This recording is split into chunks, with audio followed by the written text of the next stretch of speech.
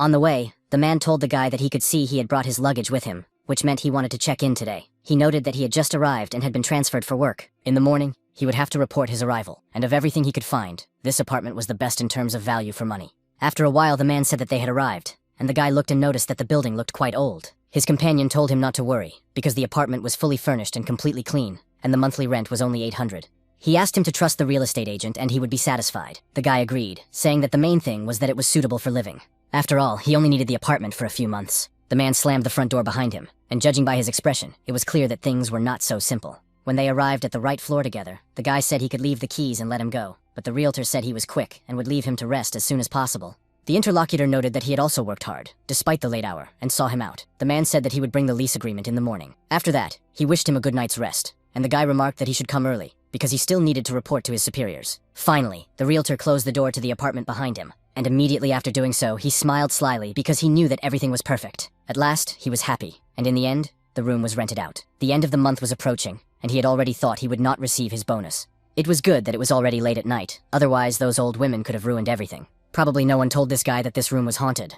It also turns out that there are a bunch of old lunatics here. The man walked down the road and wondered how such things could exist in their world. And as he descended the stairs, some sinister hands appeared out of nowhere and reached for him.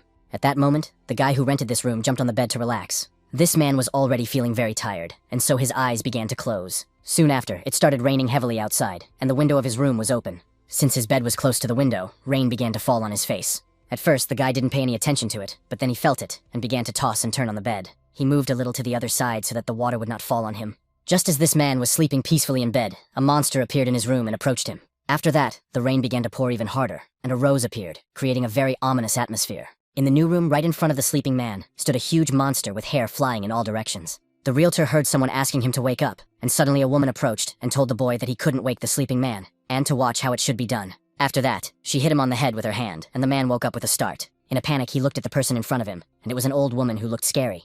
The man was very frightened by this and began to scream, begging them not to kill him. The old woman noticed that my boy was looking because he was no longer asleep. The man told Mrs. Margaret not to stand so close, or she might scare someone to death. He then said that he was in pain and did not understand who was in front of him. The man also asked what was going on here. The man in the raincoat took notes and said he understood the situation. It turns out that the man was escorting this tenant, and he does not know who knocked him down the stairs. The interlocutor said that unfortunately, there were no video surveillance systems in this old building, otherwise he would have looked at them. Suddenly, his facial expression changed, and he became very frightened, so he asked Mrs. Margaret why she was looking at him like that. The old woman was indeed looking at him maliciously, and did not take her eyes off him. She asked if he was being greedy, because she had told him that there were evil spirits in this apartment. So she didn't understand why he continued to bring people there. His companion asked what century she was living in and told her not to be so superstitious, adding that even if she told his tenant about it, he wouldn't care. The old woman remarked, "Are you really saying that with a straight face? You destroyed that man a long time ago?" The realtor asked what she was talking about. What murder?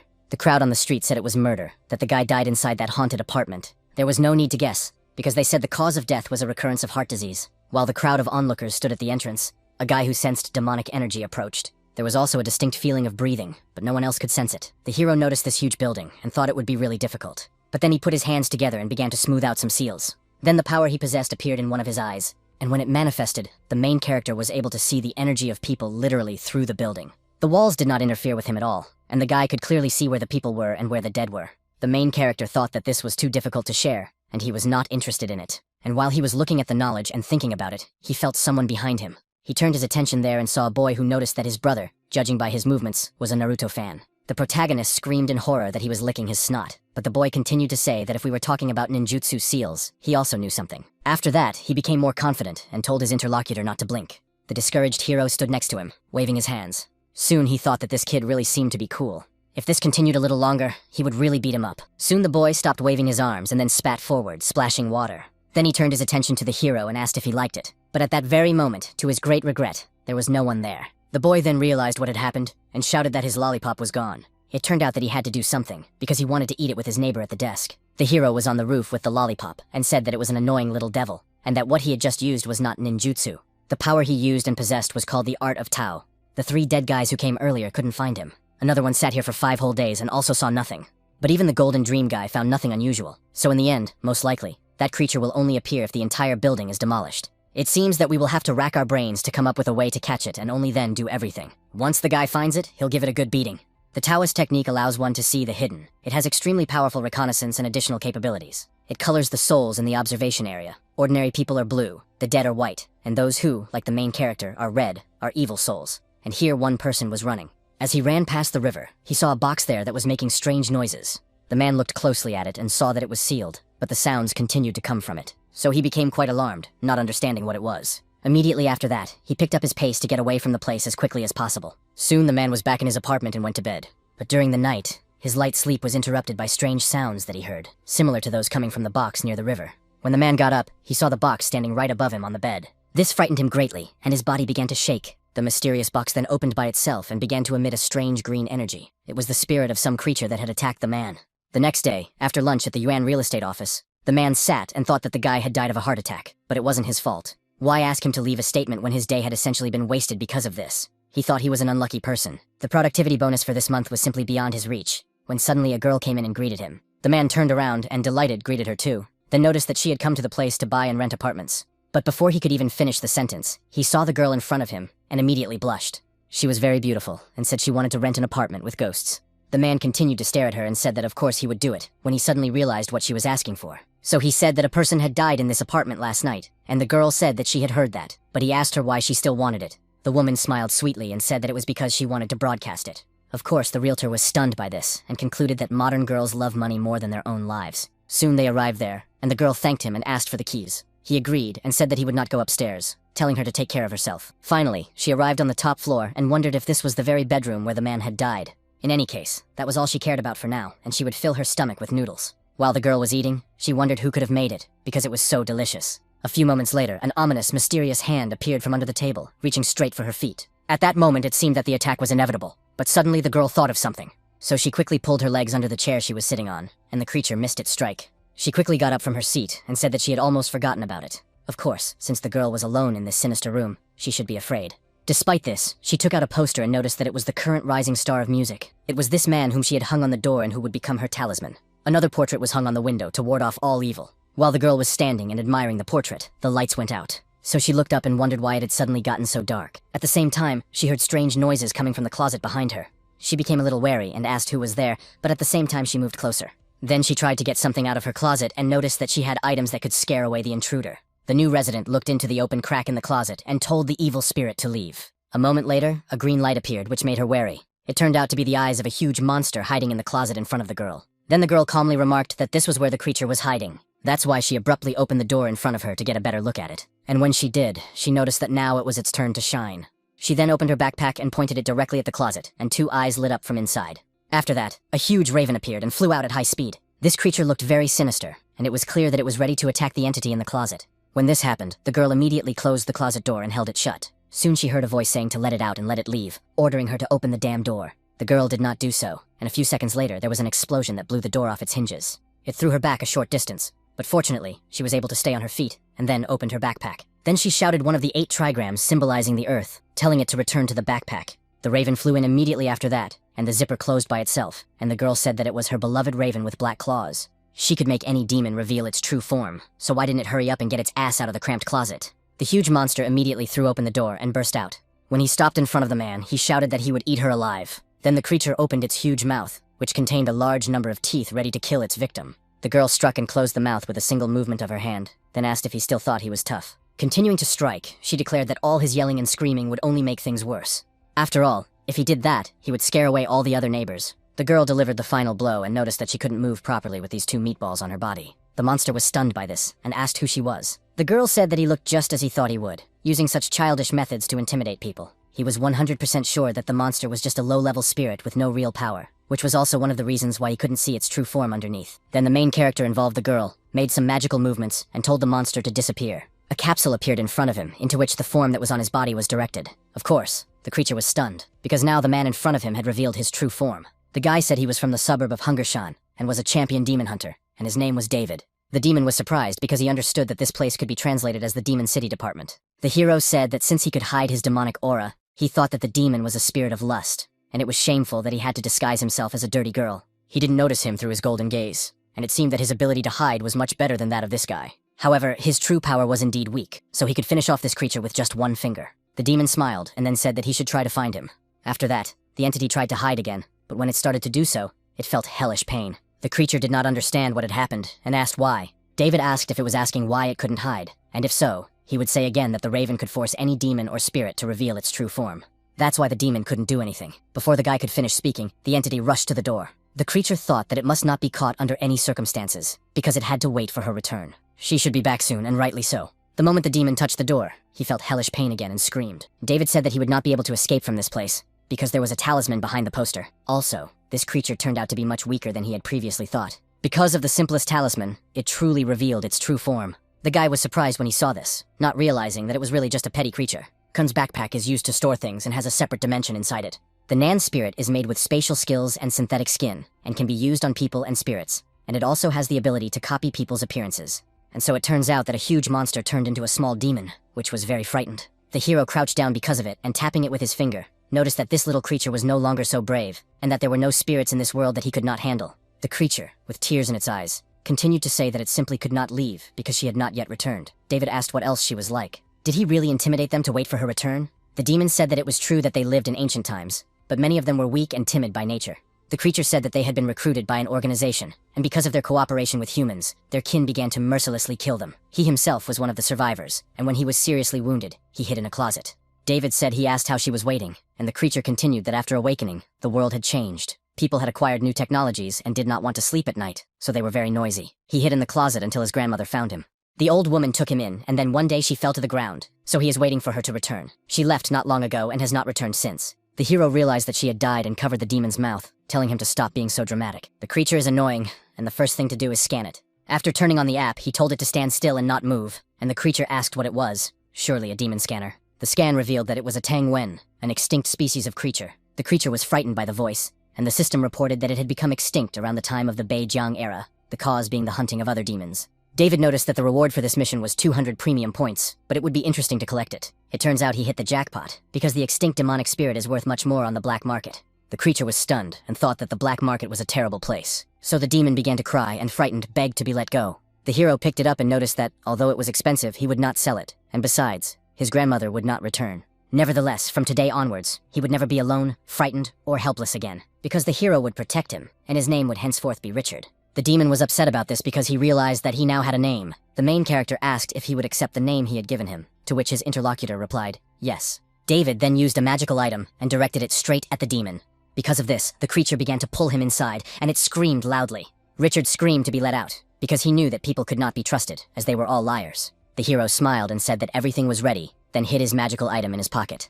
Then he looked at the system, which told him to report on the status of the mission. The guy noticed that it was time to leave, and pressed that the mission had failed. He was a little hungry, and decided to go with you to look for something tasty.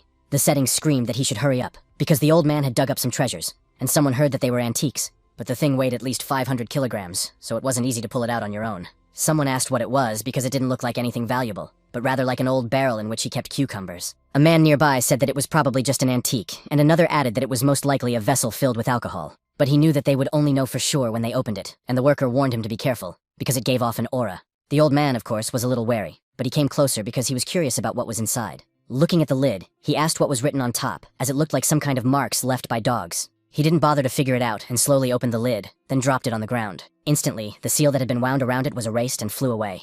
The old man stopped near the barrel and did nothing, so the workers asked what was inside. The man did not answer them, so they asked if he was deaf, and someone said that they should come closer and see what was there. At that very moment, a huge amount of blood appeared near the barrel, flowing from the old man. Whatever was inside the barrel burst out and killed the man. Tanwan creatures live hidden in swamps deep in the forest, and use the spiritual energy of plants as food. They are difficult to detect because of their camouflage. An embroidered cage is a tool used to catch ordinary demonic creatures, and one of two conditions must be met to imprison a demon. The girl was riding her motorcycle in the rainy weather and thought she was late. At the same time, she couldn't understand why it was raining right now. She had tried too hard to get this job, and in just 5 more minutes, she would have been there. So nothing could slow her down at that moment, and she only accelerated. Of course, it was quite fortunate for her that the road was empty today. In the end, if she hurried, she might be able to make it. A few moments later, she felt something happen right in front of her. As a result, there was an accident, as if the girl had cut into something and flown off to the side. As a result, the motorcycle flew in one direction, and the girl rolled in another. Fortunately for her, she remained conscious and wondered if she had crashed into something. However, as the girl could clearly see, there was definitely nothing there. With some difficulty, she lifted her head and saw and heard that there was a trail in the water, and it was clear that some kind of creature was heading in her direction. The water was flowing down, and she could see the silhouette of the demon in it. The next morning, the woman told Anastasia to wake up. The girl did not respond for a long time, and she knocked on the door, trying to open it. Finally, getting angry, she opened it and then noticed how late it was and that she was still asleep. Now she couldn't understand what good the girl was, whom she had talked about before the move, getting up every day and coming home late. It was unclear what her father had taught her, because she had many relatives she could go to, and the woman really did not understand why she had latched onto them. It turns out that Anastasia has no shame or conscience to behave this way in front of them. Shortly after that, the door slammed shut, and the girl realized that she had left, and all this time she had not been sleeping. She also thought that it seemed unlikely that she would be able to stay here for long, so she would have to ask another aunt if she had a spare room where they could stay. But despite this, there was still a little left, and she would collect enough to find this woman. And when Anastasia found her, she would immediately make her regret everything she had done to them. After that, she mentally begged her father to hear her, Israel, and bless her with wealth. The woman said that the man should stop staring and eat his eggs quickly while they were still hot, and also asked why he wouldn't talk to the girl. A lot of time had passed since she moved in, and she was going to stay with them because of work, but it had already dragged on for 6 months. The man said that she was his niece, and if he didn't take care of her, who would? The woman remarked that this would be true if she didn't have any money. But despite this, she should have saved at least a little from all the work she does. She soon realized that they would finish talking about her, because they were annoying her, so she told the man to go to work after breakfast, and she would go to the store. A few minutes later, the front door closed, and the man was left alone. He then turned to Anastasia and told her to leave, since his wife had already left. The girl came out of her room and wished her uncle good morning, swearing to him that she had not been trying to avoid his wife. He said he believed her, but that she must be going through menopause, so she shouldn't take it to heart, and that she should go wash up and sit down to breakfast. Anastasia then went into the bathroom and began to wash herself slowly. Just then, a man approached, stopped by the door, and watched. He looked at the girl bending over and at her figure, smiling slyly. Shortly after that, Anastasia felt someone behind her, so she became alert and then asked if it was her aunt. The man smiled and apologized, saying that he had knocked on the door but had not heard a response, and that he had come here for dental floss after a meal. The girl said she would have been scared to death if he had approached her like that at night, and the man said he would be more careful next time. The young girl noticed that he had taken the floss and reached for it to give it to her. But the uncle leaned closer to her and noticed that her hand was still wet, so he would take it himself. He also said that her wet hair smelled quite nice. He also remembered the time when he played with her when she was younger. Then the old man looked at her and noticed that she had grown up so quickly. He accidentally picked up her phone and saw that she had over 500,000 in her account. The young girl comes home late at night and must be involved in all sorts of indecent activities. In the end, if she needs money, he can give it to her, but only if she listens to him. Anastasia was stunned and realized that she had thought he was the best of all her relatives. So she couldn't have imagined that her uncle was a wolf in sheep's clothing, and when she got angry, she hit him with her knee. The old man fell to the ground from the blow, and her interlocutor remarked that he was just trash. As a result, she would have to look for new housing again. Soon, Anastasia was walking through the streets of the town and heard her stomach growling, so she thought she should have breakfast before leaving.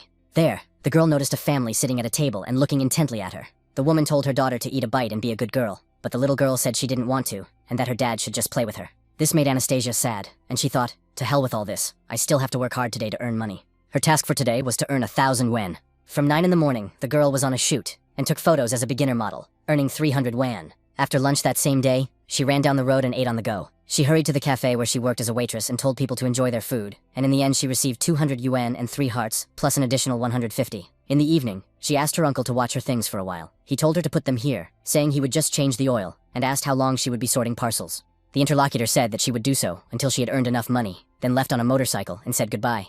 The old man told her to be careful, and his subordinates remarked to the gentleman that the girl was so nice. But why was she working as a delivery person? The uncle said that Anastasia was not only doing this, she also worked in 3 other places. Although he did not know what made her work so hard, he could say with certainty that she definitely loved writing. That's why delivering stuff is like a way for her to relieve stress. At night, Anastasia went to a street called Lantien to make another delivery. At that moment, the main character was there, wondering what else he should try. Suddenly, he heard the sound of a motorcycle passing by and saw that it was this girl. Just a few moments later, the thing on his belt started spinning. Of course, David realized that this was not good, and opened it to see what had happened. When he saw that the compass needle had started spinning as if it were crazy, he was simply stunned. The guy understood perfectly well that these were red threads coming from him.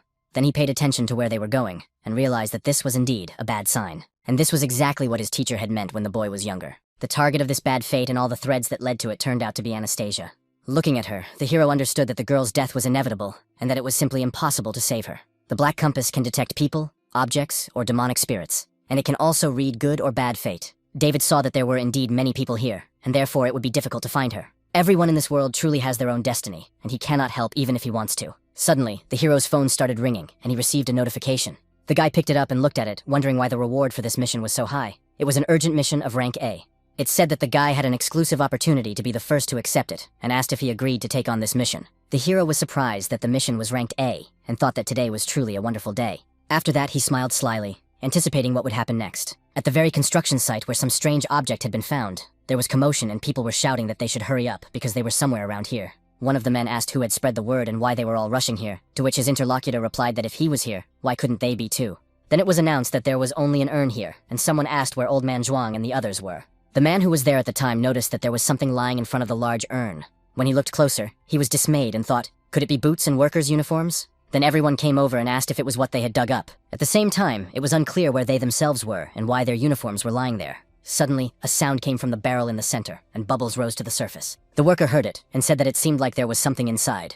They came closer because of this, and said that something else was floating to the top. First, a head appeared, and then a bright flash shot up into the air. A creature appeared high in the sky, and the workers did not understand what it was. When one of them looked closely, he saw something terrifying that frightened him greatly. Soon, the creature that was above landed back on the barrel, and it was clear that it was a demon. When all the workers realized that it was some kind of terrifying creature, they all began to scatter and ask what the hell it was. Of course, the demon saw that its victims were running away and used its power. Because of this, the men's bodies began to stop, and they were struck by its power. Then, as if they were tied with chains, they all began to return at great speed. All this happened not only near the strange barrel where the monster was sitting, but throughout the entire construction site. And so, a huge number of workers who had gathered here formed a large cluster near the monster. The creature remained in the same place and held all the people with its power. In addition, the demon immediately sucked all the life energy out of its victims. The bodies of the people gradually began to dry out, and soon a dark liquid that resembled blood began to pour out of them. And at the very moment when the pressure in their bodies exceeded the maximum, they literally burst into pieces, while the demon continued to suck out their energy. And when all the people were gone, the creature jumped off its barrel straight down. And with the accumulated strength that this monster had, its body began to evolve. Some kind of tissue that resembled human muscles formed on the monster's thin arms. This tissue began to cover its entire body, and now its skeleton was almost invisible. A large amount of energy was released around it, and soon it grew huge hair and a long bony tail. A large bone mask also appeared, covering its head, and the demon's transformation was complete as it absorbed all the power. The spirit-suppressing stakes are an item used by ancient inhabitants in the past to exorcise spirits, and a demon struck by these stakes is no longer capable of doing evil. The destroyer of the dead is a spirit born of a monstrous amount of hatred and anger that consumes human souls. A mummy, an evolved dead man who has accumulated hatred for several thousand years, has an indestructible body and the ability to detect spiritual power. Soon the creature looked at its body and did not understand who it was and why it had turned into this. Suddenly a drop fell right on his hand, and memories flooded back to him. The last thing he saw in his life was the rain pouring down and two people standing above him. Soon, they grabbed the man by the legs and began to drag him in an unknown direction. Then they used copper stakes and drove them straight into his hands. Then they left the man to die in the rain, and he tried to save himself somehow. In the crowd of all these people was a little girl who smiled maliciously at the situation. Remembering all this, the creature looked at its body again and felt sad. Anger also filled the monster's body, and it screamed very loudly. Soon, these very slow coalies began to glow and cause immense pain. Because of their actions, the demon's blood gushed out, and he began to moan in pain. The stakes severely limited its abilities and sucked out its life force. Soon, the creature was almost powerless and fell to the ground. Then the monster tried to get up a little, and thought that these copper stakes seemed to be preventing it from absorbing energy. Suddenly, it became alert, sensing danger and realizing that something was approaching. So it decided to use its power and employed its foresight skill. Because of this, a wave of its energy began to spread around it to create an even larger radius. The person he sensed was quite a distance away, and it took time to sense him. The one approaching this monster was the main character, who was running quite fast. He even used his skill, but he still didn't understand who it was. But even so, his instincts were literally screaming at him to run away from this place. So the creature, using its last ounce of strength, got up and began to head in an unknown direction. The demon realized that his whole body was numb, and he didn't even have the strength to move. All his abilities most likely simply sealed by these stakes. Until he found the man himself, he could not die here. Indeed, over all these years, he had experienced tremendous pain and suffering. Then the monster leapt high into the sky and thought he would return all this to the man who had made him suffer. Because of the immense anger he felt in his head, the only thing he could think of was killing him. Even if it took 1,000 or tens of thousands of years, he would still find him. At that moment, when the monster was near the road, he saw a bright light at the last moment. After that, there was a violent collision with a girl riding a motorcycle. The skill of foresight is a special visual skill possessed by mummies, allowing them to detect souls and recognize spiritual forces at great distances from the object. The motorcycle's engine continued to run, causing the wheel to spin, which caught the monster's attention. The mummy thought it was a bright light, and that something had ambushed him. Could it be that it was not a hunter trying to catch him after all? Ahead was a woman, and she seemed to be one of those who had ambushed it, although she also appeared to have suffered serious injuries. Suddenly, the creature sensed a strong energy above, so it looked up and thought that this person with powerful spiritual strength must be close by, and had probably come specifically for it. Considering its current state, the demon thought that it was no match for him, and therefore it had no other choice. The creature headed straight for Anastasia, who raised her head at that moment. At that very moment, she saw the monster in front of her, even though ordinary people cannot see demonic beings. Therefore, she decided that it was all a figment of her imagination due to her trauma. Soon, her last strength left her, and she closed her eyes. But the demonic creature extended its tentacles. They gradually touched the victim's body and enveloped it completely. After that, each tentacle began to gradually sink into the girl's skin, one after another. This sinister force traveled through her skin straight to her heart and blood vessels, destroying them. Then the blood itself was completely infected by all this, and it got to the point where the DNA was affected. The girl's eyes soon opened, but it was no longer her, but the demonic creature inside her. It continued to rain heavily on the street, and the main character arrived at the scene of the crime. He was very out of breath, because he had been running as fast as he could the whole time. But the moment David looked at the vessel, he realized that he was probably too late, because there were no signs of life at the construction site. He was shocked that so many people had been killed in such a short time, and he had to hurry and find him as quickly as possible. The magic compass on the guy's belt began to shake and make noises again. At the same time, Anastasia's body began to move forward along the wet road. But at that moment, she was no longer herself, because the demon had used its power and possessed her body. The demonic creature was walking down the road when suddenly a cat appeared next to it. When they approached each other, their eyes met. The cat stopped immediately and carefully analyzed the person in front of it with its eyes. At that moment, when ordinary people's eyes should have seen a girl, the creature saw a demonic monster. And when they didn't pass each other, the cat thought that it had finally found a good meal after a whole century of wandering. Moreover, the girl in front of it did not look strong, and perhaps it would take advantage of this opportunity. After that, a transformation took place, and the creature thought about the rumors, and whether they were true. If he believed all the words he had heard, his spiritual power would grow if he absorbed her. Therefore, after the transformation, the huge magical beast turned into a monster and attacked the girl. But then the demon inside the girl's body sensed danger and turned toward him. After that, it pointed its finger and used its power to cut the attacker in half, and the pillar, which was several dozen meters away, was cut in half. The demonic creature, which was a cat, was also cut in half. The entity inside the girl's body thought that this spirit was clearly weaker than him, but it had suddenly become so strong that it was incomprehensible how it dared to raise its finger at him. Of course, it knew from the beginning that using a human body would make it appear quite weak, but it turned out that his strength had completely returned, and thanks to merging with this girl's body, he even got rid of those damn copper stakes. Right now, the demonic creature needed to find more people to test this new body. So, after thinking for a moment, he crouched down and prepared to jump.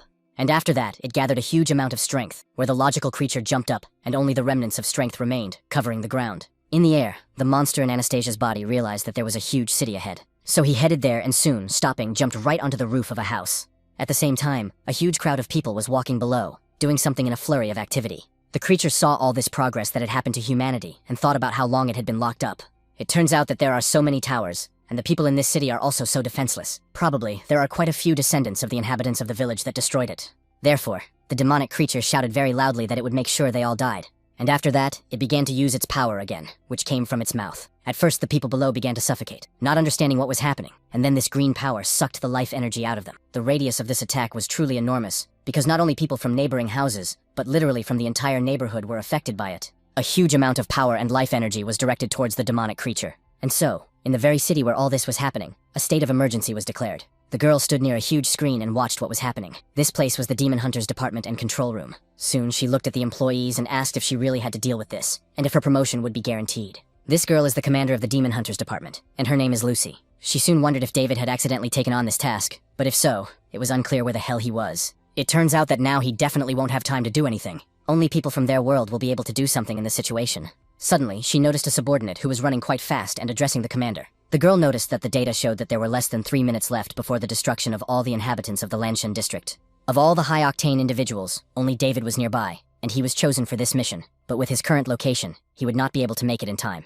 Lucy told her to ask Jeremy from the control department for help, and given the location of the incident, 2 guards could be sent there. The subordinate was stunned and asked if she should really ask Jeremy. The demonic creature inside Anastasia's body continued to feed on essences. After a while, the monster sensed danger and stopped doing so. A red mark appeared on the roof of the house where it was located, symbolizing danger. A pillar of red energy rose up, and a silhouette began to appear at the bottom of the mark. Soon, 2 creatures appeared there, one of them huge and the other slightly smaller. They noticed the demon on the roof and asked if he was alone here. It turned out that they had been summoned here just for him, and wasn't that a bit much? The smaller one warned him to be careful, because according to intelligence, the object was not so simple. He hadn't seen anything like this in over 100 years, but it was just a girl, so it looked and seemed a little strange. The big hunter said he would check her out and asked his 3 brothers to do the same. Then he made a sharp lunge and was ready to strike with his hand. But the demonic creature easily anticipated this attack and was ready to repel it. Therefore, the monster in Anastasia's body jumped up and easily struck the attacker with its knee. Because of this, the big hunter was defeated very easily. The one who came with him remained motionless on the roof and analyzed the situation before him.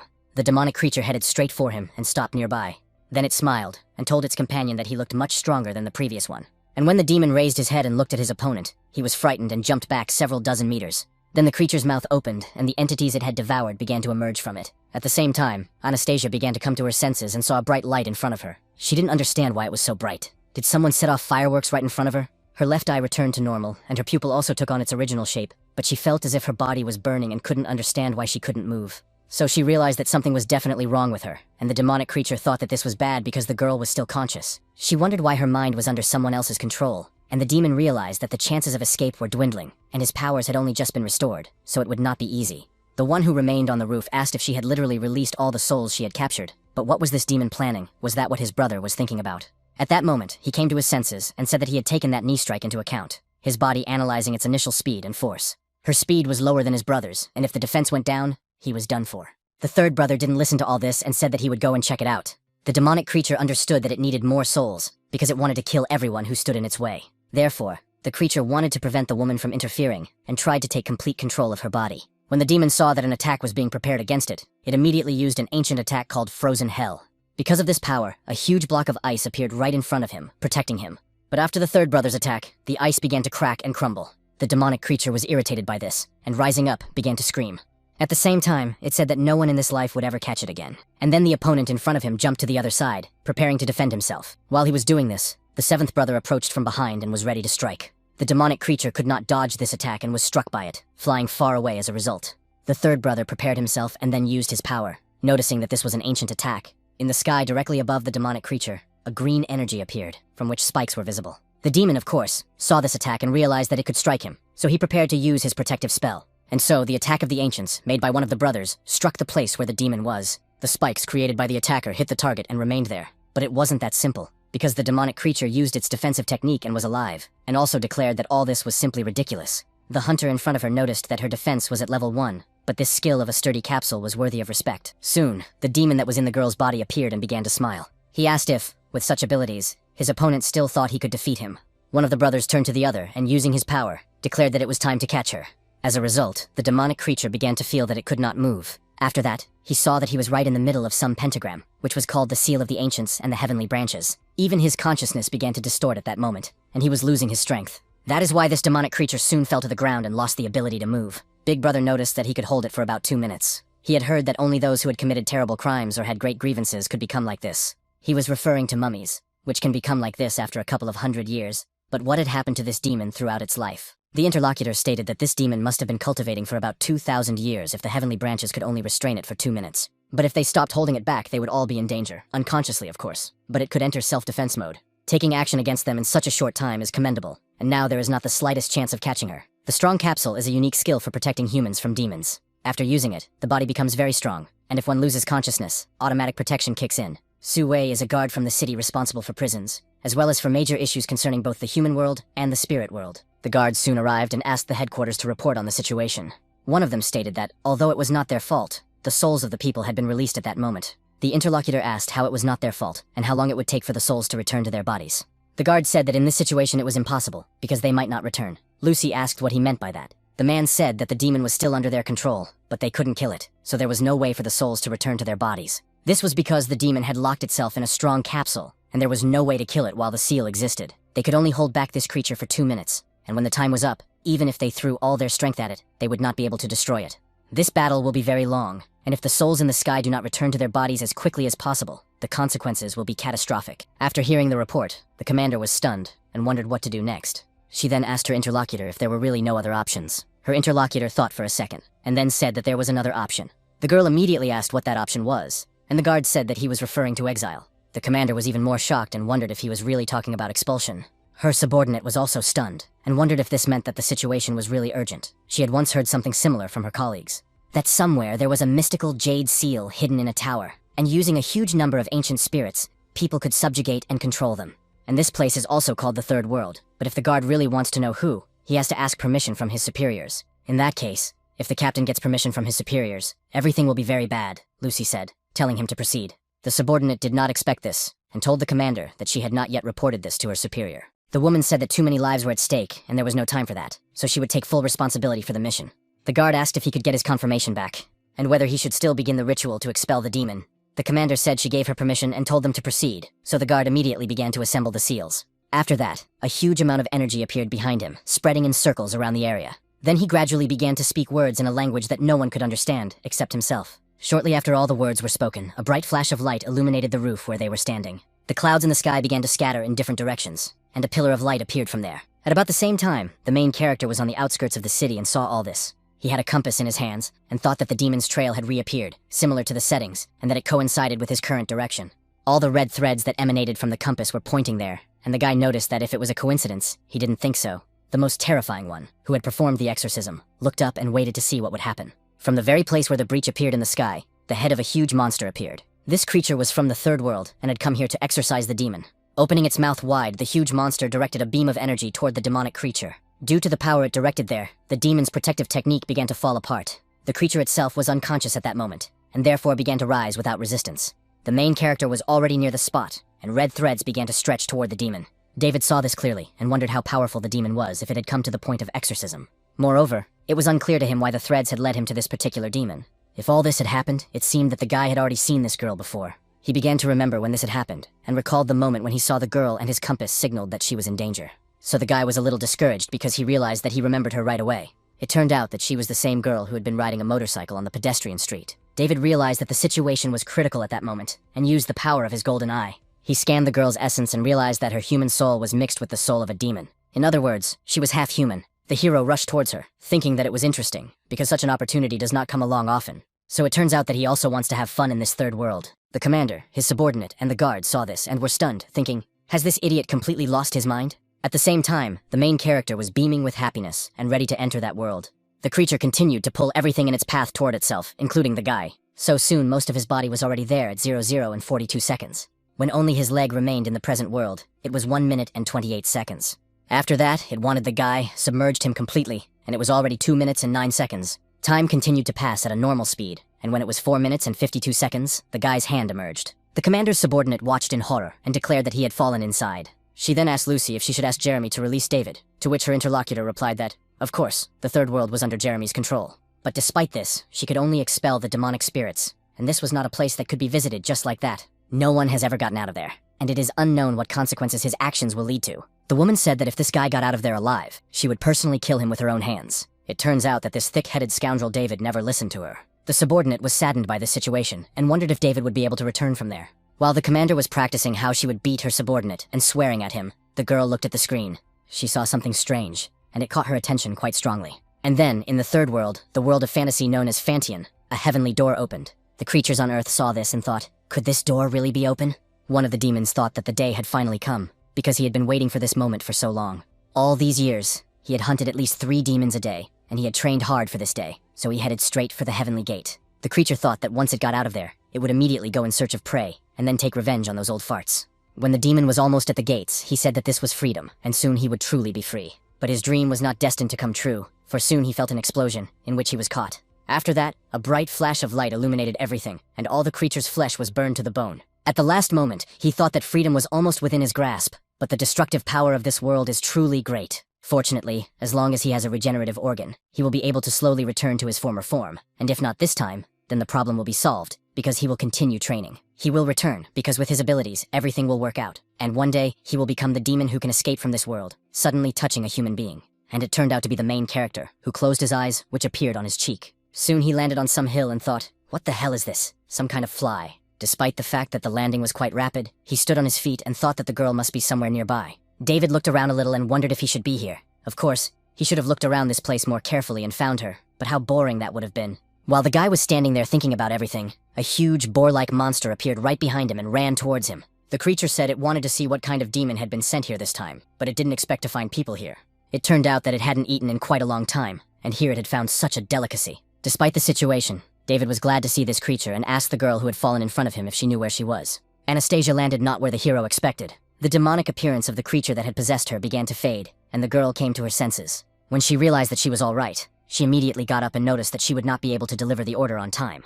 But then she suddenly realized that she was in a completely unfamiliar place and asked where she was. Then she remembered that she had to deliver the food, and then she crashed into something strange, and soon she woke up again and saw some fireworks. The thought of injuries came to the girl's mind, and she realized that because of the accident, she should have had wounds, although her body still ached, but there were no injuries at all. Anastasia also couldn't understand who could have brought her here. For some reason, she couldn't remember a place like this in the city of Lanshan. The girl stood there and wondered where she had ended up when the creature from above attacked her and was ready to eat her right then and there. The demonic coven ran and asked his older brother if he should tell him or not, and his brother told him to speak. The creature was beaten, and the main character wrote on it. It declared that the people who had come into this world were treasures. And since he said that she was also human, most likely when they got there, the demons behind them would tear the girl to pieces. And the most important thing in this situation was that they could end up the same way, because a huge number of monsters were now chasing them. David was calm at the same time and noticed that he was not spreading panic. It turned out that somewhere around here there should be a road to the mountain.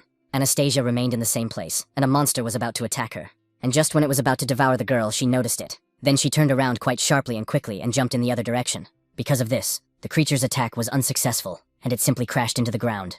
Anastasia jumped to the side and stopped there to figure out the whole situation. Although her mind was still clouded, and she did not understand how she ended up here. By the way, it was completely unclear what had just happened. In order to understand what had happened, the girl turned to the side and saw a strange monster with a snake's head. She was stunned and asked what the hell this was because it was just disgusting. In a panic, Anastasia started to run away and realized that this creature had just tried to eat her. The demonic creature saw this and did not want to let go of its prey, so it jumped right in front of her. The girl fell to the ground and began to stare intently at the monster's back. It turned out that this creature had a color that could hypnotize its prey. Therefore, the girl stared intently at several circles that exuded a certain power. At the same time, Anastasia couldn't move, and memories of the past appeared before her eyes. One of her memories was when she cried after falling off her bike. The little girl cried, and her mother asked her what had happened and if she was in a lot of pain. She should blame her father for not helping her, but he asked her not to cry, telling her to get up, and this time she rode much longer. The girl shouted that he didn't love their daughter at all, and he replied that there were many ways to express love, and that one day she would learn to defend herself. His favorite little girl is indeed a girl, and no one loves her more. His interlocutor asked if she was really in second place, even though she loved the girl much more. The man replied that they were both his beloved little ones, and his beloved declared that in any case, she loved Anastasia more. Watching them argue about who loves her more, the girl laughed involuntarily. But after a while, her father fell ill. And at that very moment, the girl cried for the second time in her life. After that, her mother became the pillar of their family, working hard all day to earn money. She also took care of her father at night and paid for expensive medications. 3 years later, the girl's father's illness receded, and he continued to work, and her mother finally did not have to work so much. The little girl did not cry with her mother that time because she wanted to show that she had grown up and become strong enough to support them in the future. But all this joy did not last long, and her father fell ill again. After that, her strong and cheerful mother never laughed again. But at the same time, when she smiled again, another man appeared in her life. One day, the woman told Anastasia to go with her mother. After all, if they continued like this, her father would torment them to death. The little girl cried and said she didn't want to, because her father needed them, and she wanted to stay with him. The girl tried to persuade her father to stop her mother. She begged him to convince her not to leave them, because she would work harder in the future, and save money to cure his illness. That was the third time the girl cried. And 2 years after her mother left, her father died, and that was the last time Anastasia cried. She hates her mother, and she never even admired my father. Fortunately, Dad had many brothers and sisters, so she always had a place to stay. After living with several relatives for over a year, staying with those uncles and aunts who treated her well, she realized that they didn't like her. After several discussions, she finally went to her mother. And when they met again, she said words that the girl would never forget for the rest of her life. Desao is a dynamic spirit, and he can survive both on land and in water. He has an eye pattern that can create hallucinations and bring back painful memories. The little girl heard from her relatives that her mother's company had gone bankrupt because of her current husband, so she moved to the village to hide from the debt collectors. The woman looked thinner than the last time they met, and she must have suffered a lot. Looking at her now, Anastasia did not feel the hatred in her heart, and she even missed her. Still, the little girl didn't want anything special, she just wanted to hear her voice. She also felt regret that she had abandoned them and wanted the woman to hug her and let her cry in her arms. But her mother told her only one thing, that the little girl should leave, because she had no money for her.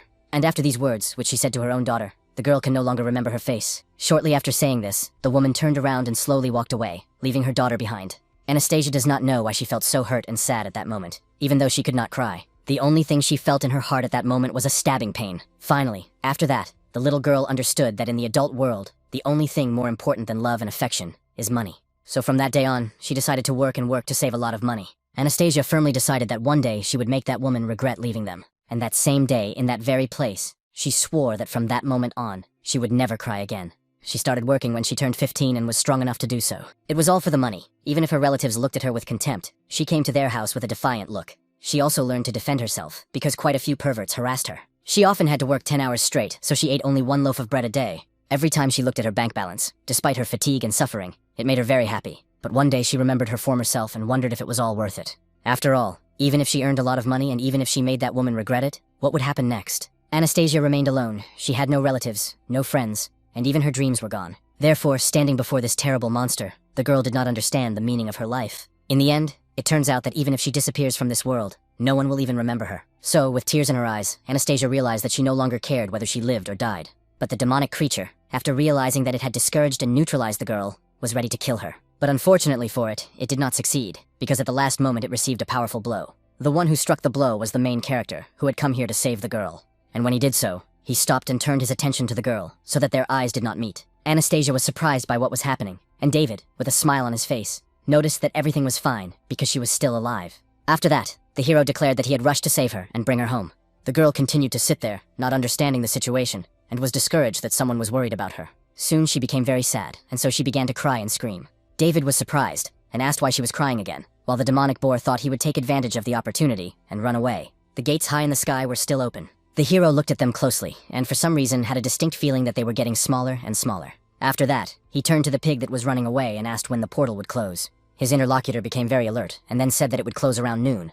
David said that was great, because 2 minutes was more than enough for him, and the monster that had attacked the girl slowly began to rise. The main character paid attention to it, and the creature again used its hypnotic power on his back. The boar noticed this, and thought that everything was fine, because he had been caught, and the tiger's eye pattern on his back was causing hallucinations. Now he would remember the most painful and frightening moments of his life, and as a result, he would lose the will to fight and simply wait to be eaten alive. When the monster tried to swallow the guy, he hit him hard and asked what he was trying to do.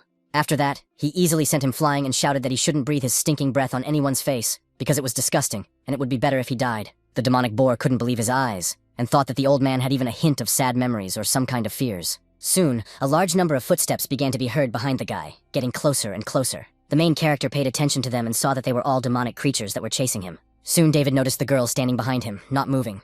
Then he smiled, as if some maniac hadn't noticed that it was time for him to have some fun. The guy cracked his knuckles, and blue energy appeared, covering him. After that, there was an explosion, and a bright autumn flash lit up the sky. David said that this skill was too destructive for the human world, and its use there was limited. But here, in this world, he could do whatever he wanted. The skill of borrowing thunder, one of the 4 thunder seals on David's body, can transform the form of thunder, which gives this seal many possibilities for use. Touching his left hand to his right side, the guy began to create magic balls like this one. He created 3 balls, and soon after aimed them at the monsters and shot them straight at them. The first demonic creature that came under attack didn't even have time to react before the balls were already near it. When they collided with it, there was a huge explosion that struck the monster. But the attack didn't stop there and spread further to the monsters ahead. The range of this attack was truly enormous, spreading several dozen meters forward. And in just a few moments, the entire crowd of demonic creatures was struck down, and they lay on the ground. The main character saw this and stopped his attack, realizing that it was too easy. After that, he smiled sweetly at Anastasia, and said that it was time for them to go back. The girl, of course, was amazed, because she did not understand what was happening in this place and in this world. David came closer to her and smiling remarked that if you looked closely, she was actually very pretty. Then the guy picked the girl up, and she, frightened, asked what he was doing, and the hero said that she should hold on to him tightly. Then he began to prepare for the jump, and the wind rose around him due to his strength. Then the guy jumped up with the girl in his arms, and they began to rush into the sky at great speed. Anastasia was frightened and screamed that it was too high, so she held him tighter, and David asked her not to hold him so tightly. The boar remained on the ground, and was stunned, realizing that the guy had simply pushed off from the ground, and immediately used the floating step technique. In general, when people use these movements, they can receive spiritual energy through the runes in their bodies, which allows them to apply these techniques. It is already remarkable if a person can use such techniques. But he also used 2 different attributes, the thunder technique and the wind technique. Moreover, it turns out that he was able to use the technique without using runes, so the demonic creature does not understand who he is. At the same time, somewhere in the surrounding world, the creature continued to watch David. But it was not alone. There were several of them there. One of them, who had large horns, asked to be sent to watch him. But the leader of the group said he wouldn't allow it, that no one could leave Darren, even if the process was almost complete. Nearby, several creatures guarded the entrance to one of the huge caves. Inside, there was something important, and a bright golden light shone from deep within. This light came from a creature inside a protective capsule. The head of the huge monster that had appeared from the third world was still in the human world. Lucy, the commander's subordinate, looked at the screen and saw something strange. The main character appeared there with the girl and said that she would strangle him. When Anastasia's body was back in the human world, she felt her consciousness clouded, and the demon began to try to take control of her eyes again. Everyone below, as well as the people from headquarters, saw that the hero and the girl had escaped from the monster's jaws. Moreover, it turned out that when David left that place, the monster's huge mouth closed. The sky began to fill with thick clouds again, and the huge creature disappeared from view. The hero landed on the roof of the building with Anastasia in his arms, where several guards were standing. One of them, upon seeing the demon, immediately grabbed his weapon, preparing for battle. The one who created the seal declared that David was an idiot, because he had not only driven the monster away, so they did not understand why he had brought it back here. The guy got angry and shouted at them, asking how they dared to yell at him after what he had done for them. While he was distracted for a few seconds, he noticed the girl, and saw that she had grown horns. her face had changed quite a bit, and it was clear that her eyes had also changed from their previous appearance. Immediately after David saw this, he struck her directly on the bony part of her face with his hand. Because of this action, he easily destroyed the mask and prevented the girl's transformation. Anastasia's body lost consciousness again and lay motionless on the ground. One of the guards saw this and was surprised, because they had put so much effort into restraining this demon, and he had simply knocked him out with one blow. The hero grabbed the girl and noticed that the guard looked at her and saw that she was now human. His companion understood that she really looked like a human and had been one before. The older brother told his brother that they should leave, since this only concerned humans, and they had no right to interfere. The interlocutor approached him and noted that this was indeed not their problem, and now, perhaps, he would ask his brother to treat them to wine. But at the last moment, he was curious to know how this youngster knew that she was human. The third brother said that there was a technique that allowed one to study any soul, a mysterious and unique technique of the secret Tao. But it turns out that it is quite difficult to obtain at such a young age, which he has. And after these words, they left this world. The main character, horrified, noticed Anastasia and said that she was drooling. At that very moment, a drone flew up to David, and the commander's voice could be heard from it, and she was very angry. Lucy said she was giving him 3 minutes to return to headquarters. Otherwise, he knew what would happen to him. The guy was embarrassed and said that he would listen and obey, but asked his sister to calm down, because he would leave the reports a little later. The people in the office noticed the girl's body, which looked normal. Shortly after the main character brought her to the office, sensors were attached to the girl and she was given an oxygen mask. The scientists who examined the girl's body said that she had abnormal brain waves, normal blood pressure, and a normal heartbeat. The man looked at the girl and said that the system had determined that all souls had returned to their bodies. At the same time, they managed to calm the sea in time, and at the moment, there have been no accidents in this region. However, they found out that more than 100 people had died at the construction site before that. After hearing the report, the commander said that she understood everything and told her subordinate that he could leave, to which he replied that he understood. Lucy stated that more than 100 people had died, and, becoming angry, began to shout that the guy had accepted this request, and so many people had died. Angry, she grabbed him, and David told his sister that he had done everything in his power, but she said that the situation could have been much worse. If he hadn't accepted the mission, the consequences would have been unimaginable, but don't think she'll forgive him just like that. The hero said that it was already an A-rank mission.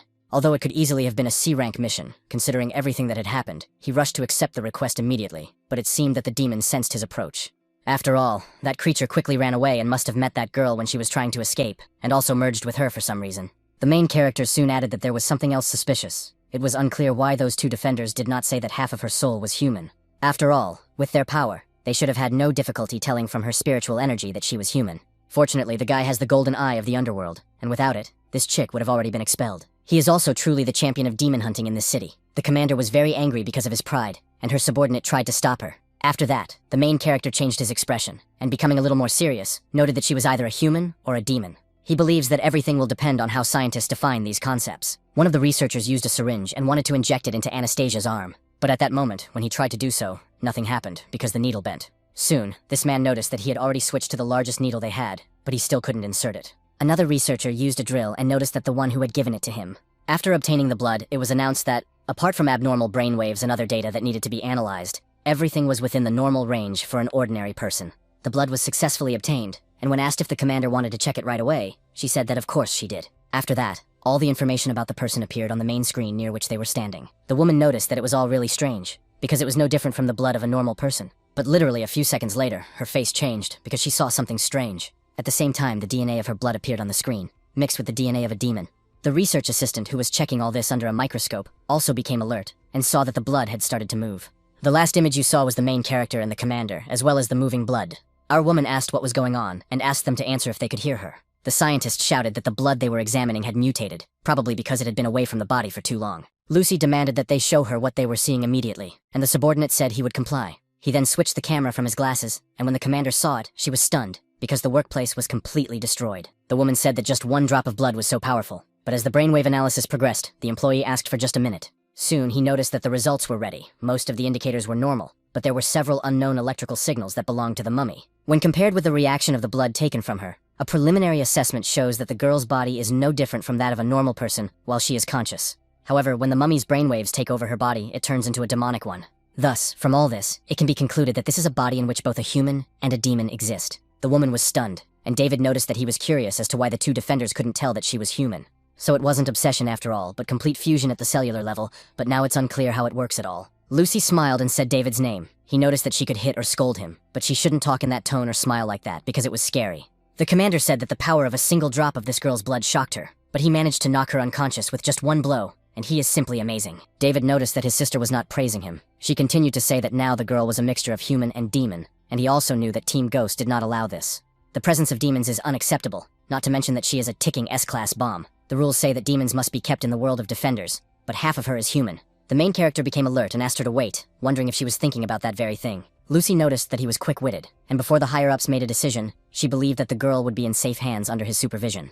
David noted that this was no longer funny. Before leaving the mountain, he promised the master that he would not have any relationships with girls, and that even living together was forbidden. The commander asked if he really meant that she would have to take responsibility for her, and not to forget that she would decide whether he could stay here or not. The new hero was stunned, and realized that his position was precarious. But his interlocutor told him not to worry, as she would find a way to calm his master down.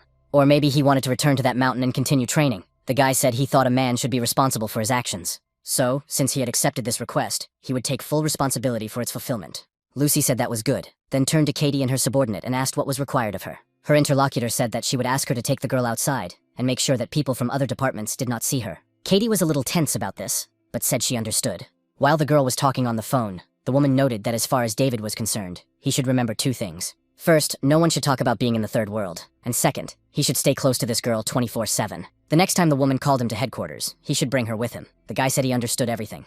Lucy added that that was all for now and to wait until Katie contacted him. The hero thanked her and slowly began to walk away. But on the way, he wondered why he now felt that he was the one with problems. The subordinate turned to the commander, but the woman interrupted her and said that she knew what she wanted to say. Everything would be fine with this child. The power he demonstrated on ordinary missions was insignificant. To tell the truth, it was only 10% of his true power. Katie said that the commander was thinking too much about it, because she was just worried that the next time he took over the girl's body, David might accidentally kill her. My interlocutor said we should go, because senior management was still waiting for their report. It turns out that they still have to clean up all the mess that David caused. At that moment, the guy was on his way home and sneezed because he was being remembered. He also realized that it looked like he was in for some really tough days ahead. Indeed, it was all very sad, as red threads began to spread from the guy. There were quite a lot of these threads, and they spread further and further. In the end, they spread throughout the city where the hero was located. They also headed towards the outskirts of the city, and went beyond its limits. And very far from this place was a high mountain, towards which the entire stream was heading. Almost at the highest point of this mountain was a temple, towards which these threads were heading.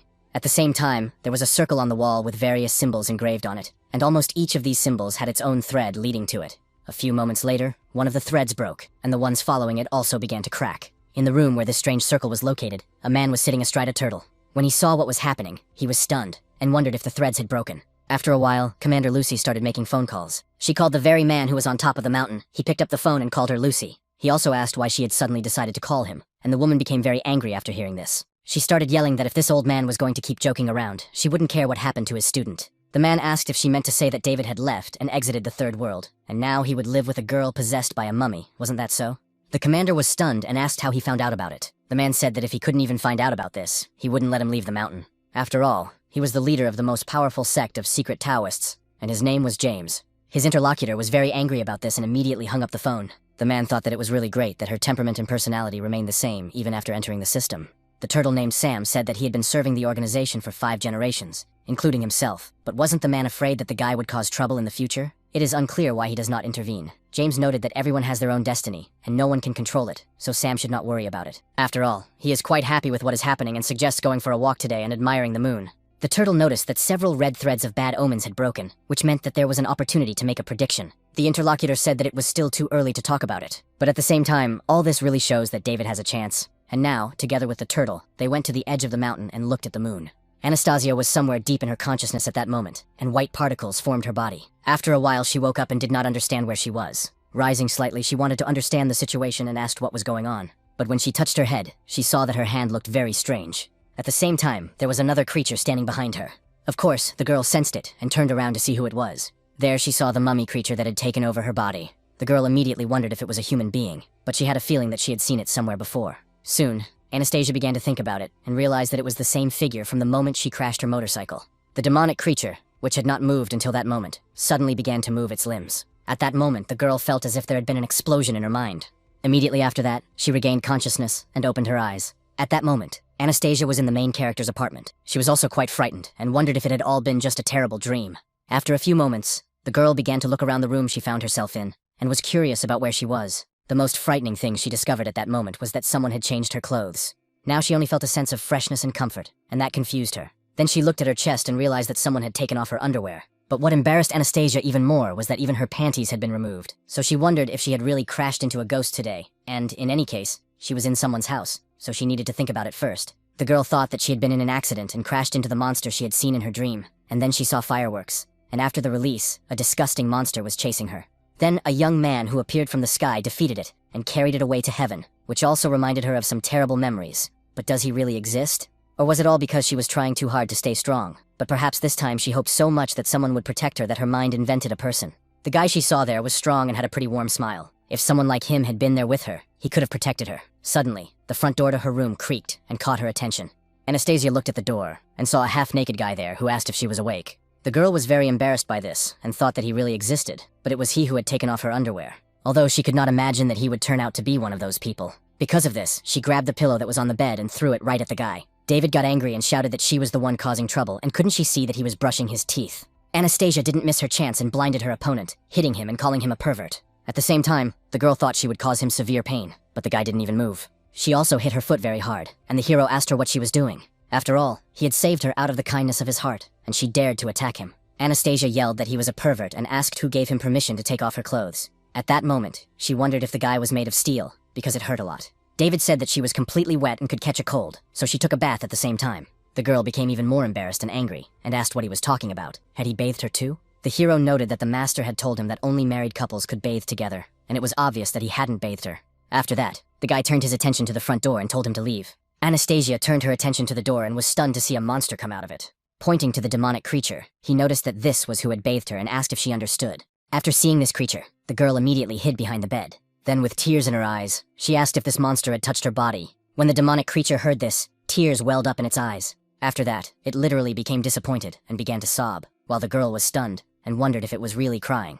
David said that she might look huge, but if you calculate her age by human standards, she is only a 5-year-old girl. So she needed to hurry up and apologize. Anastasia was shocked and immediately apologized. The hero continued, saying that she may look that way, but among demons, she is considered one of the tamed ones. His interlocutor was surprised and asked what other demons he was talking about. The guy continued to say that humans and demons exist in this world, but ordinary people like her don't know it. Moreover, one of them was inside her body. This information shocked the girl even more, and she did not understand what demon in her body he was talking about. David noticed that this was a big hassle, and asked the demon if she could explain it to her herself. The creature came closer, and Anastasia said she was sorry that it had turned out that way, but her companion said that it was okay, because she was the one who had scared her. After that, she asked what the girl wanted to know, and she would tell her everything she needed to know, and her companion asked why she was in this guy's house. The demon noted that the ghost company had ordered David to take her away, and the girl was curious about what kind of ghost company it was. The interlocutor said that the ghost company had a very complicated relationship with demons, and she would tell her everything from the beginning, to which the girl agreed. The creature said that they, like demons, had lived in this world since ancient times, but most of the evil demons treated humans as food. In the beginning, humans lacked the ability to fight evil demons, so they continued to be eaten. Many years later, people with outstanding abilities appeared, and they stood out and fought bravely against the demons. Organizations were created and called sects. Each sect took on the responsibility of protecting people, and from that moment on, they gained more and more abilities. However, this also meant that human rulers began to fear the powers of demons, and for this reason, the Taoists were persecuted. After some time, the demons invaded without warning, and, through their combined efforts, unleashed a great war. At that moment, the Taoists lacked the strength to fight back. As a last resort, the founder of the secret Taoists sealed most of the demons inside a jade seal. The artifact he used was called the Supreme Seal, and after this incident, the remaining demons signed a treaty called the Truce. They agreed to coexist harmoniously with humans, and later a ghost company was created to manage the demons living in the human world, as well as demons that could harm humans, and that's the end of the story. Anastasia mentioned the demon that, according to her, was inside her, but her interlocutor said she'd better ask David about it. So they both turned their attention to the hero, who was standing next to them. The guy used the power of his eye and noticed that she was just in time, because it was time to do some real work. The girl looked at him in surprise, not understanding what he was talking about, but the main character smiled slyly and told her to lie down on the bed. Anastasia was taken aback by the suggestion and asked what he meant. David said he had no idea how many times the demon had taken over her mind, but there was much more demonic aura in her body than there had been last time. So, to put it simply, if left unattended, her consciousness would be consumed by the demon inside her. Anastasia thought that the demons he was talking about were probably the monster that appeared in her dreams, but she wondered what he would do to her. The girl saw the movement of his hands and asked what the gesture meant, and if he was going to cast some kind of spell on her. But the hero smiled and said that he had no chance to use this technique at all, so he would take this opportunity to practice a little. Immediately after that, with a sharp movement, he used his power and touched the girl's forehead. This threw her back onto the bed as if a shot had been fired. It was a mental journey called independence. The demonic creature on the bed was surprised by what was happening, so she turned to the owner and wanted to ask what had happened to the girl. But at that very moment, she noticed that the guy's eyes were closed, and he was literally falling forward. After that, he landed on the bed in free fall and stunned his interlocutor with this. The demon thought that she had never seen this technique before, and the guy had fainted, but he should be fine, although with their current situation, maybe not. David was next to Anastasia, and it looked like he was hugging her, so the girl thought they looked like a couple. A few moments after what happened, Anastasia opened her eyes and realized she was somewhere else. She wondered if she had returned to that same dream again, because she felt so weak and couldn't move at all. Suddenly, she heard a voice telling her that it was not a dream at all. The main character was there, and he told her that it was her subconscious. Anastasia was surprised and asked why he was there, and how he knew what she was thinking. The hero said that it was because his consciousness was higher than hers, which is why he knew everything she was thinking and could sense what she was feeling. By the way, there is a reason why she cannot move. It was because her consciousness was gradually beginning to dissipate. Anastasia looked around and wondered if these white streaks of light were her consciousness. After that, she wondered what would happen when her shining form completely disappeared. David said that what she feared would happen, because her consciousness would disappear forever.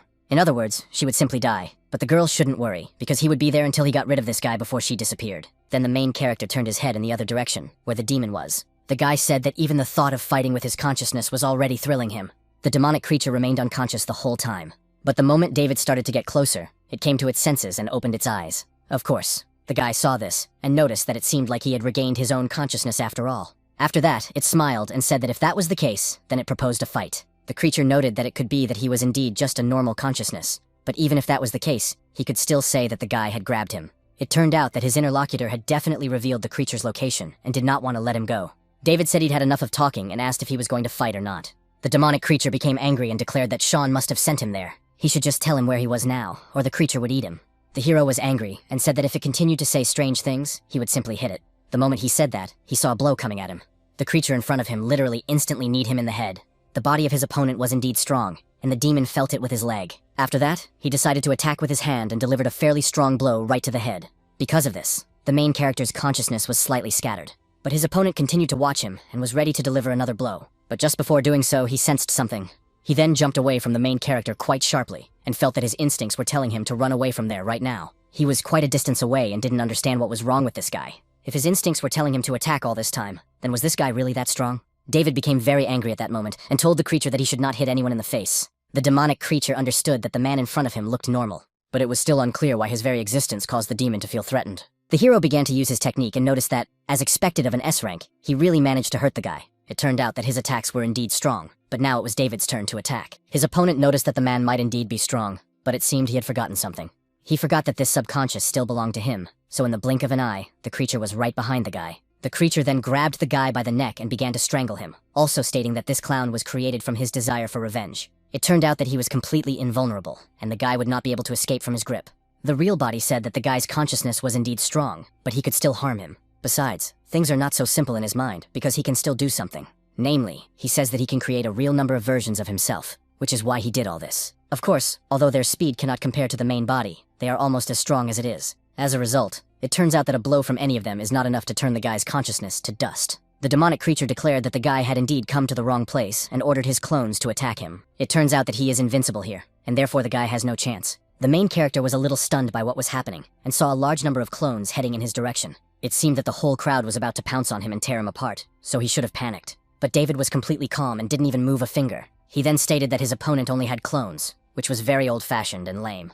Immediately after saying this, he used his power and broke free from the monster's grip. Then David landed on the ground and was ready to fight the rest of the clones. And the moment he was on the ground, he smiled slyly, and his body began to deform. Soon, his eyes and mouth opened wide, and energy could be seen flowing out of them.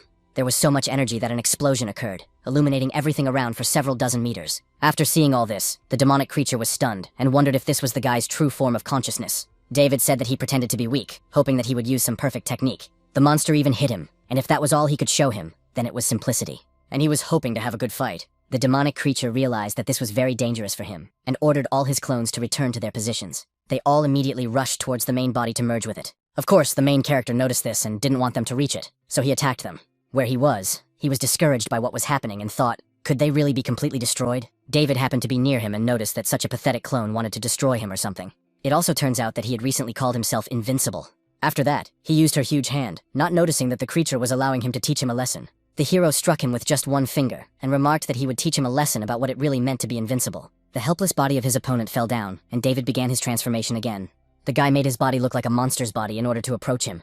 When the hero got closer, you saw that his opponent's consciousness was already recovering, and it was very strong. Sean, whom the demon had mentioned, must have been his enemy while he was alive, but it was unclear what this creature had gone through in its life for things to turn out this way. Anastasia remained in the same place as always, feeling invigorated. She then turned her attention to her limbs and noticed that her body was fine again. The hero approached her and said that the war had imagined some kind of vessel, and now it was time to seal that guy inside.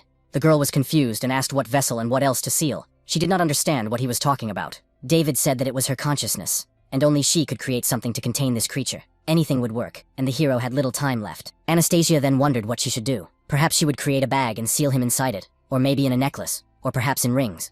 The hero shouted that he wasn't asking what she wanted to buy, and since she couldn't see that half of his body had already disappeared, the girl understood everything. Behind David, the thing she had used to lock up the demon appeared, and the guy looked at it. But when he saw it, he was discouraged and asked what it was. The main character was surprised because there was a huge lipstick there. The demonic creature was on top, and only its head and hands were visible. Soon after, the girl wondered if it could really stop this creature. Then her consciousness disappeared from that place, and the demon was hiding behind the huge lipstick. Anastasia soon felt their coldness, but she also thought, is it raining? She was freezing, and her body felt so heavy. In addition, she felt a sharp pain, and soon the girl saw blood and wondered what it was, whether it belonged to her. Then she heard some laughter and wondered whose it was. A man appeared and she asked who he was. He had no eyes, and soon he apologized to Arnold. A few moments later, Anastasia regained consciousness and saw the main character in front of her. The girl was frightened and began to scream loudly, then asked what he was going to do to her. David said that she was unconscious and kept muttering about something, so he wanted to get closer and check if there was any demonic energy left in her. Anastasia said that if he was telling the truth, then could he get off her, and asked him to do so. The guy said that he had sealed the demon inside her for now, so she shouldn't worry and should get some good rest today. His companion asked if he was still inside her, but what had happened. The hero replied that, to put it simply, the monster ran away, and he chased after it, and then he found her and somehow merged with her.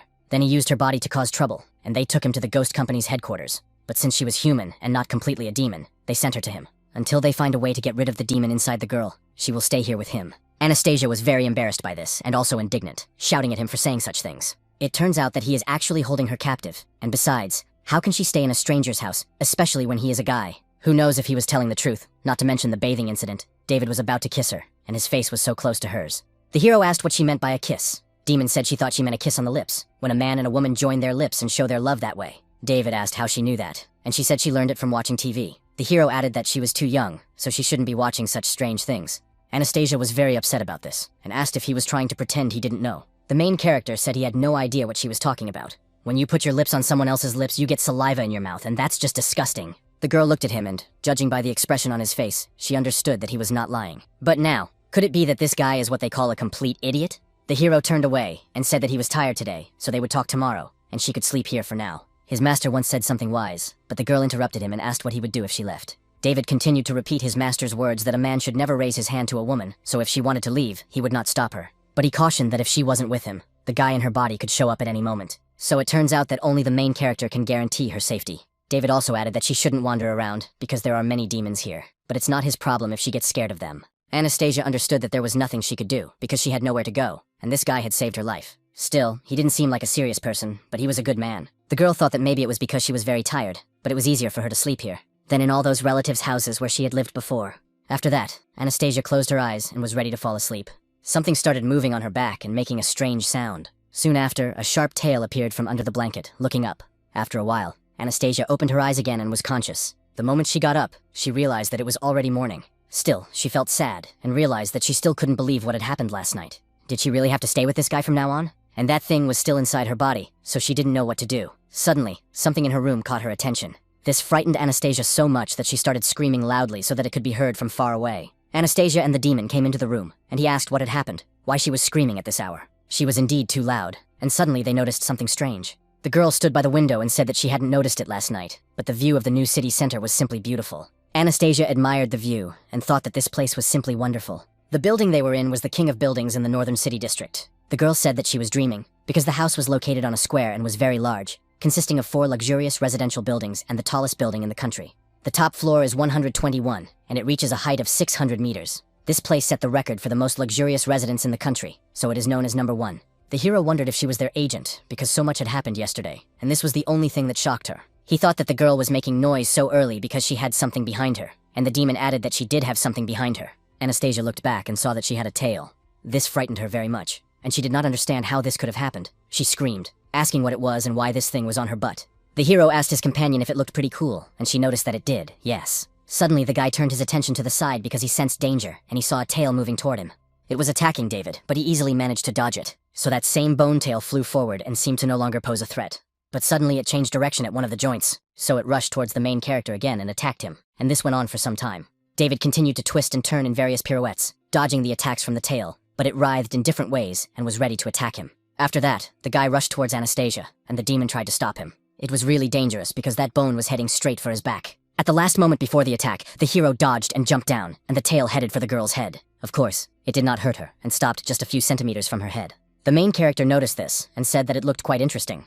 A short time later, David threw a soda can into the air and the tail cut it into pieces. Anastasia did the same and wondered if she could control the tail. The guy got excited and said it was amazing, because now he wanted one too. The girl asked why he was so happy. She didn't understand why she had a tail. Hadn't he sealed that monster away? David ordered the demon next to him to attack her because he wanted to test how powerful this thing was. His companion turned to him and asked if it wasn't dangerous. The hero told her not to worry and just go for it. The demonic creature began to use its power and said it would do as he said. Anastasia, of course, became wary because of this, realizing that she was about to be attacked. The demon's hair was directed at her, and she apologized to her opponent. The girl saw that an attack was coming and didn't know what to do. But somehow, her bone tail, which was in front of her, began to repel all these attacks. No matter how much the hair twisted and no matter how many there were, the attacks were repelled. The demon was surprised by this and thought that her opponent's tail had deflected the attacks. Soon, the hero said that this was enough, and that it turned out to be even more powerful than he had previously thought. He noticed that Anastasia's tail was comparable in power to a B-rank demon, and that she could control it, but it could also protect her in case of danger at its own will. He thinks that the tail attacked him because the girl was frightened by the surprise, so he thought she was in danger and attacked the strongest person nearby. Immediately after that, David clapped his hands near the girl's face. The tail began to move, and the guy smiled and told her to look. Then he attacked the guy, and he grabbed him and said that was exactly how it was. Still, it was just unbelievable, because even after sealing the demon's consciousness, she could still use its abilities. The girl was angry and noticed that he was so ugly that people would take her for a monster in this form. David asked if she really thought he was scary, and the girl replied that she did. After that, the guy said that he didn't understand her at all, because her tail was so cool. And besides, last time she seemed to have a rock that she could hide. He told her to concentrate and try to make her tail smaller, and the girl asked if it would really work, but said that in any case, it wouldn't hurt to try. After that, Anastasia closed her eyes and began to concentrate, saying that the tail should shrink. Soon, she opened her eyes and felt that something had happened. She then looked at her tail and declared that it had worked. David congratulated her and said that he had to get back to work, so she should be a good girl and stay there. He had never encountered such a case before. A human and a demon merged together. Now they could only observe the situation, and the girl tried to stop him. The hero asked if he was being unclear, because he had no idea how to extract the demon from her. Anastasia smiled and said that she wasn't talking about that, because she wanted to work with the ghost. David was very surprised by what he had just heard, and realized that it was clear to him that she simply wanted to die. The girl got angry and shouted that he shouldn't underestimate her. But while she was shouting this, the hero's phone started ringing. He picked it up and looked at it, then said that enough was enough because he had to work. Suddenly, the guy looked more closely at the screen, and his expression changed for the worse. The commander had sent a message saying that the company had decided to temporarily suspend all of his missions. So he should stay at home, watch over the girl, and wait for news. The demon saw that her master's expression had changed, and asked if everything was all right. The main character sadly showed her the message, and said that he was now unemployed. Anastasia then remarked that perhaps she could help him. David glared at her angrily and told her to stop, because she was only making the situation worse. After all, it was because of her that he had lost his job. His companion pointed out that his mission at the moment was to make sure nothing happened to her, which was why they had removed him from other duties. Of course, this meant that he could not take on any missions from the company. But despite this, it turns out that they can still carry out personal tasks. The hero was initially stunned by this, but then, with a crazy smile on his face, he realized that she was right. Then his smirk turned into a serious expression, and he asked what they meant. Anastasia said that she would be responsible for finding jobs, but they would fight demons together and split the profits 70% to him and 30% to her. The girl offered to cooperate and continued to look at him with a sweet smile. Then she held out her hand and said that her name was Anastasia, and she was looking forward to working with him. The hero looked at her in surprise, but then shook her hand and said that his name was David, and that he was also looking forward to it. The guy hoped that she would not cause him any unnecessary problems. Of course, this was not what Anastasia expected, and she was a little surprised. David turned away and said that for many people, catching demons means putting their lives on the line. So she shouldn't think that, just because she's capable, she'll be competent enough for the ghost company. It turns out that the world is 1,000 times scarier than she could ever imagine, but for him, it's just a game. No wonder he was the best demon hunter in town. The girl was stunned, and wondered if he had said all this just to show off in front of her. But he continued, saying that she should know that for people like him and her, staying in one place and waiting for orders is deadly boring. If she had enough skills to handle the job, then so be it. He would cooperate with her. The girl said that was a deal. At night, in one of the huge valleys of the Shlaya, several young men, one of whom said that this was a restricted area on the outskirts of the city. Therefore, perhaps they should not have come here. His companion asked if he was afraid, because this was their secret base. He brought him here only because they were friends, but if he was afraid, he could go home. The boy said he would go with them anyway. Soon they all reached a building, and the boy said that this was their secret base. The boys stopped near a huge building, and the front door was boarded up. The leader smiled and said that he would now explain all the rules, and that the boy should close his eyes while they all hid. After that, he would count to 100 and see if he could find them, and if he could, he would become a member of their group. The boy said he understood everything. After a while, the boy stood near the huge building with his eyes closed and counted from 1 to 100. Soon he finally finished and, looking fearfully at the front door, said he was going in. After that, plucking up his courage, the boy ran inside, and only darkness could be heard from there. The other children were not inside, but were hiding behind a tree and smiling. The oldest of them remarked that this boy was just a fool, because if he found out that they had abandoned him there, he would surely wet his pants. The boy with glasses asked if they were sure it was right to leave him there alone. His companion told him not to worry, that there was only one road leading from there to the city, and he would find his way. The boy said that his father was a member of a consortium of 4 large companies, and that if something went wrong, it would be bad. The boss said that the boy with glasses was talking too much today, and another boy said that it was true, that it was just a little prank, and that nothing bad would happen. The first boy noticed the status because his father's company had fired the boy's father, and after that he was still trying to be friends with him. He then said that he could bet that the boy was describing himself out of fear, and his interlocutor smiled and said as if he were admitting it. The same boy who entered the building and went looking for his so-called friends made his way through the building. It was quite dark there, so he used a small flashlight, thinking he had checked the first floor from top to bottom. So he hoped they were all hiding on the second floor, and this house was so scary, it was unclear how they used it as a secret base. He mentally begged his comrades not to scare him, because if he wet himself out of fear, they would definitely tell the whole class about it. Suddenly, the boy noticed something in the distance, and, looking closely, thought he had found one of them. But when he looked closer, he realized that he didn't look familiar to him. So he got scared and thought, could it be a little girl there, but why was she there? Suddenly he saw the silhouette move, and then he heard a voice telling him to leave. The same girl who had been standing motionless a few seconds ago rushed toward him at great speed. She stopped right in front of his face and shouted at him to leave immediately.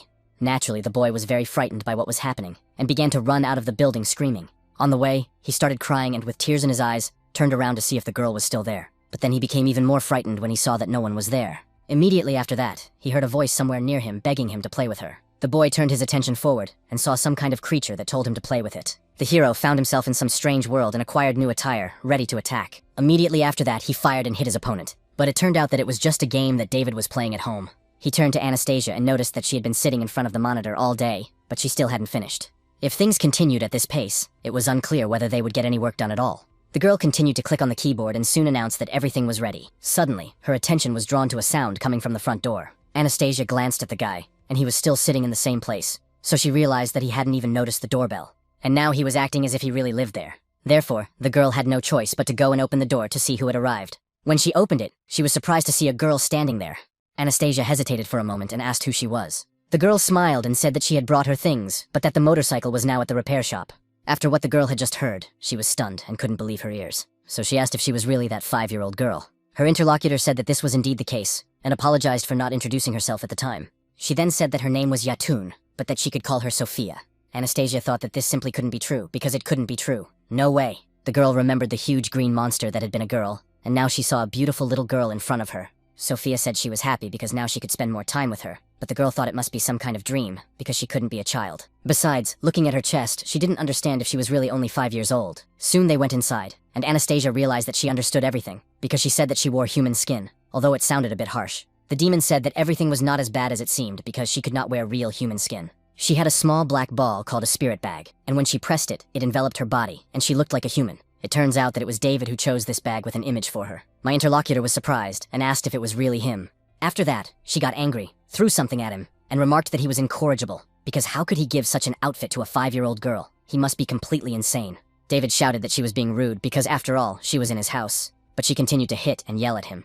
The woman noticed that he had disappeared, dared to say something, and called him a pervert. The girl was only 5 years old, and he had chosen this image and considered it appropriate. And the hero said, "What's the problem? His master said that people like it. Sophia wants people to like her, and besides, this bag of spirit was hard to get, although he has no idea what is attractive about these 2 pieces of hanging skin." Anastasia looked at him in surprise and thought he was some kind of idiot. Was he really that stupid, or was he just pretending? Then she noticed her little companion and realized that people are not as kind as she thinks. Let her remember that boys will like her, but she can't let them touch her.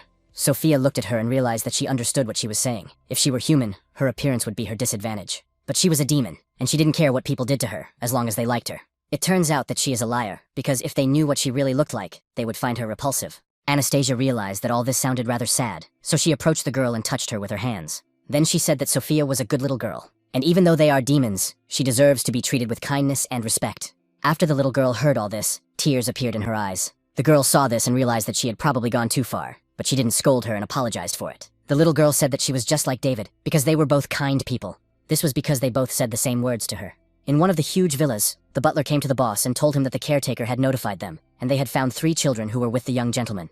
However, there was something else, and the interlocutor noticed that he should continue. He went on to say that they had combed through the mansion they had talked about, but the boy had not been found there. The geolocation on his phone indicated that he was still in the house. As a result, they used thermal imaging cameras to search for him, but they couldn't even find a mouse. Even so, it seems that the boy continues to move around the house. The boss asked if he thought it was the work of demons, and if so, to contact the company. In any case, he should offer a large reward and request the best demon hunter. At that moment, the man cried bitterly and told his subordinate to bring his boy home. Anastasia said she was bored, so she opened a discussion on the internet about paranormal phenomena, where many people write about their experiences with encounters. They encounter mystical events and talk about how much it disturbs them, and some of the stories are more frightening than many books. So it seems that this is where the people who really need their help are. The main character asked if she was saying that she had found them a job. The girl said that she had written down the ones that seemed most plausible, and that it was too late now, so she would check them tomorrow as soon as she woke up. David said that she would go downhill if she continued to sit at home doing nothing, and he only agreed to her proposal because she promised to find a job. However, the guy was not very patient, and if she didn't have a job tomorrow, he would have no reason to deal with her. The hero didn't understand why she wanted to catch demons with him, and insisted on joining the ghost company. Anastasia said that in her current situation, she couldn't work, and besides, he couldn't sit at home forever and look after her. She would have the opportunity to earn money while he catches demons, and their cooperation would be fruitful for both of them. She thought that the most important thing was that the company would pay good money, judging by the size of the building, and he was really strong, so working together would ensure their financial security. The main character seriously said that catching demons was an unsafe occupation, but was she really ready to risk everything for a few bills? The girl confidently remarked that it didn't even matter to her what happened, because all she needed was money. David was surprised by this, but realized that his master was right. It turned out that all the girls in the city were willing to do anything for money. Anastasia shouted that it didn't matter if there was work tomorrow. He wasn't going anywhere, and neither he nor she could back down. After that, the hero said that he was going to bed and expected good news from her tomorrow. The girl became a little wary after that and thought that everything should go well, probably. In the end, she went to bed, realizing that tomorrow she would have to find a client. Perhaps this was the chance she had been waiting for, and she needed to take advantage of it. Then the girl turned her attention to where the photograph was standing. It showed his wife and family, and Anastasia thought that she would meet her very soon. The girl got out of bed and silently asked her father in heaven to pray for her, that she would find a client today. After that, she got fully dressed and left the room. But when she opened the door, she was quite surprised to see David standing there. The guy said that she had surprised him because it was still early in the morning and they already had clients. They were downstairs waiting for them, so they should go. After that, they went downstairs together and headed straight for the men who were waiting for them. After the main character saw them, he noticed that it was just wonderful, and that they would probably have fun. Anastasia was wary when she saw these people, because they exuded some kind of terrible demonic energy. The men opened the door and said that their boss wanted to meet them at his residence, so they invited them to come along. They looked quite menacing, but politely asked them to sit down. The girl was scared because of this, and she wondered why she felt like they were being led to certain death. Soon, they didn't sit down in their seats, and the car drove straight to the residence of that very customer. Anastasia looked closely at the men in front of her and remained wary. The main character noticed this and asked if she felt it too. Then he smiled and asked if she felt that they were demons. His companion said that she knew it, because there were 2 ghostly figures behind them, but she thought it was just an optical illusion. David said that his vision technique allowed him to identify demons based on the color of their spiritual energy, but she said she could see their true essence. And perhaps it was all because of the demon inside her body. So there is a possibility that he will help her get into the ghost company. After a while, the car finally arrived at its destination, and everyone got out. The hero said that the door was huge, and wondered if dinosaurs lived there. He scanned the place with his equipment while they were driving, and the spiritual energy of the inhabitants here was at least A rank. Still, it was overkill if the guards had been sent to bring them there. He then asked them when they planned to attack them. But together with the girl, they saw that the guards had started to change clothes and asked what they were doing. The guards apologized and said that they didn't want to damage their clothes, because they were quite expensive, so there was no misunderstanding, they explained. It turns out that the girl and the guy had entered private property, and now they were attacking them. This location had been chosen solely to avoid breaking the law. The girl asked what this was all about, and David said that, except in extreme cases involving legally registered demons, it is a crime to attack a person. But despite this, they found a loophole in the rules in order to fight him. The man said that if they could make their boss admit defeat within 5 minutes, they would allow them to see him. Anastasia was then asked to step aside for her own safety. The girl quickly began to run away, and the creatures transformed into their true form. And soon it turned out that they were huge wolves. After seeing their true form, the main character smiled, and his opponents began to move towards him. One of the demonic creatures rushed towards the hero quite briskly, and he managed to jump out of the way at the last moment. He smiled again and said that he was indeed fast. David began to move upward in order to jump away from his opponent for as long as possible. But another creature was waiting for him in the sky, and so the guy was caught between them. Of course, he saw their attack at the last moment, and the girl watched it all from below. Anastasia was alarmed by the situation and shouted at the guy to take care of himself. When David was in the sky, he said that he had previously thought that his legs alone would be enough to defeat them. But he added that it seemed he had underestimated them, so he should fight. So after that, the guy raised his hands, which had been in his pockets the whole time. And literally a few seconds later, there was a huge explosion in the air, causing rocks to fly in all directions. Anastasia was stunned by what was happening and tried to dodge the debris. After that, she looked up, not understanding what was happening there. The main character, in turn, continued to fight the monsters, striking them in turn. The girl wondered what had happened and didn't know what to do. All she could see in the sky was a huge stream of energy spreading in different directions, and because of this, she couldn't see anything. David, using his tremendous speed, managed to fight off both monsters at the same time. Soon, he grabbed both opponents with his hands and declared that he no longer wanted to fight them. Then, at tremendous speed, he slammed the creatures' heads together and told them to calm down. The creatures were terrified by what was happening, as they had not expected such a sudden attack. Finally, Anastasia was able to see something in the sky, but it shocked her. Just a few seconds after the battle subsided, one of the creatures landed right next to her. The demon landed with such tremendous speed that it pierced the ground and stuck into it. The girl wondered what had happened, because she heard an explosion, and then something flew off to the side. While she was distracted by what had happened behind her, another explosion sounded. It was the main character, who had landed another creature at tremendous speed with his hand. Then he climbed onto the monster's chest and asked how they liked the fight, and if they would admit defeat. One of the creatures began to climb with its last ounce of strength. It declared that they were mercury wolves and would never admit defeat as long as there was a chance of victory, so they proposed to continue the battle. The main character declared that he was indeed a brave man, and that it seemed he would have to fight seriously. Just as David was about to attack the mercury wolves, they felt a chill run down their spines. The ordinary blow that the guy was about to deliver filled them with fear. And all this happened because he looked powerful enough. But not just powerful enough to destroy an entire city. The creature had already imagined this scene in its mind and was therefore very frightened. Then the wolf immediately declared that he admitted defeat, and Anastasia realized that the fight had lasted less than 5 seconds. And now this bloodthirsty monster was obediently wagging its tail, so the girl didn't understand what was going on. But damn it, she missed it. The girl saw that the other creature did the same, then declared that if his brother had surrendered, he would also admit defeat. Soon, the guards declared that they had heard about the guy's incredible strength and were willing to risk their lives to keep the battle going for 5 minutes. If they succeeded in this, it would bring honor and respect to their race. But they were naive and did not last longer than 5 seconds. So he apologized to the main character for their recklessness, while Anastasia begged them to put their pants back on.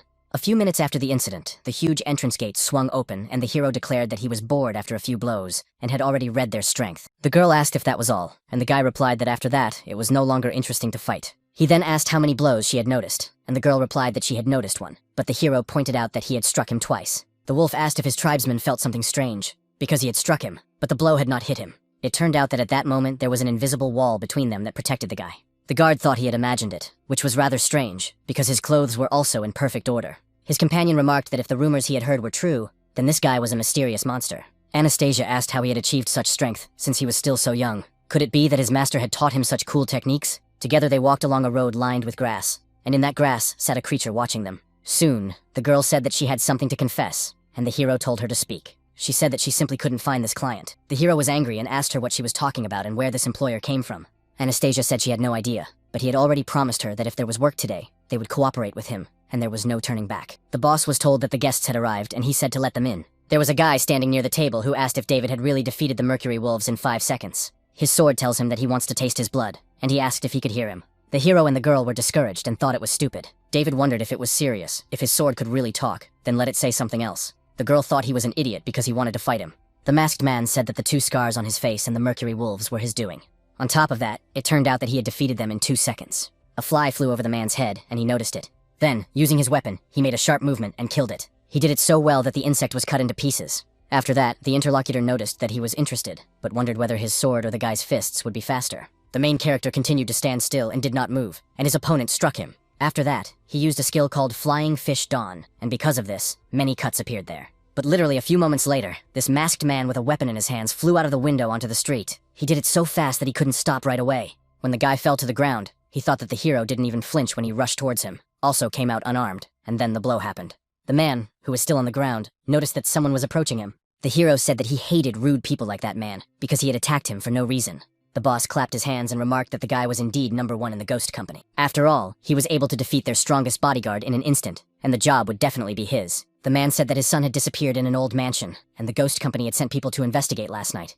Of course, it turns out that they found nothing there, but the man is sure that the boy is there, if it is the work of a demon, and even the company could not cope. So he must be incredibly strong, and the man asks the guy to help him find his son, because money is no problem. The hero is excited because he is incredibly strong, and the girl is excited because money is not a problem. David said that it all sounds cool, and he accepts the offer. Anastasia said that they will definitely find his son. Suddenly, the man who was supposed to give them the job changed his expression dramatically. The girl also looked to the side and saw a boy standing there, but she was stunned by this because she saw demonic power in him.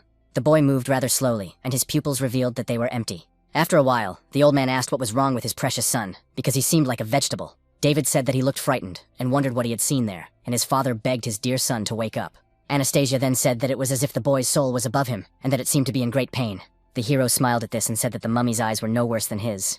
The old man got up and asked if his boy was possessed, and if so, he asked to save him. The main character said that the boy had lost his soul, and if they did not find it before midnight, he would die. The man grabbed the boy by the leg and noticed that his mother had died early and that he had no one else but the boy. He would give them anything if they would just help.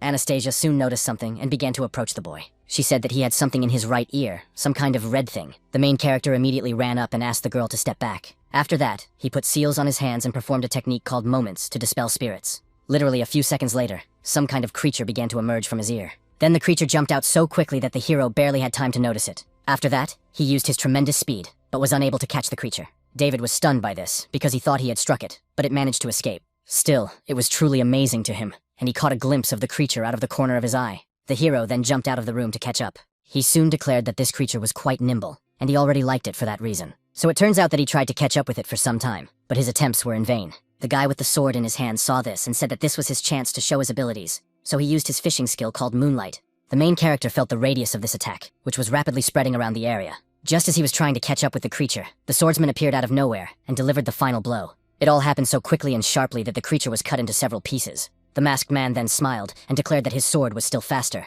Then a girl and a man ran up and asked if they had caught it and what it was. The guy asked how he thought he lost last time because he was too reckless and should fight again. Besides, wasn't it a cool move? David noticed that the green spiritual energy looked familiar, and his interlocutor continued to say that it didn't matter what the target was, if it was within the radius of damage, it would die. After that, he looked at the hero's hand and asked what the hell was going on, why he had turned him into a black bean. The hero understood that this was a combat retreat technique, but wasn't it the technique used by one of the branches of the secret Taoists? But that couldn't be, because that sect had been exterminated long ago. On one of the roofs of a huge building was a greenhouse with plants, where a man was sitting who noticed that one of his beans was damaged. If they were able to force his combat servant to reveal himself, then one of them must be from the Maoshan sect. So this man is afraid that they will meet soon. The masked man said that a face like his should only be shown to a strong opponent, that he is a freelancer, and that they should be as careful as possible about revealing their identities. But his sword says that heroes are worthy of this, and he is an independent warrior named Ricardo. The man said that he was not obliged to find his son's soul, and Ricardo was angry and said that the guy should have turned around and looked at him before leaving. The girl said that the guy said he was on his own, as if he were a Taoist, and the guy said that people like him had awakened their own spiritual energy. They possessed so-called superpowers like in video games. Each of them had a source of spiritual energy, and perhaps he would tell the girl more someday. She said she would behave herself, and the hero wondered what would happen if it was the work of the Fangxian sect. They are ready to jeopardize the honor of their master with their despicable actions, so they should be taught a lesson. The girl asked why they needed to go there at night, since it was 4 hours until dawn. David said that those who are good at hiding, like the guy, are most noticeable at night. Therefore, he said that they should go in, because the sooner they finished, the sooner they could go back to their beds. Anastasia looked closely at the huge building in front of her and became alert. Her eyes began to change shape at that moment, and a demonic power appeared, and at that moment she heard a voice telling her not to go inside. She became wary and did not understand who had said it, but control of her right eye was no longer hers. And from that moment on, all the girl heard were words telling her not to go in. Anastasia clutched her head, and did not understand if the demon inside her body had already awakened. Suddenly, she realized that something had happened, and the image before her eyes began to blur. Shortly after that, her right eye changed back to its normal human form. But now she didn't understand where she was, because it was a strange place. Soon the girl saw an urn, and wondered if she was back in her subconscious. Literally a few moments later, a hand appeared from that very urn, as well as a creature. Anastasia became very alarmed and saw a dried-up corpse crawl out of it. At that moment, she was very scared, and stared intently at the creature in front of her. The copper stakes that had been driven into the creature's body began to dissolve little by little. The girl saw something paranormal and frightening in front of her, so she was scared. The body of the creature in front of her began to be covered with skin, and soon it looked like a boy who was begging not to go there because he didn't want to be locked up again. He had no face, but he kept saying that he didn't want to be locked up. Anastasia saw a picture in her subconscious of him in the barrel, submerged in it. It was the prolonged loneliness of this creature, sitting alone and crying. Soon the girl returned to the real world and did not understand why she was crying now. She was kneeling, and David approached her, asking why she was crying. If she was afraid, he said, she should just not go in there. Anastasia said that wasn't true, because she felt like she had been in her own subconscious just now. It was there that she saw a dried-up body that had turned into a faceless child. She felt that it had been kept in the urn for a long time, and she could sense its fear, pain, and loneliness. Of course, she doesn't know why, but she wants to cry even now. The main character did not understand why he felt uncomfortable when he saw her in such a state. Then he turned around and said that it was most likely the mummy's memory, that they had merged together, so it was natural for memories to manifest themselves. Anastasia shouted for him to wait because the creature had forbidden her to enter the house. David became alert and asked what she had seen. She said she hadn't seen anything and didn't know if it was because of the mummy, but just standing on the threshold of this house was incredibly scary. The guy wondered how the monster knew to run away, since it had not only better eyesight, but also better sensitivity than him. David told the girl not to be afraid, because he was with her, and if she felt danger, she should stand behind him. Anastasia remembered him, and remembered his words that she shouldn't be afraid because he was with her. She also remembered his words that when she sensed danger, she should immediately stand behind him, and when he said he was glad she was alive. She also remembered the moment when David said that he had come to save her. Anastasia understood that, of course, he might be a narcissistic, selfish, and petty scoundrel. But despite this, his words made her feel safe, so she asked him to wait because she was afraid of the dark. David said he didn't want to leave, his hands itching to fight someone, and his companion asked if he could slow down because she was really scared. When Anastasia first entered the building, something happened with her first step. A strange, ominous energy formed around her. The girl felt as if someone was watching them, and the atmosphere had also changed. Then she turned to the main character and asked him to come over for a minute. Anastasia went outside, and just as she thought, it happened. The main character also came closer to her after that. After that, they saw together that the building they were standing next to was floating in the air with a huge piece of land. The girl wondered if they were really in the air because they had literally just been on the ground. But David said that it was simply impossible to fly into the air in such a short period of time. So most likely, it turned out that they had entered another dimension. His companion paid attention to him, and the guy began to insert some kind of seals. Not understanding what was happening, she asked what he was going to do. David used a rune suppression skill called Borrowed Thunder, and declared that he would destroy this dimension with his own power. A few moments later, he made 3 magic balls, and sent them into the air. It was an attack with destructive power called Triple Glacial Bolts of Euphoria. Despite the enormous power that hung in the air, nothing happened, and the attack simply dissipated.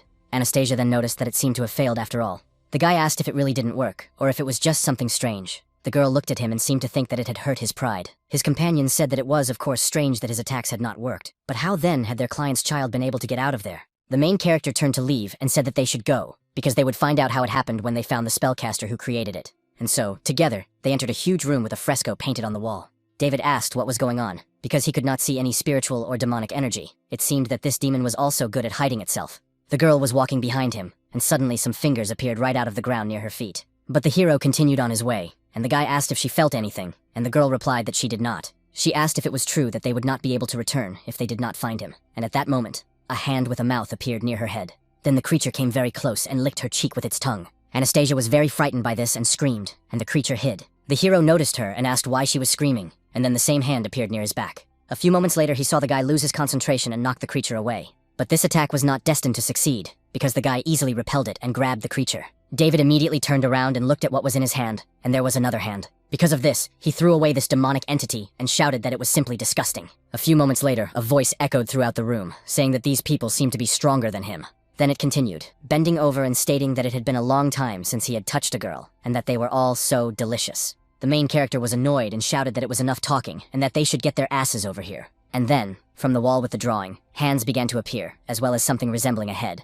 The guy and the girl turned their attention there and waited for the creature to appear. And when the head of this demonic creature appeared, it told the guy to leave the girl alone, and maybe it would spare him. David was already very angry at that moment, and asked Anastasia to step back. It turned out that the demonic energy of this thing in front of them was 5 times stronger than the mummy inside her body.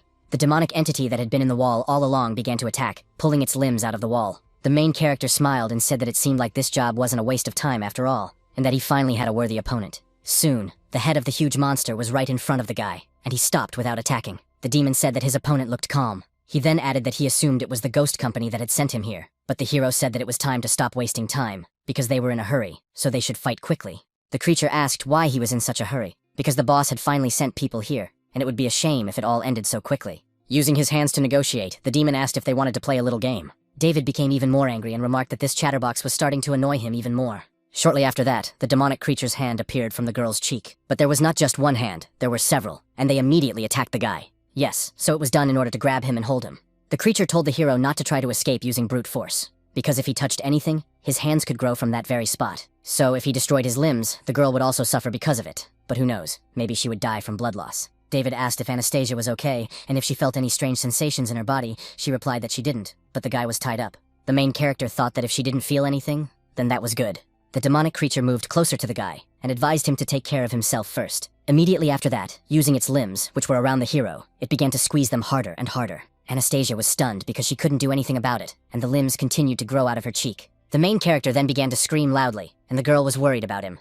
The creature said that he had lied about the girl getting hurt, because if he had such an ability, he would have attacked them long ago, and people are truly emotional beings. He added that he had forgotten to tell the guy that the longer he was enveloped in his body, the stronger the pressure would become. Now that same boy was most likely experiencing incredible pain, and perhaps that would finally shut him up.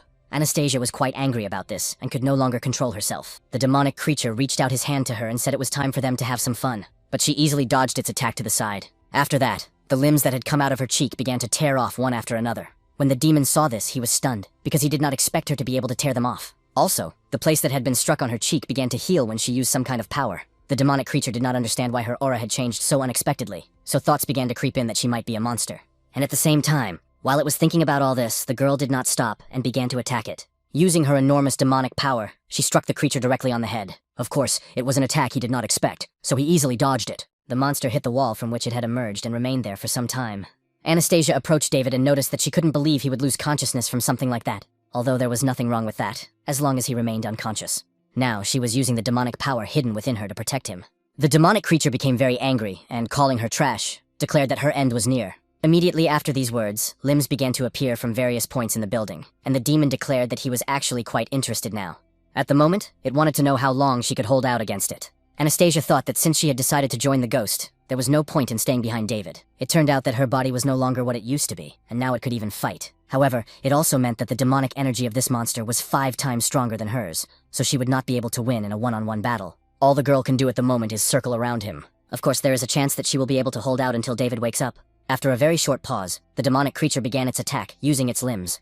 Anastasia saw that an attack was coming and thought she could handle it. But after a few moments, she was surprised because she didn't understand why her tail wasn't appearing. The demonic creature had already almost touched her and was ready to attack. But in the end, it failed, because when its limbs approached the girl, a gust of wind appeared and scattered them. Anastasia was surprised and did not understand where these gusts of wind came from. As a result, the demonic creature's arms, which were supposed to attack her, simply flew off in different directions. At that moment, the main character approached the girl and noticed that she was indeed doing quite well. But it turned out that it wasn't his style to be protected by a girl. She looked at the guy and happily announced that he had woken up. David asked if she really thought this weakling could knock him out, since he was just pretending, but she shouted that he was a liar. The guy asked if she wanted to work for a ghost company, and it could be considered a little test from him. Besides, didn't her tail appear on its own in case of danger? The girl hesitated, and the hero continued, asking if she knew why it hadn't appeared. It turns out that when the parental hand grew out of her face, he asked her how she felt, and she replied that she didn't feel anything strange, and then it dawned on him. As it turned out, this thing wasn't that powerful. Emitting false demonic energy to appear more impressive was all it could do. So most likely it was a D-rank demon, the lowest of all. After that, the main character prepared for an attack and used a borrowed wind technique. Using it, he flew up, ready to launch his attack. The demonic creature, which remained in the wall, became a little wary because of this. The hero smiled slyly and asked him if he wanted to see what spiritual energy looked like. After that, the demon was attacked, and he thought that this guy was just a stupid child, but just looking at him made it difficult to breathe. Although, is it really possible for a human to possess such strong spiritual energy? The demon can no longer bear it and is about to vomit. A few moments later, some kind of air appeared from various parts of his body. David watched in amazement as the creature's head fell off and dried up beyond recognition. Anastasia came over to look at it, and the hero said that they had tried so hard, but it turned out to be just a gatekeeper. He wanted to ask it for useful information, but the creature was unconscious. The girl looked at the face that appeared from under the mask and said how ugly it was. It turned out that he wouldn't even be able to run away if he woke up. David said that they should move on, because if he was guarding this door, then his master was most likely upstairs. Suddenly, the demonic creature woke up and asked if he was looking for his boss. But if so, then he was just a stupid child who didn't know his place. The main character became very angry when he heard all this, and asked what he had just said, whether he had been pretending to be dead all this time. He then declared that he suddenly felt a strong desire to kick his ass. The interlocutor smiled and thought that he was really easy to provoke, but his goal was his companion. When Anastasia turned around to see what would happen between David and that creature, a door appeared behind her, and limbs came out of it. The monster tried to grab the girl and thought that it would be easy to take her if the guy wasn't with her. At that moment, when the main character was distracted by the creature in front of him, he heard the girl screaming behind him. He turned around and asked what had happened this time, why she was screaming. But at the same time when the guy turned around, he saw nothing. Because of this, the hero was, of course, stunned, and asked where she had gone, and the monster also disappeared. Anastasia found herself in some other place and asked where she was. The creature's limbs were near her. In order to figure out what had happened, the girl started shouting the guy's name. But since he did not answer her, she walked along the corridor. In one of the rooms of this huge building, where the hero and the girl were, there were quite a lot of soft toys. These were not just any toys. Their eyes glowed, and a large creature sat in front of them. The demon with limbs returned to this room and told the boss that he had caught the girl as he had asked, then asked what he should do with her. The large dark demonic creature sat and ate a large amount of food that was in front of it. And then, after stuffing food into its mouth, it decided to let her walk free for now. After all, she would remain with him forever. At that moment, Anastasia was walking down a dark corridor, thinking that she had parted ways with David. It was a huge building, strange indeed, but it was unclear what all these rooms were for. The very demon they had fought did everything to separate them, but it was unclear for what purpose. While the girl was thinking about this, some kind of creature appeared above her in the corridor. Anastasia noticed it out of the corner of her eye and looked up to get a better look. But there was no one there, so she wondered if she had just imagined that someone was staring at her. Suddenly, she heard children laughing ahead in the hallway, and when she looked up, she saw some children. So she wondered if other children were here too. She immediately ran up to them and tried to stop them to help, but she was stunned when she saw that they simply walked through the wall. This made Anastasia wonder if they were souls. She was very frightened and upset that the souls of children were here. But at the same time, if we're talking about souls, aren't they here to find the soul of that very boy? So there might be various clues behind the door of the hotel where she was staying. Plucking up a little courage, Anastasia approached the door and threw it open. But she saw nothing there, because it was just an empty room with quite a lot of furniture. Of course, the girl was surprised by this and wondered where the children could have gone. At the same time, there was a jar on the table, and Anastasia approached it to see what was there. She asked what it was because it looked like there was something inside. Soon after she got a little closer and looked inside, she saw that there was a dog in there. This frightened the girl very much, so she fell to the floor and started screaming. Anastasia did not understand why there was a stuffed dog there because it was so disgusting. On top of that, a strange smell began to appear in the room, and she noticed it. In the room, which still looked quite normal, she saw various traces of blood. At the same time, David continued to search for his companion and attacked any demons he could find. At the same time, he did not understand where she could have gone, and why there was so much evil here. Anastasia thought that just a second ago, the room had looked extremely clean and tidy. That's why she didn't understand where these strange colored splashes, resembling blood, had come from all over the room. In order to better understand the situation, the girl approached the bed, which had the most splashes. There, in the very center, she noticed a human silhouette. Even though she only took a small breath, she could smell a hint of metal, so maybe it really was blood. Perhaps she could not only see souls, but also long-gone bloodstains. After that, Anastasia looked up and thought that it looked like a family portrait, and that it must be the previous owners of this mansion. Next to that man is most likely his wife and child, but why was the canvas cut? Could it be that the figure on the bed is the child from the painting? This place frightens the girl, and as she suspected, someone was killed here. At the same time, there are traces of blood on the floor, as if the child had been dragged. The trail led somewhere in an unknown direction, so the girl was curious to see where it led. Since she had received such obvious clues, she wondered what awaited her at the other end. Most likely, it was a child's room, but there were practically no fingerprints here. Only on the floor itself is there a small pool of blood. Anastasia wondered if the child had been attacked in this room, and then dragged to the parents' bedroom. Most likely, the child was killed on the bed, given how much blood there was, and it should be assumed that the killer had a weapon such as a knife, which he used to stab the child. It is unclear what enemies this family had, that they would be capable of killing an innocent child so brutally, or perhaps the killer was not human at all. After a moment's thought, the girl noticed a cabinet with a book on it. When Anastasia opened it, she saw quite a few children's drawings. In these drawings, you could see pictures of a man attacking a woman, and some kind of secret about her father. The girl did not understand what made him behave this way, and even kill his own pet, probably the dog whose corpse she had seen earlier in the vessel. But she doubted that her father had killed his own child, and besides, why would he put the key in the dog's mouth? Of course, it was unclear what the secret was, but she needed to figure it out.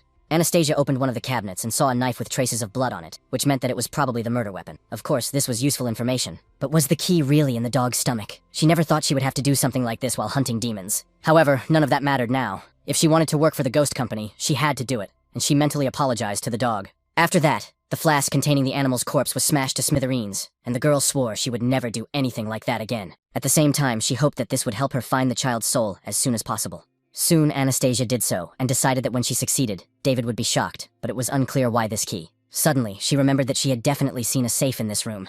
After that, the heroine approached it, and opened it with the key, as she had thought. It fit, so she took out some kind of thing and thought, could the secret be this notebook? The girl looked at the cover, and there were many words written on it about what should be killed. On page 1, the man wrote that it was the worst money of his life. The workers took everything from the workshop, and he wanted the girl to have a secure life, but now it was impossible. The man went on to say that the best things that had happened to him were his wife and the birth of his child, that only his wife could help him, and that they had decided to settle in a mansion outside the city. He followed the advice, and his life got better. The mansion is close to nature, and there are lots of kids there, so it would be nice to live like this for the rest of his life. The next page said that his wife was not like that, because a letter had arrived saying that she and the servant were trying to kill him, but the man did not believe it and wanted to fire the servant. A month passed, and his relationship with his wife got even worse. He was tormented by hallucinations, headaches, and nightmares, and he started thinking that his daughter didn't look like him at all. It went on to say that some black thing kept smiling at him, so he killed the dog, and the child threw a tantrum that almost made his head explode. The next page said that he had killed his wife and child, and made it so that now they couldn't even meet in spirit form. The villain's soul would be locked in this damn mansion forever, and he could finally die in peace. The girl was stunned when she read all this. A few moments later, she threw up right on the floor. Anastasia thought that when she cut up the bodies, The dogs didn't even come close to making her feel this sick. It turned out that the owner of the house was possessed, but how could he have killed his own wife and child so brutally? The girl's thoughts were interrupted by the creaking of a closet, whose door opened by itself. And after that happened, a rather frightening and dark energy began to emanate from it. Anastasia, alarmed, turned toward it, realizing that the wardrobe had opened by itself. It was most likely her father or the vengeful spirit of the child, but whatever it was, she had a bad feeling about it. If the girl's tail did not appear, it meant that she could handle it herself, so there was a high probability that it was the demon who had created this dimension. So at that very moment, it was already interesting to find out what it was. Since the door stopped opening, the girl thought that she would have to find out everything herself. Suddenly, she withdrew her hand and thought that everything was going too smoothly, because the child's soul had led her to this room, where she found many clues. And the closet had unexpectedly opened by itself. No matter how you looked at it, it seemed like someone was leading her by the nose, and on top of that, this demon was able to create fake demonic energy. So perhaps the demons here could hide their presence, and after all, such scenes were often shown in movies. Anastasia is more vulnerable than David. She is still alive only because she is cautious, but she has begun to neglect this quality. So, most likely, it turns out that it is not worth opening, because right now the most important thing is to find David and complete their mission. If she falls for the demon's scheme, she will not only become useless, but also an extra burden, while at the same time, something began to appear from under the ground behind her. Soon, the girl heard a voice asking her to help and save it. The spirit kept saying that the girl was the only one who could help it. Anastasia paid attention to it, and saw that it was a little girl floating in the air. She asked her not to be afraid, because if she wanted to kill her, she would have done so long ago. The heroine was stunned by this, and asked if she was really that child. Her companion said that she had brought her here so that she could learn her story, and perhaps she would believe her if she did her a favor. In gratitude, she could tell the girl the secret of this mansion, because if the girl was not mistaken, they had come for the boy in the cap. Anastasia was surprised and asked if she really knew where the child's soul was. The little girl said that if she could tear that old piece of paper off her body, she would tell her everything she knew. Her interlocutor asked about her body, and the little girl said that it was in the closet. Of course, the heroine was very scared at that moment, but she went to the door to open it. When she opened it, she was stunned and couldn't understand how a man could do such a thing to his own daughter, because it was inhuman. Judging by the diary entries, her mother hardly seemed like the type of person capable of intrigue. Inside the closet was a dried-up corpse with an inscription nailed to its forehead. Anastasia couldn't change it, and it drove the girl's father crazy since he had done such a thing. At that moment, the heroine saw memories of the creature that was inside her, and she could see how it was locked up. The man tried to get out of the barrel they had put him in, but they wouldn't let him, and then they laughed very loudly. Soon after, Anastasia's eyes were taken over by a male creature. At the same time, the girl was already holding the inscription in her hands and tore it off her head. The little girl who had been begging for help was freed from the curse at that moment. The dark silhouette that remained on her face changed to the normal face of a little girl. Then she cried and thanked them for freeing her, saying that now she would be able to meet her parents in paradise. Her companion did not answer her, so the little girl asked what had happened. At the same time, a demon took possession of the body and declared that he was not amiss. After that, he paused for a few seconds and said that his name was Arnold. Then the bone tail reappeared and attacked the girl's body from behind. Then the demonic creature said that he was extremely curious to know who had the courage to lock him up again. David asked why these things were so afraid, but no one could tell him anything useful. There was a barrier on the second floor and he couldn't get there, even though he had basically finished on the first floor. If his sister Lucy found out that he had let the girl out of the apartment and found a job, and also lost her, everything would be bad. Now he was sitting on a huge mountain of demons. It was night outside, and there was a very heavy downpour. A man was running down the road with a small child in his arms who was crying very loudly. He was running towards a huge temple that was right in front of him on the road. The man ran inside the building, and then laid the boy down on the ground. Finally, he glanced at him, and then hurriedly left the room he was in. Slamming the front door behind him, he left the child alone. But in that very room, there was a huge hole, from which a large number of red eyes could be seen. They stared intently at the child lying on the ground, and it turned out that they were large rats. They were all very hungry, so they immediately rushed at the child below. At that moment, a large number of souls were flying around in this huge mansion. Arnold cut open the baby in front of him and declared that she was finally free. The little girl thought, could this be the creature that the rat wanted to keep? He must be a demon inside this girl's body. Arnold looked closely at his interlocutor from the state and felt it. The little girl said fearfully that they were alike because they were both lonely children. The demonic creature was surprised at that moment, because it suddenly felt some kind of pressure. His companion said that the rat was angry because he had scattered her soul, so before she disappeared, she asked him to listen to her carefully. It turns out that he can control the space inside the mansion, and all attacks against him are useless, so it is simply impossible to destroy him in this place. In other words, at the moment he is simply invulnerable. But even so, there is a way to defeat him, and suddenly something strange appeared behind the little girl at that moment. The little girl continued to say that once she saw something, and suddenly hands appeared from that space and grabbed her. They covered her mouth so that the girl couldn't say anything. After that, her body was pulled right into the circle that had appeared behind her. Arnold watched the situation closely and realized that the portal was still open. So, it seemed that it had been left there just for him, and that's why he jumped in. And soon, the demon in the girl's body moved to the space where the boss was. After that, he got angry and asked if this creature really wanted to lock him up here. His interlocutor said that it didn't matter that the girl had destroyed her soul, he would simply devour her, and then they could be together. But before this little girl died, she would have to play with him. Arnold told him to let the girl go, otherwise he would beat all the nonsense out of him so that he would spit her back out. The creature, which resembled a rat, said that he hated it when people were rude to him. So if she didn't obey, he would have no choice but to eat her. The demon in Anastasia's body just smiled at this and told him to try it. Immediately after that, Arnold rushed towards the creature that was his opponent. The rat asked if the girl hadn't said anything. After all, it turned out that he was God in this world. The creature began to attack with its fingers, twisting the girl's leg. Arnold noticed that something had happened to his body and turned his attention to it. After that, the body collapsed to the ground, and only a scream of unbearable pain could be heard. The boy immediately began to say that he was very sorry, but she had left him no choice, and therefore she should be more obedient. Since she didn't want to stay and keep him company, he had no choice but to break her legs, so he asked if she still wanted to leave. He made all these demons stay here not so they could play with her. All this was done because they helped the creature enter people's homes and take what he wants. But that boy in the cap who came to him yesterday, just like them, feels lonely, and everyone will find happiness only if they stick together. The creature continued to say that it had food and things to play with the boy, but he said that all he wanted was to go home, and asked it to let him go. The creature swallowed a little of his soul and released the boy. As soon as the girl entered the space he had created, he already knew about her, no matter how well she hid. As for the mummy, he had heard that eating his flesh would increase his demonic power, so how about leaving his legs behind, and he would let him go. Arnold began to gradually come to his senses and get to his feet. He then declared that if this rat-like creature wanted his limbs, it could take them.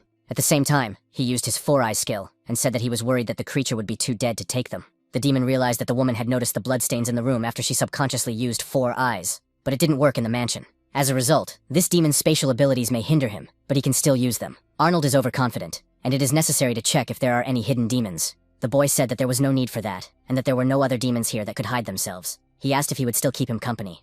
This only angered the mummy, who said that he would only need one hand to kill him. The demonic creature that was his opponent used its power, damaged its arm, and asked if it was really that arm. Arnold then felt a sharp pain and began to scream. The master of this place said that his interlocutor should stop being stubborn, because killing him now was as easy as killing an ant. Now he just needed to surrender, because no one could win in this space. Soon the boy asked if he really wouldn't say yes. It seemed that the mummy could tolerate pain quite well, and it was interesting to see if he would endure it if the creature damaged his internal organs. After that, the master of the space did it, and blood gushed from the girl's mouth. The blood splattered on the rat, and she declared that it was mean after all, because she had stained him. Arnold coughed up blood and said that the creature was finished. His interlocutor pretended not to hear and asked what she had said because he couldn't hear her.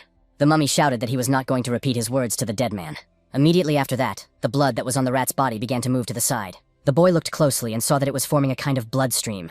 It was Arnold's attack called the six-fold combo explosion, and as a result, a huge explosion thundered near the creature. The demonic creature in Anastasia's body continued to sit in place and watched closely to see what had happened. The upper part of the giant rat's body was damaged, and children's souls began to pour out of it. There were just a huge number of them.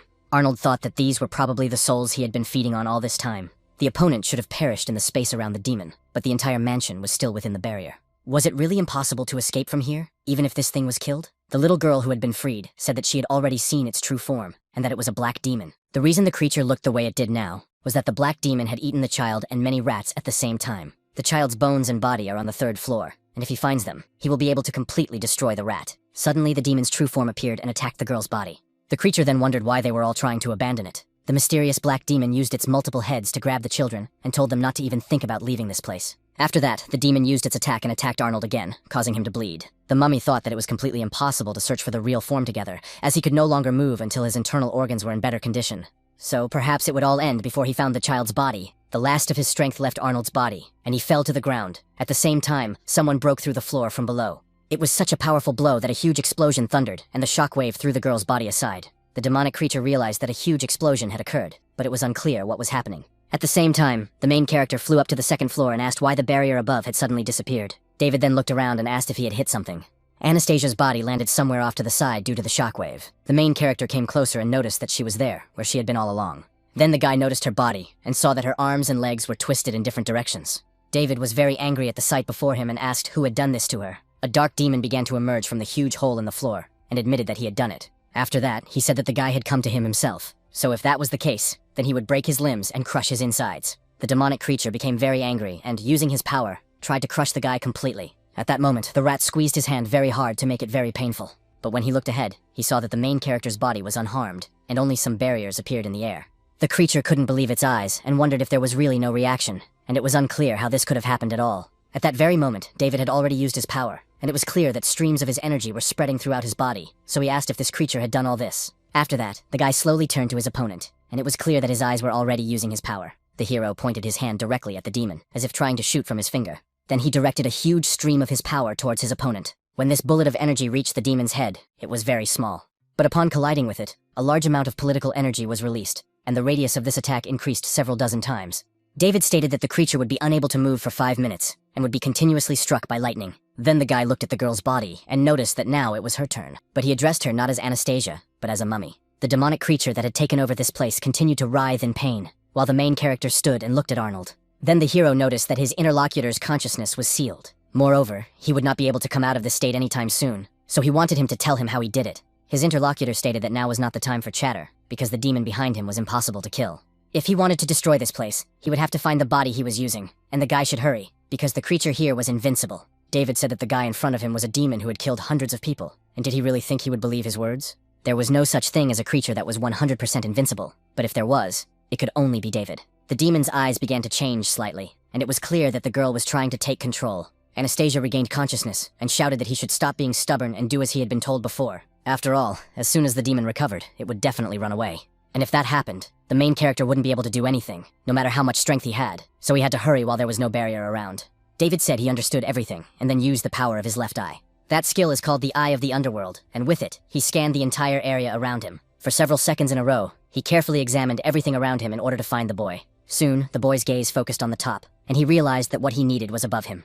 So immediately after that, he jumped up there sharply. Anastasia heard a voice thanking the lady. She was surprised, and wondered if the mummy had thanked her and called her a lady. Meanwhile, the main character continued to break through to the top and fell through the floor. Then she looked around and realized that it must be the body she was talking about. There, on a piece of cloth, lay the body of a baby, of which only bones remained. David looked at it sadly and asked it to rest in peace.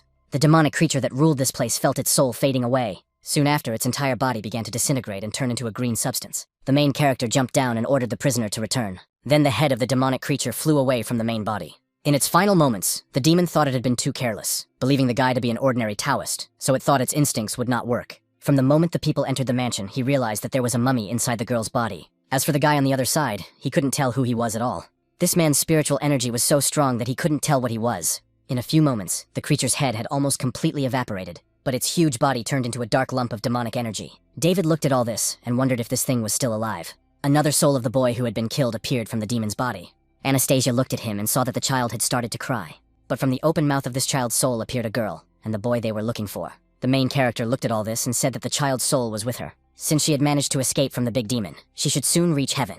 The baby cried and said that he did not want to disappear until he saw his mother. His soul was stuck in the depths of his consciousness, and he could not control the body of this monster. He used the souls and bodies of those rats to become strong, but the baby had no freedom in his body. Now that he had become truly free, he wanted to see his mother, after which he would return the boy's soul, which was next to him, to the guy. David said that everyone has their own path, and he advises them to ascend as quickly as possible. He tries to bargain with them, using these human souls, which means he does not trust them. Even if they agree to his terms, these souls will disappear in a few hours, and it is simply impossible to find his mother in such a short time. Besides, at this point, no one can know for sure if she is still alive. The child was sad and shouted that he didn't care, because he wanted to see his mother. Otherwise, no one would be able to leave this place. The guy said that he was really difficult to deal with, and that he didn't get along well with children. Anastasia asked if he had destroyed his body, why the child's soul had not disappeared, and how he knew how to use spatial techniques. David said that it was the child's evil soul, and he thought that the boy had been hosting this big thing for so long that he had assimilated with it. So if the guy is not mistaken, then this demon is a parasite, the girl asked. In what sense a parasite? In response, the hero said that he doesn't really know its characteristics, but there is a signal on the phone, so he can check it. The guy showed that it was a much demon that was capable of creating a separate parallel space the size of a mousetrap, devouring souls and strengthening its abilities. It can create large paranormal spaces, and entry into them is possible at will. The demon cannot be killed when it is inside. In addition, it is capable of harming targets within a 10-meter radius. If the creature is wounded and loses consciousness, the space becomes unstable and opens a path to the outside world. David then said that knowing this information does not help them much. In addition, the spatial abilities that the child had just used were much stronger here than outside the room, so there was an idea. The girl said that as long as they were outside his attacks and couldn't destroy this technique, if he didn't agree to his request, they would be stuck here forever. The main character smiled and told her not to panic, because there was definitely a way out. Besides, he hadn't even used his full power when they were outside, his companion asked. But why was that? The guy replied that if he had used his full power, she could have died. Anastasia said that it turned out that during their first job, she not only didn't help, but also dragged him down. David pointed out that this was not the case. If you looked at the details, she had actually helped him by luring out the parasite and destroying the space. Even if she hadn't been there, he still wouldn't have been able to use his full power, and if he hadn't been lucky, he would have destroyed the child's soul. His technique had 7 parts, and she had already seen the euphoria and conclusion, most of these techniques being destructive wide-range attacks. For this reason, before leaving the mountain, he promised his master that he would not use parts 2 through 7, so he still cannot use them in this situation. But he could try a pure physical attack, which is a metal iron technique, allowing him to see what only his master had seen before. A few seconds later, a huge amount of energy covered the boy's body. The soul of the girl who had recently been saved became very alarmed when she saw this. She told the child that he should let them go, because he himself knew that the man could really be dangerous, and all this fuss would not help him. The interlocutor said that he knew she was as pathetic as he was, but at least her parents were there for her. But his father had abandoned him here to feed the rats, and his soul had been captured by a monster. After his mother saw that the boy was gone, she must have been very worried, and waited for him to return. That's why anyone who prevents her from seeing her son will simply die. The little girl understood that all this was bad, because the malice that was in him turned him into a demon. The girl wanted to stay and talk to him, but the boy told her not to interfere. After all, she couldn't understand how he felt, because she had a good father, and the boy didn't. The child had inherited both memories and demons, and he knew that her father had been a good man because the monster had captured him first. The demon was brought here by the boy's father, and then, after it became attached to her father, he became suspicious of everything and killed the girl. The demon's intention was to turn this place into a haunted house, so that no one would dare to come here, and then he would find a home for himself. The reason the demon forced its host to commit murder was that an adult could control himself, and did not obey its control. After that, he chose a baby because the child's mind was not yet fully developed. Over time, the baby gained consciousness, but by that point, the demon had completely taken control of him. The girl thanked her interlocutor for telling her all this. She hugged him and said that she knew there must have been a reason why her father did what he did, and the baby helped her understand the situation. The little girl knew what had happened to the baby's mother, but she couldn't tell him about it. This was because, sometime after her father killed her, she woke up and discovered something. Her body was her soul, so she was terrified, and some mysterious force wrapped around the bedroom prevented her from leaving. No matter what she did, she couldn't get out, and then she found her own body and a strange piece of paper on it. That's why the girl immediately wanted to tear it off, because she was so scared. It seemed to her that the reason she was in this situation was somehow connected with this piece of paper, that it was this piece of paper that was keeping her in this trap. Over time, the little girl realized that, apart from her own consciousness, she had lost all her emotions. She no longer felt fear, did not cry, and almost forgot who she was. At the same time, a feeling different from loneliness became increasingly apparent, and this terrible feeling that overwhelmed her whole body was anger. When the girl's mind was filled with a thirst for blood, her thoughts were interrupted by a child's cry. She thought she was hallucinating, but then there was a loud noise in the street. The girl couldn't hear what was happening, but she saw something terrible before her eyes. The woman asked why the man was hiding their son. Was he trying to blackmail her? In order to prevent her from telling the authorities, it would be better for him to give himself up, because karma would catch up with him anyway, the man shouted, asking if she had gone mad. He said that what happened to the gentleman and his family had nothing to do with him, but the girl said she saw the fake letter he wrote. She grew up with her, so she knows very well what kind of person she is, and it is unclear why he is trying to quarrel with them, as these people do not have many relatives. The woman knows that he was watching their mansion, and now that they are both dead, does he really think he can take it for himself? The man shouted that he should stop provoking him because the gentleman had gone mad and killed his entire family, and what did that have to do with him? The woman said that the secret was watching him. He went to your witch's house and took her incense burner. She didn't think too much about it because she couldn't believe it. But after the gentleman used it, he went mad, and there must be some kind of shamanism involved. The man shouted at her to stop making a fuss over nothing. Does she really think the police will believe her? The girl asked if he was still trying to justify himself, then let him explain why he buried the bodies under that tree after the gentleman killed himself. Wasn't he trying all this time to hide the fact that they were both dead? Copying the gentleman's handwriting and transferring ownership of the mansion to himself? He even deceived the students' parents, telling them that they had run away because they were being chased. It is unclear how this man is going to explain himself when the police find all these bodies. These people treated them so well all this time, so the man is simply inhuman. Her interlocutor angrily grabbed a stone and hit the woman, and a terrible thirst for blood enveloped the little girl's body and consciousness. From that moment on, she decided to suppress it within herself. After the man buried the bodies, he left the mansion and never came out again. The man went inside and was stunned to see a huge rat sitting on the floor. But he was even more surprised when the creature turned toward him. It had the head of a child and the body of a huge monster. The demonic creature called this man Dad, and asked him to play with it. The man tried to run away, but soon his body was completely torn apart by this creature. Those two people must have been his parents, but now the boy would never be alone again. The child sensed something strange, and the souls of these children began to scatter. The main character was near them at the same time and was heading there. Soon he sensed that something was happening ahead, so he dimmed his energy a little. Anastasia noticed this, and wondered if it was the illusion technique, because the children she had seen before must have been from the technique the girl had used. The boy fell under this illusion, and now he saw that he was in his mother's arms, so he was very happy. The next image that appeared before his eyes was of him and his family sitting at the table. The girl who had created this illusion from the outside watched the boy smile. This made her smile too, because she understood that she was feeling pleasant emotions. After that, she turned her attention to the main character and thanked them for freeing her. Then she turned to Anastasia and asked her to help her thank this kind gentleman who was inside her. He could feel all the pain and loneliness she had experienced over the past few years, which is why he wanted to destroy her soul. The boy who was next to her asked his mother for a little something to eat. The girl said that in any case, she was grateful to these guys, and she hoped that one day they would meet the people they missed so much somewhere in heaven. After that, the children's souls disappeared, and the entire vast place began to come out from under the spell. Then the estate where they were finally returned to its former place. The main character did not understand what was happening at all, because the barrier collapsed before he did anything, and besides, it was unclear who the girl was. It turns out that on top of all this, she also left behind the soul of a child. The hero used a sphere, inside which he placed the boy's soul. He then said that it seemed he didn't know much, and Anastasia said that everything was confusing, and even she couldn't fully understand what had happened. David said that she should not forget about it, and asked if she was in pain. She replied that it did not hurt much, but she could not stand up. The hero approached and picked her up. The girl was embarrassed and asked what he was doing, why he had suddenly picked her up, and he asked if she was really going to crawl home. Anastasia said that if there were real spirits in this world, then reincarnation must exist, and asked where the two children had gone. To the underworld? Would they be able to meet their relatives who had passed away? David said that as long as demons did not exist in this world, there were no gods.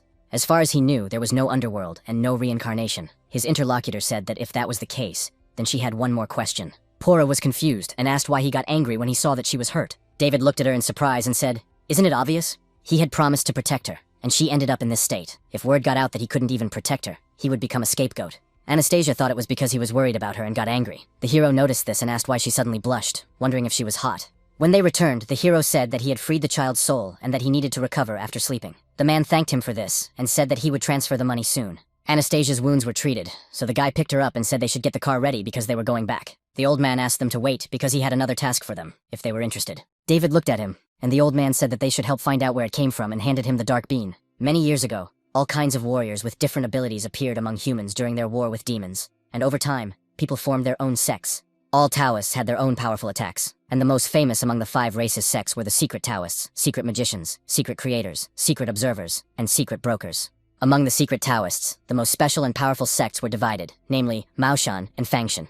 The former specialized in close combat and loved to use weapons. They were most skilled in the techniques of wind, lightning, fire, and metal that they cultivated. Fangxian focused on divination and cultivated their essence. While thirsting for knowledge, they rarely participated in operations to destroy demons. For some reason, the Fangshan sect did not participate in the destruction of demons, and began to engage in politics, becoming strategists for generations of kings. The power and prestige they gained did not last long, as success came with the first large-scale battle between humans and demons, known as the Battle of Zhulu. The Taoists struggled to cope with the endless waves of demons that attacked the city. At the very last second, the Fanzi sect sent all its members into battle.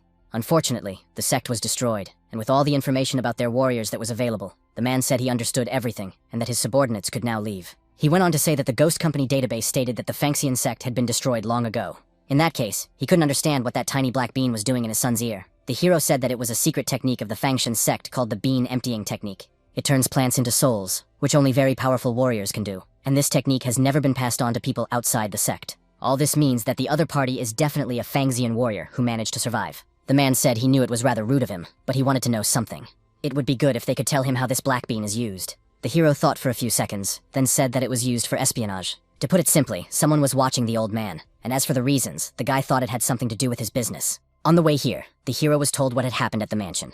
The owner of the black beans has nothing to do with the child's disappearance. David is not interested in his relationships, but they seem to be from the same group and use the bean retreat technique. So it's obvious that this man is an outstanding Fangxian warrior, and yet he did something so despicable that the guy is going to lure him out. After a while, he picked up Anastasia and left the estate. The old man watched them and remarked to his bodyguard that he hadn't said a word since they arrived, so this wasn't like him. So he asked if he had been asleep the whole time they were here. When there was no answer, the man shouted the same phrase again and woke the swordsman. Ricardo woke up and asked if they had already left. Of course, it's true that there is always someone better. So it seemed he would have to train harder, otherwise he would become too confident in himself. This guy who works for them is #1 in the city when it comes to catching demons, but that's only because Ricardo isn't in the Ghost Company. After that, he turned to his boss and said he wanted to quit. After all, he doesn't want to be a bodyguard, he wants to join the Ghost Company. This man was a lazy bum, so the old man was surprised and asked if he understood what he was giving up.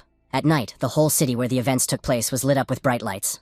And on one of the streets, a guy was walking across a pedestrian crossing. He was told not to underestimate the target this time, because apparently, he did not exist in this world. Their database couldn't find it, and the only thing they could confirm was that the target knew how to use spiritual energy. Of course, they prepared in the harbor and got a boat ready for him. After completing his mission, he had to leave the city immediately. This man was a supporter and so-called mercenary, and his name was Bill. When he heard the instructions, he realized that he understood everything. A man was sitting in the room and said that he was finally making his move. His subordinate said that their target was the strategist of the Guangxi Financial Group. And he must be quite extraordinary, so can they really trust the mercenary they hired? The boss said there was no need to worry so much, because he was the best in his field. His target was an ordinary strategist, and so far he had managed to complete his missions without being noticed. Once, he single-handedly destroyed an entire terrorist organization, and the most frightening thing about him was that he used only one bullet to do so. On top of that, he escaped from the scene of the crime and left no traces behind. After killing this strategist, the man is very curious to see how the Kwangsai Financial Group will fight him. Bill looked at the moon and thought that this was his 112th assignment. He had never failed a mission before. In order to successfully complete the mission, the most important thing for the assassin is intelligence. So this job is a huge test for him. After all, at the moment, the mercenary has almost no information about the other side. He, in turn, has been watching his target for just over a month. It is quite difficult to understand his behavior. The current target is truly a man of mystery. He only goes to his house, and that is his home, as well as the Kwangsai Financial Group, so he has no personal life at all. Apart from reading, this man has no interests or hobbies. He does not use electronic devices, and he does not even have a cell phone. The most curious thing about him is that he sleeps only 1 hour a day. Right now, he looked up from his reading and glanced at his watch. The mercenary understood that his instincts were telling him that this man knew about him, and the feeling of unease that the guy was experiencing went against all his principles. Bill had unreliable information, but he still decided to kill him tonight. His target continued to sit at home, and when the guy got ready to attack, he smiled. Immediately after that, a bullet flew out of the rifle toward the house. It flew quite a distance, and the man it was aimed at saw it clearly, but he didn't even flinch, even when his window was shattered. The bullet was heading closer to his head, and it was clear that it was flying straight toward its target. The moment it reached the cigarette smoke, it began to evaporate. Being almost a few millimeters from the victim's head, it completely disappeared. Bill was discouraged by this, and wondered if his bullet had simply evaporated. The man who had been targeted smiled slyly and raised his hand. The mercenary noticed this and realized that he really did know the guy was there, but when he figured it out, literally a few seconds later, this man felt as if a huge eye had appeared above him, watching him. A cold sweat immediately ran down his body, and the guy thought, could something really be watching him? A little frightened, he pulled a weapon from his sleeve and pointed it in that direction. But when he saw what was watching him, he was disconcerted. The mercenary couldn't understand what these things were, because he hadn't noticed them when he climbed up here. Was it possible that they had been hiding in the shadows all this time? There were so many of these strange creatures that the guy doubted they were meant solely for observation. But if they all wanted to attack the guy, they would have done so long ago. And so, with little information, Bill decided to strike first and fired at the creatures, knowing that the targets were too small. Based on the frequency with which they flap their wings, they are capable of moving very quickly, so if you shoot at them, the chances of hitting them are actually very slim. First, he needed to limit their movement, so Bill used a bullet technique, and a large net flew straight at the creatures. However, the creatures were so nimble that they avoided the net and headed straight for the main body. Without stopping for a second, each creature attacked him. So after a few moments, the mercenary's body was pierced as if by bullets. Bill's body fell from a great height, and he thought they were faster than his bullets. All these things didn't hurt him enough to kill them, but they scratched him slightly, so it's unclear if they're just messing with him. The man who remained in his tower apologized for wounding him so badly. He asked the mercenary to return home and rest there for a few days. He also asked him to help deliver a message to his boss, speaking to the mercenary through a creature that was near his face. The message said in a harsh tone that if the guy bothered him again, he would find his boss himself. Bill was stunned by this, and after a few seconds, he saw that the creature had turned into a red bean. After that, the guy used his weapon to hook onto the building. He understood that the information he had was that the target was capable of instantly erasing a bullet. The mercenary did not know what methods he used, but somehow he knew the location and time of the operation, which the guy had chosen at random. He also managed to turn the red beans into living creatures that were incredibly strong and could cause harm. This happened on April 23rd, Bill's most humiliating day. The mercenary promised that someday he would repay the debt to compensate for the humiliation he had caused him to suffer. The man crossed out the date and thought that nothing else should happen this month. Suddenly he noticed his hand and the pencil he was writing with. Then he noticed on the piece of paper that the day after tomorrow would be a lucky day for him.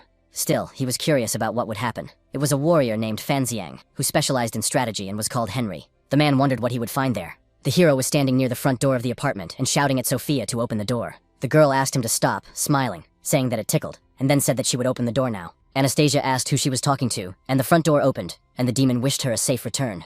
At the same time, Richard was sitting on her chest. When he saw the main character, he immediately jumped on his face and shouted joyfully that the master had returned. David asked his interlocutor why she had let him go, and Sophia replied that he couldn't get into the room and really wanted to see his master. The guy said he would beat the demon if he continued to do so, and the girl was worried about Anastasia, and said that with her arm and leg. His companion told her not to worry, because she was no longer in pain, and then asked how many demons there were. The girl thought for a moment, and then said that there were about 100 of them here.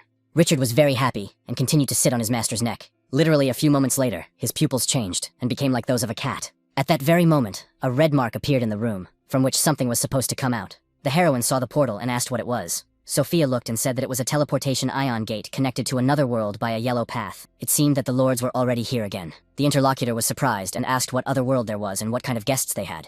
The demon stated that for Mr. David they were indeed guests, but not for them, the demons. After all, for them, they are kings. Richard was surprised and noticed that it felt like something terrible was approaching, so he didn't understand what the lady was doing. Sophia said that he should not worry, because they were kings of demons, and would not harm him. Anastasia said that she was completely confused, and asked if someone was approaching. The demon said that she had already told her the story of the ghost company.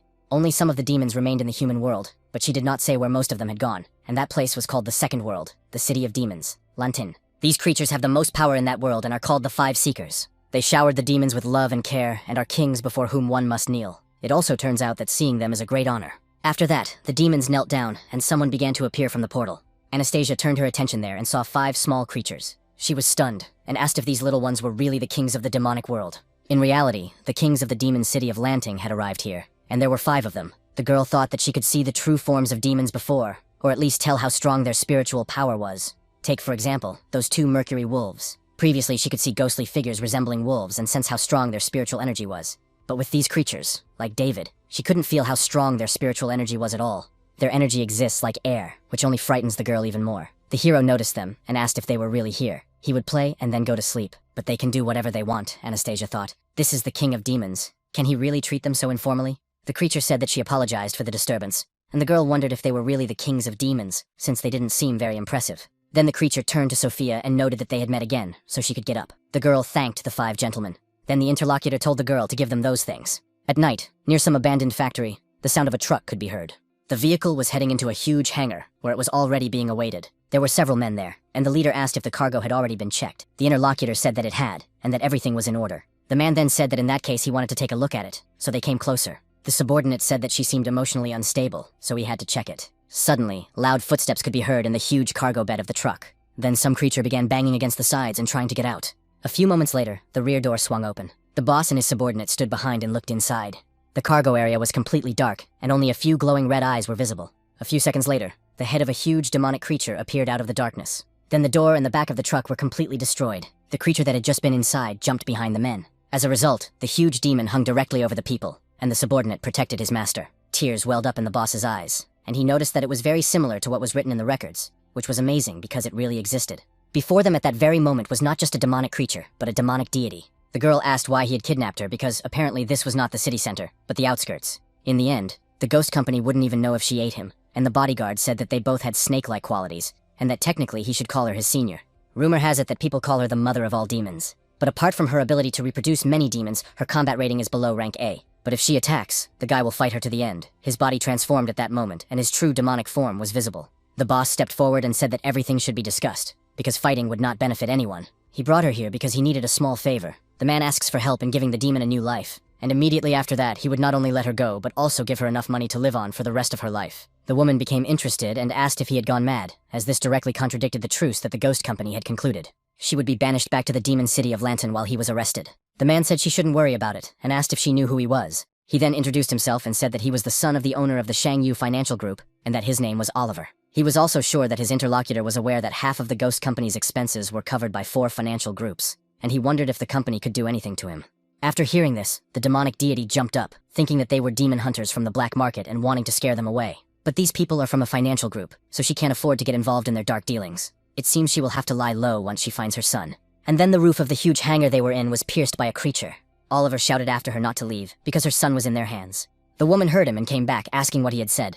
The man thought that the boy still had a chance to survive. Several men were running around one of the city blocks, and one of them asked how things were going. They told him they couldn't find the boy because he was too fast. The first man ordered them to continue the search, because if the master found out that they had lost him, he would torture them to death. After the child heard that his pursuers had gone in the other direction, he began to run very fast along the road. He thought about how a bunch of strangers had invaded his home, and then his mother had pushed him off the balcony when they caught her. The boy was helpless, and could do nothing but run away. His mother told him about the ghost company, and how they could help demons with identification cards like theirs. But it was unclear whether they could really trust these people who had forced them to sign these contracts. The child was very sad and cried, not knowing what to do next, nor did he know who would save his mother. At the same time, the main character continued to do nothing and just picked his nose. Sophia brought the box and noticed that it was what they wanted from her. She immediately began to open it, and the 5 creatures looked intently at it. They lined up and waited to see what would appear from inside. Anastasia wondered if that meant they were there to take something away. Since they are demon kings, there must be something very important to them in this box. Of course, it is possible that it is some kind of powerful weapon or a rather valuable item. It was unclear what could be inside, but the creatures took these items and headed upstairs. It turned out that these were devices they could play with. Someone said that they would lose this round, and someone else said not to be upset. The creatures expressed completely different emotions and were ready to take different positions. The leader of them told David that Georg had come with them. They were going to the ghost company to help with something. He missed him very much. And didn't the guy want to say hello to him? After hearing this, the main character began to tremble. Then he smiled and said that it was okay, because his sister Lucy wouldn't let him leave the house. His companion touched the door handle and remarked that if that was really the case, then so be it. Anastasia saw them all enter the room and wondered if they had come just to play together, as the Demon Kings probably had nothing else to do. Sophia said that they had a lot to do every day and that they treated coming here as a vacation. The girl asked if it was a vacation, then why did they come to David's house? Her little friend said it was because they knew his master very well. Besides, the 5 Seekers also like him. Anastasia said she had never been to the 2nd floor and asked if the rest of the 100 demons were upstairs. He said that there were 3 rooms upstairs. There was a regular bedroom for the Seekers, followed by a room for the other demons, and then David's training room. The girl asked if there really was a room that could accommodate more than 100 demons and a training room. Sophia said that there was an alternate space inside, and that Mr. Georg, whom the Seekers had just mentioned, was the one who had created it for David. The little girl wanted to see him again because he was so handsome. Her companion asked if he was the hero's friend, and the demon said that he was the strongest in terms of space and technology. The parallel space of the City of Demons was created by him, the leader of the city, which is located in the City of Demons Lantern. Anastasia asked if he really created the parallel space himself, but how big is this City of Demons? The little interlocutor said that it was a parallel space, so it was about the same size as the human world. The girl was stunned, and the demon asked what was wrong. The heroine said that she had received too much information over the past few days. Her brain couldn't process it all anymore. The existence of demons was shocking enough, and to think that there were 2 more frightening worlds. David stood up and said that these guys were talking too much. He then turned to Anastasia and said that he needed to talk to her about something important. For her, this was basic knowledge she needed to join the Ghost Company. Somewhere in the headquarters of the Ghost Company in the Lutsk branch, there was a commander. She stood near a huge screen and waited for the meeting. Soon, the woman turned her attention to the side and noticed that someone had entered. Lucy turned to her interlocutor and asked if he had finally arrived. The guy smiled and moved closer, asking what orders Miss Lucy had for him. This was the leader of the city of Zihui, the City of Demons Lanting, Georg. The commander said that the number of accidents was rapidly increasing in various cities. They had to do something about it, because sooner or later the citizens would learn about the existence of demons. Therefore, the woman wanted him to help them create a special demonic tool. Of course, there was something else, because they could go into more detail once the leader of the secret Taoists, James, arrived. The interlocutor noted that if the master had left the mountain, it meant that something grand was about to happen. James looked at the moon and remarked to Sam that they were saving a lot of energy on this trip, but weren't they moving too slowly? The turtle said that he was already old, so he couldn't fly very fast anyway, and believed that the man had been summoned by a ghost because something grand was happening. His companion said that no one knew, and that he hadn't seen Lucy in a long time. Still, it was a pretty good opportunity to see her. Sam asked if he really didn't want to see David at all. Instead, they were on the roof of the plane, and the man said that if it was about his student, he would soon return to the mountain to find him. The boy was in the same neighborhood where he had been before, and thought that people couldn't be trusted because his mother had trusted people too often and had been caught. Demons like them, who live with identity cards, cannot attack people, even if their lives are in danger. Since the Ghost Company had signed such a contract, it was obvious that they were indifferent to them, and now the only one who can save his mother at this moment is himself. The boy got angry, and thought that if even a hair on her body was harmed, he would kill them all. After that, he looked ahead, and his facial expression changed. There he saw a girl walking between the pier and eating ice cream. She also noticed the boy, and immediately turned her attention away. There was one of many surveillance cameras hanging there, watching this neighborhood. When the girl noticed that the camera had turned toward them, she immediately dropped her purchases on the ground. Then she grabbed the boy, who looked like a demon, and claimed that he was running after her. The moment the camera turned back to where he had been, only a bag remained. The stranger said that it would be bad if the surveillance cameras spotted the boy, and he was surprised and asked who she was. His companion said, "Didn't his parents tell him that there are over 1 million cameras installed throughout the city of Ghost Company? That he is a demon and could be discovered?" The moment the system realized that he had revealed himself as a demon, he would be sent back to the demon city of Lanting. The boy asked if she was a demon too. The girl did not answer, and said that he was lucky that she had stumbled upon him. She then revealed that she was from the Ghost Company, stunning the boy. He immediately became wary and jumped far away.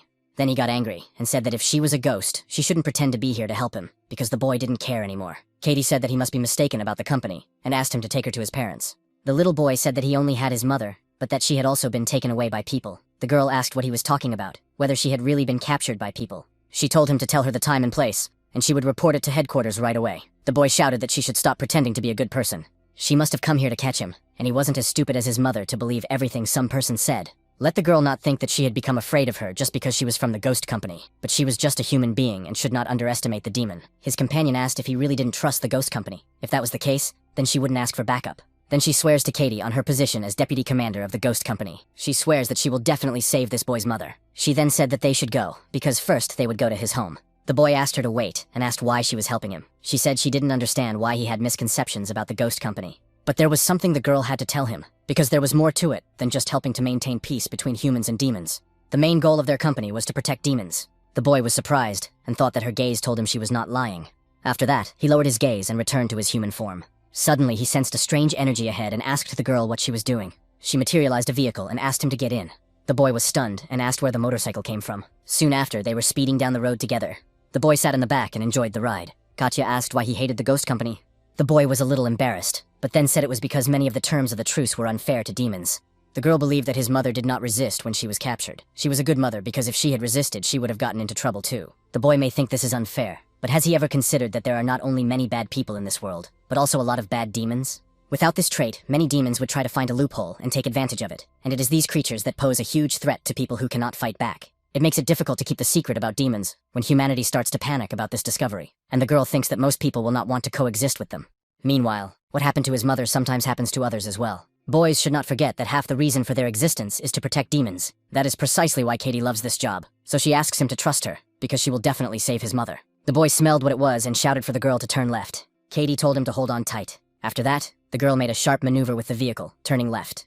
Then she asked if her little passenger had found the people who had his mother. The demon said that it wasn't that simple, but his nose had always been very sensitive, and the smell of his mother was coming from right here. Katie told him to hold on tight because she was going to speed up. The boy said that now he believed her 100%, and would repay her if she managed to save his mother. The girl smiled and said that was all she wanted to hear from him. After that, she picked up speed, and together they raced down the road following the scent. After a while, the vehicle arrived at an abandoned factory, and the boy said he could smell his mother in this place. Katie said that this was Ukraine, and it was one of the places where demon hunters made their deals. The boy went ahead and told her to stay behind, because he would protect her and not harm anyone, as they would run away as soon as he saved his mother. His companion approached him and stroked his head, noting that he must not use violence, no matter where he was. She stepped forward and said that she had promised to save his mother, so she would do it no matter what. Besides, perhaps now she really was just a clerk. But despite that, she used to be one of the employees of the department responsible for capturing demons. The deputy commander of the ghost company, Katie, took out her sword and was ready for battle. She said that if anything happened, she would always be there for him, and the boy smiled and said that was good. Together, they headed inside the factory, and Katie said that they should save his mother. The boy continued to say that he could clearly smell her inside the factory. His companion asked if he was sure about that, because it seemed like there was no one there. She could only smell diesel fuel inside, and it was very strong, so she thought there must have been a large truck there. There was also a huge hole in the ceiling, so she asked if it was possible that his mother had already escaped. The demon did not answer, and she looked at him and saw that the boy was sniffing the floor. He had covered quite a large area and noticed that his mother's scent was coming from under the ground. So, most likely, there must be a secret door here. The girl came closer and told him to step back a little. She also asked him to stand as far away from that place as possible. He was a little surprised, but agreed. Katie touched the spot where they had been standing all this time and exuded a kind of green, acrid smoke from her hands. It filled the entire space near the supposed door. So she suggested they go down together and see what was below. After a while, they headed for the elevator car, and soon the elevator arrived, emitting the appropriate signal. Katie said it was quite a long descent, so she asked if the boy was okay. He looked ahead and said there was something there. There was a man in front of him who noticed that he was already bored, and he no longer thought that anyone alive would get there so quickly. The girl said she was from the ghost company, and asked for help in returning the child to his mother. If he refused, she would arrest him on the grounds that he was an accomplice to the demon's abduction. The man asked if she was going to arrest him with a sword alone. He answers only to the young master, and there is an order that he gave him. Katie paid attention to the creature in front of her, and he said that all outsiders should be killed. Then he created clones that looked like himself. He declared that if she managed to survive at least until he finished smoking this cigarette, he might consider letting her go. A large number of clones of this creature rushed straight down the corridor. The deputy director of the company understood that she would have to fight them, so she used her weapon and applied enormous force. Because of this, the girl easily repelled the first wave of opponents with one blow. Then, performing various pirouettes, she moved around the room and killed the creatures in front of her. Katie made this swift attack so quickly that she was soon near the main body. At the same time, she did not want to stop and was ready to deliver the final blow. The creature guarding this place was stunned when it saw the girl's leg. The deputy commander of the ghost company struck it with tremendous force and drove it into the door behind it. The opponent then collapsed to the ground, and the cigarette in his mouth also fell. He remained unconscious, and the openness that had been there a few seconds ago was gone. Katie then said that smoking was indeed harmful, and that the boy should not learn bad habits from this uncle. The boy was simply disconcerted by what had just happened in front of him, and said that he understood everything. Soon they were walking down the hallway together, and the girl asked him his name. The demon said she could call him Damien. At the same time, Oliver's bodyguard was standing near the screen and saw them walking.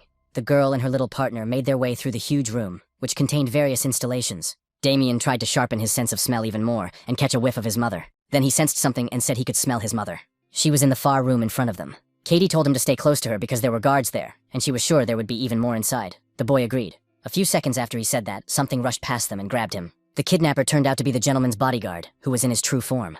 Of course, the deputy commander of the company noticed this and used her power to pull her hand out, so her limb traveled a long distance and touched the boy's hand.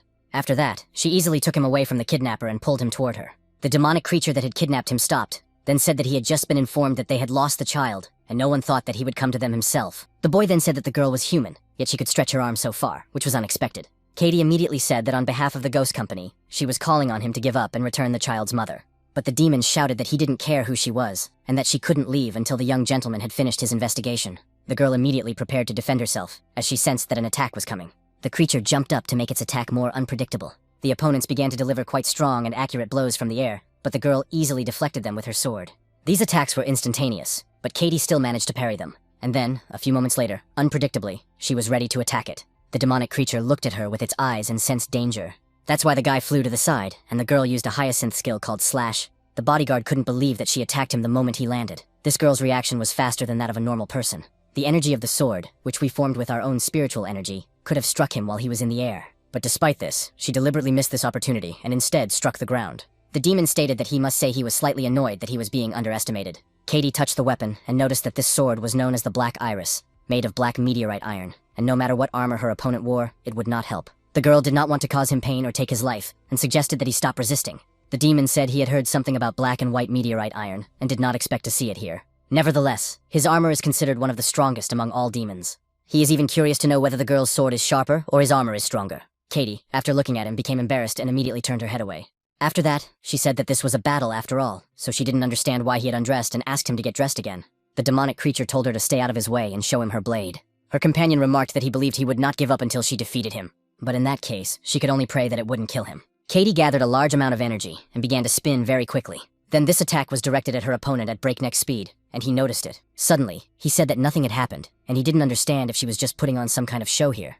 A few moments later, the girl's attack ended and she stopped. Then she said that she had used a devilish trap technique called a flower cut. The demonic creature saw green slashes flying towards it. A few seconds after the incident, the attack reached its target and smoke rose from it. The deputy commander of the ghost company tied her hair back and said she hoped he wasn't badly hurt. After that, she turned to Damien and said that they should go, because it should be safe inside. The boy was shocked by what was happening, but still agreed with her, realizing that the girl was really good, having made a motorcycle appear out of nowhere. Then she discovered a hidden passage, and she was not only a good fighter, but also knew how to extend her arm and enlarge her weapon. The boy became curious about who she really was. Suddenly, the image before his eyes began to blur and distort. Damien was surprised by this and wondered why his vision had deteriorated. He turned to his companion and wanted to say something, but didn't have time because he fell unconscious. The girl noticed that something had happened to the boy and asked what was wrong. But the answer to this question was given by her opponent, who appeared out of the smoke and noticed that the boy had been poisoned. He did not know how sharp the girl's blade was, but its energy, created by her spiritual energy, could not harm him. Katie was discouraged by what was happening and wondered how this was possible, how he could have remained unharmed. Suddenly, she felt her pupils shrink sharply. The image before her eyes began to blur, and her interlocutor told her not to be surprised, because she had also been poisoned. Now her vision was blurred, and soon it would weaken and she would feel tightness in her chest. Then her body would go numb until she lost all her fighting ability. The swordsman didn't even feel anything when his poisonous sting pierced her. The moment he grabbed the child, he had enough time to inject the toxin into their bodies. The girl realized that this situation looked very bad for her, and noticed that it was despicable. The demonic creature continued to say that the poison he used was the least deadly and slowest acting. Of course, she would not die from it. Its job was simply to keep anyone from entering the laboratory. Once the experiment was over, it would release her. Now he would inject another toxin that would make her forget everything that had happened that evening. Katie noticed that her opponent had approached her and was already ready to take her away in this taxi. So she used her power to retreat, and a huge cloud of smoke appeared right in front of the demon. A few moments after the smoke cleared, the bodyguard was in shock because he realized that they had disappeared. He realized that, for the first time ever, his prey had slipped away from him, but he didn't understand who she was. The demon remained in the same place, not knowing what to do. But something was moving near one of his limbs, and it was the girl who had used her power to grab the boy. She realized that she was losing consciousness and needed to get to that place before she fell, and that this man was the only one who could save this child's mother. Anastasia asked if he was talking about her intuition, and David said that was right. She had done well in the old house, and if it weren't for her, the mission would not have been completed. It was all because the guy in her body could see things that the hero couldn't detect. For example, the spirit of the bean. If it weren't for her, the guy wouldn't have known that warriors of the Fancy sect still exist in this world. David sealed the mummy's consciousness for tonight. She reappeared, and it seems that it's not so simple, but it's okay because the girl is safe with him. Then he smiled and said that they had to come up with a plan for this mummy. If the girl wanted to join the ghost company, she had to have at least some intuition. Just like with different demonic categories, there are 4 main demonic categories in the world: spirits, fairies, monsters, and gods. Most spirits are born from obsession and resentment when people die. Ordinary people cannot see them, and they only move around at night or in dark places. Fairies are born when plants and inanimate beings absorb the spiritual energy of other living organisms over a long period of time. They move around day and night.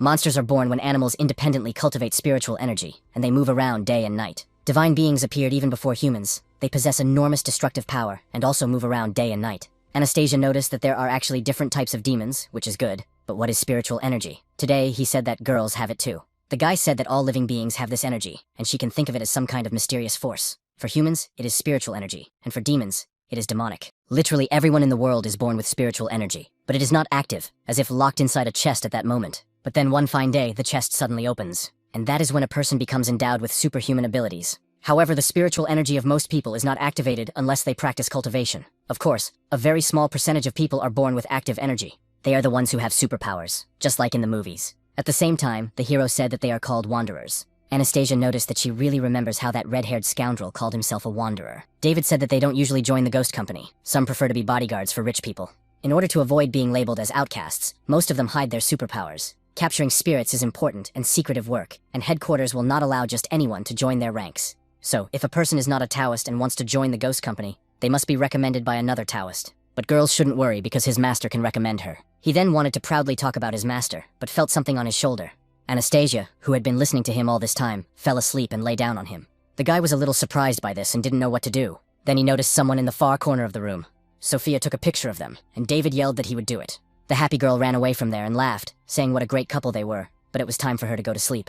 The hero was a little discouraged by this and wondered why he suddenly had this strange feeling. It was like the feeling he had when he saw her crying in the old house tonight. He had never felt this way before, and it was no wonder that the master wanted David to stay away from women, but it was all really strange. The guy used his eye to look at his heart, and there he saw that it wasn't working as usual. He realized that his heart was beating differently than usual, and that was strange. After that, the hero pushed the girl who was lying on his shoulder away, and she fell onto the sofa. So he was a little embarrassed, and wondered if he was suffering from a deficiency of qi. But that couldn't be, because he always practiced internal alchemy, and he was definitely completely healthy. Suddenly, someone knocked on the front door of the apartment, and the guy asked who it was in the middle of the night, but he immediately went to the door to see who it was. When the hero opened the door, he was surprised to see a familiar face in front of him. It was the deputy commander. The girl was not in the best condition, so David asked Katie what had happened to her. She only managed to say the guy's name before her eyes rolled back. She fell unconscious, and the guy asked what had happened, wondering if his sister Lucy had made her drink again. But when the main character looked ahead, he was surprised and didn't understand what else was going on. Right in front of him in the hallway, he saw a boy who was also lying unconscious on the floor. The guard told the gentleman that the intruder was from the company and a ghost, and that she had managed to escape. So at the moment they couldn't stay here because it was dangerous. He informed the second experimental base and said they should leave immediately. At the same time, they were standing together near some kind of device that had two tanks, one of which contained a deity and the other a girl. A few minutes later, a notification appeared on the monitor screen stating that it was a successful gene match. After Oliver saw this, he broke into a crazy smile and laughed for a long time.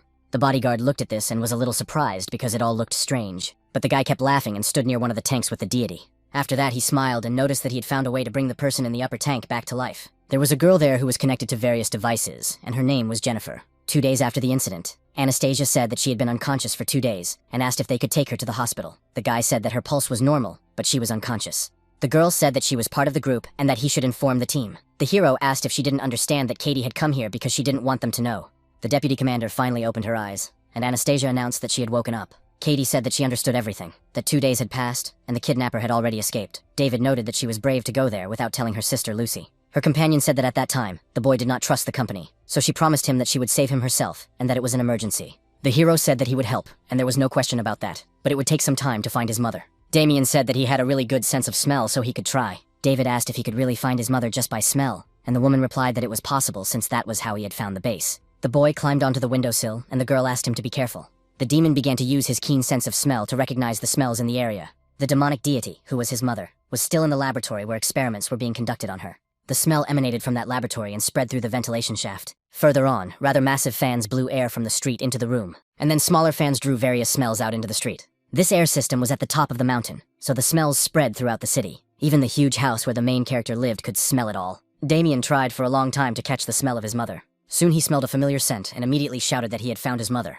The hero then turned to the boy and told the little fox cub to come down. He told him to go and have dinner, and that the guy would be back soon, while already using a rune suppression skill called Borrowed Wind. Oliver remained in the laboratory and watched Jennifer's condition closely. He then turned to the control panel and, addressing the console, asked it to provide an analysis of the degree of success. The system reported that the transfer of genetic brain structure data was 30%. also a low success rate and security carrier. After that, it was announced that the transfer of genetic brain structure data was 65% successful, and the carrier was in danger. And soon it was said that the transfer of genetic brain structure data was 100% successful, with a 99.9% success rate and an extremely low chance of survival for the carrier. Oliver said that the data transfer should be at the maximum level and ordered it to be carried out. The bodyguard told the gentleman that the ghost company knew that they had kidnapped the demon with his ID. And if the company found out that they had used her in an experiment, this man's father could be dragged into it. The man said that his subordinate was indeed talking too much today. Even if he was forced to go against the entire ghost company or find tens of thousands more demons, he would bring Jennifer back. The guy really didn't understand the love between a man and a woman. Tubes were connected to the demonic deity, through which a green liquid flowed. Soon they began to swell significantly, and the woman's body began to move on its own. Her body also overflowed, and the liquid began to try to escape from there. The girl who was in the upper tank remained there. Just 2 years ago, she was sitting there, beaten, and being held by some man. He said that if she didn't pay them back, they would have to sell her to a nightclub. Of course, it's a shame that she doesn't use her looks to make money. He doesn't understand this, because the girl spent all the money on her father's treatment, but he died anyway. So why did she borrow the money if she knew he couldn't be cured? Suddenly, one of these scoundrels noticed someone standing and watching them. After that, he called the guy a jerk and asked him what he was staring at, telling him to mind his own business. Oliver raised his hands and told them not to pay any attention to him, that he walked here every day and was just a passerby, so they should continue. Still, he really enjoyed watching people beg for forgiveness or help. And today he was in luck, because he was about to see a good show right in front of him. The man looked at her and didn't understand what was wrong with this girl, because her expression hadn't changed since the beginning, so maybe she was mentally challenged. The man who was beating her smiled and noticed that it was a passerby who enjoyed entertainment.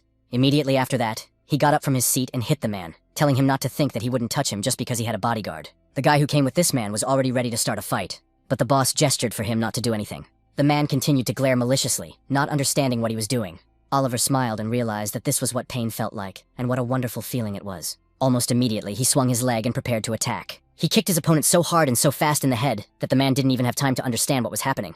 And in a split second, the man's body flew several meters backward. The thug's subordinate immediately ran up to him and asked if he was okay, boss. Immediately after that, he called Oliver a bastard and asked if he knew who they were. The man took a coin and threw it at them, then said he was sorry, as he thought he heard a skull crack and it looked like he would spend the rest of his life as a vegetable. So they could exchange this gold coin at the bank for 30 million, but that was for hospital expenses. The man looked at her and said that it was a gold coin from the Guangxi company, then apologized and told him to pretend that nothing had happened. Oliver shouted that this money also included everything the girl owed them, and the man said he understood and that she was completely at his disposal. The man said that the sidekick he had taught him was quite clever, so he would take him to some fun place tonight. The girl got up and asked him to wait. She thanked him for paying back her debt. She went on to say that she had nothing, but she could offer herself, and the man could ask her to do anything.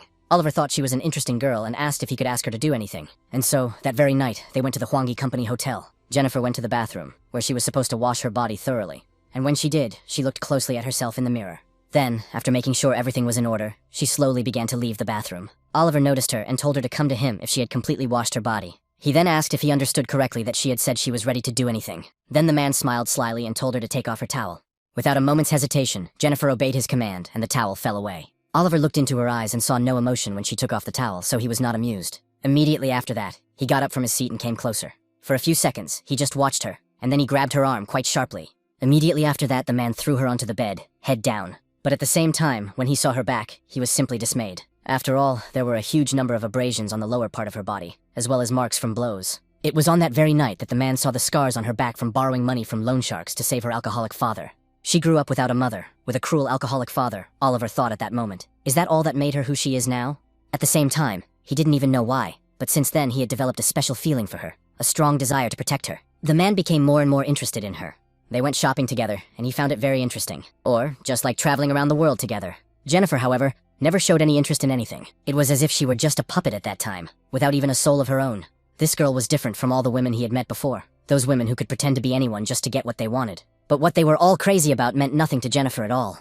Still, it was the first time Oliver had ever felt so worthless in front of a woman. He wasn't sure, but he had to find something that would interest her, no matter the cost. But even after a year of unsuccessful attempts, Jennifer remained the same, as if she were a puppet. So the man told her to forget about it all, that he'd had enough, that he didn't want to get involved in it anymore, so he decided to let her go. But when Oliver told her all this and was about to leave, the girl stopped him by grabbing his hand. He turned around in surprise, not understanding what she wanted from him. Jennifer started crying at that moment, finally realizing that she had someone by her side, which is why she begged him not to leave her. The moment the man saw her so defenseless and sad, he realized something, because it turned out that he had unconsciously fallen in love with her a long time ago. His initial desire to protect her erupted like a volcano, and his mind simply went out of control. Oliver hugged the girl and said he could promise never to leave her. But there was one condition. Then he became embarrassed and looked away, declaring that she should be his girlfriend. As soon as she heard these words, she pushed him away. She then moved a short distance away and turned her back to him, leaving the guy confused about what had happened. Jennifer was a little confused and embarrassed by what she had heard. Then, with a bright smile on her face, she said that they would start dating tomorrow.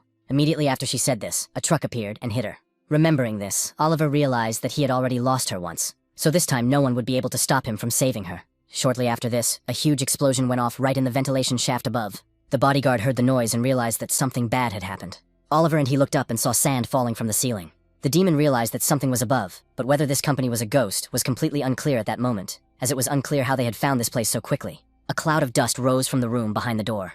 The bodyguard instantly ran out of the room and headed toward the intruder who had gotten in there. Of course, he understood perfectly well that the walls of this building were protected from rocket fire, but what could have broken through them? When the creature appeared in the room, it saw a huge cloud of dust and a large hole in the ceiling. It was in this cloud of dust that he saw the guy who was asking who had kidnapped the little child's mother, saying that they should bring her back, or he would beat them up so badly that even their own mothers wouldn't recognize them. They needed to do it quickly because the guy had to get home for dinner. When David said this, the bodyguard was already behind him, ready to strike. At the same time, Oliver ordered the console to bring the guy out. The system obeyed him, and soon some kind of mechanism began to emerge from under the ground.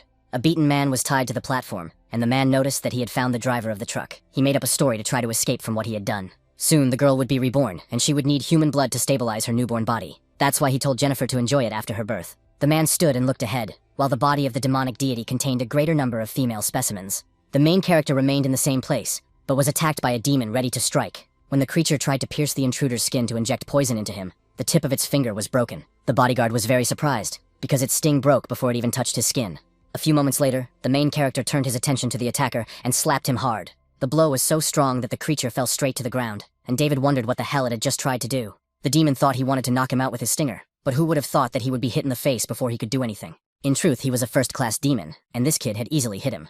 On top of that, it turned out that he was frighteningly strong, and the hero noticed this creature and asked if he was the one who had kidnapped the child's mother. The bodyguard thought that he probably wouldn't be able to face this man head-on, so he would have to drain his energy. Because of this, he began to emit some kind of smell, and the hero asked what it was, wondering if he had farted. But the green haze that the creature was emitting continued to spread more and more. The demonic creature jumped aside and thought that he didn't want to take his life. But this man in front of him is an unusual opponent, so he has no choice but to use his strongest poison. Upon contact with this poisonous gas, the skin will swell and the body will become stiff and paralyzed. Even a small breath will suffice. The victim's internal organs will rot and decay, and the burning pain will be like swallowing molten iron. The poison cannot be neutralized, and even God cannot save the victim. The gas will fill the room in a few seconds, and his opponent will not be able to escape. Shortly after he loses his ability to fight, the demon will extract the poison from his body, and then find a way to lock him up. While the creature was thinking about this, you suddenly noticed something strange ahead. The huge cloud of poison that filled the room seemed to be rising straight up like a tornado. The demon remained in the room and watched to see what was happening. At that moment, he couldn't understand why the gas had suddenly started to be sucked out. The hero used a seal suppression skill called Borrowed Wind, and said that if he wanted to fight, he should fight properly and stop showing off. David practices internal alchemy, and this poison cannot harm him in any way. But no sooner had he said this than he suddenly felt that something was wrong. Immediately after that, a large stream of food that was in his body came out. And in the end, it turned out that it did have a slight effect, and the guy shouted that he was a scoundrel, that this gas was some kind of laxative. If he really wants to fight, you have to do it face to face, because if he has to run to the toilet, he'll use your face as toilet paper. The demon was surprised because his poisonous storm only caused this man to have an upset stomach. It turned out that his opponent could control the wind, so he must be one of the secret Taoists, which meant that he would have to use all his power. The demonic creature began to transform its body in order to reveal its true form. After that, several limbs with mouths appeared from its back, ready to attack. The bodyguard, at the moment when it did all this, immediately rushed into the attack. The main character remained in the same place, and saw that this attack was indeed swift. The demonic creature jumped up a few meters in front of the guy. Then one of the protruding limbs opened its mouth, and strange green needles appeared from it. The second limb also joined in the attack, so there were a huge number of these needles. The main characters continued to stand calmly, not even moving their eyes. One of the huge number of needles heading towards him was already a few millimeters from his eye. But when it moved further, it collided with something and deformed its shape. The barrage of these projectiles continued to strike, but the guy's body was unharmed, as it was protected by some invisible force. His opponent was surprised, because he knew that these needles could even destroy armored vehicles. But they didn't even scratch this man. And while he was thinking about all this, the main character did not hesitate and was already next to him. David then struck his opponent quite hard and drove him into the ground again. Then he landed on the ground and was a little discouraged by what he saw. The creature remained on the ground, and the guy wondered if he had died by accident. Oliver saw what happened on the screen and called on the phone, asking his interlocutor if he was asleep.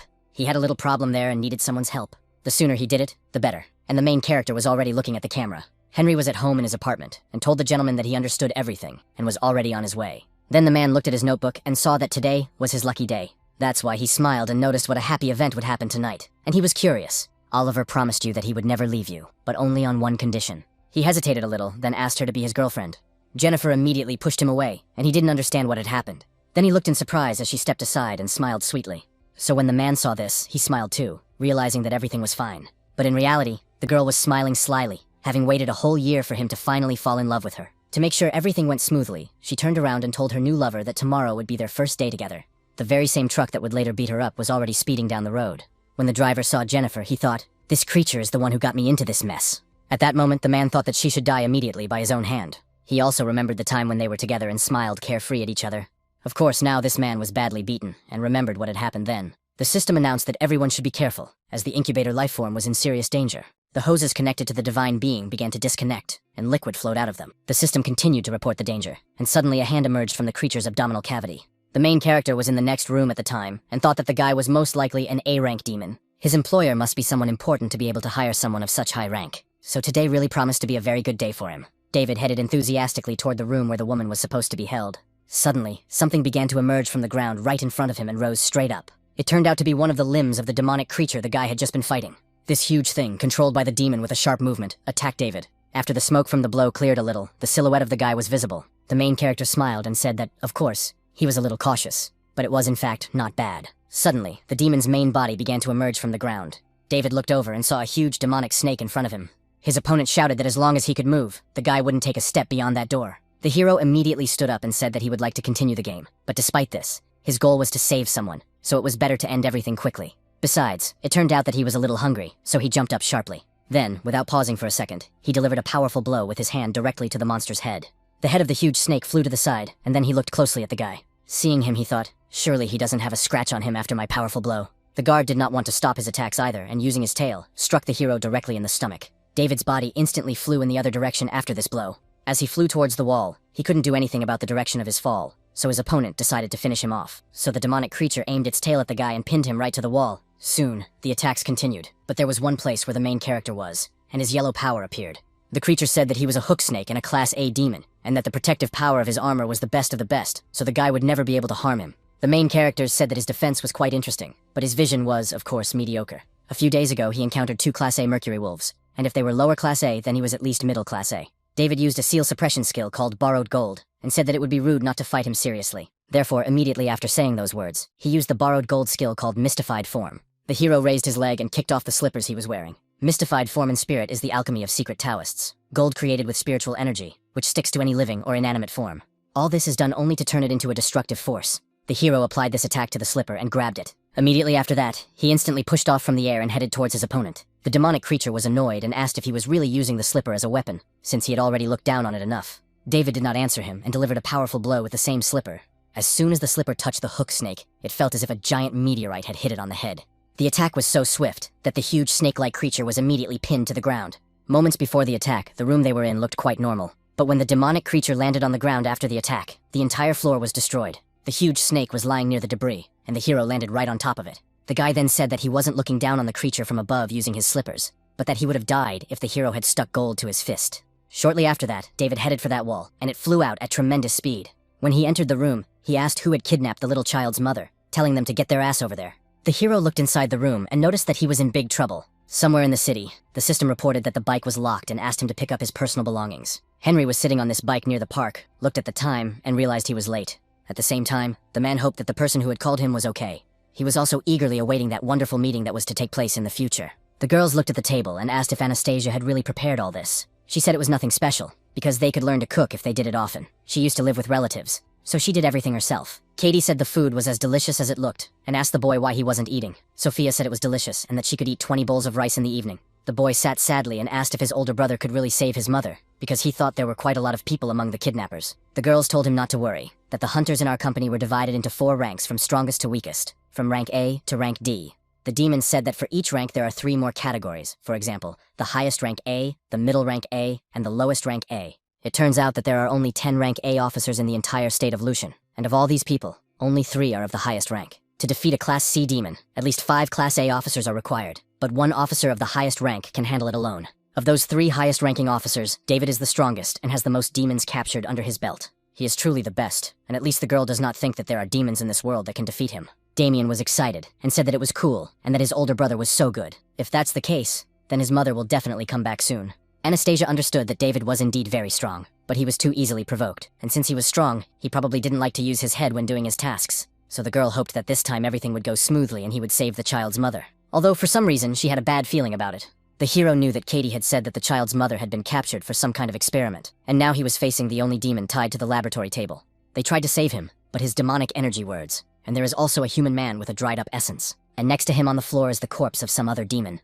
David turned to Oliver, who was sitting on the ground with a gun in his hands, and asked what the hell had happened here. Was that thing on the lab table the mother of the child he had kidnapped? The hero noticed the man in front of him and was a little shocked. After all, he was smiling and crying at the same time, so the guy wondered if he was crazy. Literally 5 minutes ago, a demon's hand emerged from the belly of the demonic deity. The man who was standing there was thrown back by the blast wave. As a result, he hit the glass flask near which Jennifer was standing.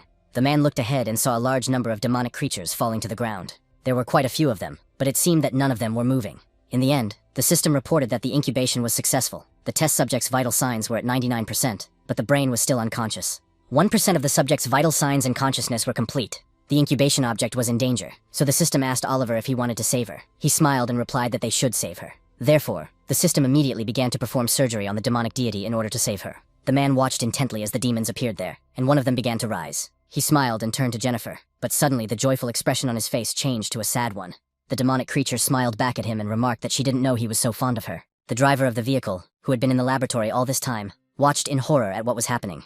The creature, which had only recently come into being, began to move toward him. She reached out her hand to the man and asked him what he was doing there, then asked if he was the one who had hit her with his truck. Jennifer used her power and literally touched his head with her fingertip. The man immediately lost consciousness, and it was clear that his soul had left his body. The demon tasted it and asked if this was what was called a human soul. Her facial expression changed to a more frightening one, and she remarked that it was incredibly delicious. Despite everything, she smiled and said she wanted to try more human souls. Immediately after that, souls began to emerge from the individuals who had also undergone incubation. Jennifer sucked them out with her power and filled herself with energy. Soon, she headed in the other direction, and noticed that after eating so many souls, she felt like she had an endless source of power. This male body was also not bad, because the girl feels that she is now very strong. In reality, only she and the man were the masters of this place. Jennifer walked straight up to Oliver and looked at him intently. Her companion was a little surprised by the situation, and noticed that she had just been born, so he didn't understand how she knew who he was, and who she was. The demonic creature said that she was Jennifer, and also thought that it would be much more fun if she told the truth about how they would dry him up. In fact, it was she who hired those 2 thugs during their first meeting, and she had been watching him for a long time, because he was the son of a tycoon, and had everything. But probably, he had everything except love, as she understood, which was funny because his mother died when he was little, or perhaps because his brothers had achieved more than he had, causing his father to neglect him as a child. The girl studied everything about him, but her research never revealed anything. She couldn't understand that he lacked love, because he was actually a stranger, and she had the ability to read minds. Jennifer is a con artist who cheats idiots like him out of their money. She then asked if he really thought he had found true love. The person behind him thought so too, and as a result, he ended up driving a truck. In real life, the man is calm and carefree, so it is quite easy to deceive him. And now that he knows the reason and the whole truth about the situation, he might die. At the same time, Oliver was simply discouraged and did not understand what to do, and the demon tried to touch his head. But when she tried to kill this man, nothing happened, because she heard a voice in her head saying that he was the master. Soon, the creature began to scream loudly because her head hurt. Her companion began to take something out of his pocket and shouted that she was just mocking him. In desperation, tears welled up in his eyes, and the man shouted that this girl was not Jennifer. Immediately after that, he took out his revolver and fired several shots. This pierced the stomach of the creature in front of him. The attack was so sudden that the demon didn't even have time to react. So the body of this creature, which called itself Jennifer, fell to the ground. Oliver saw all this clearly, and looking closely, noticed that the girl was still moving. This surprised him greatly, so he slowly began to approach her. The man did this cautiously because he did not understand what had actually happened. But he was disconcerted when he saw that Jennifer was still conscious and saying that he was the master. Oliver panicked and shouted that it must be some kind of witchcraft. After all, he had just killed a monster that was babbling nonsense to him. The demonic creature turned to him and told her master that she didn't have much time left. But she begged him to listen to her, apologizing for lying, but that wasn't her goal. And this whole situation happened only because she had a split personality. At first, that personality appeared in order to protect her. The girl remembered how the man hit her and yelled that she had been outside all day, and that this was all the money she had. It turned out that it wasn't even enough to buy him snacks, so he grabbed a belt and yelled at the girl to lie still.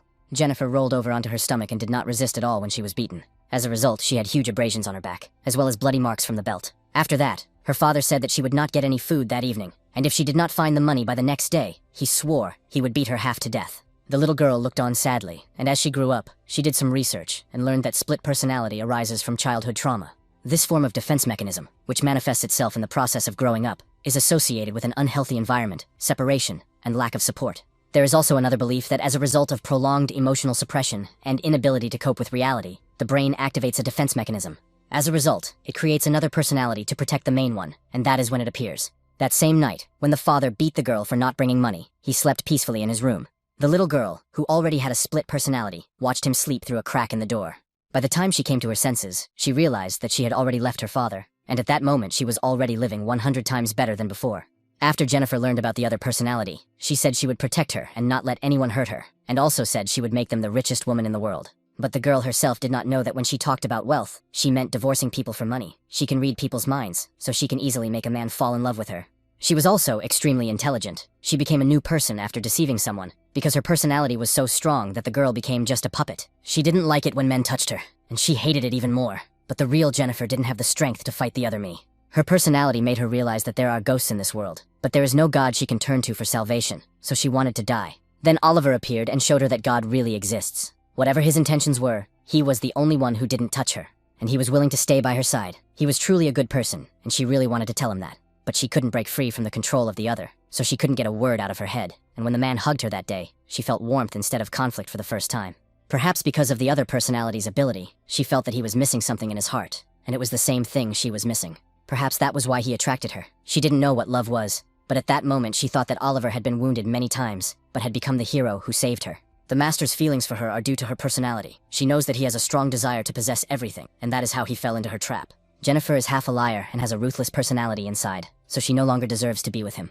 Oliver cried and said that nevertheless, he still liked her, and that she was the one who made him feel this way. His companion smiled and said that it seemed that God really did exist, so she wanted to say that she wanted to meet him again in the next life. But the girl did not have time to finish her words, and her body became lifeless. Her companion cried and tried to reach out to Jennifer, but realized that she was dead. He continued to stare at her body, and he was so sad that he cried like a child. Soon, Oliver fell to his knees and cried out in despair. David said that the demon on the floor had large open wounds, and that the bullets in the gun were probably custom-made. This product can only be manufactured by a weapons company that supplies weapons and equipment to the Ghost Company, so he asks who he is. His interlocutor asked if he was really from the Ghost Company, which meant that he might know something about reincarnation. David stated that as far as he knew, reincarnation did not exist, and asked if he could answer his question first. Oliver was simply dismayed when he heard that reincarnation does not exist. In despair, he began to say that he had failed to protect Jennifer, and had even killed her. After that, he began to laugh like a madman, because he no longer understood what was happening. The main character looked at him and was surprised by what was happening. Then he turned to run away and said that this guy was crazy, and that he'd better just ask the Ghost Company to deal with this mess. In theory, the demon in the middle of the operation is the mother of this child, but that doesn't matter, and he will take her back first. Suddenly, the system reported that the rescue operation had failed, and there were no signs of life from the victim. When the hero heard this, he looked at the woman and realized that he was completely screwed. Then he thought for a second, and realized that he could do something. Immediately after that, he made several seals and used his superior eye skill. Then he smiled, realizing that this action should help. Now he had to report this to the Ghost Company. Oliver grabbed his weapon and held it to his chest. A few moments later, the main characters heard a loud shot. He was surprised and turned around to see what the hell was going on. But there he saw that the guy who had been sitting in despair all this time had shot himself in the heart and killed himself. Soon, Oliver felt the image before his eyes begin to blur, and he was dying.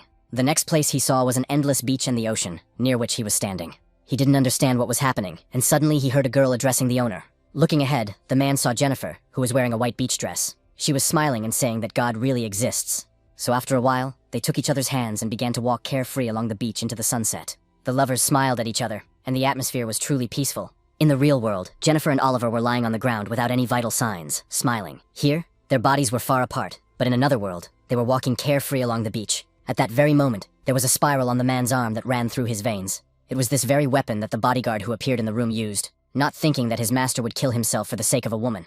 The sting of this demonic creature is capable of creating illusions, and at least he will die in a beautiful dream. The main character noticed him and said that his master was dead, but did he still want to fight? The demon offered his move and did not answer, so David said that he was talking to him. The interlocutor picked up his master and noticed that he was dead, so now he could not find him guilty and asked to be allowed to take the body home. Suddenly, the guy turned his attention to the side because he noticed someone there. It was Henry, who turned to Fred and said he was sorry for being late. Immediately after that, they passed each other, and the guard didn't say a word to me. The guy thought that when the man joined the company, he thought there was something wrong with him. The gentleman had died, and he was acting as if nothing had happened. Henry then said that he had done a good job and asked to be allowed to take care of the rest. Fred thought that this man had never done anything, but every time he saw him, he shuddered. The main character saw that someone else had appeared and asked who he was. The man said his name was Henry, and asked if he would keep what had happened a secret. David asked what kind of parents would give their child such a strange name. The strategist said that he worked as an advisor at the Kwanhai company, and if rumors about what had happened here spread, it could damage the company's reputation.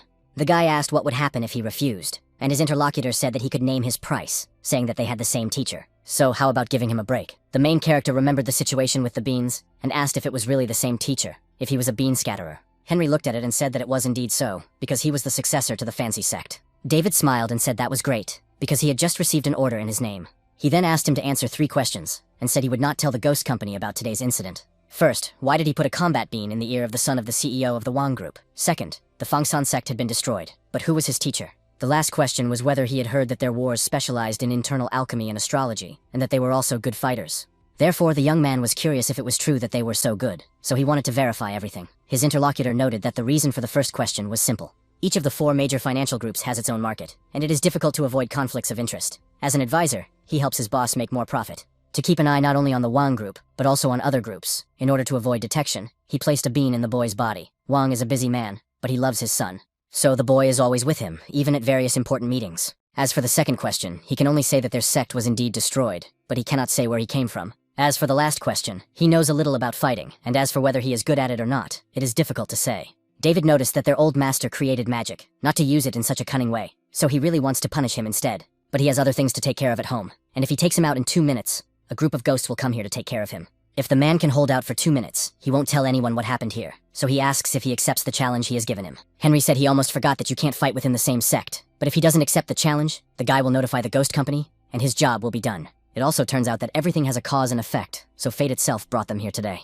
The spirit of the mung beans that found him may be the cause, and the guy's encounter with him may be the consequence, but the hero didn't understand what the hell he was trying to say. The interlocutor said that he had received a prediction a few days ago, and that today was a lucky day. If he wanted the result to be achieved, he had to let everything take its course. So he accepted the challenge, but told the guy not to try to defeat him within 2 minutes, because didn't he think he was underestimating the Fanzi sect? David said that they would find out too much chatter during the fight, and if he disappeared, he could get up and talk to him after 2 minutes. Besides not telling the ghost company, he can do whatever he asks if it's within his capabilities. And he can also predict the future, so he asks to be allowed to do it for him. Then the hero made an obscene gesture to his opponent, and remarked that this night would be fatal for him. Then he turned on the stopwatch on his phone, and the countdown began. The guy wasted no time and immediately rushed into the attack. A few moments later, he was in the air, hanging directly above his opponent. Henry was also ready for a fight and used his seals. The moment he opened his eyes, symbols were visible there. The man began to mutter some words in order to use his technique. The hero, with a smile on his face, headed towards him to attack, and the man used a skill called Star Orbit. Therefore, he easily blocked David's punch with his bare open palm. It was as if the guy had hit a wall, which spread the force of the blow to the sides. Then he noticed that a large amount of energy, which was released, went behind his back. The space around the opponents also changed. David realized that he had hit his palm and hadn't seen his movements, so it was unclear how he could have pulled off such a feat. Moreover, it was unclear how his opponent was able to suddenly distance himself from him like that. When the hero looked up, he still didn't understand what had happened and why it had suddenly become so dark. At the same time, the place where they were standing hadn't changed. A huge dome made of some kind of technology had simply appeared above them. The guy realized that the man had used a hand seal and must have cast some kind of spell. As for his abilities, it seemed that he was able to teleport freely inside this dome. If the guy looked closely, he would surely be able to find some kind of loophole in the technology. Henry continued to pass out and raised his hand as if trying to strike. David noticed this and realized that it was a strange gesture, but it was unclear what this man was doing. The strategist continued to smile and literally struck from a great distance. He did this about 10 meters away from his opponent, but in a moment he was literally next to the guy. Immediately after his swift attack was successful, he moved back the same distance. David then realized that the man had not teleported, but could change his location at will. Henry had no intention of stopping, so he prepared to attack and raised his leg. After a few moments, he was already in the air directly above the main character. He then struck him, but David was still able to block the attack with his hand. The guy realized that he could do more than that. He could even teleport himself. Soon he was stunned, because he saw that his opponent was here 1 second and gone the next. Then the man appeared on the other side and attacked the unprotected part with his foot. David then flew to the side to regroup a little. The strategist said that after his blow, there was not a scratch on him.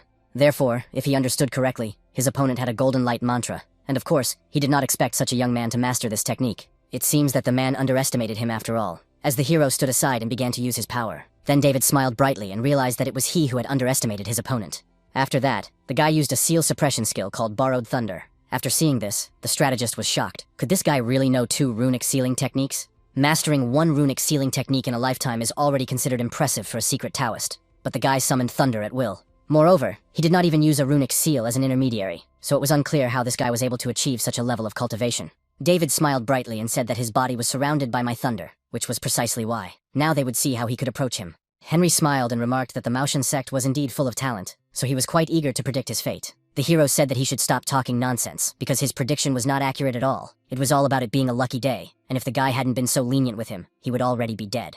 Then the guy asked if he thought he could defeat him just by jumping around. His opponent remarked that he seemed to have forgotten the agreement, because he would win if he could just hold out for 2 minutes. David realized that it was definitely true that he was unable to approach him, but a person could use their strength to prevent him from catching them. If the strategist did that, the guy would definitely lose, so he thought there was no other way, and hoped that he wouldn't get into trouble because of it. The man paid attention to his opponent's techniques and was shocked when he saw them. After all, the main character began to use a technique that created 3 balls, and Henry wondered if it was a triple ice bolt. The strategist then said that the guy was full of surprises and even knew the destructive technique of runic bolts. However, he was confident that he would be able to hit him with this attack. Immediately after these words, the opponent began to move quite quickly across the entire area of the dome. The main character smiled and asked why his opponent thought he was going to use this technique on him. Immediately after saying this, he raised his hands and fired his weapon. And then the very dome in which they were located began to tear apart from the inside due to the unbearable power. It held for just a few moments, and then a tremendous force tore it apart from within, and another force scattered it to pieces. The 3 runic bolts that David had made flew rapidly out of the shaft above, straight into the sky. The boy sat in the room and told his opponents that they were finished if they dared to go against him, then said that it was bad, because there were 4 healthy guys in the bushes. Then he asked if they were trying to play dirty. But it turns out that they underestimate the junior who is playing with them. After that, the boy began to use the abilities of a deadly wave, carnage, unstoppability, complete destruction, and incomparability. But while he was doing this and concentrating on the game, he heard a strange noise. The boy immediately went out onto the balcony to see what had happened. When he saw it, he turned to his mother and asked her to come over because there was some kind of super lightning in the sky, shooting up from the ground. The woman came over and said that it was just lightning. What was so strange about it? But her son said that it had disappeared, and that was amazing. The electronic device he was holding informed her that he had been killed. His mother realized that he had been playing games all this time and became angry. She then began to discipline the boy and pointed out that she had told him to do his homework, but he was playing with toys instead. Henry looked up and saw that the roof of the building had been destroyed. He said it was a beautiful sight, but if the attack had been aimed at him, he would have died or been seriously injured.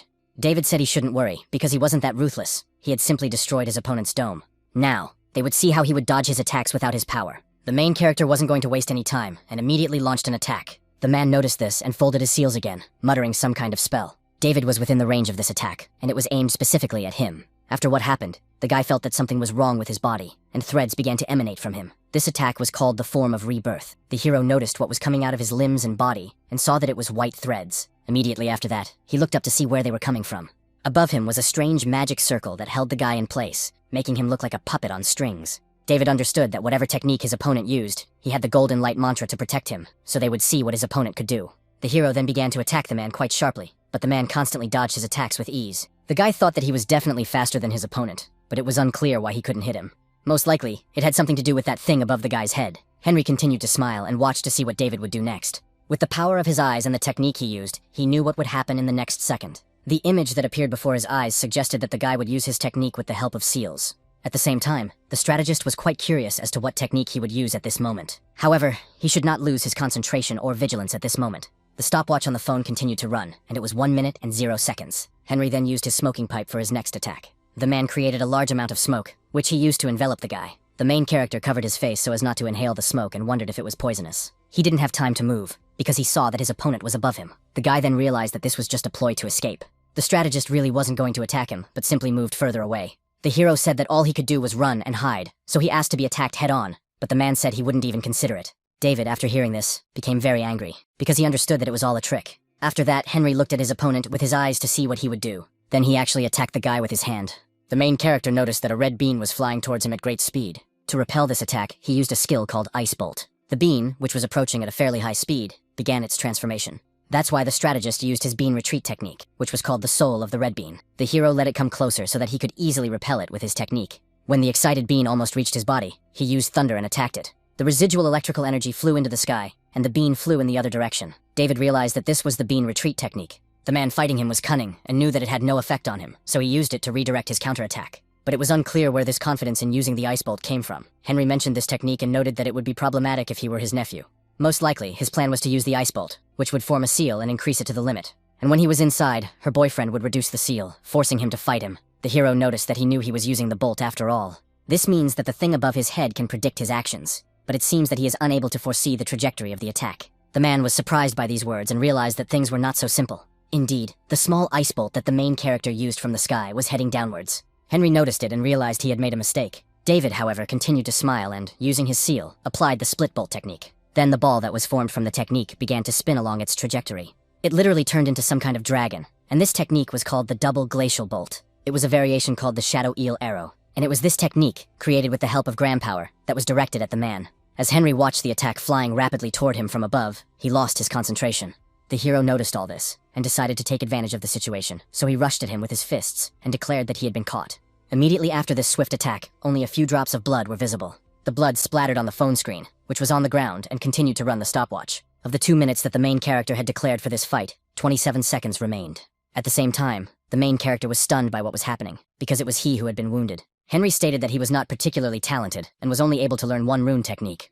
Gold appeared on his hands and body, forming claws, and the man said that this was the golden rune technique. The main character's attack with the help of dragons formed from the thunder technique was also defeated. The strategist said that his double ice bolt was not difficult to break, but at the same time, he is not as good as the guy, because he cannot do it without using a medium or applying a seal. These gloves he uses are his medium for the golden rune technique, and there are also seals on their inner side. The hero touched his wound and noticed that he had scratched him, and he had been giving in to him all this time because they were from the same sect. But most likely, it turns out that there is no need for that at the moment. A considerable amount of energy was released at that moment, and Henry felt it on his own skin. When he looked ahead, he literally saw with his own eyes a huge, ferocious monster staring at him. The man was a little panicked and thought that he had probably awakened the monster. Since he was a very cautious person, he immediately backed away to keep his distance. Henry had always thought that the triple bolt was his opponent's limit, but he didn't expect him to know this technique as well. At the same time, David used a quadruple ice bolt, a technique called the God of Shadow Roses. A huge amount of dark energy was released around him, and the man couldn't understand how the guy had achieved such power at his age, because it was beyond human comprehension. Perhaps it was worth reading his blood while it was still fresh. So Henry stuck his finger in his mouth and tasted the blood, and also used the technique of blood divination. Blood divination is a secret technique of the secret racists of the fancy sect. Divination is done by tasting blood, and it can predict a person's life path. By showing his future, as well as fragments of his past, the strategist learned his opponent's life path, and realized that he was the one who could help him. At the same time, Henry continued to retreat from the main character in order to keep his distance. Soon, David caught up with him and found himself behind him, preparing for a swift attack. Using his skill, the man understood that his opponent was now attacking him from the right. But then a surprise awaited him, because he realized that there were now 2 directions. Of course, a triple bolt is a fast technique, but he would probably be able to hold out. Suddenly, Henry looked back and thought, could there be another one behind him? It turned out that this man had changed 3 different directions of attack in a matter of seconds. In the end, it was really bad for him, because there were 6 directions of attack in total. With the God of Thunder, David is very fast, so there is no point in even trying to predict all his actions. After a few seconds, the main character still managed to strike his opponent. 6 attacks reached the man in literally the blink of an eye. Of course, David did not stop there, and soon struck his opponent directly on the chin with his left hand. Due to the enormous force he exerted, a large stream of thunder headed straight for the sky, while the floor on which they were fighting immediately collapsed and turned into rubble. The man's body flew into the sky at tremendous speed from this swift and destructive attack. From the outside, it looked like a comet heading not from the sky to the ground, but from the ground to the sky. The force of the blow that Henry experienced was so strong that he pierced the clouds with his body. Only drops of blood and the residual energy of the thunder god followed him. Finally, after a few moments, the body hung in the air and began to gradually fall down. The strategist smiled brightly and thought that his opponent's frightening power and life force were wonderful, so his lifelong dream could finally come true. The main character did not recover in his attacks, and also flew up into the sky to continue. Henry thought that he was his benefactor. David spun around very quickly in the sky, and it was as if a stormy tornado had appeared there. After that, he struck his opponent again with his enormous strength, and the opponent flew rapidly downward. Now it looked as if a comet or some kind of meteorite was falling straight to the ground from space. Henry instantly landed and destroyed a huge amount of soil beneath him. A few seconds later, David also landed among the debris. The guy said that the thing above his head had disappeared, and that his opponent was most likely unconscious. Thank God they were cut off from the world in this place, and if the master found out about this, he would be in big trouble. The hero understood perfectly well that he had gone a little too far at that moment, but the man was protected by the golden light mantra, which meant he must be alive. When the dust, which had risen in quite a large amount, dispersed, the guy didn't see something. There on the ground was the strategist who had used his golden armor. The guy approached him and said that he was the first person to wound him, and he thought that there were only advisors in the Fangshan sect, but his opponent was a good adversary. In addition, the hero had underestimated him, and did not think that he would master the technique of golden runes so well, because the golden mantra is difficult to break through, but not for the technique of golden runes. He then asked if he understood correctly that the golden barrier on his back had depleted his spiritual energy, and he would give him credit for protecting his back and neck. After all, the hero would have been in trouble if his opponent had died, so he apologized for being too rude to him.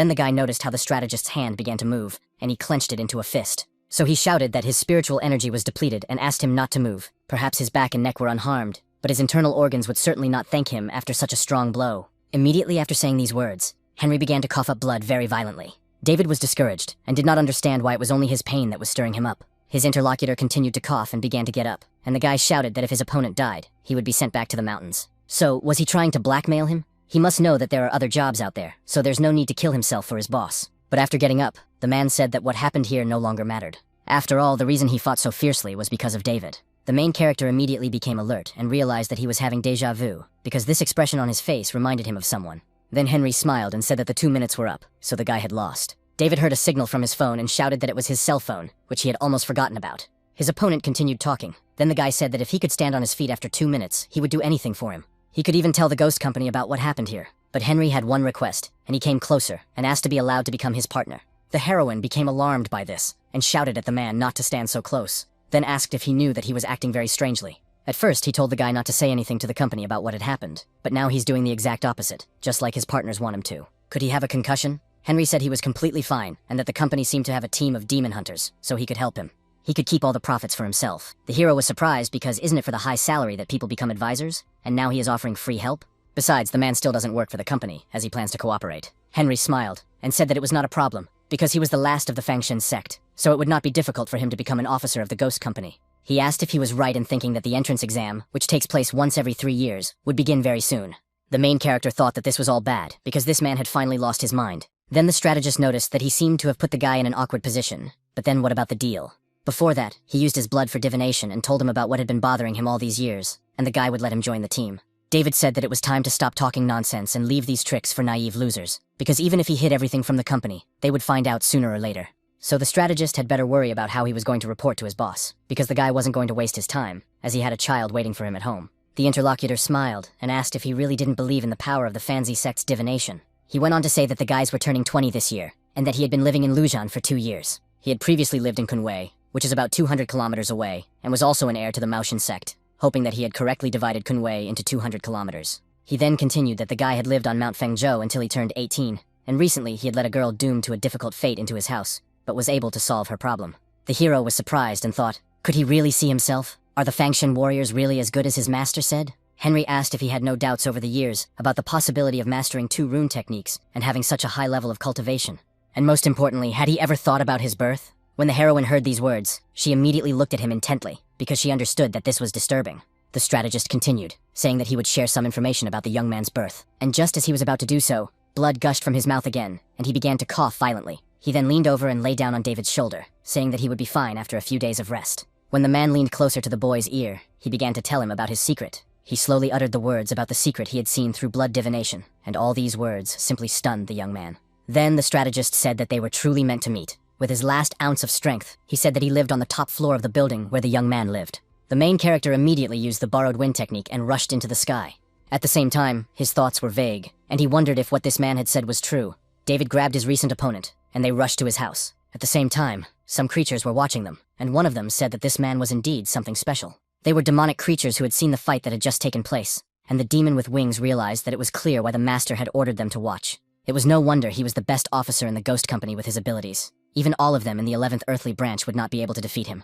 The interlocutor stated that he thought this man had shown only part of his own strength. The second demon began to squeal and asked why they were standing there. They needed to leave immediately, because if the guy noticed them, they would be dead. The first creature told him to stay where he was. At that moment, his instincts told him something else was going on. Something was beginning to emerge from under the rubble of the laboratory, which was hidden deep underground. It was a creature that had broken through the concrete walls with its tentacles. In the end, it turned out to be only the serpentine form of a demonic creature, and it was Jennifer. The demon was completely healthy at that moment, and smiled because it could continue to exist. Its strength was gradually returning, and it was clear that there were no wounds left on its body. The creature began to speak, speaking on behalf of the man, because it was the one Jennifer had talked about. He said that he did not know that there was a way to be reborn. Moreover, it now seemed that its power had increased significantly, and it thought that being shot immediately after returning to life was a hidden blessing.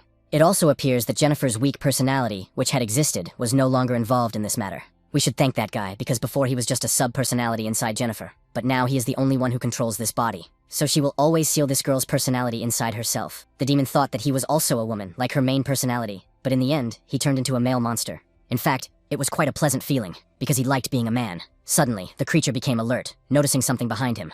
It so happened that behind him appeared the two creatures who had been watching the fight between the main character and Henry all this time. The demon that had taken possession of Jennifer's body asked who they were. The interlocutor said that he was a demon created from the demon of a mother and a human being, which was the same thing. Although he currently only has a B rank, he has quite high potential for personal growth, and it also turns out that he has 9 lives. His abilities increase with each rebirth, and looking at his potential for development in his final life, he can reach great heights. So it turns out that in the end, he will be able to reach the rank of an S-rank demon.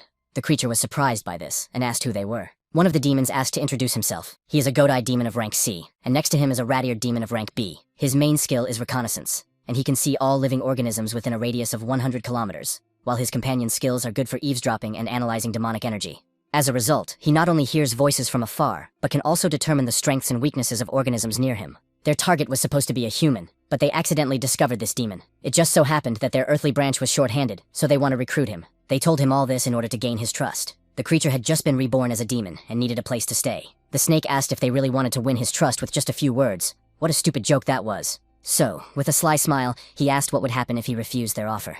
The beautiful ear said that his interlocutor knew about their abilities, so he would therefore be considered their enemy. Jennifer's second personality started laughing and said that it was hilarious. If what these guys said was true, then with their B and C ranks, they were just minor scouts in their organization. So do they really think they can defeat him after that? At the moment, it seems that the demon is quite eager to test his new power. The winged creature that had just been there suddenly disappeared. Zmei didn't understand what had happened and was surprised by it. For some reason, at that very moment, his head began to tilt to the side, and the image began to blur. Rat Ear used his claws and attacked the victim in front of him. He then said that the scout was enough to kill this creature, but the head of the demon, who was Jennifer's second personality, fell off and lay on the ground. After that, the soul of the demonic creature that was in his head emerged. When it rose slightly, it exploded and scattered into pieces, and then the pupil of the head lying on the ground began to move, and life appeared in it. Rat Ear came closer and noticed that the speed of this creature's rebirth was much faster than last time. If he agreed to join them, they would put his head back in place. But if he resisted, the creature would throw his head into the ocean. Of course, the demon understood perfectly well that his current situation was bad, so he said that he understood everything. Shortly thereafter, his head was brought to his body, and he attempted to attach it to his torso using small threads. The demon said that as soon as the snake recovered, they would take him to their king, so that he could join the 11 earthly branches after the trial. Suddenly the demon, who had a huge eye, became alert and saw something strange. He began to move toward his companion at great speed and told the rat's ear that he was being cautious. At that moment, John, who had previously been the girl's personality, attacked the creature from behind. The demonic bat said that there seemed to be no need to take this guy to their king. Soon, a large number of spikes were stuck in the ground, and they belonged to a goat's eye. Jennifer's second personality stated that the two scouts had killed him twice, one by one, which could mean that their boss must be stronger than them. John then asked them to tell him what rank he now belonged to according to their rating. The demonic creature he held in his hands said heavily that he was now rank A. The demon said that rank S was still higher, but now he could be considered a real monster, so he decided to join them. But his interlocutor had to at least tell him the name of his boss first. The rat ear said that their king's name was Owen. John said that if that was his name, it didn't sound like the name of a monster. The main character returned home and was asked what had happened to his face. The guy told the little child to come closer. Then he apologized and said that when he arrived, his mother was already dead. But at the same time, he told the boy not to be sad, because this thing was in his mother's stomach. In addition, he scanned this thing, using his skill of the underworld eye. Inside, there was an image of his mother, and fortunately, she knew the technique of reincarnation. Damien would have to protect her until she came out of this shell. The boy was sad and cried, but when he sniffed, he noticed that it was his mother's scent. So he thanked his older brother, and said that he would protect his mother no matter what. Anastasia told David that she would warm up something for him to eat, but the boy replied that he wasn't hungry, so he would go straight to bed. Katie was surprised by this, so she reassured the boy and told him not to worry. She would ask headquarters to assign guards to the boy, so he shouldn't cry because they would help him take care of his mother. Anastasia wondered why she was seeing the boy so serious for the first time, but what had happened there? After David went up to his room, he quickly locked it from the inside. His face looked discouraged, and he was sad, so he thought about the master. The bloody clothes and the strategist's gloves were placed on the table. He went to the bathroom immediately after arriving home. A considerable amount of blood had been washed off his body after he fought David. There was also a huge, cross-shaped wound on his chest at that moment, under his pectoral muscles. Immediately after Henry left the bathroom, he took one of the shells from the closet and tied his hair back. Then the man went into the room where there was an altar with offerings and a pillow. He bowed down and began to pray, telling his master that today he had met his benefactor, a man who had the fate of the emperor himself. If he served this young man well, he would be able to fulfill his master's last wish. Henry stood in front of a portrait of a wise man sitting and meditating. At about the same time, the main character was in his room, staring intently at the ceiling. He couldn't concentrate or relax, so he was very angry. He got up on his bed and thought that this annoyed him greatly, although in the end, he thought that his master would have no reason to lie to him. But even this man, who had told him the secret, had no reason to lie. If what he had said was true, then why would the master lie about his birth? David thought that instead of worrying about it tomorrow, he should get a clear answer from the guy upstairs. Then the hero went back to bed and decided that he would deal with it later and get some sleep. A short time after these reflections, the guy finally fell asleep. After that, he began to dream about how the master was sitting by the pond and fishing. A little boy approached him and spoke to him, but the old man was asleep at the time. The boy was quite persistent, so the man woke up and asked what had happened. Then he turned his attention to his apprentice, and the hero asked if he could eat the huge boar he was holding in his hands. The old man shouted at him and threw it back onto the mountain. The boy asked why, saying it looked delicious. James didn't realize that if he ate it, who would take care of the piglets? David sat down next to his teacher and addressed him, but the old man was angry and told him to leave. But the hero was persistent and asked if that meant his parents also lived on the mountain. The master was in an awkward position, and therefore said that he had found him near a Taoist temple when he was still very small. Perhaps his parents had some difficulties, which is why they left him with him. Of course, the man tried to look for them, but to no avail. The boy got angry and said that he understood everything. James told him not to be upset, and that life there was more complicated than he thought, so perhaps they had been forced to give him away. Besides, wasn't he happy with him? David then broke into a bright smile and said that since he had been given to the master, he was now his father. The old man looked at him in surprise at first, then smiled because he was pleased. So he called him a silly boy and remarked that he had raised him, so of course he was his father. So the hero declared that from now on he would call him Dad, but the man said that it was nonsense and that he should just call him Master. Georg said that the project plan had finally come together, and that he would do everything in his power to help, but asked if he was allowed to participate in the research and development of demonic weapons. Lucy told him not to worry about the higher-ups, that she would take care of it, and that he should just do what he had to do. He was now the best at manipulating space in the demon world, and his interlocutor said that he understood everything and was flattered by it. The commander said that he should head to the weapons company a little later, as they were responsible for researching and developing demonic tools. The company specializes in developing weapons for hunting demons, and maintains an online system for coordinating hunters. Georg said he had always wanted to meet them. Lucy noted that they would be happy to accept his team and the name of the project, Spiritual Reality. Suddenly, a man's voice came from the entrance, remarking that Spiritual Reality was indeed a good name. Those present turned their attention there, and there was James. He noticed how many years, how many winters they had not seen his little busty dragon. And the ninth master was also here, so it seemed that this time the ghost company had gotten itself into a big mess. George bowed before him and declared that he was paying his respects to the nobleman, but the leader of the 4 Taoist sects said that there was no one else here, so he should leave the formalities behind. But his interlocutor noted that there was no caste and no order, although James didn't care. He approached the woman and called her a little busty dragon again, asking if she had missed him. The commander was very angry about this, and said that she had told him not to call her that. Immediately after that, she used the pistols in her hands and demanded that he show at least a little decency. Then she fired several dozen shots, emptying her magazines. The bullets flew quite fast, but soon began to slow down and almost stopped completely. James used his power to stop them, and told her to behave more quietly. Then he asked if the situation had really gotten out of control. Lucy said at that moment that this incident was a threat not only to the company and the ghost. After all, it could threaten the entire human world. George was alarmed, because he understood that this would mean the collapse of everything. The master threw the bullets he was holding in his hands onto the ground, and they scattered. He then asked his interlocutor to tell him what was so dangerous that it threatened the human world. The woman said that it would be about the third world, namely the Seal of Paradise, but she wanted to discuss the details right now. Suddenly, Georg interrupted her and said that the commander had said enough. Lucy and James looked at him in surprise, not understanding what had happened. The demon said he didn't have the authority to be part of the conversation about the Heavenly Seal, so he asked them to stop there. The arms company needed his help, so he was heading there. Lucy told him not to worry about the rules, but who knows, maybe he would be able to help them. The interlocutor said that this was not the case at all, because rules are extremely important for demons living in the human world. A nobleman had arrived, so he was sure that this man was capable of resolving any crisis situation. James said that after all, there were so many worries here, because it was much easier for him in the Taoist temple. But his commander interrupted him and told him to stop grumbling, because they had to go.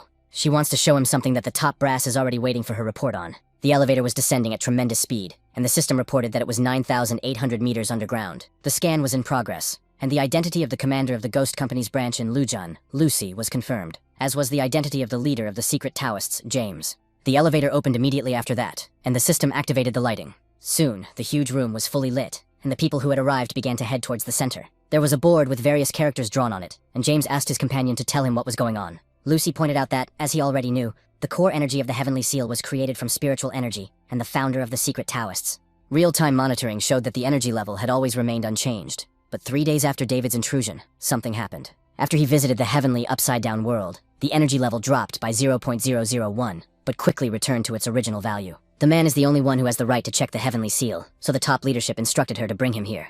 James noticed that something still seemed strange. The power of their founding master was infinite, and the basic energy should not change over time. But this case had nothing to do with little David. The Heavenly Seal was used to seal demons, and the little boy was able to get out because he was identified as a human. At that moment, this girl was also identified as a human, so we had to leave with him. In any case, Such a powerful tool as the Paradise Seal would not change because of them.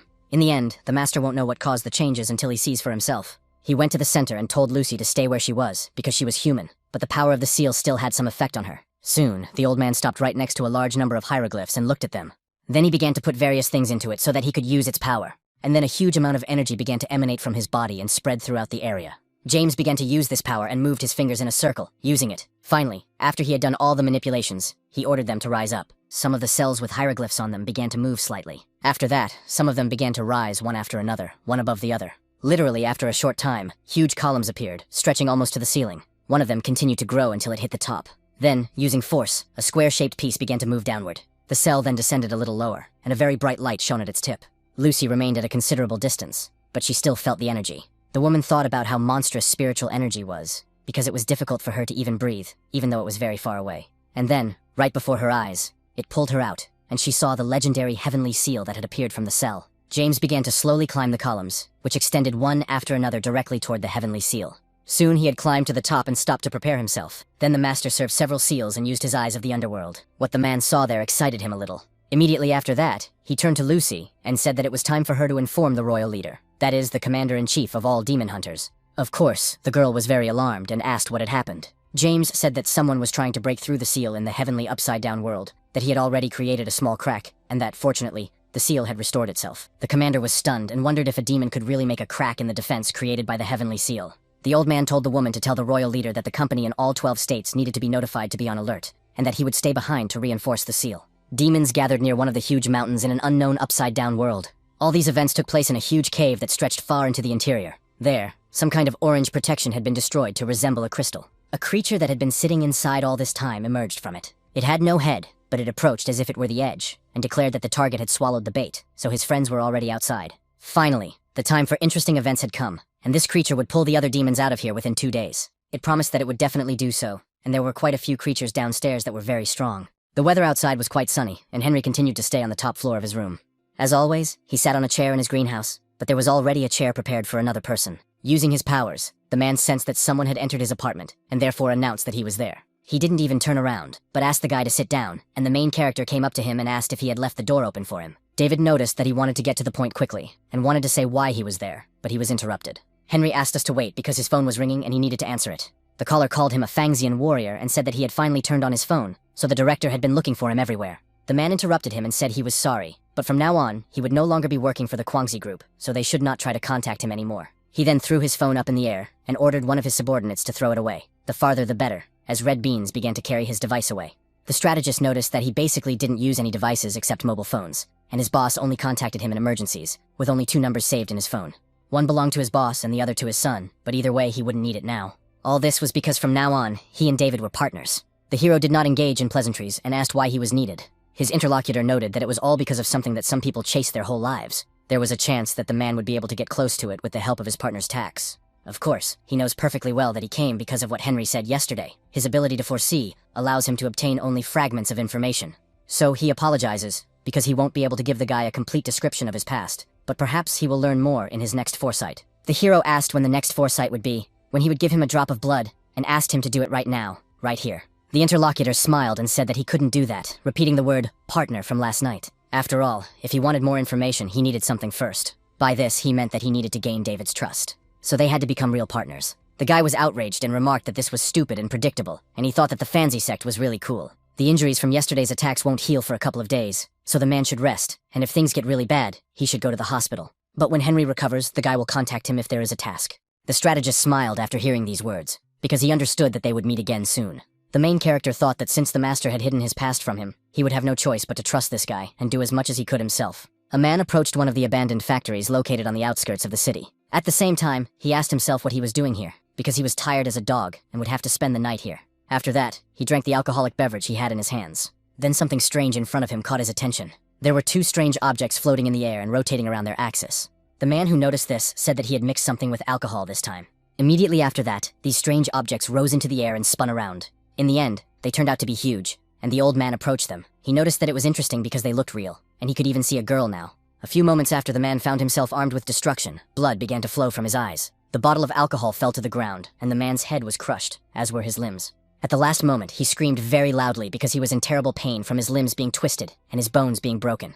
It turned out that these were some objects that resembled speakers, and with their power, they squeezed the victim inside them, and he became very thin. And then, in the final stage of this rapid attack, the two objects collided with each other. These strange objects were controlled by a demonic creature that stood to the side. The demon was pleased with the situation, and noticed that even in such an isolated area, there were people living there, so it seemed that they would have to continue their search for a new place. Soon, the creature turned its attention upward, because it saw something strange. Then it heard a voice saying that this creature liked how they solved problems here. The monster first looked closely to see who they were, and then blushed, because he was terrified. John hung from the bat's leg and told the creature not to be so upset, because he was just a new member of their team. The demon told the rat's ear that they had really disgraced themselves, because he couldn't believe that a newcomer had beaten him up. It was just a cat spirit, and he had indeed informed His Majesty about it. John said that this creature was very fond of chatting for a shorty, and he was also curious about how strong his gongs were, so he asked if he wanted to fight him, which annoyed his interlocutor. He went on to say that if His Majesty hadn't said he wanted to see him, he would have killed him long ago. The demonic cat spirit creature thought that he was becoming more and more interested in this majesty they were talking about. Soon, all the members of the group entered one of the large rooms. The short demon declared that this was the newcomer he had been waiting to meet. In this huge room, 3 demonic creatures were sitting on several containers, and then the first of them declared that His Majesty was expecting the arrival of this demon. The entity, which resembled Anubis, asked if this was really a cat spirit, as it looked weak, and if it was really of rank A. The girl was delighted and noted that at last there was at least one decent spirit present. John continued to stay on guard and counted the monsters from 1 to 6. Immediately after that, he smiled and noticed that there were only 7 of them. Then he turned to the creature above and remarked that he could sense its murderous intent from where he stood, so there was no reason for it to hide there. The creature, which was a demonic grasshopper, noticed that he was thinking too much, and that there was a reason why he was there. It was that there was a good view of the situation from there, and if the demon failed the test, it would immediately finish it off. The cat food slammed down and declared that he was really starting to like this place more and more.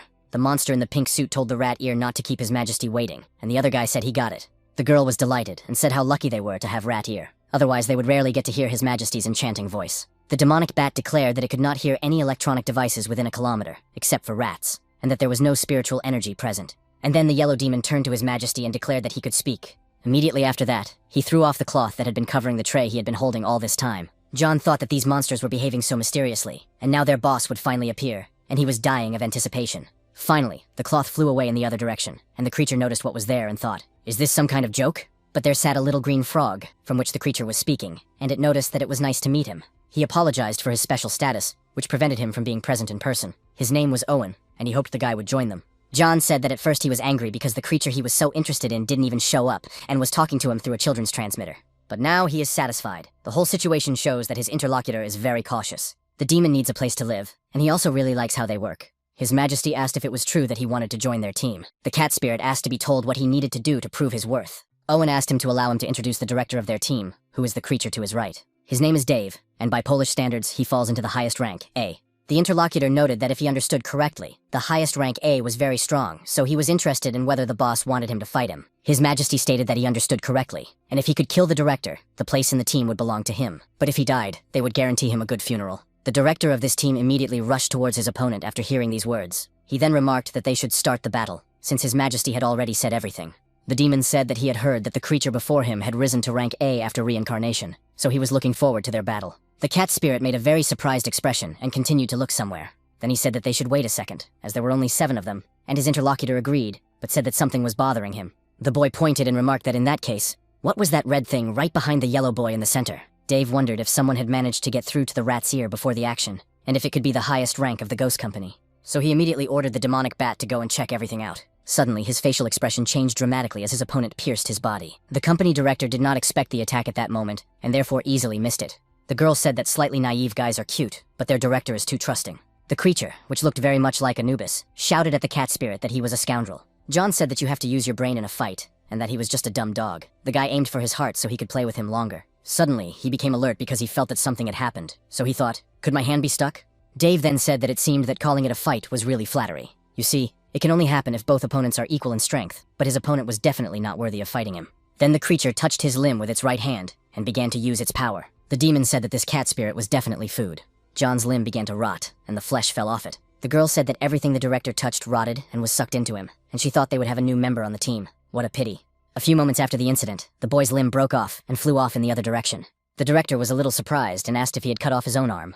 After that, using his power, he began to close his wound and absorb the limb. Soon, there were almost no traces left, and the demonic dog asked if he really thought he could escape. Dave was very aggressive at that moment, and immediately rushed to attack his opponent. The cat spirit was a little confused, and therefore retreated, allowing his opponent to grab his leg. John realized that he was in a really bad situation, while his opponent told him to turn into a pile of bones and become his food. The guy thought he could defeat his opponent because they were of the same rank. However, he did not know that there was also a higher rank, and it turned out that he was somewhere in the lower category. But the demon also couldn't believe that the difference between them was so great. At that moment, John's consciousness clouded over in the fight against Dave, and only one word broke through the tangle of thoughts, and that word was run. The demonic dog declared that it had heard he had 9 lives, but then it would simply crush his body, and then it would simply consume him completely. The cat spirit had only recently become a demon, and therefore lacked combat experience. But it was precisely on the brink of life and death that his instinct helped him remember something. The team captain struck his opponent very hard with his left hand, right in the head. The limb of the guy who was holding the monster at that moment was torn off, and he asked what it was, whether he had torn it off before swallowing it. John then said that the monster's imposing presence had frightened him, and even made him forget something, and to forget that he himself had acquired a couple of new abilities, so that if he played the situation right at that moment, his opponent would not be able to touch him. And immediately after these words, the body of the cat spirit flew apart in different directions. Small particles of the body instantly began to move away from the demonic creature. The demonic dog was surprised and asked if that was all he could do. If that was true, then he was very naive, because if they tried to escape at that moment, the game would have been over long ago. The demon, who had been sitting on the top floor all this time, told the minister that this job was just right for him. And just when the demon was ready to attack his opponent, he suddenly stopped and noticed something strange. John, using his new skills, turned his body into a tornado and asked who said he was going to run away. Then his torso began to take on the correct shape, and the cat spirit declared that he had never had so much fun. Jennifer's second personality wondered why he hadn't realized this before. After all, it was at the very moment when he was resurrected after being shot that he tried to crawl out from under the rubble, and that was when he was liquefied. The second time, the rat's ear cut off his head, and the guy wanted to reattach it, so he gained regeneration, and after the battle with these creatures, he died again. When he came back to life, he began to think about how to improve his effectiveness in battle, learned to turn his limbs into any weapon, but was struck by the possibility of liquefaction. The girl asked the rat ear if that was really how it was, and if so, it was indeed a cool ability. At first, the demon thought that they could use his potential and make him a second attacking force, but he underestimated the situation. This demonic creature was too cunning and competitive. If they accepted him, he would later become a threat. John said that as a result, every time he resurrects, he can acquire a new ability as long as it's not too tiring. And right now, he can test them on a strong opponent like a demonic dog, and that's great. His opponent immediately declared that there had been enough chatter, and asked what all this had to do with the battle. The demon smiled wildly, and remarked that it was particularly relevant, because didn't he think their fight would be more exciting? The director of their team was a little surprised by this, and just stared at the guy. The creature now looked more confident, and constructed a sharp weapon from its limb. John said that at the moment his strength was no match for his opponent, and his interlocutor asked if this was the weapon he had mentioned, and if he hoped to defeat him with it. The cat spirit smiled brightly again, and remarked that he was wondering what ability he would acquire next time he crossed paths with the cult. And a few moments after saying this, he used his limb to pierce his own head. His body immediately fell lifeless to the ground, for he was killed. The demonic dog was stunned by what was happening and shouted that this guy was crazy. The short guy shouted that he was pompous, and he wanted to flatten him with his hooves. Turning to the minister, he said that moral values and ethics should be forgotten, and that they should just eat him while he was still dead. The director said that such a low and desperate act was not his style at all. A few seconds after the creature's death, its soul began to escape through its open mouth.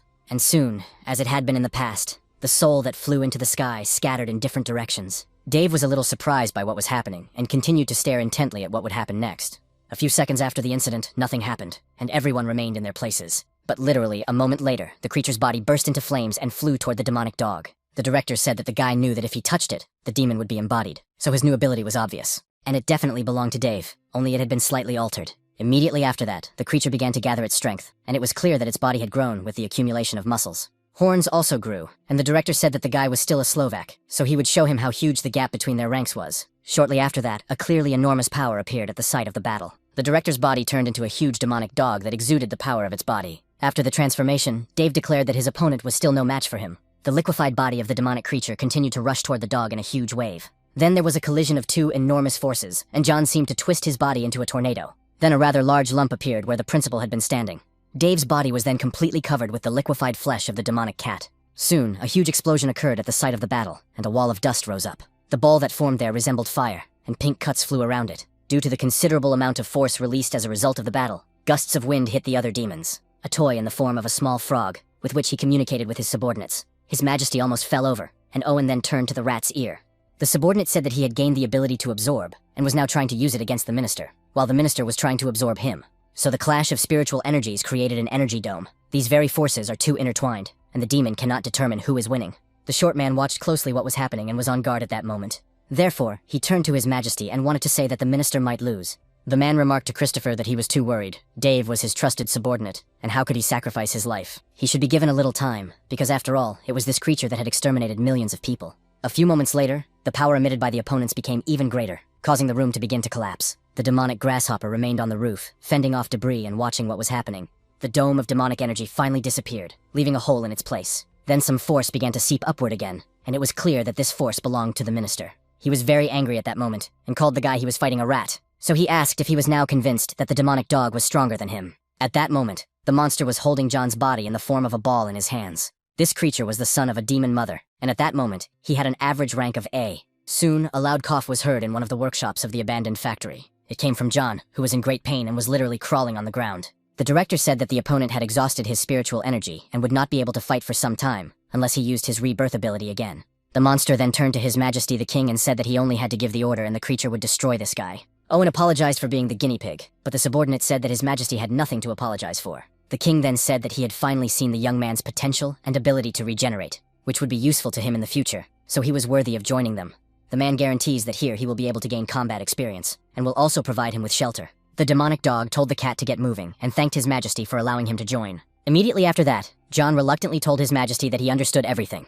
At the same time, he was actually very angry, and thought that on the day he gained enough strength, he would kill every one of them here. At the same time, it was clear that he had only 4 lives left, and he would become the strongest in this world. The main character continued to stay at home and pick his nose carefree. Then he turned to Anastasia, who was sitting in front of him, and realized that he needed to say something. So he asked if he was right in thinking that her wounds had almost healed. The girl replied that this was true, and that she was ready to go on any mission right now. But the hero noticed that she should forget about missions for a while, because they first needed to take care of one rather important matter. She still wants to join the ghost company, so she should go to bed early, because tomorrow he will teach her how to use spiritual energy. Sophia was delighted and said that she was lucky, because David had never taught anyone before, and her interlocutor asked if this was true.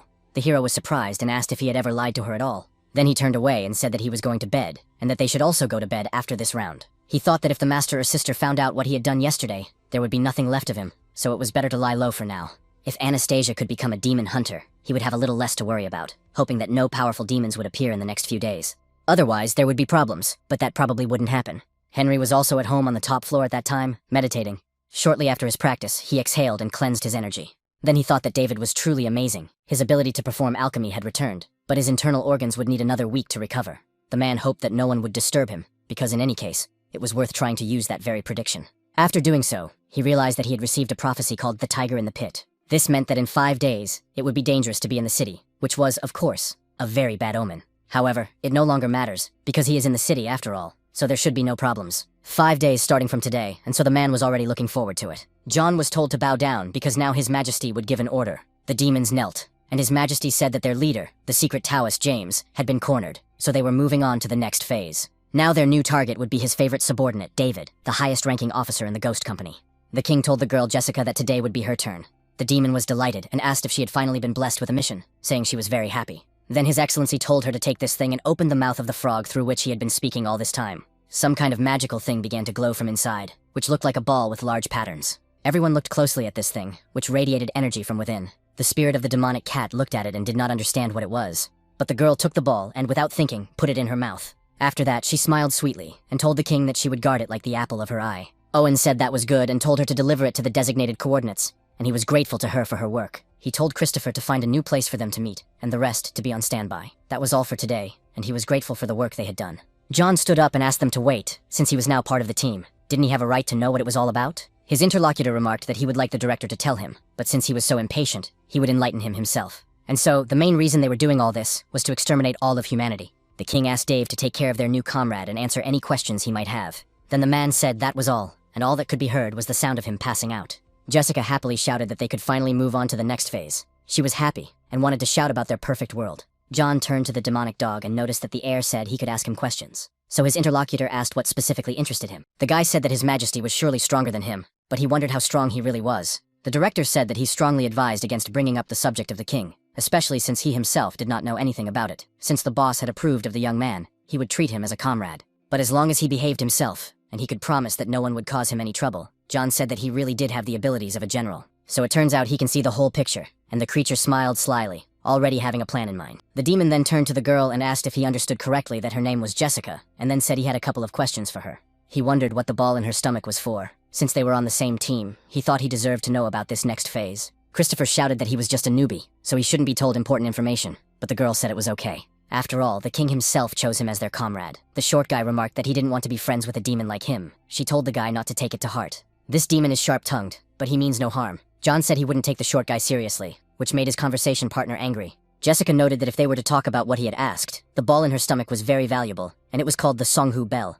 Their other branch, the first earthly one, took a long time to find it. The ball is designed to awaken an ancient demon that sleeps beneath the earth's crust. John said that if it was an ancient demon, then it was probably rank S. His interlocutor said that to be more precise, it was the highest rank S, which meant it was very powerful. The spirit of the demon cat asked if it was really that strong, but would it even listen to the boss when it awoke? Jessica said that they wanted to sow chaos in order to weaken the enemy's defenses or completely destroy them.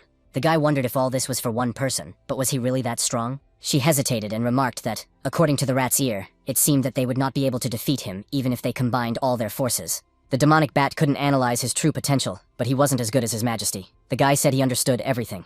The girl then said that in any case, she needed to tell him something important. The demonic creature in front of her immediately became alert, because he was already expecting some secret information that would help him. John sensed something was wrong, so he didn't understand what had happened. His consciousness, like the situation in general, had changed, and he was in some strange place. The place where he was seemed to be like water, under which some huge, terrifying monster lived. Jennifer touched the boy's torso with her hand. The spirit of the demonic cat came to its senses after a while and was stunned, while the girl apologized to him for the bad memories. She also noticed that she had released her demonic energy without even realizing it, but what she told him was secret information. It cannot be disclosed under any circumstances, as His Majesty's ambitions are far more important than their lives. If anyone dared to stand in his way, the girl would devour that insolent person without a second thought. She definitely likes the fact that the guy is on their team, and she also hopes that he will not become that very insolent person. Well, now it's time to hit the road, because they definitely need to have some fun in the city. The king has given her a mission, and it must be accomplished. John realized that his appearance was unknown, his diet was unknown, and he even used a voice-changing program. The king's identity was too well hidden. Even if he knows that his name is Owen, it doesn't matter. All the powerful demons are definitely following him, and their plan is to exterminate the entire human race. The guy hadn't been this excited in a very long time. That's why, if he is now a demon, he swears to become the strongest of them all. John will step over their corpses and become the king of this world. The man in front of him said that the guy's demonic energy was weak, but he could sense a little of that energy along with a strong thirst for blood. He strongly advised him not to do anything stupid, because the king sees everything, and he is only keeping him here because he is more useful alive, so he should not get burned. The creature was very frightened, and he asked where this man came from and who he was. Jennifer said that it was a rat's ear, and that they were now disguised as humans, so that it would be much easier to move around the city. The demon noticed that they looked real, and it turned out that the others had also transformed. He looked at them, and the people asked the newcomer if he was coming or not, because it was unclear why he was taking so long. The first creature to be introduced in human form was Minister Dave. Next was the guy from the roof, but they were not formally acquainted with him, and his name was Luke. Next in line was Christopher, who had transformed into the form of a boy. After that stood a big man, and it was the guy with the tank on his back, and his name was Woldemar. The girls said that they had another form in reserve just in case, so he could take it. A human weapons company had made it. Demons needed to legally stay in the human world, and it took a lot of effort for the king to get it. It's called a spirit bag. If you put this thing on your chest, it will envelop your body, and then any demon who does so will look like a human.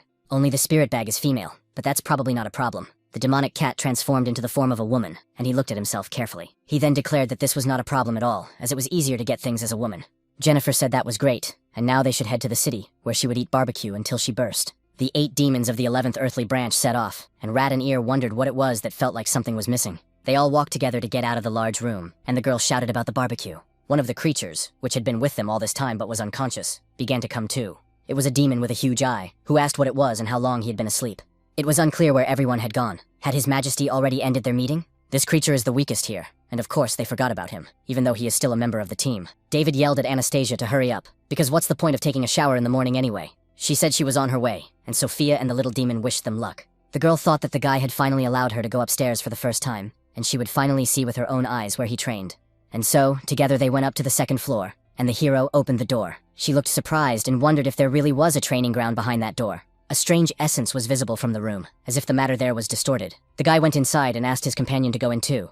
Anastasia was surprised when she saw that he had disappeared, and cautiously began to enter as well. She had a strange feeling, as if she were passing through a stream of water, but not ordinary water, but ice-cold water. Although it was a little scary, of course, the girl still walked completely through it. She was stunned when she saw the huge space, and asked if this was really the door to another dimension. But why weren't they in the city? David said that it was an independent space, that it took a long time to beg the 5 seekers for permission, and in the end, they sent George to secretly create the space. He was indebted to them, so to repay his debt, he had prepared a house for them in the human world, which they could use at any time. The interlocutor noticed the door they came out of, and it began to disappear. The hero said that this place had an area of 5,358.7 square kilometers, which was about the size of a city, and only he and the people he brought could get there.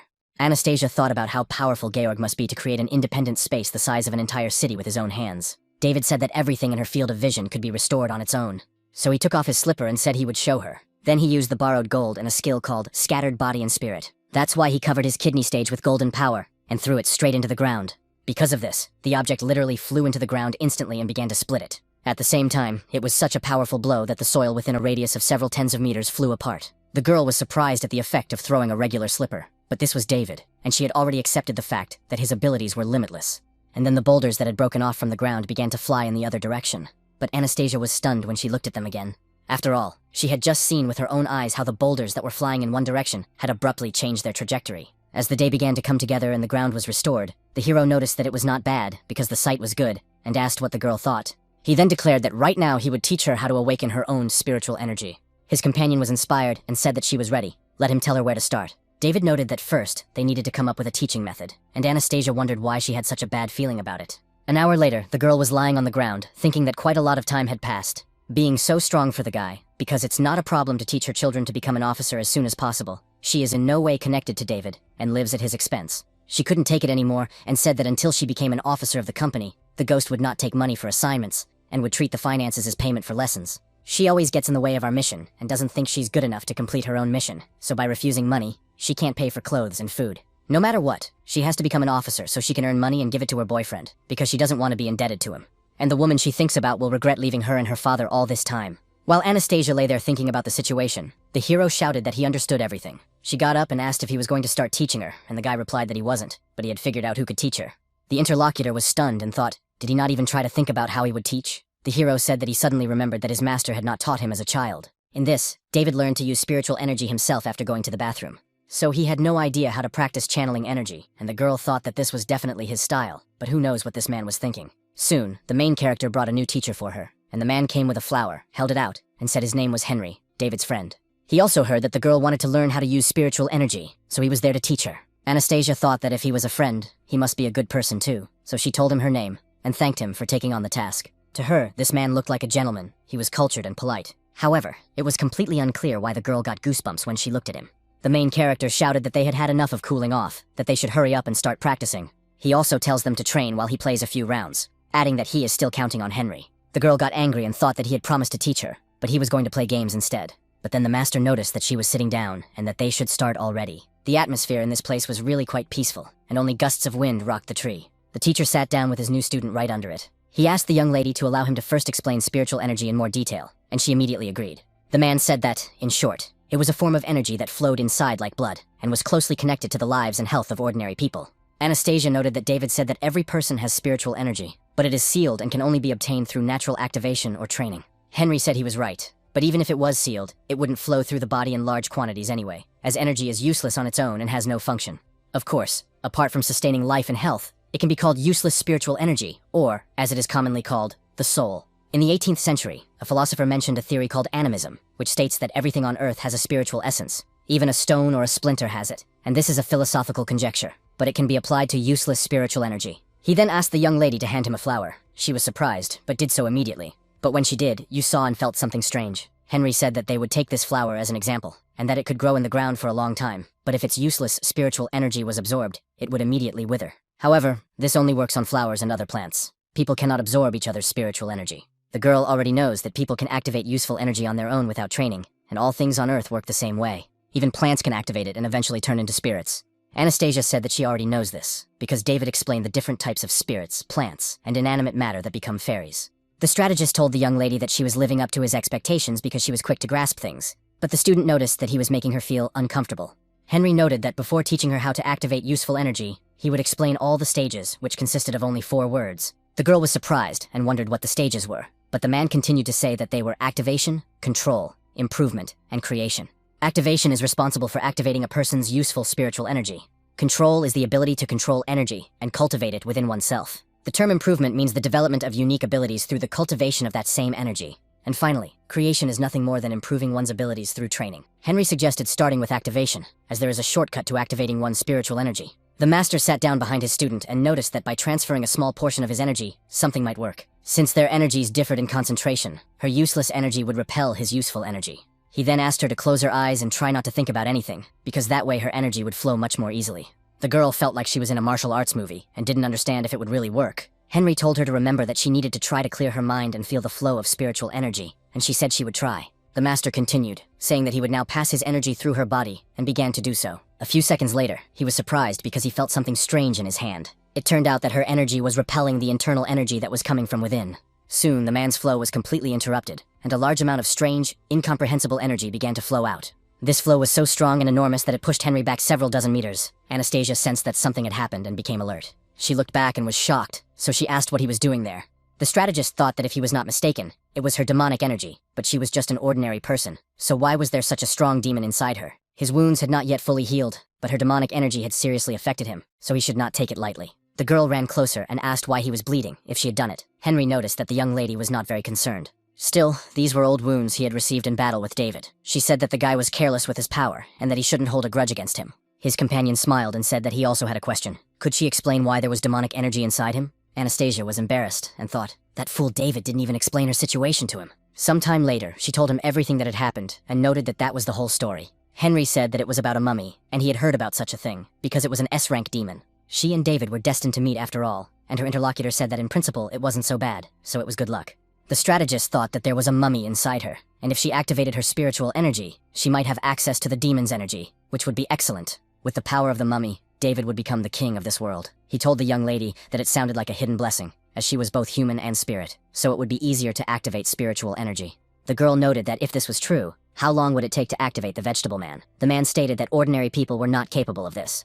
She would need natural talent and a good teacher, and in that case, it would take 3 years. She asked if a person who was both human and spirit could do it in 6 months. But the strategist said that she could do it all in 3 days. The student was discouraged and wondered what he was talking about. Could she really do it? Henry noted that they should clarify something first. With a smile on his face, he asked why the mummy had awakened again. The girl understood that she and David had sealed the mummy, but in that battle in the mansion, he had taken her body again. What was surprising was the change in his behavior because he even thanked her, and the poor girl also said thank you, as if it were not the same mummy she had met the first time. After that, the girl thought that she also wanted to know what exactly was going on. She realized that since her interlocutor had asked, he must have a solution. The teacher said that this was indeed the case, but first he needed a drop of her blood for foresight. Anastasia said that if that was all, she would allow it. Henry said that she was biting her finger, and that the young lady knew how to get straight to the point. The girl understood that he was also a Taoist monk, but he seemed more reliable. Compared to him, David was a complete idiot, except for his fighting skills. After the man got a drop of blood, he immediately put it in his mouth and used his blood divination skill.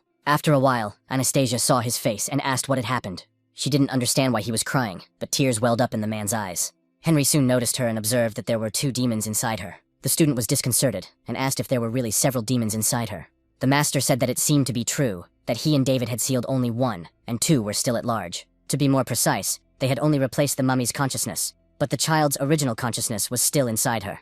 The girl thought that he was probably referring to the faceless boy who had appeared in her subconscious when they were on a mission in the mansion. The strategist said that through blood divination, he could see fragments of a person's memory, and that was how he learned of the child's presence. His name was Arnold, and he became a mummy after being betrayed by a close friend. Of course, the man was not entirely sure about what had happened, but his friend's name was Owen. The girl became sad because the child inside her body had been betrayed by a close friend. The interlocutor continued to say that in any case, what they really sealed was the guy's indignation, that is, the mummy. Somehow, they were able to separate his original consciousness from his second subconscious. This happened in that old mansion, which prompted him to take possession of the girl's body. The man apologizes for his unexpected reaction. He can feel flashes of human emotions, and when using the skill of bloody divination, his tears were involuntary. Anastasia asked if this meant that he would regain control of her body. Henry told her not to worry, because if he wanted that, she would have been possessed long ago. Based on his assumptions, he is currently hiding in her subconscious and has no desire to reveal himself. Although, of course, the man did not know the specific reason why this was happening. The girl thought that if he was revealing himself, it might be because he had seen David's power and was afraid of being attacked or sealed away. The master then said that there was no need to worry, because life and death are predestined, so sooner or later everything will be resolved. He was also able to see some fragments of memories particularly clearly. The older the memories, the more vivid the images. He could even see more, for example, that she had a happy life before her father fell seriously ill when she was still a child. Her mother couldn't bear the burden and left them for a rich man, leaving the girl all alone when her father died of illness. She had countless relatives, but they all literally turned their backs on her. In the end, her mother had to take her back, but when she saw what had happened to her, she became very angry and yelled at him to shut up. At that moment, the girl became very angry and shouted at him to shut up, while her body began to transform into a demonic form. Henry then apologized to the young lady for his rudeness, because he had said all this on purpose so that she would learn to activate quickly.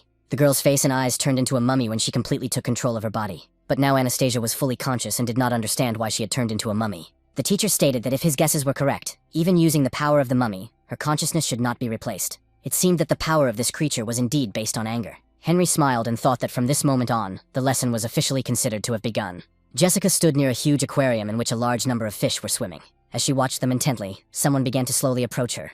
It was Dave, who said that Voldemar had just received a secret assignment from the king and wanted her to act tonight. The girl agreed, and her companion turned around and told her not to be late, as everyone else would be waiting for her outside. Before leaving, the creature stopped and looked at her. Jessica was a little nervous and thought that the guys should wait a little longer.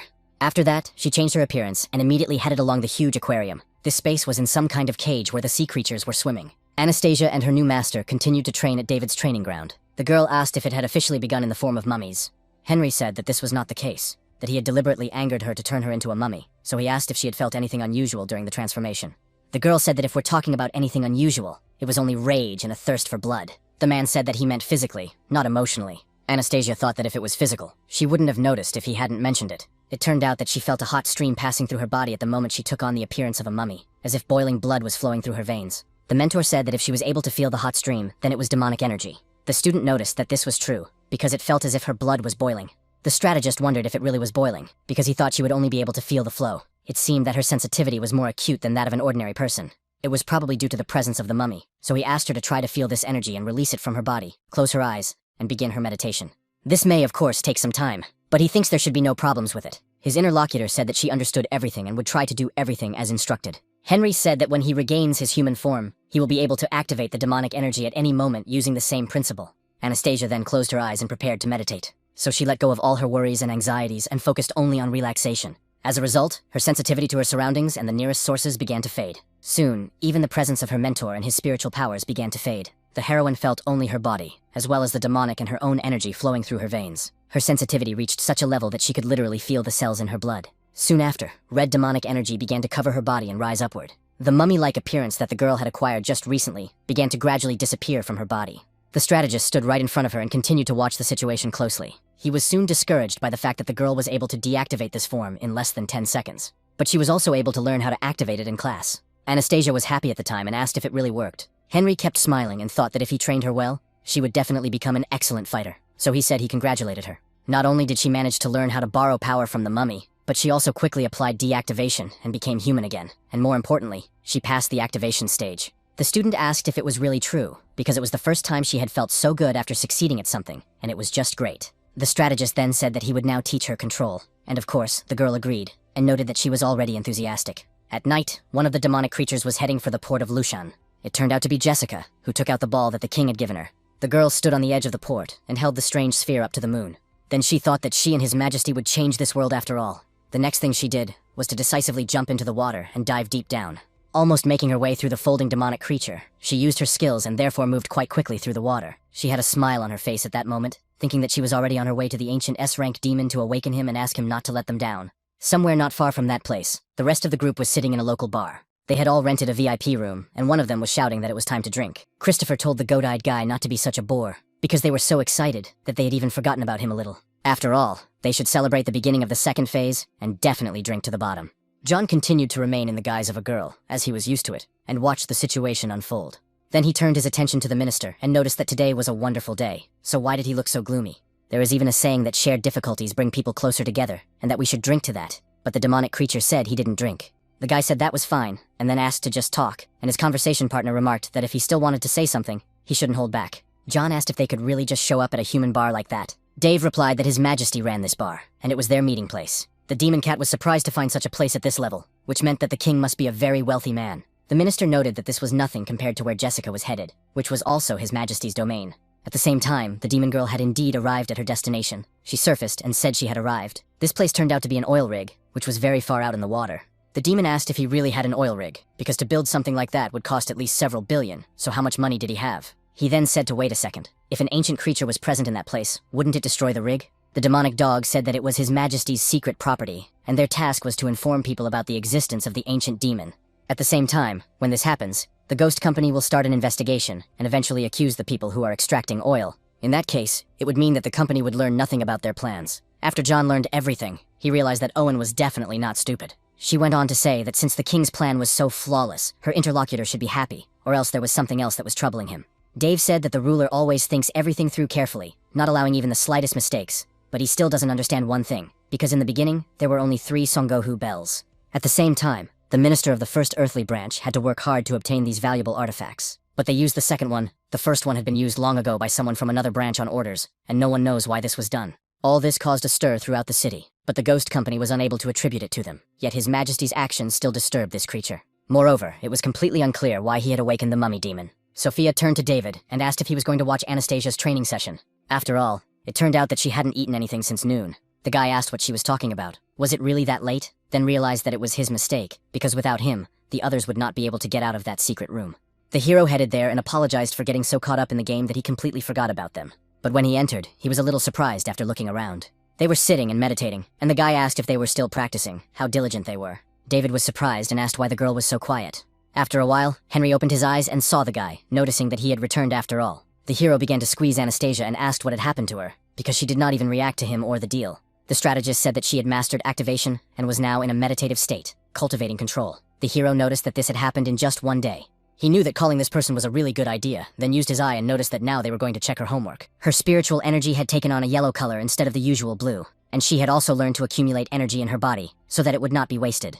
The teacher said that even talented people need years of practice to achieve such results. Henry said that Miss is both human and demon, so her senses are heightened. It would only take a few days to master. The guy remarked that it was excellent. He didn't really know anything about cultivating spiritual energy, so what she was doing now. The man said that she had learned the breathing technique, and was now in a meditative state. Breathing by counting was the shortest path to cultivating energy in their cult. In this state, she had no sense of smell, touch, or taste. In short, she was in a void, and nothing outside could affect her. The hero was a little surprised, and said that he should just tell him when the girl was using her abilities. The strategist smiled and said that it would happen in 3 days. David said that it was still much faster than he had expected, and therefore his partner was definitely quite good. Henry said that with the window counting breathing technique, she could easily go days without food or water, so it was better not to bother her now. The guy then said that it turned out there was nothing to do at the moment, and that was just great. Then he hugged his companion and said that he had really helped him out, that he was glad to have met this person, and that they should go, and he would treat him to dinner. The strategist was a little surprised by this, and immediately sank into his thoughts. He then asked if, judging by the guy's mood, he could assume that they had become much closer. David didn't like these words very much, so he was embarrassed. He then headed out of the room and realized that if he wanted to remain on good terms, he would have to tone down his sentimentality. 3 whole minutes had passed since that moment, and Anastasia was still in a meditative state. The hero asked if this man's method worked, because why hadn't she woken up yet? He wondered if it was a Qigong shutdown. His interlocutor told him to hold his horses, and suddenly the girl opened her eyes. David immediately declared that she had finally woken up. Anastasia was surprised and gasped when the guy came in. Was it really time for dinner already? The guy shouted, "What dinner?" She hadn't eaten for 3 days. His companion asked what he meant. She thought she had only meditated for a short while. Then she got up enthusiastically and noticed that she had probably already learned how to improve herself. The strategist said he wasn't sure, because her abilities needed to be tested. Then he told the young lady to try to release all the spiritual energy that had accumulated in her body, as this would provide them with the answer. The girl agreed and said she would try, and then began to release her energy. Soon, the heroine raised her head and began to feel the energy flowing through her body. Soon, a large flow of this energy began to be released from her body, and it was more like some kind of flame erupting from her eyes and mouth. David noticed this and, delighted, declared that he had done the right thing after all. The guy was very curious about what abilities she would have, because he couldn't wait to find out. For quite a long time, Anastasia continued to release all the energy that had accumulated in her body. David said that just looking at it, it must be a very powerful ability. Henry noted that the young lady was not particularly talented, but that the power of energy lay in the psyche and strength. In short, she really did have an iron psyche, the hero said, adding that these words only fueled his interest. Finally, the huge streams of energy that were erupting from the heroine's body stopped flowing. And now she had completely regained her senses, and not quite realizing the situation, asked what had happened. The main character noticed that she had already tried out her new ability. Anastasia asked if she had really learned the improvement just like that, but she didn't feel any changes. The strategist said that everything was correct, because she had mastered the improvement, and would now be able to use it instinctively. The girl noted that she didn't feel anything, and that she should be given something to try, to which the hero replied that she should do it as soon as possible. The heroine closed her eyes and began to gradually try to perform some kind of technique. Soon after, she stood in a bird pose and noticed that she was flying, but nothing came of it. Then she changed to another pose and said she was getting bigger, but nothing happened either. The transformation that Anastasia tried to do next didn't work either. After that, in despair, she said that she felt as if she had been deceived. David said that he should be the one to say that, because she should stop playing around and show them. Her interlocutor noted that she really didn't feel anything, and that perhaps she just wasn't talented enough. Henry said that as soon as she learned the improvement, she gained the ability, and her strength was completely irrelevant. The girl had incredibly acute senses, so the fact that she had failed was out of the question. The only option was that she needed time to activate her ability. While the girl sat and listened to all this talk, her stomach began to growl. The master said that she seemed to be hungry, and that they should discuss it after they ate. The hero noticed how lame that was. Sometime after the incident, Henry stood by the huge window and looked at the city at night. Then he asked David how Miss Anastasia was doing, and the guy said that she was still annoying him about the smell, so she went to take a bath. But he was still grateful to the man for the work he had done, and his companion said that it was no problem, because they were partners, and it was his duty. The hero noted that they had only known each other for a few days, but he thought he was a good person, even though being an advisor to the Kwangsi group didn't seem like him. After all, he is not chasing money like Anastasia, and is he really doing all this for the person he mentioned earlier? So he asked who he was and what his goal was. His interlocutor apologized, but said that he couldn't tell him about this person yet, and would explain everything as soon as he had completely won the guy's trust. David said that it didn't matter as long as this person wasn't up to anything bad, so he will help him, because he hates being indebted to anyone. Anastasia continued to sit in the bathroom feeling sad. Sophia and Richard were also there in their demonic forms, and the girl noticed that her friend was worried, because her ability would soon be revealed. The heroine said that she probably did, but she needed to become stronger, because she didn't want to be a burden to David on their next mission. Richard approached the girl and said that he had a very good feeling about her and that she was incredibly strong because he could sense it. His companion lifted him up and remarked that he was silly, because what he was feeling was most likely the mummy inside her. The moment the girl said that, her perception began to change, and she felt something strange. Screams began to come from the bathroom where they were. The main character and his partner heard it and ran over, asking what had happened, wondering if her ability had been revealed. Sophia ran out of the room and noticed that Anastasia had disappeared somewhere.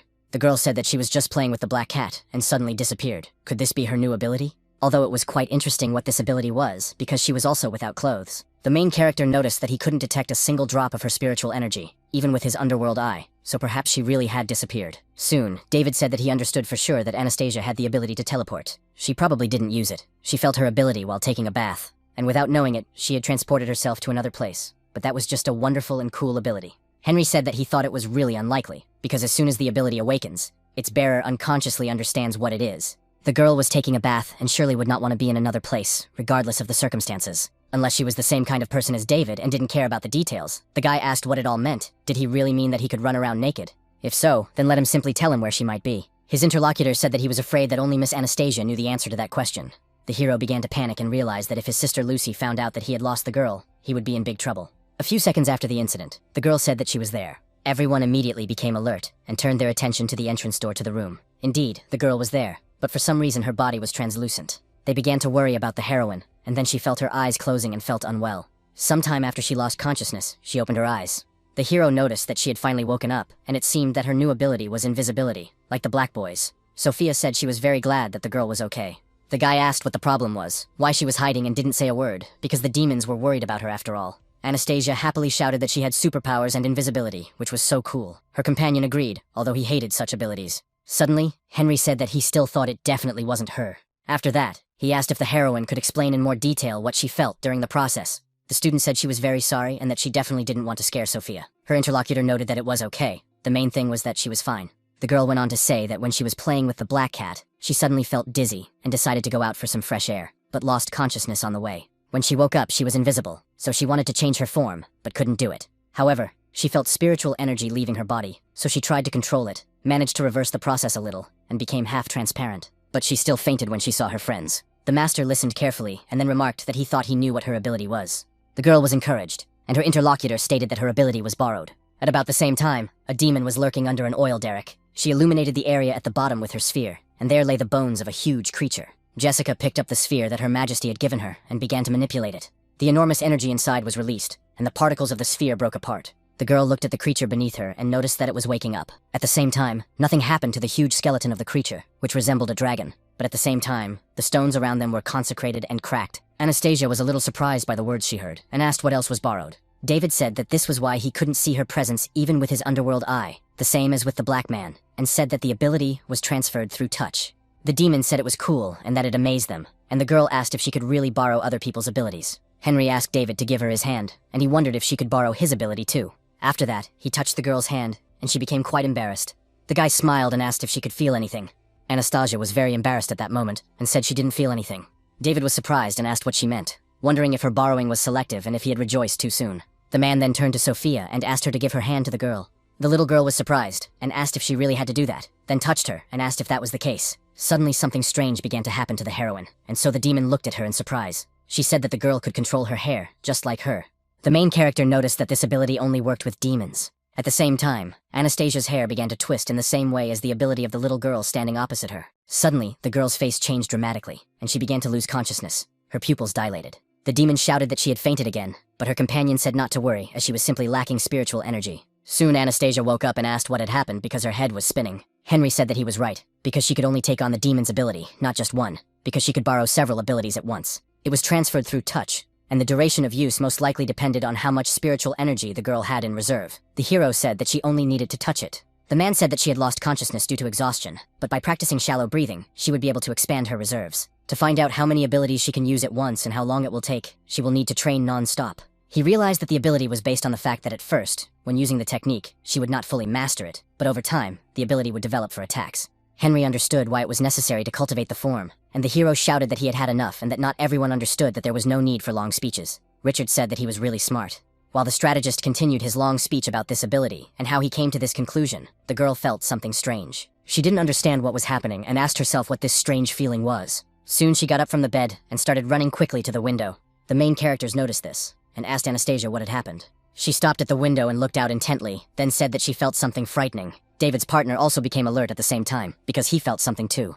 The heroine continued to say that she could sense a rather powerful demon that had appeared there from afar. The main character was simply stunned by what he had just heard, then shouted that this was really bad and why now. It turns out that he really wants to fight the powerful demon, but at the moment, he cannot do so. Because if he did, his sister Lucy would definitely find out, and his partner told him not to worry, because someone would surely neutralize it. She had just woken up, so she should rest. The man would go home, and they would see each other tomorrow. The student agreed to this and thanked him, wishing him a good rest. Henry remembered the prediction that the tiger had fallen right into the trap. There was a hexagram of great misfortune, so would it really happen today? Now he was eagerly awaiting to see what David would do in this situation.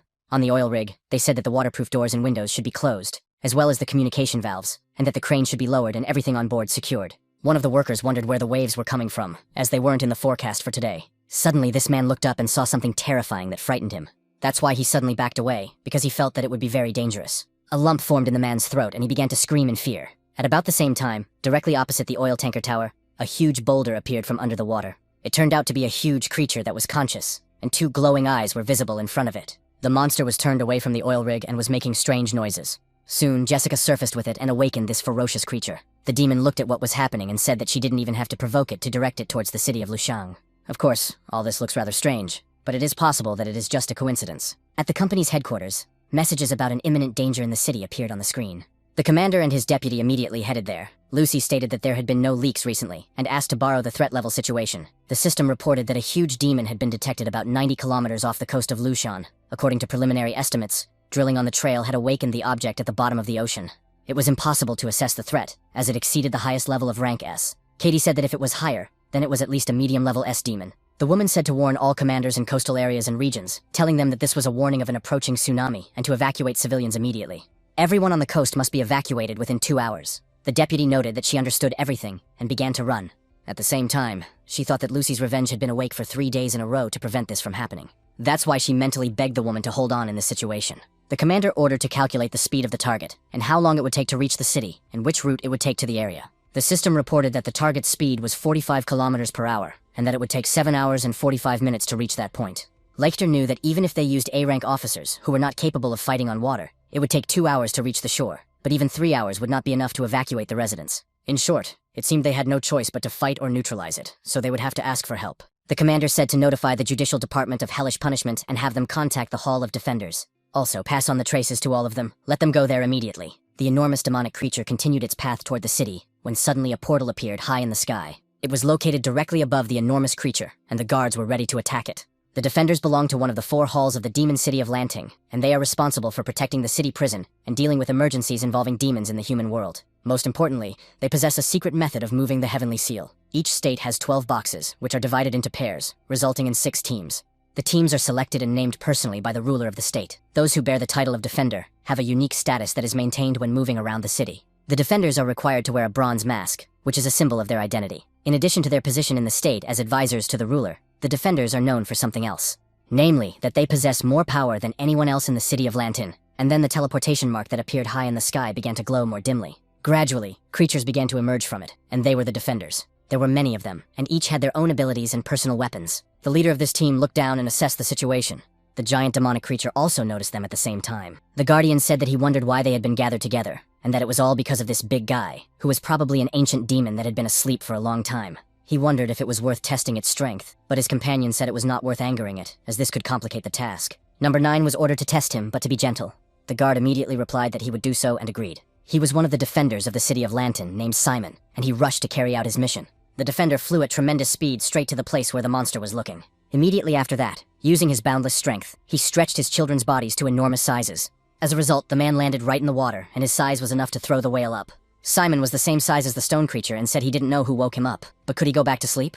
The defender could promise that no one would disturb him again, but the demonic creature continued on its way and did not react to him in any way. The guard noticed that the creature seemed to lack self-awareness. He then used his defensive weapon, a shield, and noticing that, asked for forgiveness in advance. And then the huge stone demonic creature collided with its new opponent. Because of what was happening, the water around them began to scatter in different directions, creating huge waves. After the guard used his weapon, the creature also began to use its power. Because of this, the demonic creature slowed down and then, not understanding what was happening, made a strange sound. Simon noticed this, and literally a few seconds later, he felt a huge stone block hit him. The body of this huge guy flew straight into the sky at a fairly high speed. Therefore, one of the guards noticed that even the shield of number 9 could not hold him back, and the rest of the restraining attacks were simply useless. Another asked how long they would have to restrain him in order to seal him with the earthly branch of the divine stems, given his size. The one he asked said that if someone helped him, then in a minute, people would order them to calm him down or expel him.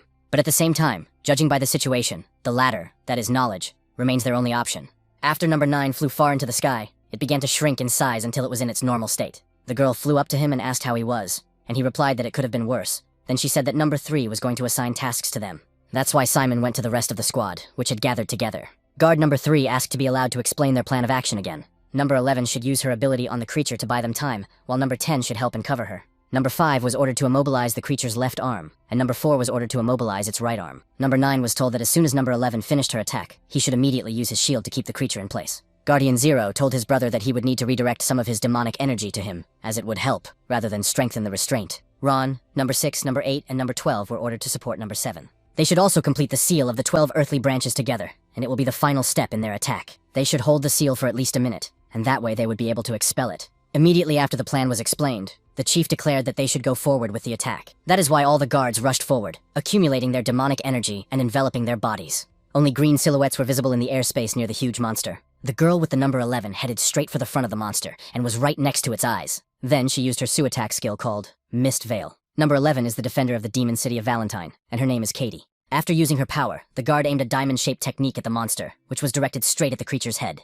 The huge demonic creature, although it did not have its own intelligent consciousness, still defended itself and directed its hand straight at the girl. But soon his limbs stopped, because number 5 was standing on it and shouted at the monster not to touch the girl with its dirty paws. So the guard rushed over at great speed and tied her up with his huge green demonic thread. Of course, the huge lump with consciousness saw this attack, but since he was big, he couldn't react to it quickly. The number 5 defender of the demon city of Lantin was named Jonathan, and he used the Sue attack skill. Shortly after that, a huge metal ball appeared there, which spoke and was tied to the thread that enveloped the monster. This was one of Jonathan's attacks called Falling Stream. One of the defenders noticed that this monster was surprisingly strong, and that number 11 must be almost finished. The giant demonic monster used his right hand to get rid of these creatures' attacks. One of his comrades told number 4 to start neutralizing the right hand. It was precisely then that the guard who was supposed to do something about it landed on her. He was a defender of the demon city of Lantin, and his name was Frankie. This guy had a sword in his hands, which he took to the monster's limb and used Sue's attacks. The arm was enveloped by the power of a tree, which held it with its roots, and this skill was called Sprawling Hibiscus. At the same time,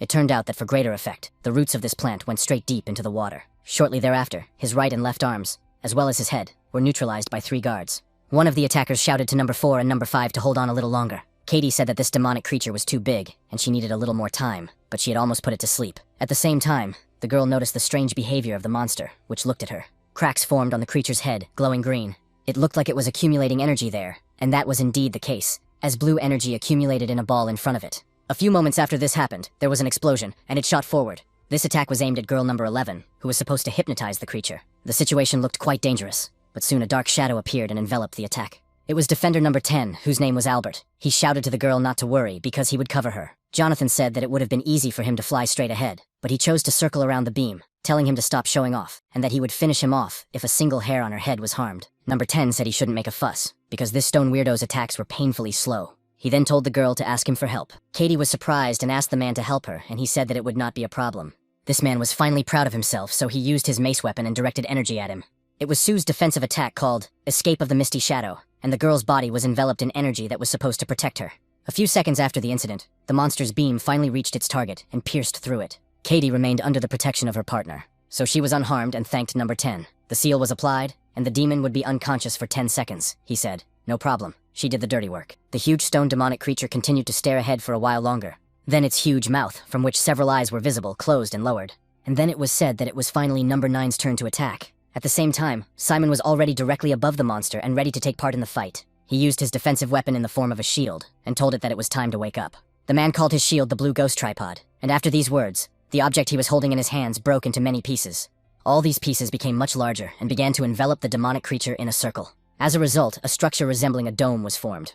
All the pieces of guard number 9's weapon finally came together and formed a sarcophagus that concealed the monster. The drone, which the commander used to communicate with her subordinates, headed for the scene. It rushed there at incredible speed, cutting through the water beneath it. The woman was worried and bit her nails because of the situation that was unfolding. Lucy then asked how long it would take for the drone to reach its destination. The system calculated everything instantly and announced that the estimated time of arrival was about 3 minutes. The commander understood that if the guards couldn't handle this, the consequences would be irreversible. The city was too densely populated to evacuate everyone in 8 hours, and in addition to the deaths, people would learn about the existence of demons. And if all this really happened, the human world would simply sink into chaos. The deputy ran to the command post at incredible speed and immediately turned to Minister Lucy. The girl was quite out of breath and said she had good news. A voice came from the entrance door to the command post, asking the commander if she would allow him to enter. The woman recognized who it was and immediately gave him permission to do so. Georg immediately went inside and said that he had heard from Katie about what was happening, so he had an idea that might buy them a little time. His interlocutor asked if he was hinting that the spiritual reality project had been completed. The demon looked at her sadly and said that it wasn't finished yet, but it would be ready in 8 hours. He had already done his job, and now the weapons company just needed to tweak some details, taking into account the size of the monster. Even if the project was completed, it was close enough to the city to be noticed. He asked if Katie had said there was someone in the company who could create thick fog. This could help them, because if this thick fog was directed towards the demon, it could probably hide it from view. The commander noticed that this could actually work, and therefore thanked Master George. She told Katie that it was a high-ranking officer named Adam. She told him to contact him immediately, and tell him to drop everything and head to his position in Logwan. The deputy said she would do so, but she had one question. Why didn't she order the defenders to destroy this demon if he was such a big threat? The woman asked. Didn't she notice anything strange? According to the testimony of the people on that oil rig, this demon did not attack them. If that was the case, then they couldn't say for sure whether it was friend or foe. All life is sacred, and they had no right to decide who would survive and who would not. The company's task is to protect people from this ghost, but there is something else that should not be forgotten. In addition to all this, they are also responsible for maintaining peace between people and between demons. Katie understood all this and pointed it out to Miss Lucy. Georg, the spatial master, who was also in the room, was happy to hear all this. The girl then said that she would contact Adam immediately, as she felt better knowing that they had a plan B. The commander looked at her subordinate and thought that they just needed to finish the spiritual reality on time. They also had a plan C, and that was definitely their ace in the hole. After all, that schoolboy David would surely be delighted when he found out about it. But despite this, the woman still hopes that it won't come to that and that the defenders will be able to neutralize him. Meanwhile, the beggar continued to remain in the dome created by number 9. Guard number 3 told his friend that now it was their turn. His companion did not hesitate for a second and immediately rushed towards the monster. He also drew his sword, which had strange, ornate patterns on it and emanated demonic energy. After drawing his weapon, the guard pointed it downward, and a huge amount of energy enveloped his body. Then he ordered his creature named Heluo to appear here. A few moments later, a creature with several tentacles did indeed appear in the sky. With one of its dozens of tentacles, the monster touched the guard standing in front. After that, the body of number 3 began to fill with demonic energy transmitted by his brother. Next, the defender who had used this technique sheathed his sword and told Helo to return. After that, the demonic creature in the sky disappeared, but a huge flow of energy continued to envelop the bodies. Guard number 3 thanked his brother Ben and noticed that he could already feel his demonic energy increasing. It was not a simple increase, but an increase of several dozen times. Therefore, the man immediately used Sue's attack skill after that. Katie noticed this, and said that Benjamin was about to perform that cool move. He was really cool, and Albert was jealous, and said that if he were recharged, he would also perform all kinds of cool tricks. The two guards remained in the sky for a long time. Soon after, the sky began to glow green, and demonic energy emanated from it. Suddenly, something huge appeared that looked like either an asteroid or even a meteorite. And this stone block was heading straight for the demonic creature hidden in the sarcophagus. The swift attack reached its target in a few moments, causing a huge impact that sent waves several dozen meters high. Number 11 declared that number 3 was simply incredible, while her partner said that he was not joking, because he could also do the same thing if he had enough energy. The skill that was used on the demonic creature Black All was called Jade Tower. The leader of the support team, as well as all the other members, flew over and said that now it was their turn. They put their hands together to make a seal and performed a skill called the Seal of Earthly Branches, Heavenly Rods. Immediately after that, a huge dark ball appeared in the sky, which consisted of demonic energy and was completely saturated with it. But this sphere was not alone, as each member of the squad created a large sphere. Near the Jade Tower held by the demonic creature, a circle with various patterns appeared, which was to become the seal. The guard told number 3 to hurry up and get rid of this thing, because he couldn't wait to drink something strong. He went on to say that he doubted that after the triple protection had been used on it, the demonic creature would be able to move for the next 10 minutes. The huge demon was already conscious and opened its mouth, and as a result, its eyes also appeared. Benjamin sensed this and was stunned by what was happening.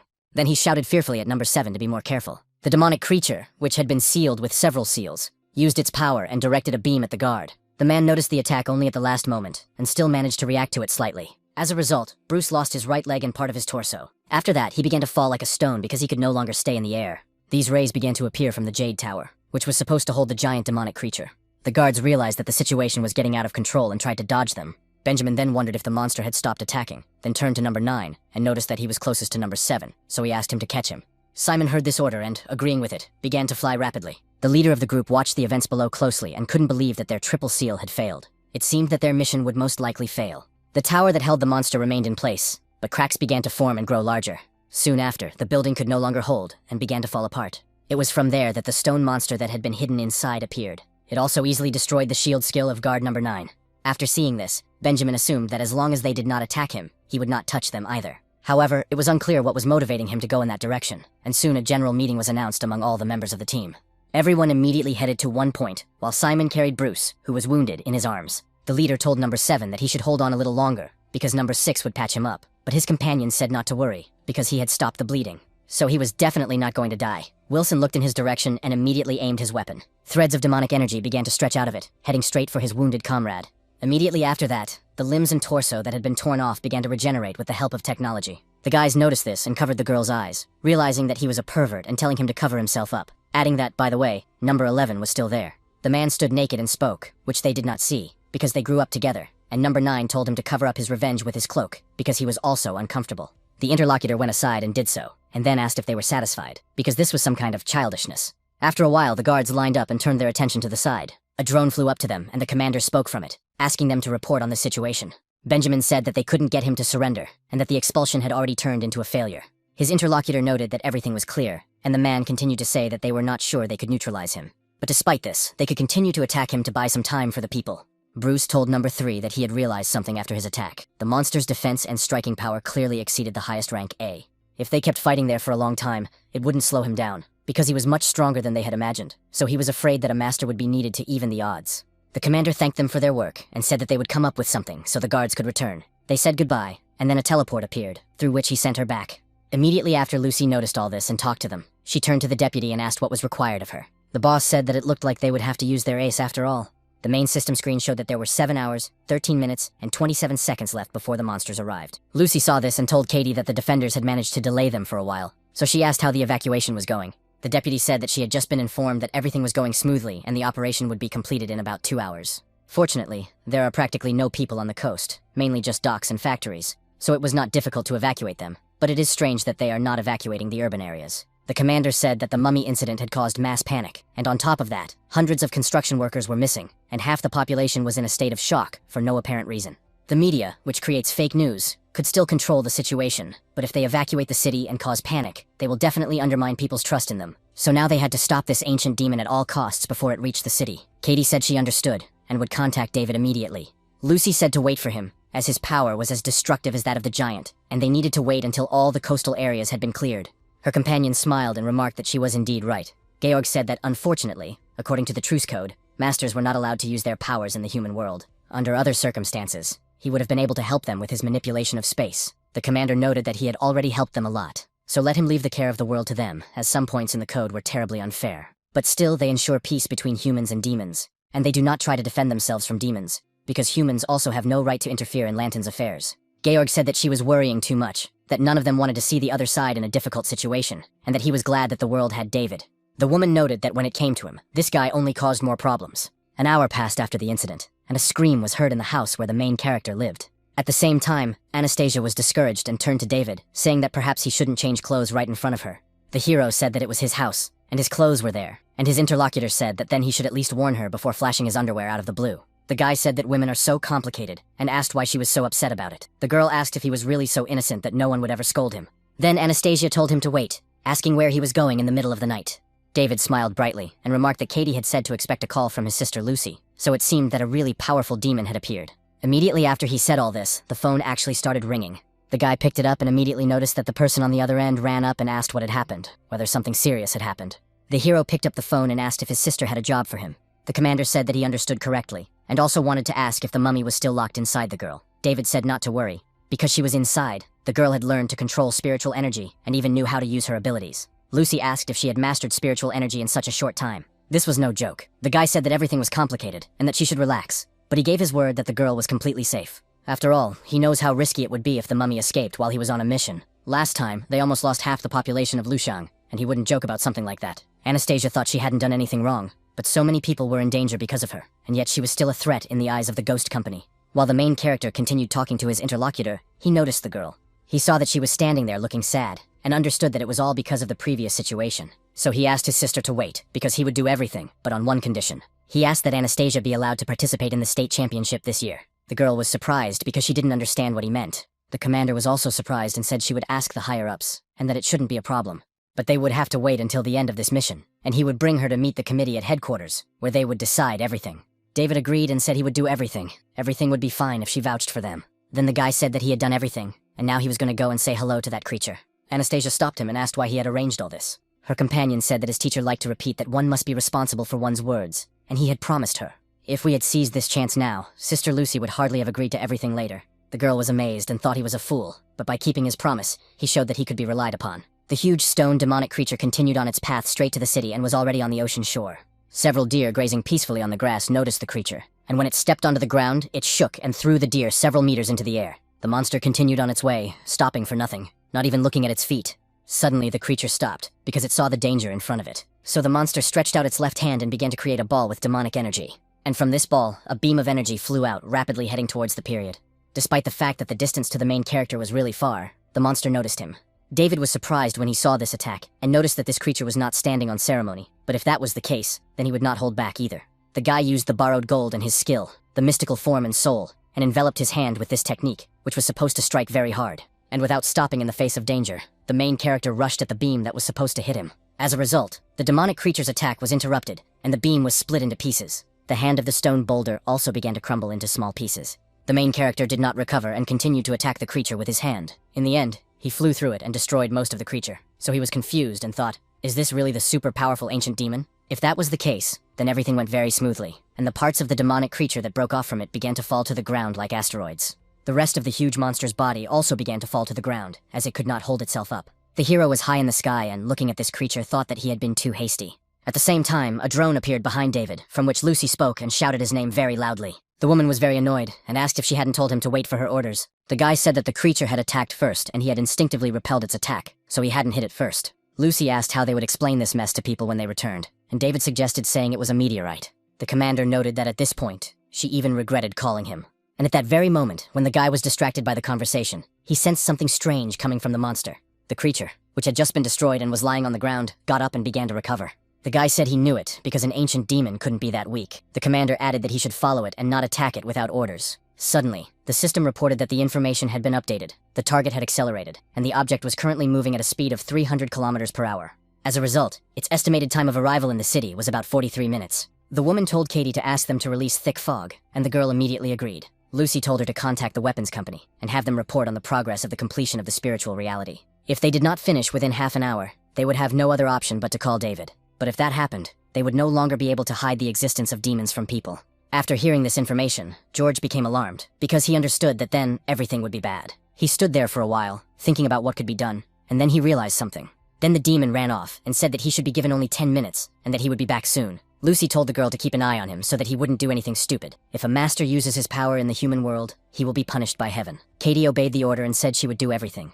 The commander thought that if Master Georg really used manipulation in space to deal with the demon, he would surely anger the heavens and perish. The wrath of heaven was the second defense that Alexander, the founder of the secret Taoists, had left as a legacy to the people. He had two types of transportation, the all-consuming flying reptile and the all-seeing Seiji. The flying reptile turned into a heavenly seal and sealed most of the demons inside itself. The Seiji, on the other hand, was reincarnated into the sphere of heavenly wrath and continues to protect all of humanity to this day. The sphere of wrath was created to watch over the 11 masters of the city of Lanting. They swore not to use spiritual energy in the Russian world, and in case of violation of the oath, to be punished by the wrath of heaven.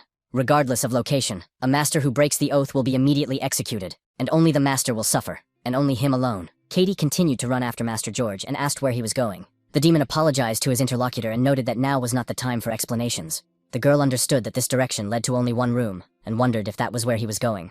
Soon they ran to the armory. The master turned to his subordinates and told them to open the door, and Katie said she was right. The door swung open, and one of the subordinates began to run toward George. She rushed into his arms and said that she and her teacher had managed to cut the time of spiritual reality in half, so they asked him to praise her. Then she noticed the deputy commander and greeted her too, and Katie greeted Emma in response. The man said that the girl had indeed done an excellent job, but that the plans had changed slightly. After all, they needed to speed things up tenfold at this point. The little girl was inspired and said that since he was here, he surely knew how to do it, so she was sure that he would succeed, as she was the head of the supply department. After that, the girl turned to the teacher and he heard it. The demon told Quentin that they had an emergency and needed to reduce the time of reality by 10 times, and the commander's subordinate also greeted the master. Georg said that they had originally planned for reality to last up to an hour, but David had been assigned to this mission. They could try to reduce the spiritual reality to 5 minutes, and then the guy would be able to handle it without restriction. The old Minister of Armaments listened attentively to all this. He said that, however, at the moment, the spiritual reality was very unstable, and they were not sure they could control it. But if he was in charge, there should be no problems. His interlocutor said not to worry. He would be able to control it without using demonic energy, although he was not sufficiently familiar with human technology. So he needed help. He would monitor changes in spiritual reality, and all they needed to do was calibrate the settings. If the energy was stable, then let them change them. And in case of instability, reduce the energy level. The old man said it should work. Emma would adjust the supply, and he would take care of stabilization. Then he started talking about energy, and after that, he suddenly fell asleep. The girl came up and said that the old man had fallen asleep again. She then asked the master to wait a minute. Katie noticed that he was over 150 years old, and his condition was certainly understandable. After a while, the girl went to the control panel and gave commands to the system. Soon she announced that the energy flow was normal, and all levels were fine. Quentin told Master George that the temporary settings were ready, and his interlocutor replied that this was good, and that they should proceed. Then they began to add energy to the system, and the flows spread throughout the room.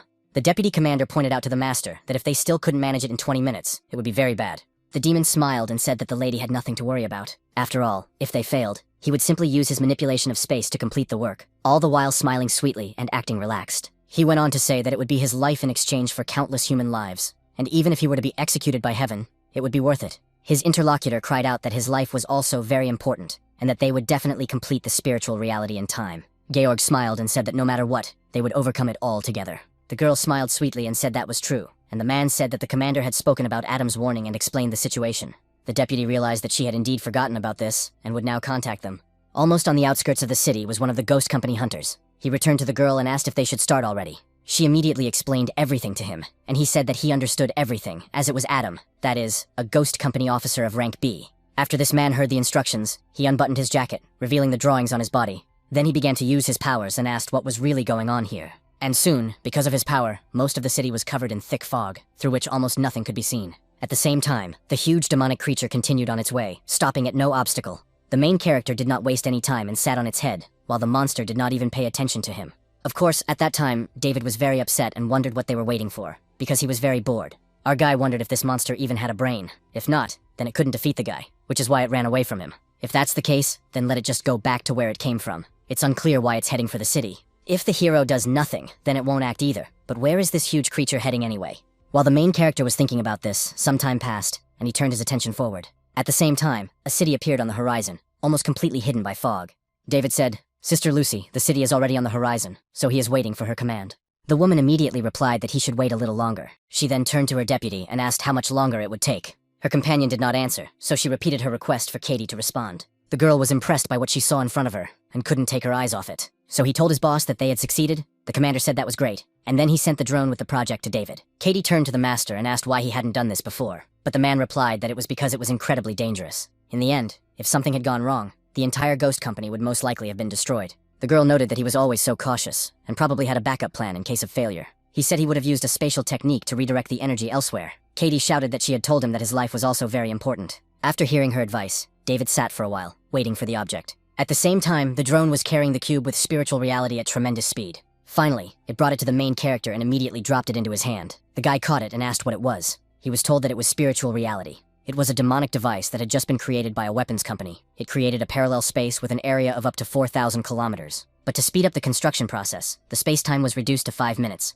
and the guy's task was to eliminate the object after that time had elapsed. This object can be activated by pressing a large button located there. The main character was excited and said that it was cool, like a portable training room. So, without thinking about anything else, he pressed the button and was ready to act. After that, the cube gradually began to expand, and the monster's head was already immersed in it. Soon, the space expanded even more, and the monster was completely submerged. But that wasn't all, because the parallel space continued to expand, even submerging the city. So some people were already affected by it, but they didn't feel it at all. After one of the guys slowly began to walk around it, his body became covered with cubes. Then, as if in a matrix, parts of his face began to disintegrate and be transported to another space. All this, of course, affected not only the people who came under its influence, but also the animals and other creatures that were there. That is why people continued to stay in their places, but at the same time, a parallel universe intersected with them. This space was even visible from space. That's how huge this cube was. After the expansion was complete, the hero lowered his guard and shouted that now there were only 2 of them. He immediately used his thunder technique and noticed that he was curious to see if he could destroy it with a single strike of 5-fold glacial lightning. But soon after, the giant demonic creature became still. Then the monster raised its head and looked up intently. At first, it made a rather quiet sound, which signaled something, but after that, it made a very loud sound. The main character, using his strength, jumped off its head and headed straight for its face. Then he shouted angrily that the creature was trapped, and therefore it was pointless to ask for help no matter how loud it was. Then the guy made a few seals and told it not to worry, because he would give it some Corvalol for its sore heart. After David used his technique, a large ball of thunder energy covered him and began to emit powerful energy. Of course, the demonic creature sensed the danger from this energy and turned its attention there. But it was too late, because this ball, inside which there were countless lightning bolts, had already attacked it and destroyed its body. The range of the attack was enormous, stretching for several tens of kilometers in each direction. It was a 5-fold glacial lightning storm heart pill. When the attack was over, David began to gradually reduce his power. Soon he smiled and said that now that he had crushed him into sand, let them see how he could restore his former form. The hero was in the air, looking at the place where his attack had landed, and there was a huge crater several kilometers wide. Then the guy felt something strange and turned his attention forward, wondering what it was. His attention was drawn to a red ball that was literally burning and floating in the air.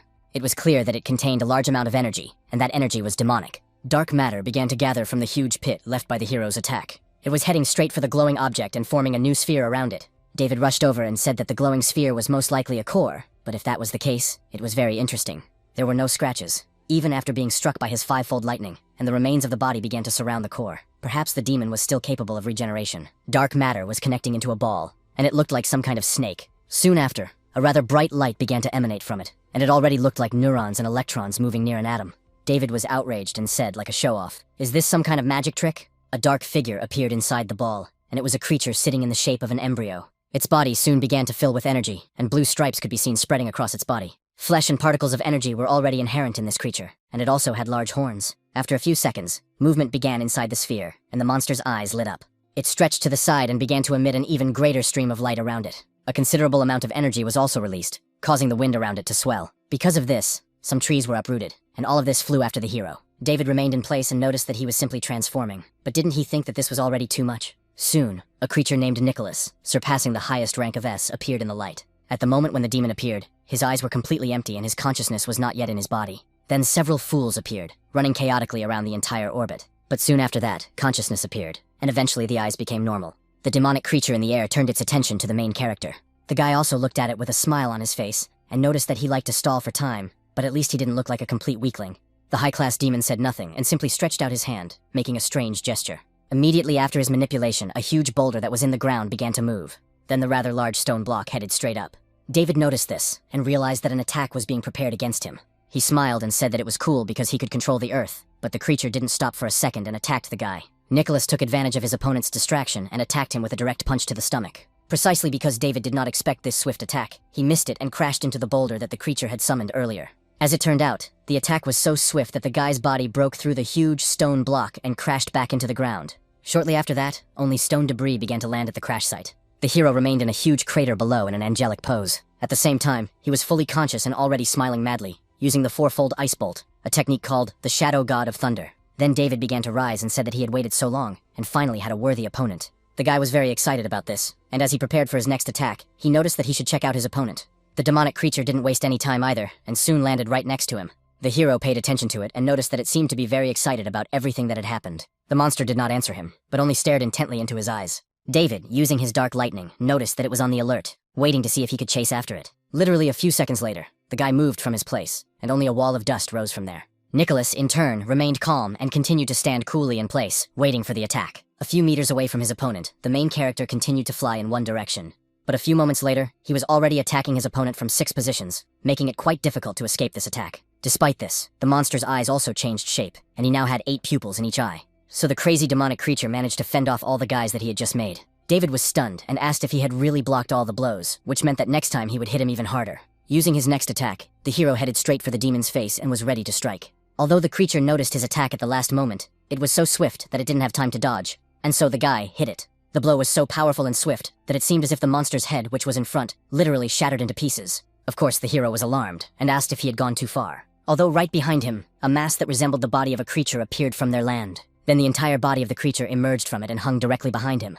Nicholas, without stopping his attacks, aimed a blow at his opponent's back and struck him. The attack was so powerful that the main character flew very far away, and a cloud of dust rose from the impact. David cut through the rocky ground with his body, leaving a trench behind. Due to the attack he had missed, the guy continued to fly for quite a long distance.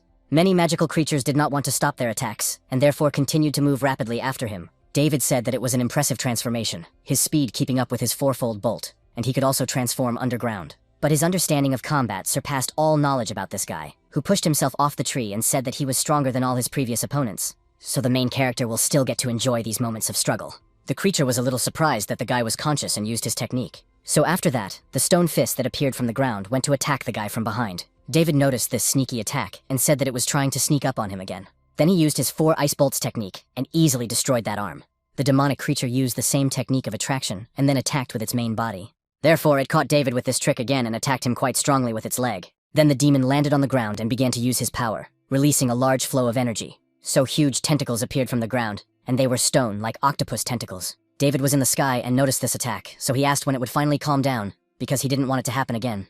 All the tentacles were moving upward and had already reached him, so the guy noticed them. He was a little surprised by what was happening and wondered what would happen next. This energy gathered together into a rather large ball and enveloped the boy's body. The energy that had previously emanated from the main character's body stopped doing so, and the creature flew back the greatest distance and stared intently at the ball. Nicholas continued to control the rock with his hand and clenched it into a fist, telling it to clench as well. The same ball that David was in then exploded, and a pointed polygonal star appeared. Soon, the hero asked if this was all to make their battle more intense, and asked him to warn him. It turns out that he now has a golden mantra, so his attacks are like tickling, which is why the main character asks him to show him some more serious moves. The demonic creature was a little surprised at first, but then began to prepare a blow with his hand, accumulating a considerable amount of energy there. Then Nicholas's body began to return to its axis, accelerating the pace of the radical energy. The main character used a triple ice bolt to get out of the pointed star. Because of this, the rock that enveloped his body shattered into small particles. The guy smiled and said that there was no way that was all he was capable of, so he should stop holding back and attack him seriously. After he said that, you looked ahead and were a little surprised.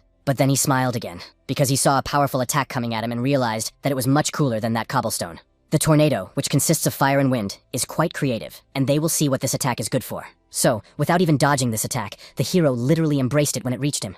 The guy's body soon began to burn because of the fire that was there. But the worst thing about this situation was that his golden mantra began to crack. And shortly after the onslaught of this unimaginable force, it completely collapsed. David realized that he was in a difficult situation, and it seemed that the golden mantra had broken. Also, because of this attack, he not only lost his protection, but also his clothes, so he was completely naked. Soon the tornado changed its direction and hit the ground with tremendous force. But when this attack hit the ground, it did not cease to exist, and literally pierced through mountains, water, and all the rest of the soil. Sometime after that, the natural disaster, along with the guy at its end, reached the city. And when it transformed, the hero flew onto the roof of one of the buildings at tremendous speed. The demonic creature did not stop pursuing him and therefore hung over the city. But when it discovered that the guy was still moving, it was stunned. David got up and said that the attack was not bad, and now there was no golden mantra on him.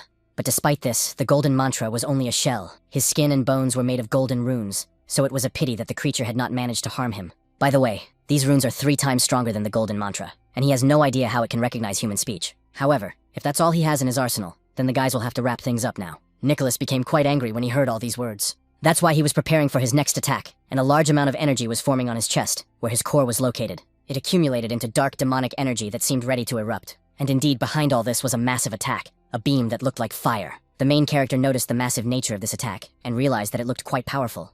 At the same time, he did not even intend to dodge it, and the attack reached its target, then destroyed half the city as if it were a nuclear explosion. There was even a bright flash, and there were several circles in the sky that resembled mushrooms. The buildings really did start to collapse instantly, and it was like a nuclear bombing. The soil that was subjected to this attack literally turned to dust, being erased to atoms. After a few moments, it was all over, and a huge crater formed in that spot. The creature remained in the same place in the sky, and it was clear that steam was coming from it. Nicholas also began to breathe heavily, which was not characteristic of him before he attacked. The main character emerged from the crater and said that the creature had used up almost all of its demonic energy, so he had gotten what he wanted and would put an end to it. The demon was literally discouraged by what was happening, as he did not expect the guy to survive. David said that he couldn't destroy it with a quadruple bolt, but he would destroy this unfinished building if he swung a 6-fold or 7-fold bolt. When the creature shrank, it became stronger and more cunning, able to cope with a 4-fold bolt, and he wasn't even sure if he could defeat it in 5 minutes. But soon he had the idea to pretend that he was on equal footing with it, forcing the monster to use up all its demonic energy. All this was done so that it would be easier than ever to eliminate it in the end. Even though fighting him naked is pretty weird, he's worried that the monster has a trick up his sleeve, so he decides to transform too. Then the guy stretched his arms out in different directions and literally snapped them, uttering the name of a spell borrowed from gold. Huge streams of spiritual energy, stretching from different directions, headed straight for the guy's body. The creature felt this power, which even passed through it. It also became alert and surprised by what was happening right in front of it. Nicholas understood perfectly well that he should not let the guy complete his transformation, because then he would definitely be in danger. That is why he immediately began to accumulate the remaining demonic energy and prepare for an attack. David noticed it and said how rude it was, because he had waited patiently during his transformation. First, gold appeared on his fingers, and now they looked like claws. So the main character clenched his fist and aimed it at the demon's limb. Because of this, their limbs clashed in a duel with each other, but the monster's hand was blown to pieces as a result. The demonic creature was shocked by this, for it saw that its hand had been torn into small pieces of flesh. Of course, David's body did not stop its transformation at the same time, and he was covered with golden armor. The transformation began to accelerate over time, and by the time it reached his neck, his body had been completely transformed. Finally, his head completed its transformation, and the perfect form was ready. It was a technique called seal suppression, borrowed from the gold in the form of the golden rune armor, the guy said, as he waited with a sigh of admiration. Nicholas remained in the same place and watched what was happening with surprise. At the same time, his expression showed that he was discouraged, and perhaps a little frightened. So, realizing the danger posed by the main character, he rushed to flee the battlefield. The hero noticed this with surprise and stated that, apparently in human form, his body parts do not regenerate as quickly as in stone form. Earth is his safe zone, so it's a very smart decision for this creature. Yes, but they don't have much time for these games, so it's time to end all this carnage. The demonic creature began to run away from him at tremendous speed, and the hero was catching up with him. Nicholas tried to reach the ground as quickly as possible in order to replenish his strength. And soon after that, the creature flew over the ground and touched it with just the tips of its fingers. David noticed this and asked what it had just drawn on the ground. The creature's severed limb began to heal. Shortly after that, regeneration actually occurred and the limb reappeared on its own. The hero was surprised and thought that his arm was back in place, but was it really just from touching the ground? If so, then this was actually a huge problem. At the traffic light on the road, the sign lit up, indicating that pedestrians could cross the road, but the demon and the guy, who were blatant lawbreakers, rushed across. Soon, Nicholas pushed himself off the ground and turned his back to face the guy. David noticed him and asked why he had stopped. The body of the demonic creature began to glow differently than before, and he also began to transform. His pupils, as well as the rest of his flesh, were also transformed, and he seemed to have turned to stone. The moment the creature touched the ground, it accumulated energy and was ready to attack. The hero knew that he was using the accumulated energy of the core in his body, and it was clear that this was his final form. So at that moment, the creature goes all out and attacks its opponent with incredible force. He easily dodged the head-on attack that the demon guy offered.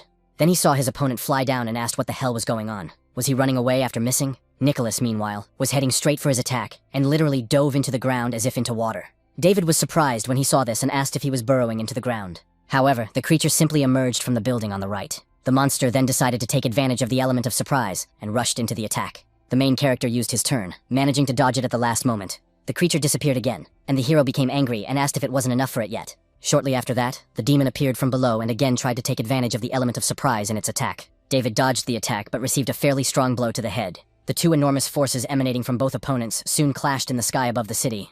The hero said that the demon had already used up most of its demonic energy and was therefore not as fast. Using his abilities to pass through buildings and the ground to make it difficult to determine his location was a very clever idea. But it seemed that he had overestimated his final form, and his attacks were useless, and his actions were so easy to predict that David then used the Eye of the Underworld. There he saw the creature moving along the walls in a strange trajectory.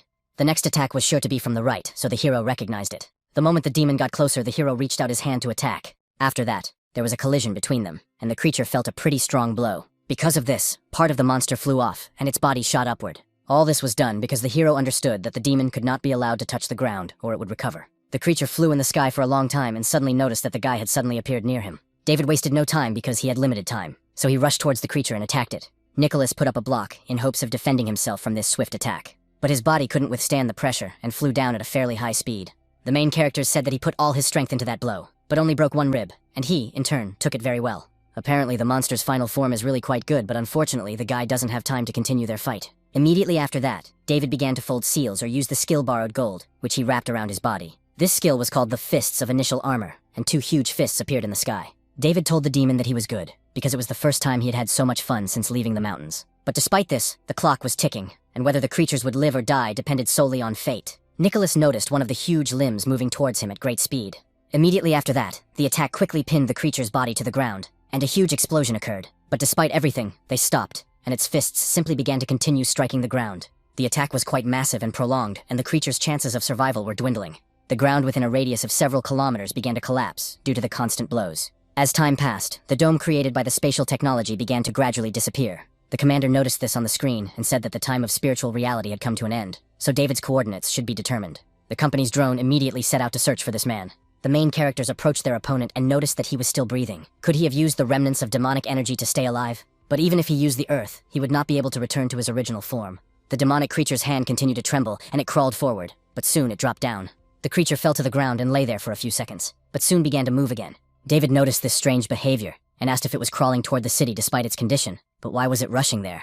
After a while, the company's drone reported that a suspicious life form had been detected. The commander shouted for David to answer where he got the armor and why he had long hair, and whether he was the ancient demon. If so, then let him keep an eye on him until he disappeared, and she would immediately call the defenders, and he would be banished to the third world. The guy didn't answer, so the woman yelled at him and asked if he could hear her. The monster continued moving and making a strange sound. The hero turned to his sister Lucy and told her not to call the defenders yet. He was in no condition to fight, so now was the perfect moment. Right now, he needed to clarify something, so David sat down next to him and stamped the seal. He used a skill called following someone else's path. David wanted to know what secrets this guy was hiding, so he entered his consciousness. So he turned to the demon and noticed that he was talking about why he wanted to get into the city. The creature stood before him and remained silent, so the guy told him to pick up his jaw from the floor, because it was in his mind. Even if he didn't know how to talk, he could communicate with him through his thoughts. If it wasn't something bad, it was possible that he could help him. But if it had evil intentions or didn't want to talk to him, then he would have to apologize, because the guy couldn't do anything about it. Very soon, the creature will be transported to another world, and he will never be able to return. After that, Nicholas immersed himself in memories of ancient times when a group of people migrated in search of a good place to settle. They all crossed mountains and swam across rivers again and again. All this happened until they unexpectedly stumbled upon something interesting. This place was an oasis hidden behind a huge desert. In addition to an inexhaustible supply of water, they had fruit and animals at their disposal. It was truly an ideal place for people. That is why they settled there. After some time, they realized that the closer they were to the high mountains in the middle of the oasis, the juicier the fruits and vegetables were. A little later, they discovered something even more extraordinary. One ordinary night, the mountains suddenly began to glow with a reddish light, so the people believed that the harvest was so fruitful because of the mountains and their protection. Named Nicholas, these mountains became an object of worship for all these people. It is still unknown whether it was due to worship or their own transformation that the mountains shrank and shrank. It also turned out that their shape changed quite significantly, and they became thin like the body of a monster. And then one day, thunder rumbled across the sky, and the earth began to shake, so the frightened people ran for cover. Amidst all the commotion that ensued, the clan chief remembered Nicholas. Understanding the situation, he immediately directed everyone toward the mountains to pray for protection.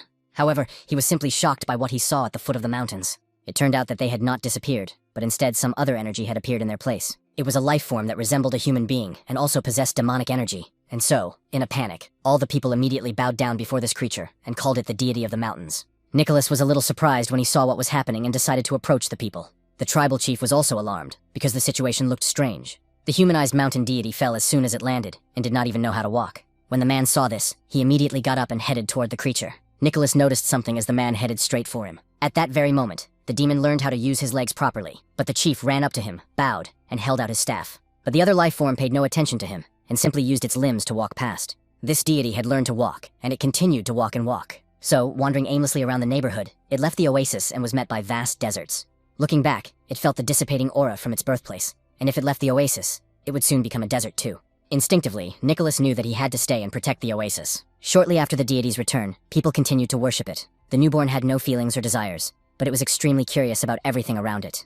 One day, the demonic creature saw people sitting around a fire and roasting meat to eat. So, trying to imitate them, he tried to eat like humans. But soon, Nicholas realized that he had no mouth, and therefore had no need for food. He also tried to sleep like the others, but that was not a necessity for him either. Soon he even began to imitate and copy the behavior of other animals. For example, he could behave like a bird or a saber-toothed tiger trying to attack its prey. After exploring the entire oasis, the creature thought deeply, because whether it was people, animals, or plants, there was much it did not understand about them. So, it relaxed and tried to feel the oasis, and this place seemed to be a part of its body, and if something was wrong, it could sense it. It turns out that people hunt for food, just like other animals. Plants not only process water from the ground, but also the remains of animals buried in it. As a result, everything goes through the stages of birth, maturation, and death. But despite this, there is also reproduction, as in animals, various creatures, and even those very plants. A year after all this, the mountain deity finally realized the main rule that governs the entire oasis, and his body also grew from a child god into an adult. Even after it learned the law of nature and the life cycle, there was one thing that the demonic creature did not understand. In addition to various instincts, there was something else that made creatures and plants live and reproduce tirelessly. What constantly connected them all was feelings. These feelings had no physical form, but they were present in all living organisms, and the mountain deity could not project the same thing.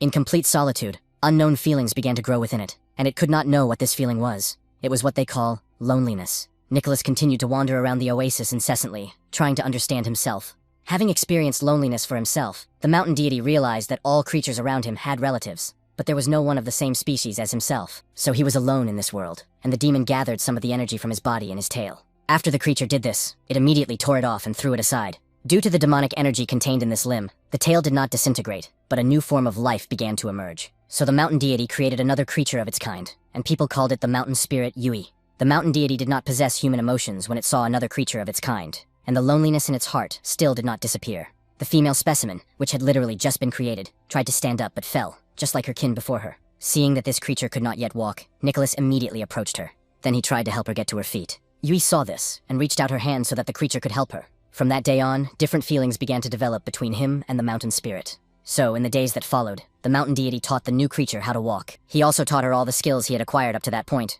He showed her all 10,000 different creatures that lived in the vicinity of the oasis. As a result, they began to observe the people who lived there together. One day, the female creature saw a man and a girl running hand in hand and having fun. That is why she paid attention to her relative's hand and thought about it. She reached out, trying to imitate the people who were enjoying spending time together. But Nicholas did not let her do this and simply turned away. The mountain spirit was, of course, surprised by this, but she continued to follow her relative. In the end, the mountain spirit Yui got to know the whole world after all. One day, she sat down in a meadow and picked a flower from its stem. At that moment, the mountain deity understood everything and finally taught the creature to use energy to protect this oasis. Together, these creatures spent their days admiring the sunsets and sunrises. From that day on, the mountain spirit Yui allowed her to gradually begin to understand. Nicholas then began to understand what true feelings were, because the female creature finally took him by the hand. They remained together and lived for over 100 years, but the happy times did not last long. Due to climate change, the desert became even hotter, and this gradually affected the situation in the oasis. The riverbed dried up, the plants withered, and it became impossible for the 10,000 living creatures of the oasis to survive. In order to protect it, the mountain deity used all its energy, and the withered plants turned green again as before. But this could not last long, because the oasis's water source had long since dried up. The mountain spirit Yu realized this. She felt how difficult it was for the mountain deity, and thought about how they had protected the living creatures of the oasis for more than 100 years. That's how the female spirit made her decision. Although the creature could speak, at that moment, the mountain deity could, of course, feel it. It was the very moment when the mountain spirit said goodbye to him. Nicholas's feelings flared up at that moment more strongly than they had before, and he rushed towards his beloved. But despite this, the process was already irreversible, and a large amount of energy began to emanate from Yui's body. As a result, she gave all the energy of her body to this place without reserve. The energy then rushed into the clouds and transformed them into a black cloud. Immediately, heavy rain poured down, containing energy, and the downpour lasted for almost 3 days and 3 nights. Not only did all the plants in the oasis regain their vitality, but the springs also returned, which was enough to overcome the drought. Unfortunately, the mountain deity had been cultivating for more than 10,000 years, and was able to take human form, while the mountain spirit was only his transformed tail. In the end, spending so much energy was tantamount to killing herself, but she did not regret it, because in the end she protected this oasis, which was the joy of the city, the rose of life. And in the last moments of her existence, he howled beside her. Death was part of the natural and inevitable order of things for the mountain deity, who had witnessed many deaths of living creatures in the oasis during his lifetime. The creature did not know why, but the way the mountain spirit turned her into stone before his eyes had a special meaning for him. Even if she did not truly die, and there was still a last drop of energy left in her body. But it was all this that made the mountain deity experience a feeling that was previously unknown to him. It was a strong, heart-wrenching pain, as if a huge insect was gnawing its way out of his body and squeezing his throat, preventing him from breathing. Because the mountain spirit Yui had turned to stone, the deity felt lonely, but only now did he finally understand the true meaning of feelings. It meant not demanding anything and just being there, just as he demanded nothing in return from this oasis, silently protecting it and cherishing it more than life itself. Although the mountain deity knew that the mountain spirit still had a last drop of energy left, it could no longer take on its former appearance. And even so, he still made his decision, and the core in his chest began to rise. In order to continue protecting the oasis and prolong the life of the mountain spirit, he sacrificed his own body. Nicholas surrounded his beloved Yui with his own body. As a result, he turned into a huge mountain, a rather large mass of rock, which began to form molten rock. The result was a rather large demonic creature, which David saw when he fought it. The demon adhered to the rule that he protects the oasis, and also protects the mountain spirit. As a result, 2 large mountains were formed, which were joined together. The people living in the oasis recorded this story and passed it down from generation to generation. Their descendants invented writing, and to immortalize their memory, they erected a stele at the foot of the mountain and wrote Mount Nicholas on it. Times changed, humanity began to develop very quickly, and now their contemporaries have long forgotten about them. People discovered that there were deposits of minerals in the Nicholas dialects and began industrial mining. And the heart of the mountain deity, mistaken for a useless stone, was thrown deep into the sea. And then all this happened, and the main character stood there, discouraged. David then realized that he was essentially a monster and did not know why he had awakened. But that meant that his goal was not the city at all, but rather he was looking for his kin, although he should wait, because there was still a huge mountain in the oasis. If the guy remembers correctly, there is a fairly large mountain east of the city. His goal is east of the city, and he was just passing through the city on his way there. So if the creature could talk and had explained right away, he wouldn't have beaten it half to death. And doesn't it know how to become small? He is incredibly fast and would have flown right there. The guy assumes that he didn't stop being small to conserve energy. David now knows that it is a good spirit, and that he was wrong to beat it up. Now everything is clear, and words cannot fix it. But why not do something? He will take him to a huge mountain and make sure that from now on, no one will bother him anymore. The drone, using its metal limb, tried to reach out to him. Lucy did the same, and asked David why he had passed out. Soon the guy finally came to his senses from the demon's consciousness. The commander saw the serious expression on her subordinate's face and asked what he was up to. The main character lifted the demonic creature and helped him walk. He then said that his goal was Belus, not the city, and his interlocutor asked what he meant. The guy didn't answer and jumped up, telling the creature to hold on because he was taking it with him. The drone command communicated with them and asked the guy where he was going. David told his sister that the demon wouldn't last long enough to explain, and he could only tell her on the way that his goal was not the city, and he was looking for his kin. The city just happened to be in his way, and he posed no threat to humanity. The commander told him to simply tell them what he had found out. David talked about it for a full 5 minutes, and noted that this was what the whole thing had come down to. The commander said that based on this information, many questions had been resolved. It turned out that he would not have harmed the workers on the drilling platform, and would not have attacked if the night watchman had not attacked him. She then ordered David to first go to his destination, and if his relative was indeed found there, not to cordon off the area.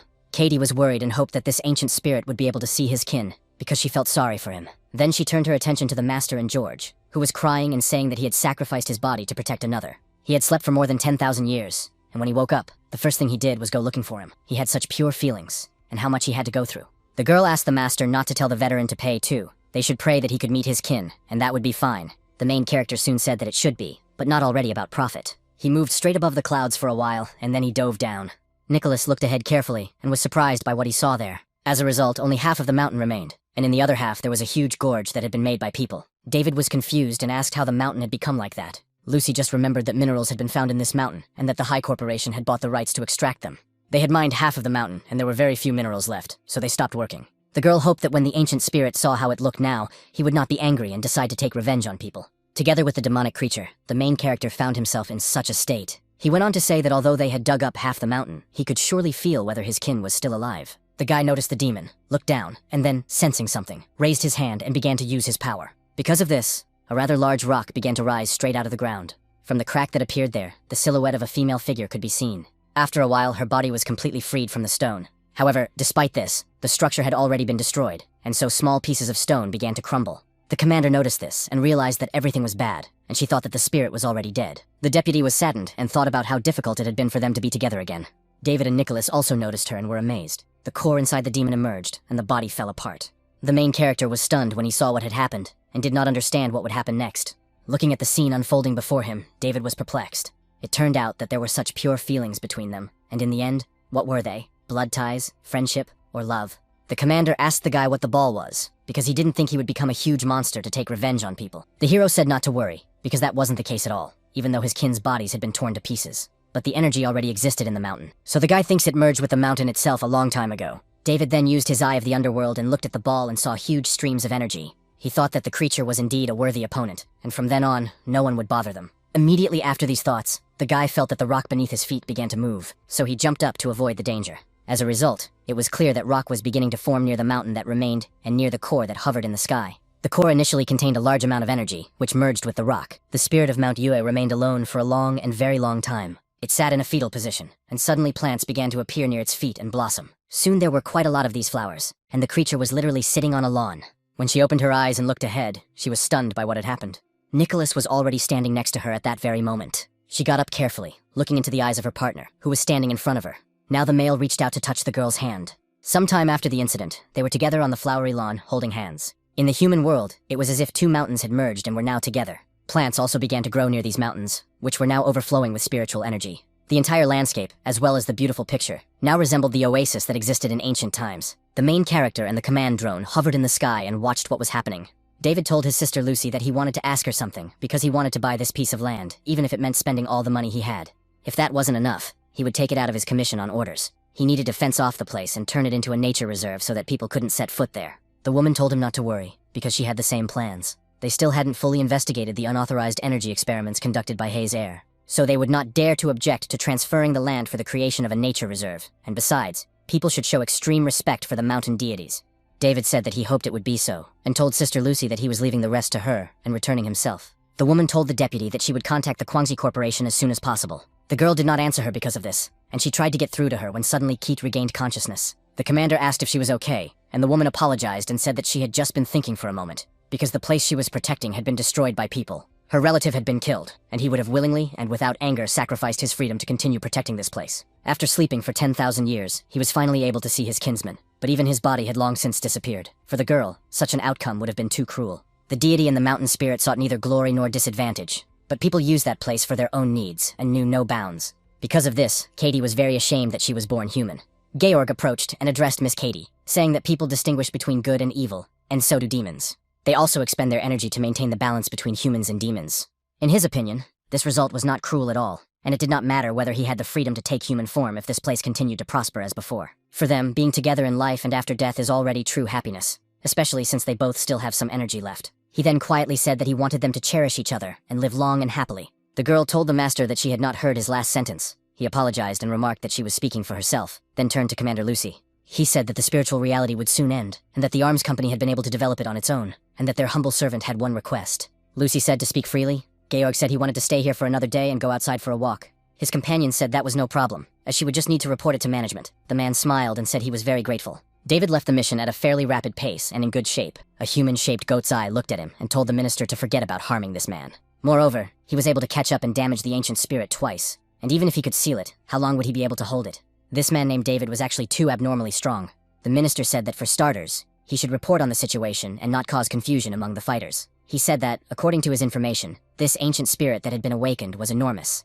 Its combat power is also very great. All 12 defenders worked together but were unable to catch it. However, David used all his strength and was able to defeat it. Then, for some unknown reason, they stopped fighting before they reached the city. The ghost company sent a drone with a package. They flew away for a while, but did not disappear, and reappeared after 5 minutes. This man, as well as the ancient demon, changed their form into human appearance, and they were both handsome. The creature was beaten half to death and left without an arm and a leg, and then they went to a huge mountain, where, before dying, it turned into the second half of the mountain. But the most important thing is that they disappeared for only 5 minutes, and then the ancient spirit was already defeated. But the most frightening thing about this whole situation is that this man named David was not hurt at all. All the members of the organization listened carefully to what they were told. The minister also considered the words he had heard, and announced that they were retreating.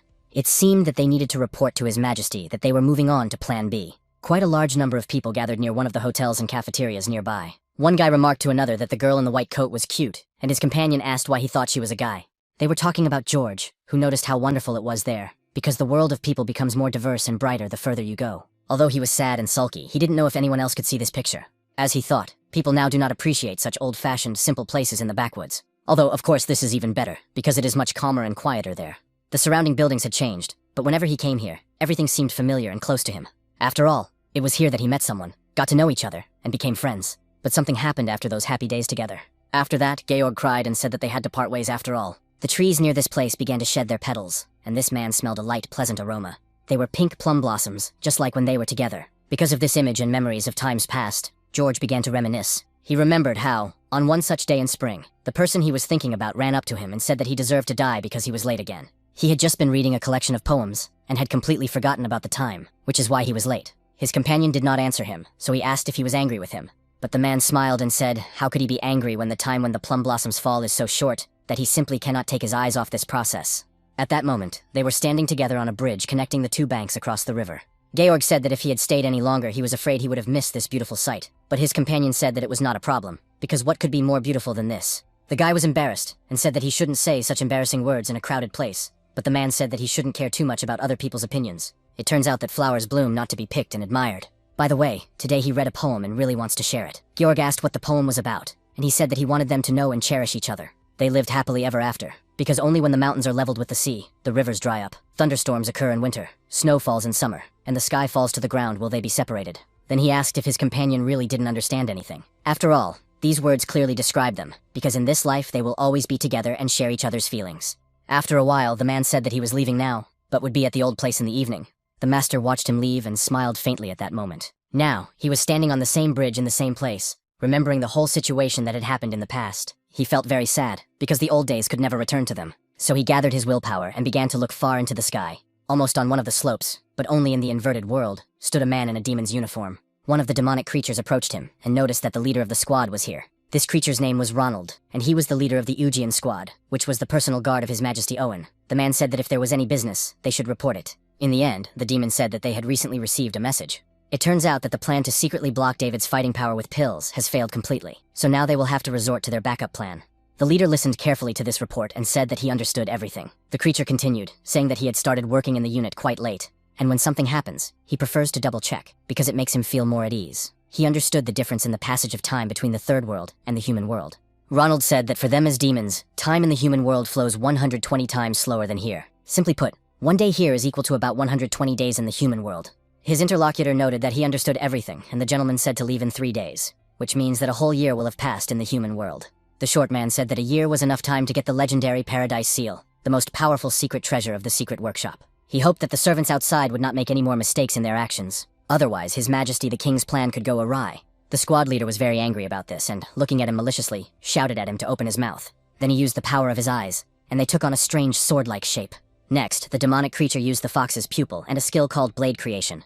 And then this creature, with whom he had just been communicating, felt something strange, and his head was soon cut in half. But soon it turned out that he was not cut in half, but into several dozen pieces that fell to the ground. Ronald did all this with his immense strength and the power of his eyes. At the same time, he was very angry and declared that no one could question His Majesty's plan. And the creature he struck with his attack must simply obey his will, and if it did not, it would be destroyed. After a while, a strange energy appeared in the same place where the monster had been killed. That demon, Adrian, was reborn, and realized that he was already old, and did not understand what a rash idea it was. So he asked the leader of the squad to calm his anger. Ronald said that there was still something on him that could be used for magic, but not with His Majesty. The old man said he understood and immediately announced that he was leaving. Anastasia saw that a strange man had gone into their apartment and wondered who he was and what he was doing there. But suddenly she took a closer look at the man in front of her. He had white hair, just like David's, and a mole near his eye. The guy said he was innocent, a star of misfortune who had been drawn into evil deeds. The girl said that this was definitely the same impenetrable naivety that David had when he first started working with spirits. Although at that moment he was so handsome that the girl was embarrassed, and thought that in this form he was a real macho. After that, she said that Sophia and Richard went to bed so early. Immediately after that, the guy shed his appearance and found himself completely naked, also stating that he would also wash up and go to sleep. Anastasia was discouraged. She went on to say that even though it was his house, while she was there, he could at least not flash his naked butt.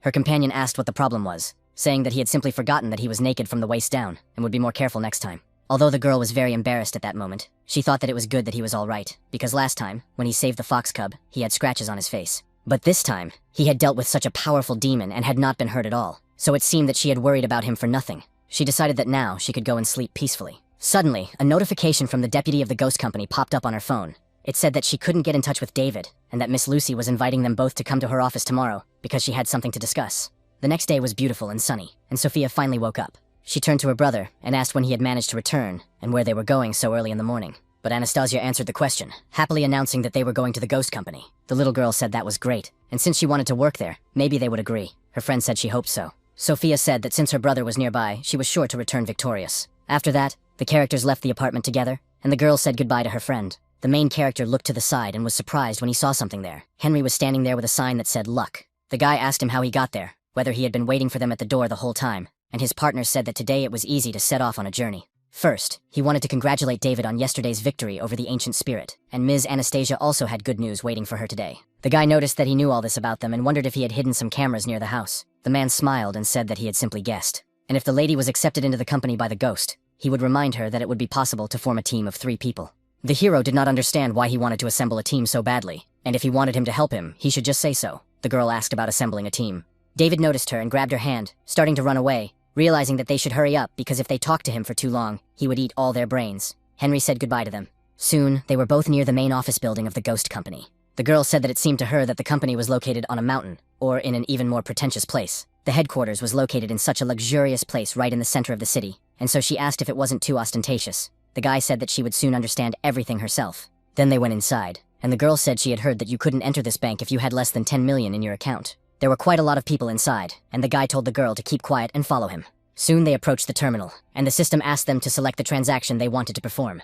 They had to leave their ID and receive a number, which the heroes did. Then the person with the number 0013 was told to proceed to VIP room number 15 for the operation. David said that every time he came here, it was always a pain in the ass. But the system reported that the iris authentication was successful. After that, they entered the room together, followed by another man. He smiled and said that he was congratulating the gentleman on his return, as someone had been waiting for him for a long time, and that must be Ms. Anastasia. He then asked the girl to hand over her phone, saying he would return it later, as it was forbidden to carry phones inside the headquarters, and he thanked her for her understanding. The girl agreed, and the gentleman asked her to sit there and not wander around aimlessly. Immediately after that, they sat down together on the sofa and waited. Meanwhile, the man who had been talking to them took his cane and headed for the designated place. He inserted it directly into a hole in the floor, which was there on purpose, and turned the head of the cane. Anastasia became alert when she saw that something was happening to their room. The room began to move to some other area.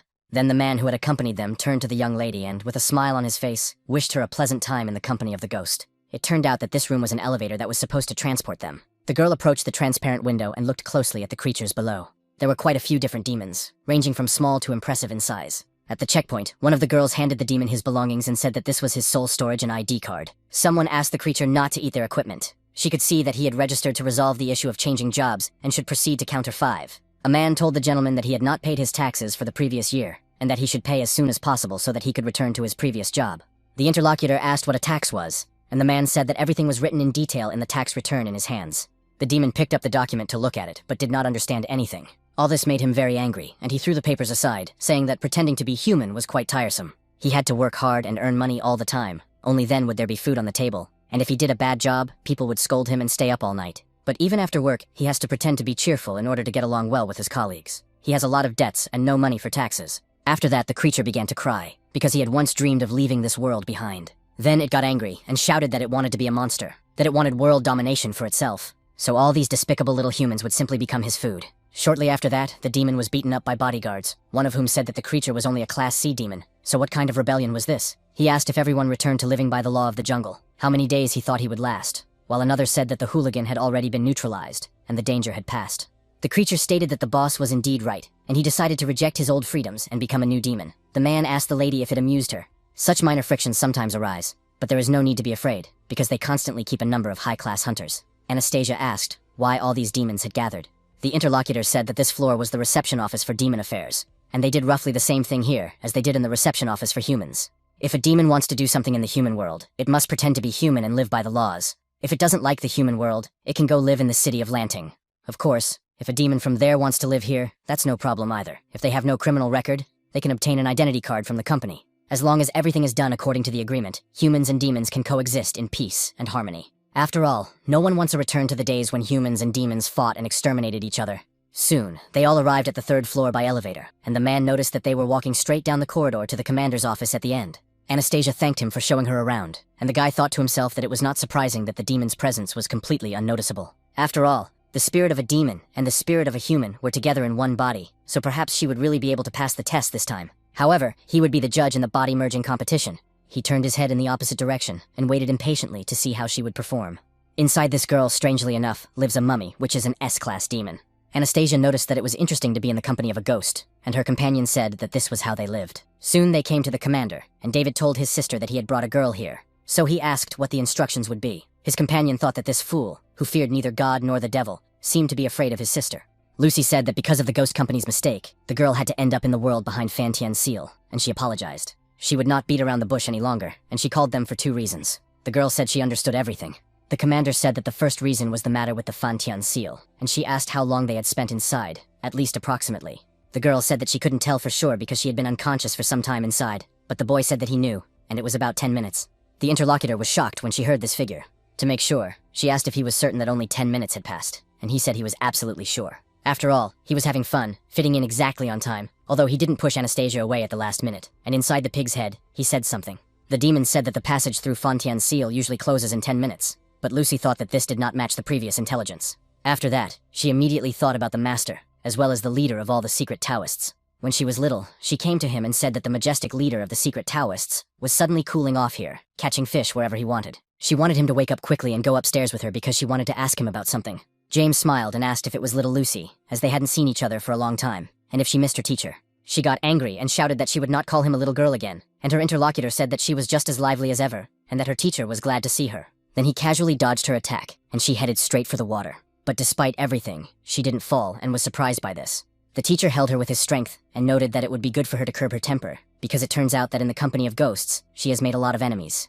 After that, she felt a gust of wind carry her back, and the man caught her and noticed how she had grown so tall without him noticing. He remembered when she first climbed the mountain. She was only knee-high to him, and she loved it most when he lifted her higher. The girl, angry, hit him in the head with her knee and realized that she was no longer a child. But this only made the blow more painful for her. James said that she had even forgotten that the teacher possessed a golden mantra, and it seemed that she had indeed distanced herself from him completely. He then asked if the lively, cute little girl who used to follow him around all day was now just a memory. Lucy said that if they continued to fool around, it would only get worse, and her interlocutor agreed, and suggested that they talk about business after all. She had come from so far away to check how many people had left their sect this year. For the past few years, the company's management had been peaceful. The girl said that the calmer things were, the more vigilant they had to be. In fact, there was another matter she needed to discuss with him personally. The man said that he already knew what she wanted to tell him, because it turned out that she wanted to ask about Fantian's seal. After all, for several years, the ghost company had often used it to banish demons. It was important to name the guilty parties, and he understood why, because otherwise, these hidden demons would not behave properly. But the ghost company's management must be concerned that they rely too much on Fantian's seal. As for the seal itself, the only thing he can tell her is that for demons, 1 day inside is equivalent to 120 days in the human world. But he knows nothing more about this place. After that, the man got up from his seat and remarked that if they were going to explore the Fantian seal, they'd better give up on the idea. After all, it was the most powerful secret treasure of their sect's founder. James told her to come back and that there would be time, and that the guests should come to the mountain more often to see the teacher. He hoped that the next time they met, it would not be for work. But the girl said that his disciple did not understand. After all, if the patriarch was so powerful, why didn't he just destroy all the demons that were dangerous to humans and lock them behind the Fantian seal? The teacher turned to her and asked if she had ever thought that of all the living beings born in this world, why should only humans determine who is good and who is evil? The little girl was surprised when she heard this, but her interlocutor continued, saying that the patriarch had his reasons for doing so. Moreover, no one can harm someone who knows the future, and if celestial beings once truly existed, then he was definitely one of them. And now, remembering this whole conversation, the commander was amazed. David saw her discouraged face and asked what had happened. In response, she said that nothing had happened. She just wanted to make sure of something. Then she wondered if it was true that time flows differently in the human world and inside the seal. Could the patriarch have done this on purpose? And if so, for what purpose? The guy noticed that, in the end, Fantian used the seal to lock demons inside, so when he got inside, he immediately realized that he would be able to get out. Of course, there was a risk, but a person had gotten inside, and he couldn't just watch her die in there and not save her. Anastasia was angry about this. She thought that this person had gone inside to play around. The commander told her to stop talking, because she had called them, and she thought they had already guessed why. She could give the girl the right to participate in the state championship, especially since the guy guaranteed that the mummy was safe now, and she believed him. She also asked the teacher, and he agreed to recommend the girl to participate in the competition. If the head of the sect vouched for her, then the higher authorities would not dare to object. David also took the exam for newcomers and knows the rules of the competition. He noticed that he understood that the participant must complete a specific task alone. Lucy said that she had heard that the girl had quickly learned how to use demonic breathing and could also control mummies. And now, there was an order. She had to find a person and bring him to the headquarters unharmed. The girl was delighted and said that she would do her best to complete the task. The boss noticed that the missing person was the best employee of the ghost company in the previous generation, Jim. Anastasia's enthusiasm waned after she heard who this person was.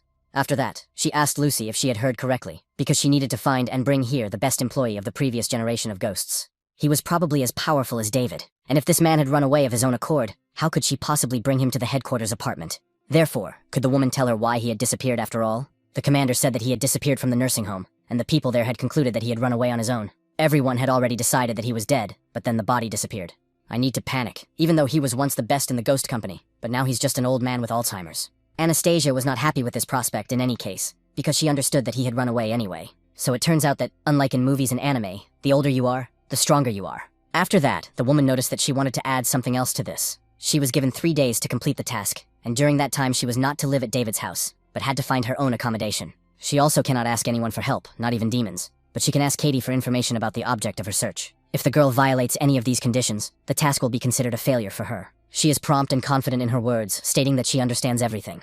The commander said that she could then leave the same way they had come. Kyle escorted her, and she asked David to stay because they had something to discuss. The girl soon left the apartment and thought that, although the sister looked stern, she gave the impression of being a straightforward and responsible person. She could definitely be relied upon, and would certainly not deliberately complicate her life. Anastasia felt encouraged, and thought that everything was fine, because this time she would definitely manage. But right now, where should she start? Although, come to think of it, she would first ask Katie to fill her in on the situation. 2 days earlier, a certain situation had occurred at the Jobu nursing home. At that time, the elderly residents had gathered in the dining room, as it was lunchtime. An old man with the number 12 on his neck was sitting alone at one of the tables. He tried to eat the food on his plate, but his hand was shaking quite badly.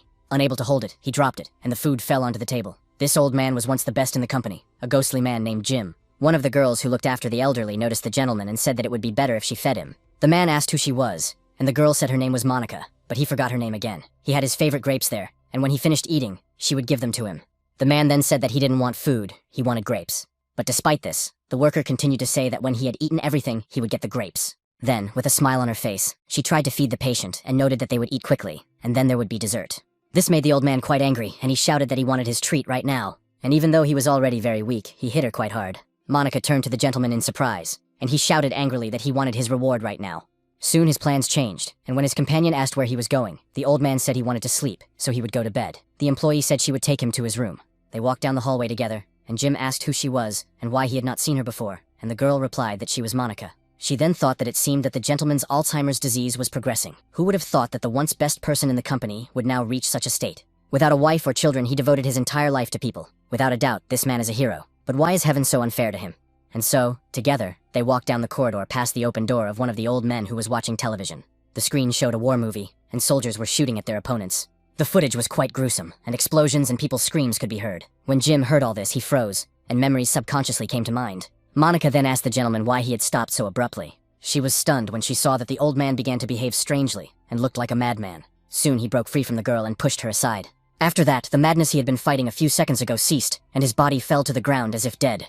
The old man remained conscious, but a terrible image appeared before his eyes. It was a dead man lying right in front of him, staring intently into his eyes. Next was a scene from the battlefield, where a large number of people had been killed or wounded. Sometime after the incident, Jim was in one of the rooms, lying on the bed. A device that glowed blue appeared on his head. Finally, he came to his senses and began to move his limbs. The next thing that happened was that he opened his eyes and did not understand where he was or what had happened to him. Judging by the medical equipment in the room, it was probably a hospital. The man blamed himself for being an old fool, because he couldn't remember anything, not even who he was, where he was from, or how he got there. But after a while, he remembered that he was the commander of the Mountain Tiger 12 Special Forces Unit of the Lucian Military District, Joe State.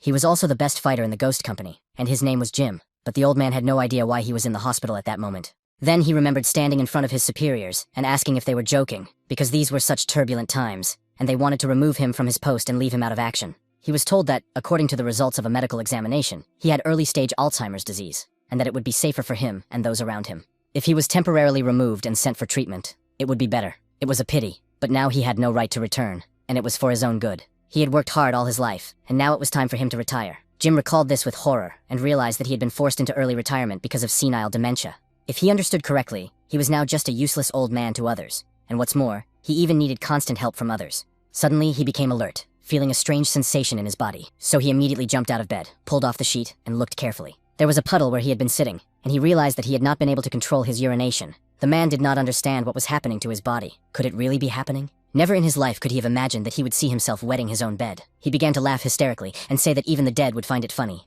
After all, he was an outsider who had fought in hundreds of battles, and was once the best employee of the Ghost Company, and suddenly, he wet the bed. An old man like him really should have died long ago. He apologized to his comrades in arms, because he no longer had the strength to defend anyone. Suddenly, a voice said that Jim was not old yet, that he could still fight. The man did not understand who it was and asked who was there and who was speaking. In response, the interlocutor said that sooner or later he would find out who he was, and then asked if he wanted to be a hero again. The old man looked down and realized what kind of hero he was. After all, he only wanted to help other people, and when he talked about it, a great deal of spiritual energy emerged. The voice said that this was excellent, that his spiritual energy had been reawakened. and that if he followed his plan, he would be able to return to the ghost company. This was the nursing home branch of the company, and there was surely a lot of security here. There was only one way to get out quickly without resorting to force: to fake his death. The old man said he knew there was a huge safe door in the morgue, and it was not far from the back slope of the mountain, so there was probably no security there. He went on to say that whoever he was now, he was an old man, but his mind had cleared a little, and if he tried to trick anyone, it would end badly. But his interlocutor said that when he came out, they would meet, and he didn't need to explain anything further, because he must know what to do himself. Using his power, Jim applied it to the lamp in the room, then exhaled iron into his body, and it wrapped around him. There were many layers of the heart. Even with the help of resuscitation equipment, they would not be able to detect a heartbeat, as some of the metal had spread through the blood vessels. This was done so that the pulse could not be felt, so they would never find it, and then something else needed to be done. So the old man applied his conducting power to the life support equipment and made it send a signal. The sound from the device began to signal that the patient was dying, or had already died. An alarm went off, and they said that the man in room 23 showed no signs of life, so they had to quickly tell the doctor to prepare for resuscitation. The man's body was taken to the emergency room, where they reported that all data indicated that there were no signs of life. Mr. Jim can control any electrical device, even if they use old methods. Using a stethoscope and checking his pulse, there were still no signs of life, and Monica begged the man to hold on to life. A very knowledgeable person began to perform indirect heart massage in order to save the old man. Soon, the employee told the manager to stop, because he had done everything he could, as it turned out that there were no signs of life in the room. He was over 90 years old at the time and died peacefully. The doctor took off his hat and said sadly that the hero of an entire generation had passed away. Then they bowed before him and said that he should rest in peace in heaven as a hero. Near the morgue, the girls said that these were the remains of Mr. Jim, once the best fighter in the ghost company. The interlocutor heard that he had no relatives, which was a pity. By the way, the ghost company should be informed, and they think they will arrange an impressive funeral for him. At that moment, the huge safe door was locked and no one could get out from the inside. But now it swung open and someone began to enter. It was Anastasia, who had come on assignment. She asked if the man's body had been kept here initially, and the doctor said yes. He had been here for only one night. She had been here for 2 days, and in the morning a man from the company had arrived, but he was not there. In the end, they left the body on this metal table in front of her. The man from the company, a ghost, had already examined everything here. The initial conclusion was that Mr. Jim had not died, but had simply run away, but as for the reason for his escape, no one knew. After all, there is a safe door here, but the gentleman managed to open it, and all the surveillance camera recordings from that day have also disappeared without a trace. The doctor advises the girl not to even try to look for clues here, because in his youth, the man was an elite military man, and although he is now old, he still has the skills of a counterintelligence agent. Moreover, everything indicates that he is no longer an old man who has forgotten how to use spiritual energy, and poses no threat to those around him. Even if the girl finds him, she won't be able to catch him, because he was once the best fighter, and that's no joke. The girl said that she did not come here to look for clues. She just wanted to get to know the gentleman a little better, as she had never been to a nursing home before. On this mission, she first needed to find a motive for running away, and she managed to figure that out a little. She reviewed his personal file and then examined the house, so she understood something. The interlocutor asked if this was really true, and Anastasia replied that she had found out from personal experience that he was a very proud man. He used to be so strong, defending the country, saving the lives of countless people, and he has outstanding military merits. But now he has grown old and can no longer take care of himself. He also needs constant help. If he has indeed regained his mental clarity, she thinks that the nursing home has become simply unbearable for him. The girls remembered their past, when their father was also unable to take care of himself and needed help, and their mother left them. At that time, her father did not shed a tear or beg his ex-wife to stay with them. So Anastasia said that sometimes male pride is stronger than even the desire to live. She then thanked them for their help and said she would go and look for clues elsewhere. The doctor called the commander and noted that the new candidate had already left, and the woman asked if he liked her. The interlocutor said that she had talent, empathy, and observation skills, and that she clearly had excellent potential to become part of the ghost company. Digressing from the topic, isn't it too much to trust such an important mission to a nice new girl? After all, she will have to deal with Jim, and what if there is a battle? Lucy said not to worry, because there was someone to protect her, and her interlocutor replied that in that case, it was fine.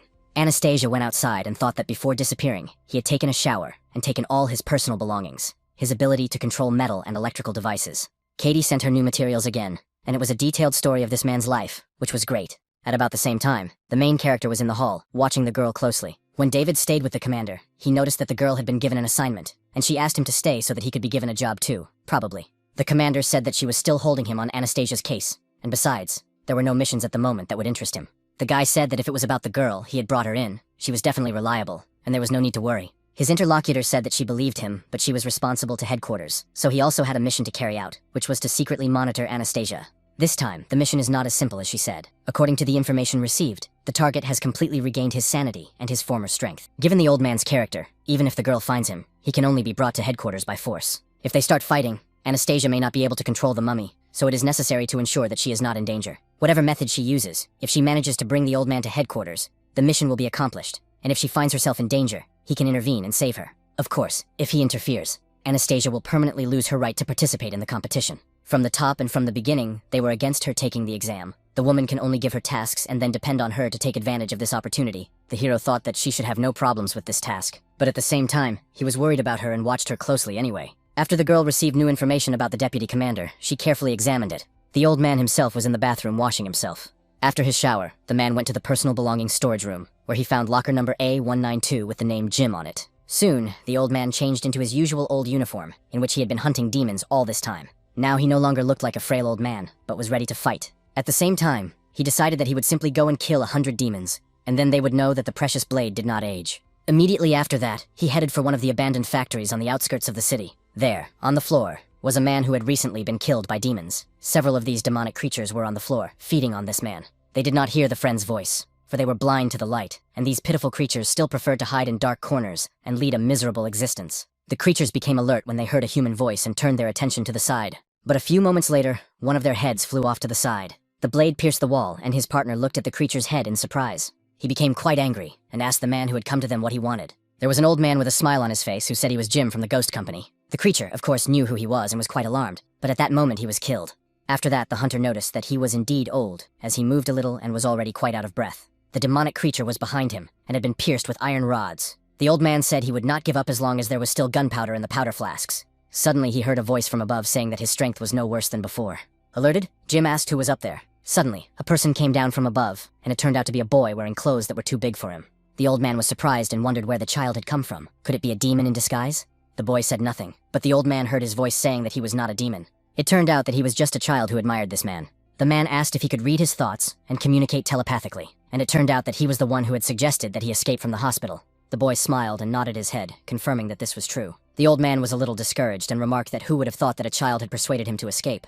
The boy then smiled and, gathering momentum, jumped towards the old man, saying that he was a hero and an idol. But he couldn't get close to the man because the man used his power to put up a barrier.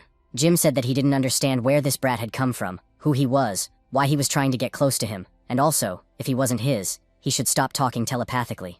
The interlocutor mentally said that he was just an ordinary child who admired the hero. The man was angry and thought that this kid was really not his, or was deliberately teasing him. Then he used his power to control iron and wrapped the boy in front of him in iron bars. He declared that he had placed a little spiritual energy in these iron strips, and after a while, it would release him. He didn't have time to play with him now, and told him to hurry home to his mommy and daddy. The boy said he didn't have parents. The old man was shocked by this, and it touched his soul, but he decided not to take it so close to heart. So he said that the boy could go wherever he wanted, but he should not follow him. After he said that, you looked away and saw that the boy had escaped from his trap and was following him. The old man was stunned and did not ask how he had gotten out or what his abilities were. The man asked why he was so eager to follow him, and the boy replied that it was a secret. But before disappearing, he wanted to become his assistant. He also wanted to experience what it felt like to be a hero at least once, which is why he asked to be allowed to defeat the evil demons with him.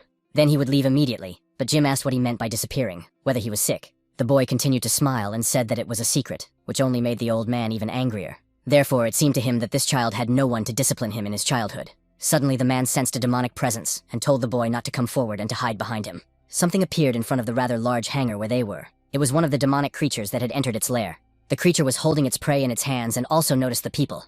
Inside, there were also the bodies of demons that had been mercilessly killed. The demonic creature realized that it was time to fight and threw its victim to the ground. The old man smiled and said that it was amazing, because these bugs had learned to gather in gangs. To appear even more frightening, the demon began to scream very loudly. Then, getting down on all fours, it sped up and headed to attack Jim. But the man was ready for battle and had already begun to use his iron technique. That's why he soon had a weapon in his hands, which he had to fight with. The creature continued moving straight toward him and he swung his arm. He then said that it seemed that the demon's demonic energy would be more powerful than the previous two Class C demons, so he would play with it a little longer. The boy told the best one to hide far away if he didn't want to get hurt. But when he looked in the direction where the boy should have been standing, he was already gone. The boy was almost on the roof and told the hero to attack. The man was surprised and asked when the kid had managed to climb up there. Then he smiled and noticed that the whole well-stretched figure could fight freely below. Finally, the demon was ready to fight his opponent and jumped, trying to strike with his hand. The old man also did not intend to remain on the defensive, and therefore attempted to strike the demon's arm directly. Therefore, his blade struck the limb and seemed to fall out of his hands, but the iron itself moved forward, even without using any support. So the demonic creature's arm was cut and moved higher and higher toward the forearm. Soon, the regime began to strike the opponent's entire body, and did so at a fairly high speed for an old man. Finally, he reached his opponent's head and tried to deliver the final blow right there. Because of this, the defensive creature received a fairly large flow of energy and flew upward. The demon did not feel the minor wounds when his opponent attacked him. but when he landed straight up, he felt the cuts on himself. The old man looked closely at what was happening to the body of the demonic creature in front of him. Then she saw the huge carcass fall straight down onto the concrete. There were wounds on its body, so the man said that it seemed that ordinary weapons could not seriously injure it. The monster also realized that it couldn't win in a normal head-on battle, so it used its power. The round balls filled with liquid behind its back began to grow. Then the creature began to spew some kind of liquid from its mouth, and it looked like poison. Jim used his iron technique and put up a big wall in front of him to protect himself from the attack. It was also clear that the creature used this liquid on itself to heal its wounds. The man smiled and noticed that it was really cool, because he could heal himself. The demonic creature radiated completely, and it was already clear that its mood had changed. The old man, using his power, created 3-kilogram combat machetes that were convenient for cutting up carcasses. He said that, spinning at high speed, they would cut through its body, and he did not know if it could withstand such a blow. After that, he pointed his weapon at his opponent, who prepared to defend himself. The demon bent down, and it looked as if he was curling up to withstand the attacks. Jim was surprised, and wondered what this feeling was. Could it be that this creature's strength had also increased? On top of that, it was so smooth that everything bounced off it, and it turned out that the spit-out slime not only healed wounds, but also had this effect. After the monster repelled all the attacks, it rushed forward to attack itself. The old man said that it had become slippery, and its speed had doubled, and its saliva was not bad, so he told it to attack and show what it was capable of. Suddenly something strange began to happen to his subconscious. The man lowered his head and did nothing, so his facial expressions also changed. Then he began to ask who he was, and simply said that he wanted to eat. The demon continued its attack, and it seemed that something irreparable was about to happen. Jim raised his head and saw a rather large monster standing right in front of him, so he was quite surprised and stumbled backward, slipping on the slime. Then he fell to the ground and shouted that there was a demon here, so he begged not to be eaten. The demonic creature paid no attention to his cries and attacked him quite fiercely. Immediately after that, the man lost consciousness, because it was so strong that he couldn't even move. The demon leaned over him, grabbed him by the throat, and lifted him up in front of him. Then it decided not to stand on ceremony and opened its mouth wide to bite his head. The boy, who had been upstairs the whole time watching the situation, telepathically shouted for Jim to wake up. The creature was stunned when, after a few seconds, it felt fear. The old man came to his senses and noticed that it was a demon that had reduced him to such a pitiful state, and as a result, there was even a slight smell of burning. And then, sensing the danger emanating from the demonic creature, it began to run away quickly, using its slime. The old man wondered where its ferocity had gone, because it was too late to try to escape. Then the belt, which was not a monopoly, split into 2 parts. Since it was made of iron, the old man could control it and directed it forward. The pieces of metal increased several times in size and caught up with the demonic creature that was trying to escape. Then, quite abruptly, the man tried to grab the demon. Soon after, he succeeded and trapped the creature in a metal ball. This attack was called the Meteorite Iron Prison, and the creature used its only strength to try to escape. The old man saw this and asked if it really wanted to get out of there, but if so, it would be better to simply save its strength. It turns out that his buckle is made of meteorite iron, and only an S-rank demon can break it. Then the man used his technique and lifted the victim up, saying that he needed to send him to the nearest hospital. He also grabbed the boy who was upstairs and told him that no matter how strong he was, he'd better not get involved and wait for him outside. After all, the old man in this room was not joking around. After saying this, the man used his energy and technique to create a dark ball right in front of his hand. The boy smiled, knowing what it was. Forming balls of meteorite iron using high frequencies and accelerating them to the speed of sound, then sending them at the enemy, was his most deadly technique. This ferocious technique is called a supersonic meteorite iron bullet. The man finally finished making it, and using his enormous strength, aimed it directly at his opponent. Because of this, the ball, which was formed from meteorite iron, shot forward and created a beam of fire. The demonic creature was freed from the iron prison. She looked back and saw something terrible rushing towards him. Since this attack was truly instantaneous, his body was pierced, and he did not have time to do anything. And then only its flesh scattered throughout the hangar, splattering in all directions. This attack was so powerful that the nearby rooms were also destroyed in an instant. So it turned out that soon, there were only debris and ruins ahead. The man came out and realized that he just wanted to test his strength, and that he had truly grown old, because if his strength had been the same as before, there would have been nothing but ruins left here. Immediately after that, he turned his attention to the side to see if the boy had survived. And he was running happily and telling the hero that this deadly move had just been simply explosive. He didn't think he would be able to see this technique with his royal eyes. So he loved his idol to death, and when he tried to run up to him again and hug him, the old man put up an iron wall. He then said that the boy could follow him, but it would be better if he kept quiet, because he disliked talkative hangers-on more than anything. But after the next demon, he would have to leave. The child said that if this was true, he promised to be obedient and not talk too much. Jim realized that the illness had just returned, but he had managed to wake him up.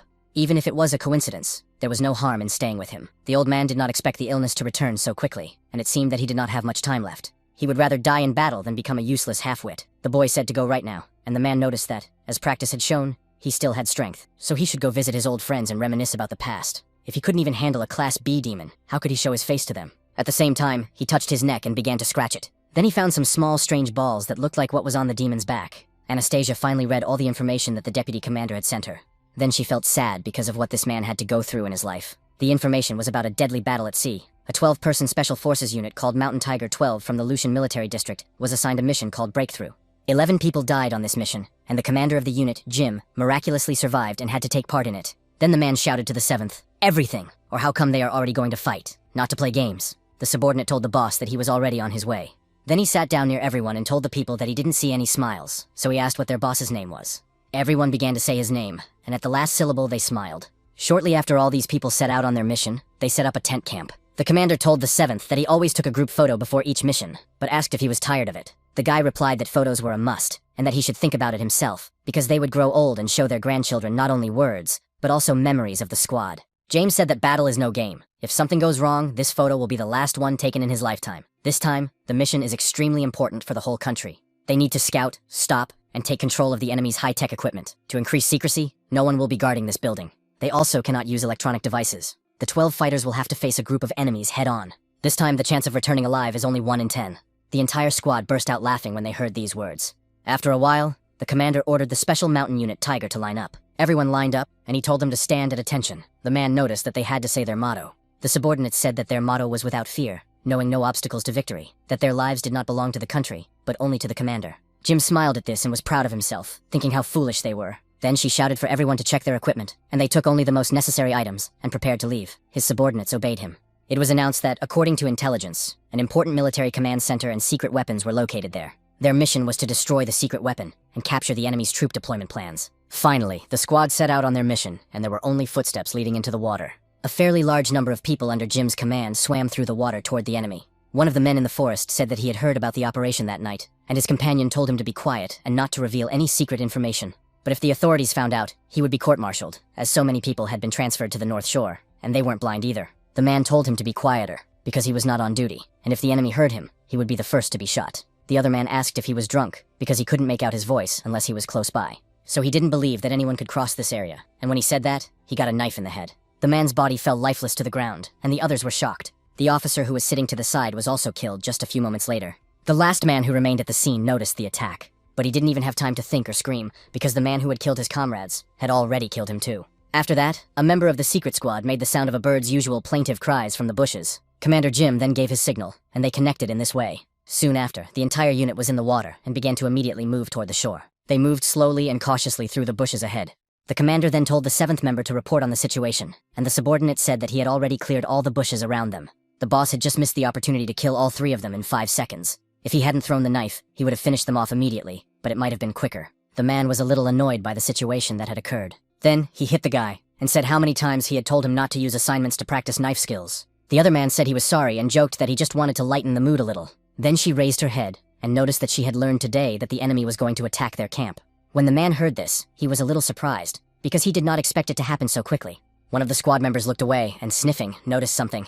After learning some information, he approached the commander. He told him that he could smell a strong odor of gasoline 2 kilometers away, and that it must be coming from the engines of motor vehicles. Jim then said that they should go and check it out. In fact, there was a large number of vehicles moving along the forest road below. The squad, led by the commander, climbed a hill and watched what was happening there. Jane said that they were already lined up and ready to go, and it looked like they were going to attack them tonight. The heavy trucks must be carrying secret weapons. He himself understood perfectly well that this whole situation was a huge pain in the ass for them. A crane was operating at the enemy base, lifting cargo, and the crane operator was told to be careful, as they needed to load a little more slowly. And while this was happening, the cable holding the huge container accidentally broke. Because of this, the large box fell to the ground and nearly buried several guards beneath it. Jim made it fall, then turned to the girl from the soybean squad and asked her to do something. She realized what he meant and, using her eye technique, looked over there. The container that had fallen to the ground had cracked open, revealing its contents. It was there that she saw the secret weapon, which even had its own serial number. She went on to say that she saw huge combat robots inside, and that NP Future 001 was written on their arms.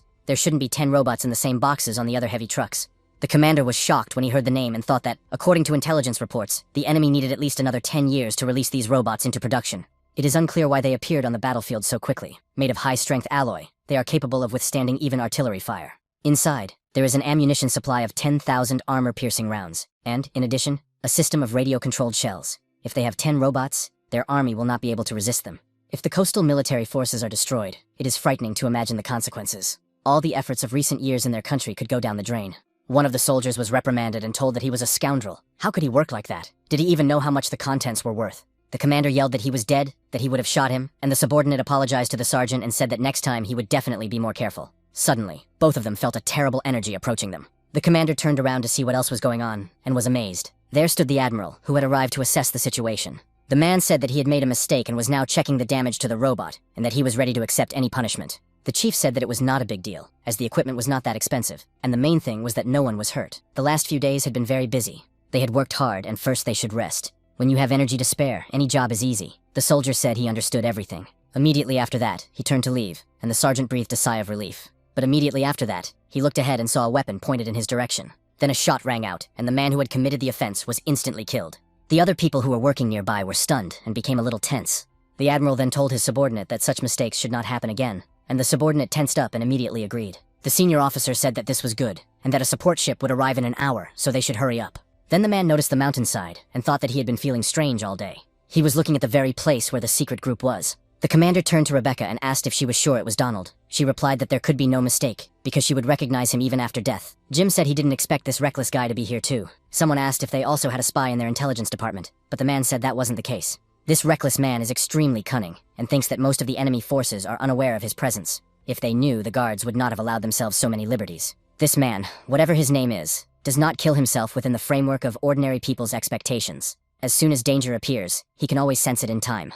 That is why he has never lost a battle, but his subordinates asked their commander what they should do next. She let out her belief, and immediately apologized to her comrades in arms. He went on to say that he was afraid they would have to sacrifice their lives to buy time for their base to retreat. So he shouted from the mountain tiger line that there would be a general assembly right away, and after these words, everyone lined up in a row. The man said that the next task was to steal the enemy's military plans and maps, and they would choose someone to deliver them to their own side, while the rest would stay behind to delay the enemy and fight to the death. He went on to say that Crisis would be responsible for neutralizing the guard post on the tower. Lincoln, Leo, 7th, and Rebecca would have to take advantage of the chaos to sneak into the headquarters building and steal the maps and plans. Joseph is the best swimmer and will be able to return to their camp much faster than any of them, so when the others steal the documents, he will deliver the papers to the base. Everyone else will join him in attacking the enemy in the square and then causing chaos. Immediately after the plan was announced, the commander ordered the others to move out. At the same time, the admiral was in his office near the window, busy with his work. Suddenly, the glass behind him shattered and flew into his back. This was caused by an explosion and attack that had just occurred, but the man managed to dodge it.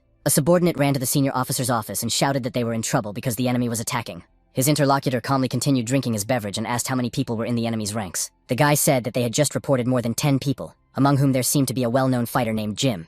The admiral smiled slyly when he heard that this man was there.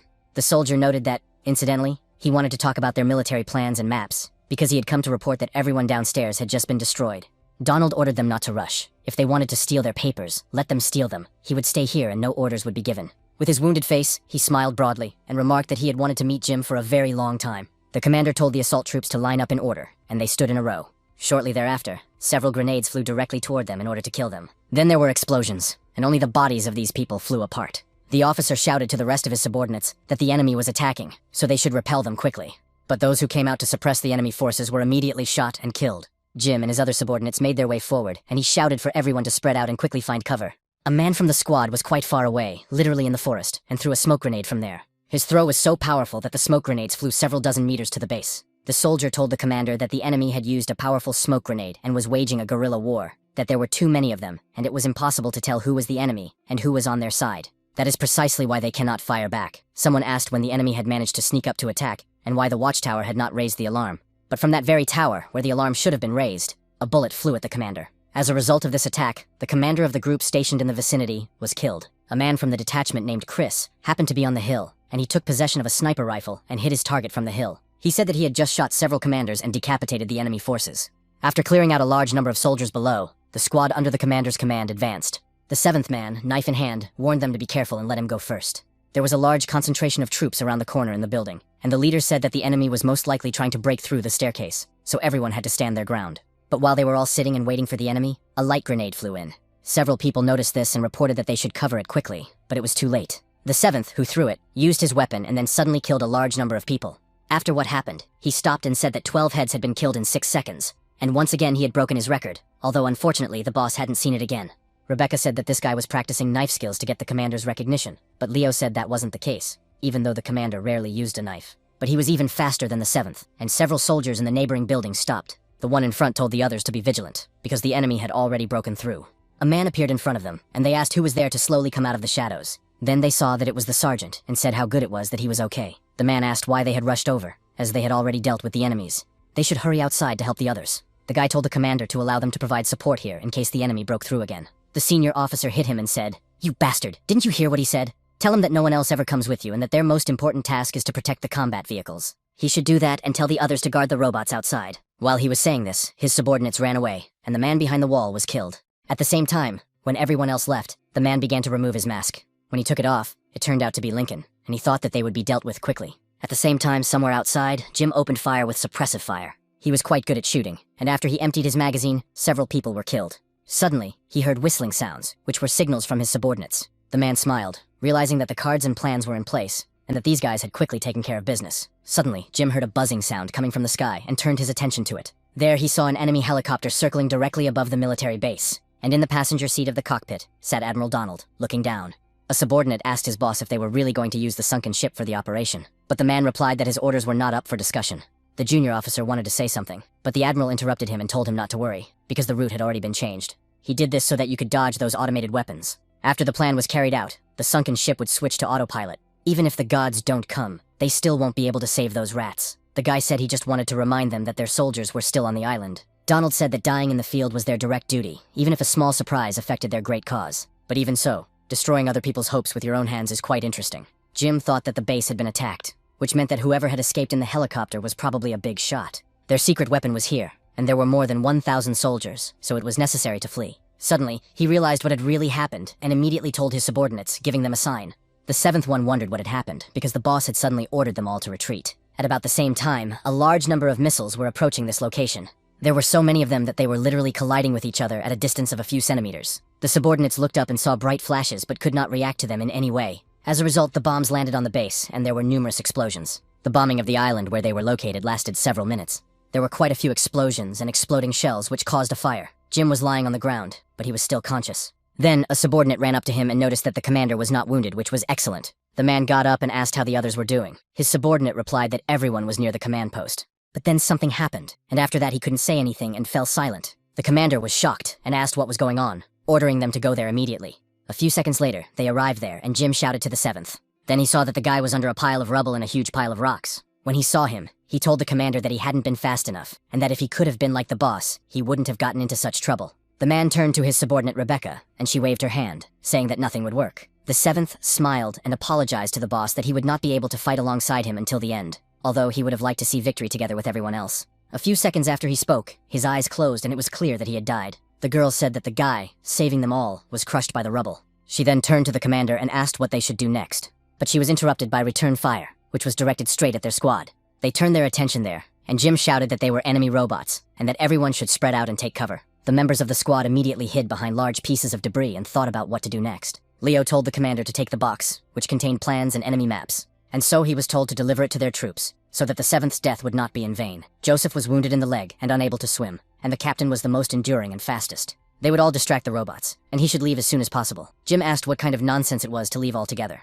The guy said that if he didn't leave now, they would all die here, and if the papers didn't reach their troops, everyone at the base would also perish. The others also shouted at the commanders to leave and make sure to deliver the documents. He was very sad to hear all this, but soon he rushed to run away from there, and the members of the detachment shouted that they should cover their commander. After that, the robots began to fire even more intensely at their targets. The man continued to run away, and then several rocket salvos were fired at the squad.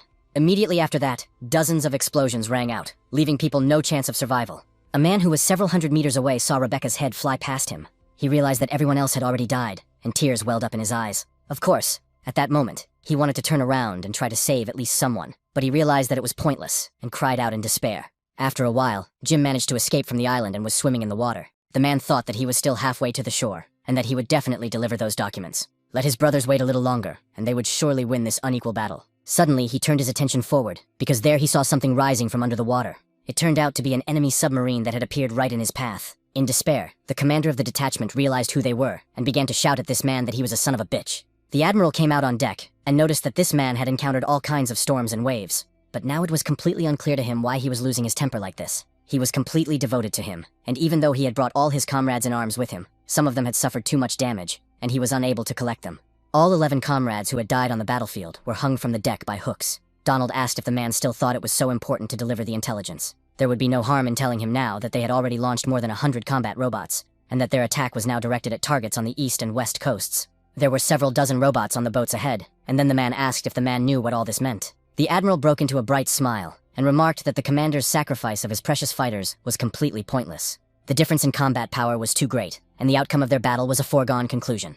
Let Jim look back, and he will learn what it means to lose all hope. Immediately after that, the man looked back to see what was already there behind him. And there were indeed quite a few naval ships with combat robots and weapons on board. Donald said that it was a pity about this man's comrades, each of whom had unique abilities. But in his hands, it would be like giving wings to a tiger. Although they could no longer be used, he would send them to headquarters to be distributed for experiments. And perhaps then it would be possible to make some discoveries. After hearing all these words, Jim immediately remembered his comrades in arms when they were just before the mission, and now they were all dead and hanging from the deck. The admiral fired his pistol and asked if the man knew why they were losing. This was a battlefield, and the strong did not need sympathy. The victor became king. He shot the seventh in the head and said that the weak are just tools for battle, and a tool has value only as long as it can be used. He liked the look on the man's face. The proud, undefeated commander of the Mountain Tigers had lost only a few subordinates, and with such a ridiculous expression. Jim felt the flow of energy and how they addressed him. His comrades still had a part of their lives left in their bodies, and they directed it to their commander so that he would fight for them. They said that your boss didn't let that Hague freak get what he wanted, so don't grieve too much and they will surely win. So hang in there and don't give up. He must take care of his health and eat on time, and in the next life, they would be brothers again. In the future, he should protect the peace of their country, and most importantly, they should be able to sacrifice themselves for their country, because this is an honor for them. Who said that in this life his best choice was to go to the battlefield with him to defend their homeland, and they asked him to continue fighting for them. In fact, they know that although he is still alive, he is in more pain than if he were dead, and even though they are already dead, their faith will always accompany him. Jim felt all these words and the energy they conveyed to him, and crying, he said how foolish they all were. After that, a fairly large flow of energy which went straight into the commander's body began to pour out. The admiral, who had been standing on the deck all this time and was proud of himself, watched closely to see what was happening. The commander was in the water and used his power to pull the iron toward him. Spiritual energy really did flow out of his body in large streams, causing waves to rise up. It was also visible how the meteorite iron on his belt sharpened his body. The man soon looked ahead and noticed that the rabid dog had to be killed. The admiral realized that this guy knew how to limit himself, but was this some kind of secret weapon? He then shouted to his subordinates, who were not expecting this, to open fire and not let this man get away under any circumstances. The soldiers immediately began firing with the automatic weapons they were holding. The bullets were aimed at Jim, but he stretched out his hand and stopped them with his action. Then, using his own strength, he turned them in the other direction and killed those who had fired. Donald was stunned by what had happened, and when he turned around, he saw that the man was already in front of him. The bodies of the members of the squad, commanded by the man, were in metal boxes and hovered behind him. Jim told the admiral to bow before his comrades in arms, and maybe then he would allow him to say a few more words before they defeated him and buried him with the rest. Donald said it was hellish, and didn't understand how he managed to do it, thinking that if he let this man survive, it would end in disaster. They turned to the admiral and asked if everything was all right, because for some reason the submarine hatches would not open. He shouted that they should contact the ship commanders. Let them direct their fire in their direction, but his subordinates said that they had just lost contact with all the ships. They tried to reach the fleet command center, but they did not respond, so the captain was told that they could not contact the command. He asked what was going on, whether someone had allowed them to launch the missile system. He was told that the system had suddenly gone out of control, and the captain asked what it was and where the target was. A subordinate said that their weapons were aimed at their own ships. Moments after these words were spoken, the guns of two allied ships attacked each other and explosions rang out. The same thing happened on the other ships, so they were all soon out of commission. Jim told his interlocutor that he had long since sunk his entire fleet. He then told the admiral to get down on his knees before it was too late. Donald asked if such miracles really existed in this world, but even if they did, one person certainly couldn't save the whole world. He called the man a bastard and said they would meet in hell, and also shouted glory to the Vita Empire. Jim got angry and remarked that this man was certainly not lacking in determination. Then, using his power, he directed metal rods that enveloped his opponent's body. As a result of this action, he forcibly brought the admiral to his knees. Then he sent his body straight down at such a speed that he hit his head very hard against the submarine. It turned out that this man bowed and hit his head until it shattered into pieces. After a while, the sun rose, illuminating the water, and the man headed for the shore. He took with him all his comrades in arms, who were in metal boxes lying on the sand. Jim stood in front of them and thought that dawn would surely come, but some people would remain in darkness forever. Thoughts crept into his head about whether to leave this ray of hope as a deep mark in the memory of the people of this world. The man stood in front of his comrades, giving them his last piece. Anastasia read the smallest details of the story, and because of this, tears rolled down her screen. The whole situation seemed very tragic, and she promised her grandfather that she would definitely find him, begging him not to get into trouble under any circumstances. A message came to her phone saying that today there had been an explosion at an abandoned factory on the southern border of the city of Lushan, but no one had been injured.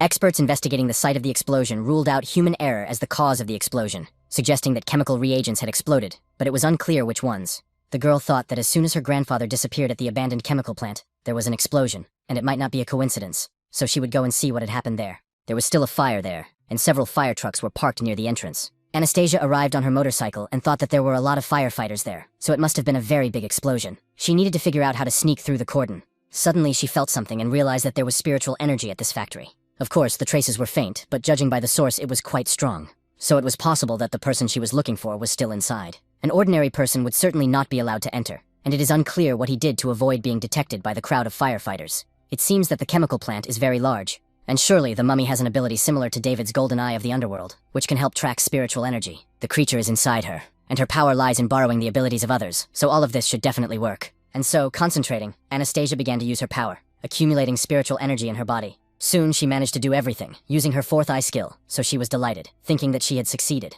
Without wasting any time, she began to look around for traces of the spiritual energy that had been here. Finally, she saw a trace, and thought that this golden trace might be from her grandfather's spiritual energy. But if that was the case, then it was unclear whose second trace it was, since it was red. At the same time, the old man and the boy who accompanied him were in the cemetery. Jim apologized to his brothers for not visiting them for so many years, saying he didn't think he would survive his old age, but now he was convinced that he could still fight. He would use the powers they had given him in the best possible way, in case of a threat to their country, whether it be demons or courage. But he would not have long to use them, for soon he would be able to reunite with them. The boy said that these people were once heroes like him, but he thought they would not want him to die in battle. The old man turned to him and asked what this little thing could possibly understand. The child said that after that battle, he retired, and then a company of ghosts found him, and he became the best fighter in it. He saved a huge number of people, never knowing a moment's peace in his life, and then told the hero that he had changed his mind, and that it was not worth looking for demons and fighting them. After all, that wasn't what his friends wanted for him. Jim said that you can't teach an old dog new tricks, but it would be interesting to hear what he thought they wanted.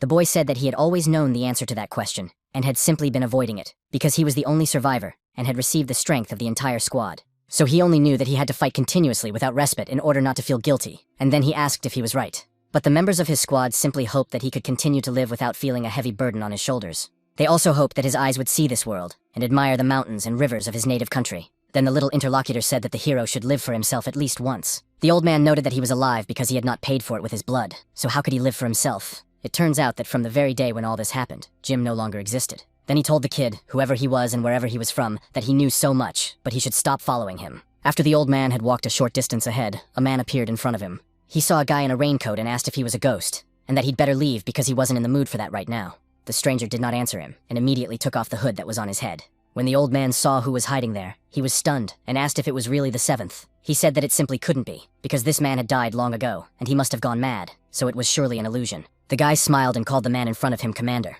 The old man was quite shocked by this, so he rushed towards his opponent. Then, using his strength, he made himself a weapon in the form of a knife, and cut the man's head off. So after this swift attack, the body simply collapsed to the ground. Jim called him a bastard and asked who he was, because the seventh had always called him boss. The body of the stranger in front began to rise even after this deadly attack. When the old man saw this, he was amazed, because he was wearing the uniform of the enemy troops he had once fought against. Then a familiar voice appeared, asking if Jim had forgotten him so quickly. After that, a rather strange entity began to emerge from the neck of this body. It turned out to be a demonic creature that noticed that he had been waiting for him for a long time.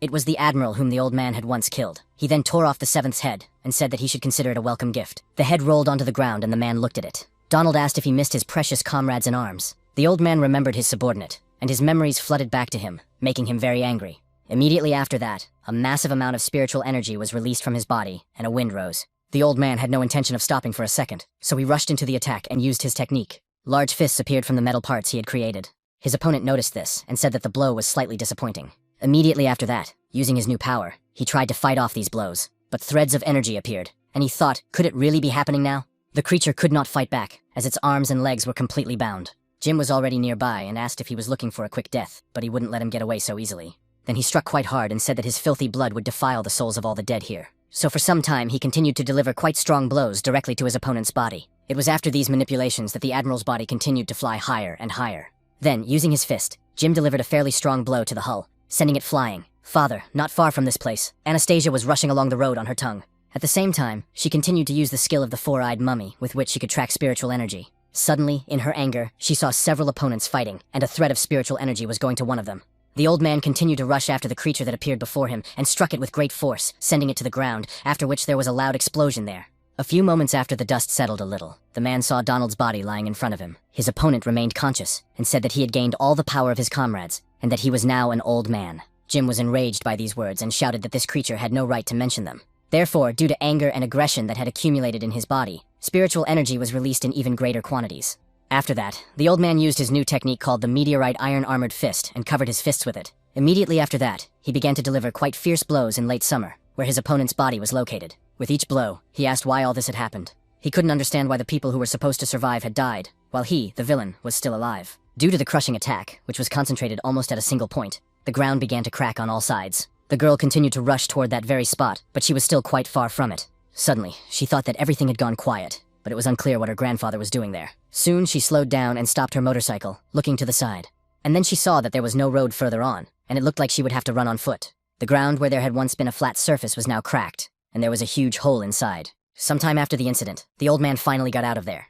Due to this series of attacks, he was quite out of breath and did not expect this guy to still be alive. What's more, it turned out that he hadn't aged a bit, so it was safe to say that he was involved with demons. Immediately after that, Jim felt quite ill and began coughing up blood.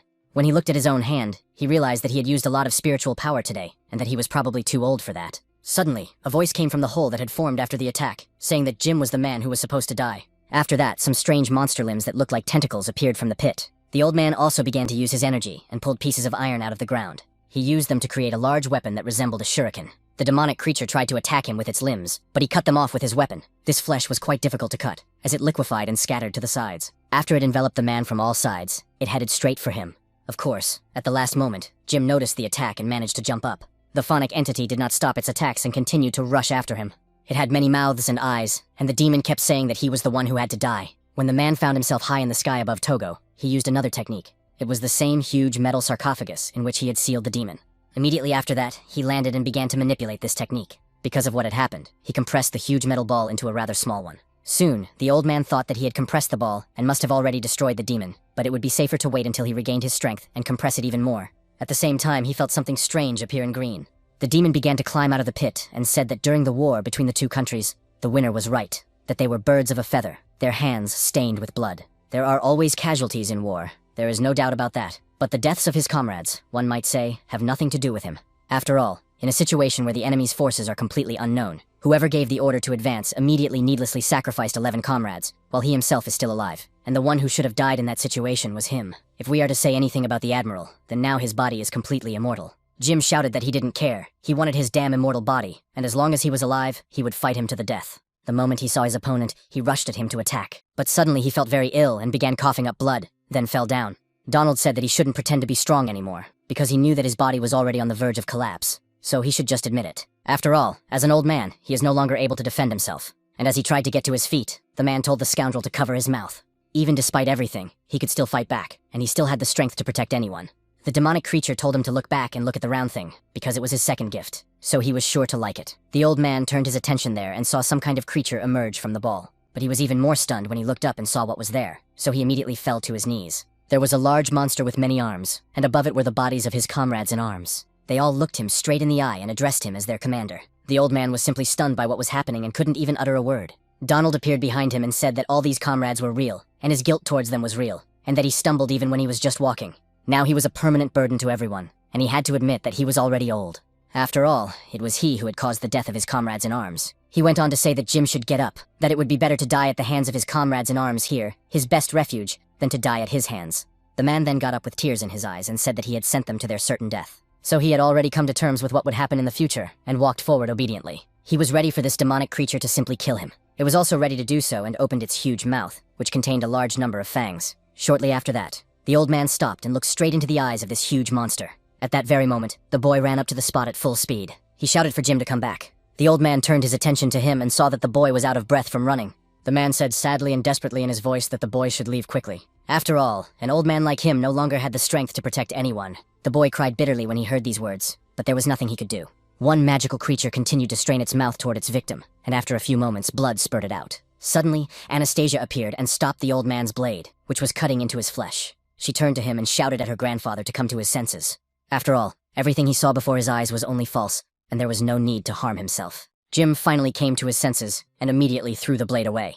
Immediately after that, he pushed the girl's hand away and asked who she was and how she got there. The heroine said her name was Anastasia, and that she wanted to participate in the state championship for newcomers to the Ghost Company, but she needed to do something to be allowed to participate. She had to bring this man to headquarters. She had just seen him fighting in the sky, but she didn't understand who he was fighting, and could only assume that he was inside an illusion. So she rushed here as quickly as possible, and the old man noticed that he never thought that a yellow-haired girl would save him. His body was covered with wounds and cuts, bleeding profusely. The girl told her grandfather that he should be taken to the hospital first because he had lost so much blood. Immediately after that, the man got up and looked around, literally searching for someone there. And at that very moment, he looked to the side and saw a boy who had been following him. Then he barely got to his feet, and the girl told him not to do that. But the old man told her not to follow him, that he needed to check something first, and then he would go with her to the ghost company. Anastasia agreed. Jim slowly approached the boy standing in the field and asked if he was real. The boy smiled and said that of course he was real, because he was not a whole person. He was his true self, and when the man heard this, he was amazed. He then asked if he meant to say that everything that had happened after his escape from the nursing home was just a figment of his imagination. In other words, not only had he lost his mind, but he was also suffering from various calcifications. It seems that he really is incurable. The old man wanted to be a hero one last time before he died, but that's not going to happen. At least he's not causing any trouble for those around him, and that's good. The kid said that this was not the case, but he appeared because he felt better just thinking that there were such strong ghosts of the past in his soul. At the same time, he no longer needs to blame himself, otherwise his illness will worsen. Let him not remember himself as a child, but the clothes on his shoulders should remind him of those times. He immediately noticed what the boy was wearing, because the clothes really didn't fit him. So he remembered how, as a child, soldiers had found him and taken him with them. One of them told little Jim that if he decided to become a soldier in the future, he would have to stop being such a crybaby. He should be a real man, steadfast and strong, because a soldier may shed blood, but he must not shed tears. Even when dying on the battlefield, he must not cry. Dying while fighting for one's country is the greatest reward for a soldier. If they repel the invaders on the battlefield, whether they live or die, it is a glorious deed.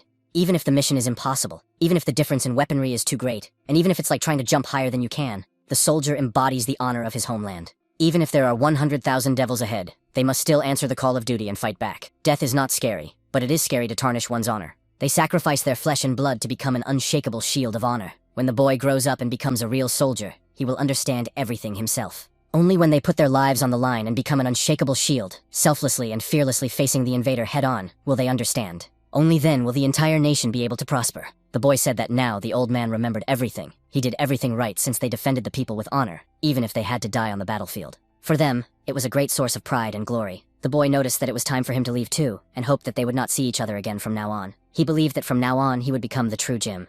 After that, the old man felt their energies begin to merge together. Immediately after that, the boy who had been standing in front of him all this time simply disappeared. The man felt intense pain and immediately dropped to one knee, thinking that even though his illness had receded a little, what good was it that he had found his true self? After all, he was already close to death, and his body was getting weaker every day, so he was useless. Anastasia tried to run up to her grandfather, but he told her not to come near him, because he could get up on his own. He didn't know what she'd been doing before, but it seemed strange to send a novice girl to look for him. Did the company really think he had become an ordinary old man?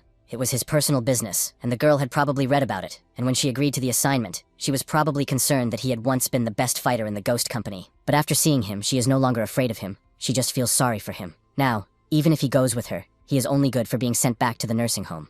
But she just saved his life, so consider it paid back if he goes with her to complete the mission. Anastasia lowered her gaze and told her grandfather that it would be better if he didn't go with her, but just pretended that she hadn't seen him. After all, no one has the right to decide whether he should live or not, and no one should determine his future. Now, however, he was of sound mind, and only he could decide how to live the rest of his life. The girl did not feel pity for him at all, only deep respect. On the contrary, she even thought that she herself was ridiculous. She used to think that life was unfair to her, and that her only goal was to earn money, so that the woman who had abandoned her and her father would regret it. Now she thinks how ridiculous that is compared to what he has gone through in his life. She used to complain constantly about her life because she didn't have what others had. Before she got this assignment, she seems to have overlooked something very important and meaningful. She can eat whatever she wants at any time, even if she works alone. But in the evening she can drive around the city and enjoy the sights. And on weekends she can sleep without being disturbed. She doesn't have to worry about starving to death because she can work in peace. And all this is not only because it has been peaceful for a long time. It was a long time ago that important things were almost completely forgotten, such as gratitude. Because if it weren't for heroes like him, peaceful times might never have come.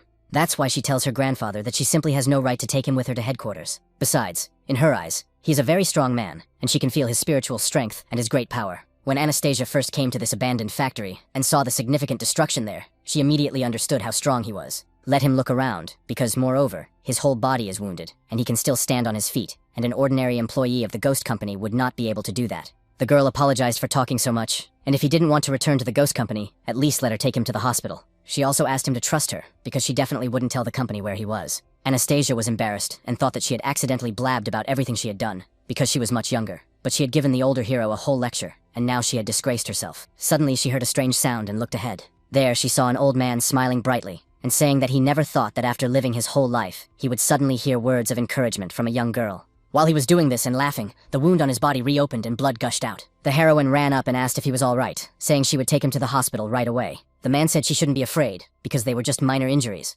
Immediately after that, he wanted to say something else, but lost his trace, and seemed to have acquired the spiritual energy of a demon. After Anastasia noticed all this, she instinctively jumped back several meters. At the same time, she couldn't understand why she had suddenly jumped back such a distance. Moreover, it was unclear why her tail suddenly appeared, since it was supposed to protect her. Something strange began to happen to the man's body, and it seemed as if a hump had grown on him. Then it became clear that his body had been taken over by a demonic parasite, which resembled the creature with balls on its back that he had recently fought. The demon took over the man's body and mind and said that it had been waiting for this moment, and had finally found the perfect vessel. Anastasia thought that this was a familiar feeling, that this was the one whose spiritual energy had left a red mark. But why was he hiding in her grandfather's body? The demon said that although he was old, he had easily destroyed his body, so he was quite strong, and if the old man hadn't lost his mind, it would not have been possible to parasitize this body. Immediately after that, he used his power and spat out a large amount of some kind of mucus from his mouth. The girl instinctively jumped away from me, sensing danger, and realized that this demon was a parasite. It is quite possible that the old man really did encounter a demon in the abandoned chemical plant, and was infected during the battle due to carelessness. The creature said that although that carcass was weak, its self-healing ability was quite remarkable, but a little disgusting. All the bodies it had parasitized before had dull abilities, and it was complete garbage. It wasn't easy to hide in corners in order to survive until today, and this body has the power to control all iron and electronics. In the world of humans, someone with such an ability can live as if they were a deity. Those who know its secret must disappear, and at the same time he trains on her, then uses the power of iron and directs a large number of machetes. And soon, all these weapons really attacked the girl. The bone tail from the mummy that appeared behind her began to fight back against all of this. Anastasia rejoiced and thought that she had almost forgotten that this tail could defend itself, and it deflected all the daggers. It seemed that she wasn't so bad after all, but suddenly she lost her concentration and a blade pierced her leg. She cried out in pain, then realized that the daggers were already in the ground. Realizing the danger of the situation she was in, she immediately jumped up and thought how naive she was to even consider fighting such an opponent. After all, he was parasitizing the body of what was once the company's best fighter, Ghost, but it was unclear how she could win. A novice with no combat experience like her would never be able to win, and besides, David was not around, and she had no confidence to engage in combat. And now, in this place and at this moment, she has only one option. And that option, which she found in this situation, was to start running. The demon thought this was a foolish human reaction, because everything he had said to her was intended to scare her away. He did not know her strength, and he had only just taken over this body. And until he learned how to control it properly, it was better for her to run. Otherwise, he would waste his strength fighting her, and reinforcements might arrive from the Ghost Company, and then he would be finished. The creature had worked so hard to take possession of such a suitable body, so where would he find the time to play with her? Anastasia thought that first she needed to run away quickly, and then, once she was safe, immediately contact the people from the Ghost Company. But on second thought, this creature would not sit still, and by the time help arrived, it would have already escaped, which meant that the old man was truly in danger. So she quickly recovered and took her phone, then informed the deputy commander that she had found the old man. But there was a small problem, and she sent her the coordinates so that she could send help quickly. In the meantime, she would use her powers to try to delay it. The demonic creature saw her and realized that he had let the fool go alive, so it was unclear why she had returned. As a result, he would have to spend his time killing her after all. So he used the power of iron and aimed sharp blades directly at his opponent. The girl jumped back a short distance and watched his attack, then smiled and used her tail. She then said that she had just come to her senses, and realized that it was strange, because while she was falling, he could obviously have hit the ground. In that case, who knows, she might not have been able to escape, but he didn't do that, and then just watched her leave, and now the attack is also strange. His attack with spikes from under the ground was quite normal, but he attacked from a distance, and pushed her away. Therefore, the girl can assume that although he has obtained her grandfather's body, he does not yet know how to use it properly. And at such a distance, he simply cannot control the metal. So the demon can't get to her, so he was just bluffing. Immediately after that, she used her four eyes skill, and noticed that he was about to get his answer. The creature thought that this girl had figured him out, and he had no idea what her abilities were. It would be difficult to deal with her from now on, but even so, she probably wouldn't dare to approach him. So he decided to test her first, and again used his power to create a large number of machetes. Anastasia easily dealt with all these attacks. She thought that the closer she was to him, the easier it was for him to control his daggers, and that this couldn't go on. So, first, she needed to find a way to separate this guy from Grandpa Jim's body. Using her mummy skill to track energy flows, she focused on him, and noticed a huge tumor on his back in the body of a parasite. It feeds on Grandpa's spiritual energy, and with her current strength, if she gets close to it, her chances of winning are slim, so it's unclear how to get rid of this thing. After a moment's thought, she realized what to do and attacked with her tail. The demon put up an iron shield and noticed that he thought she had other powers, but all she could do was swing her tail around. He didn't know if she was smart or stupid, but he wondered if she had even thought about it when she fell, probably wanting to attack him with her tail from such a long distance. So it turns out that he was actually underestimating this creature. Suddenly, the demon noticed her, and didn't understand where she had gone. So, in a panic, he began to search for her so as not to be caught off guard by a sudden attack. The creature thought that she had just been in the air and then vanished without a trace. A few seconds later, he missed an instant attack on himself. Still not understanding what had happened, he thought that something had just hit him in the forehead. The creature looked to the side and saw a stone, so it thought that it had been thrown right between its eyebrows, but it couldn't be sure, as it hadn't seen the stone flying at all. Then, turning its attention to the side, the demonic creature saw something move on the left. It was clear that the stone had literally appeared out of thin air. The parasite wondered if the stones were invisible and only appeared when they were near it. Could it be that this girl had the ability not only to be invisible, but also to temporarily render other things invisible? Anastasia said from the side that it had finally dawned on him, but it was too late. After that, the opponent noticed how invisible threads began to bind his body, preventing him from moving.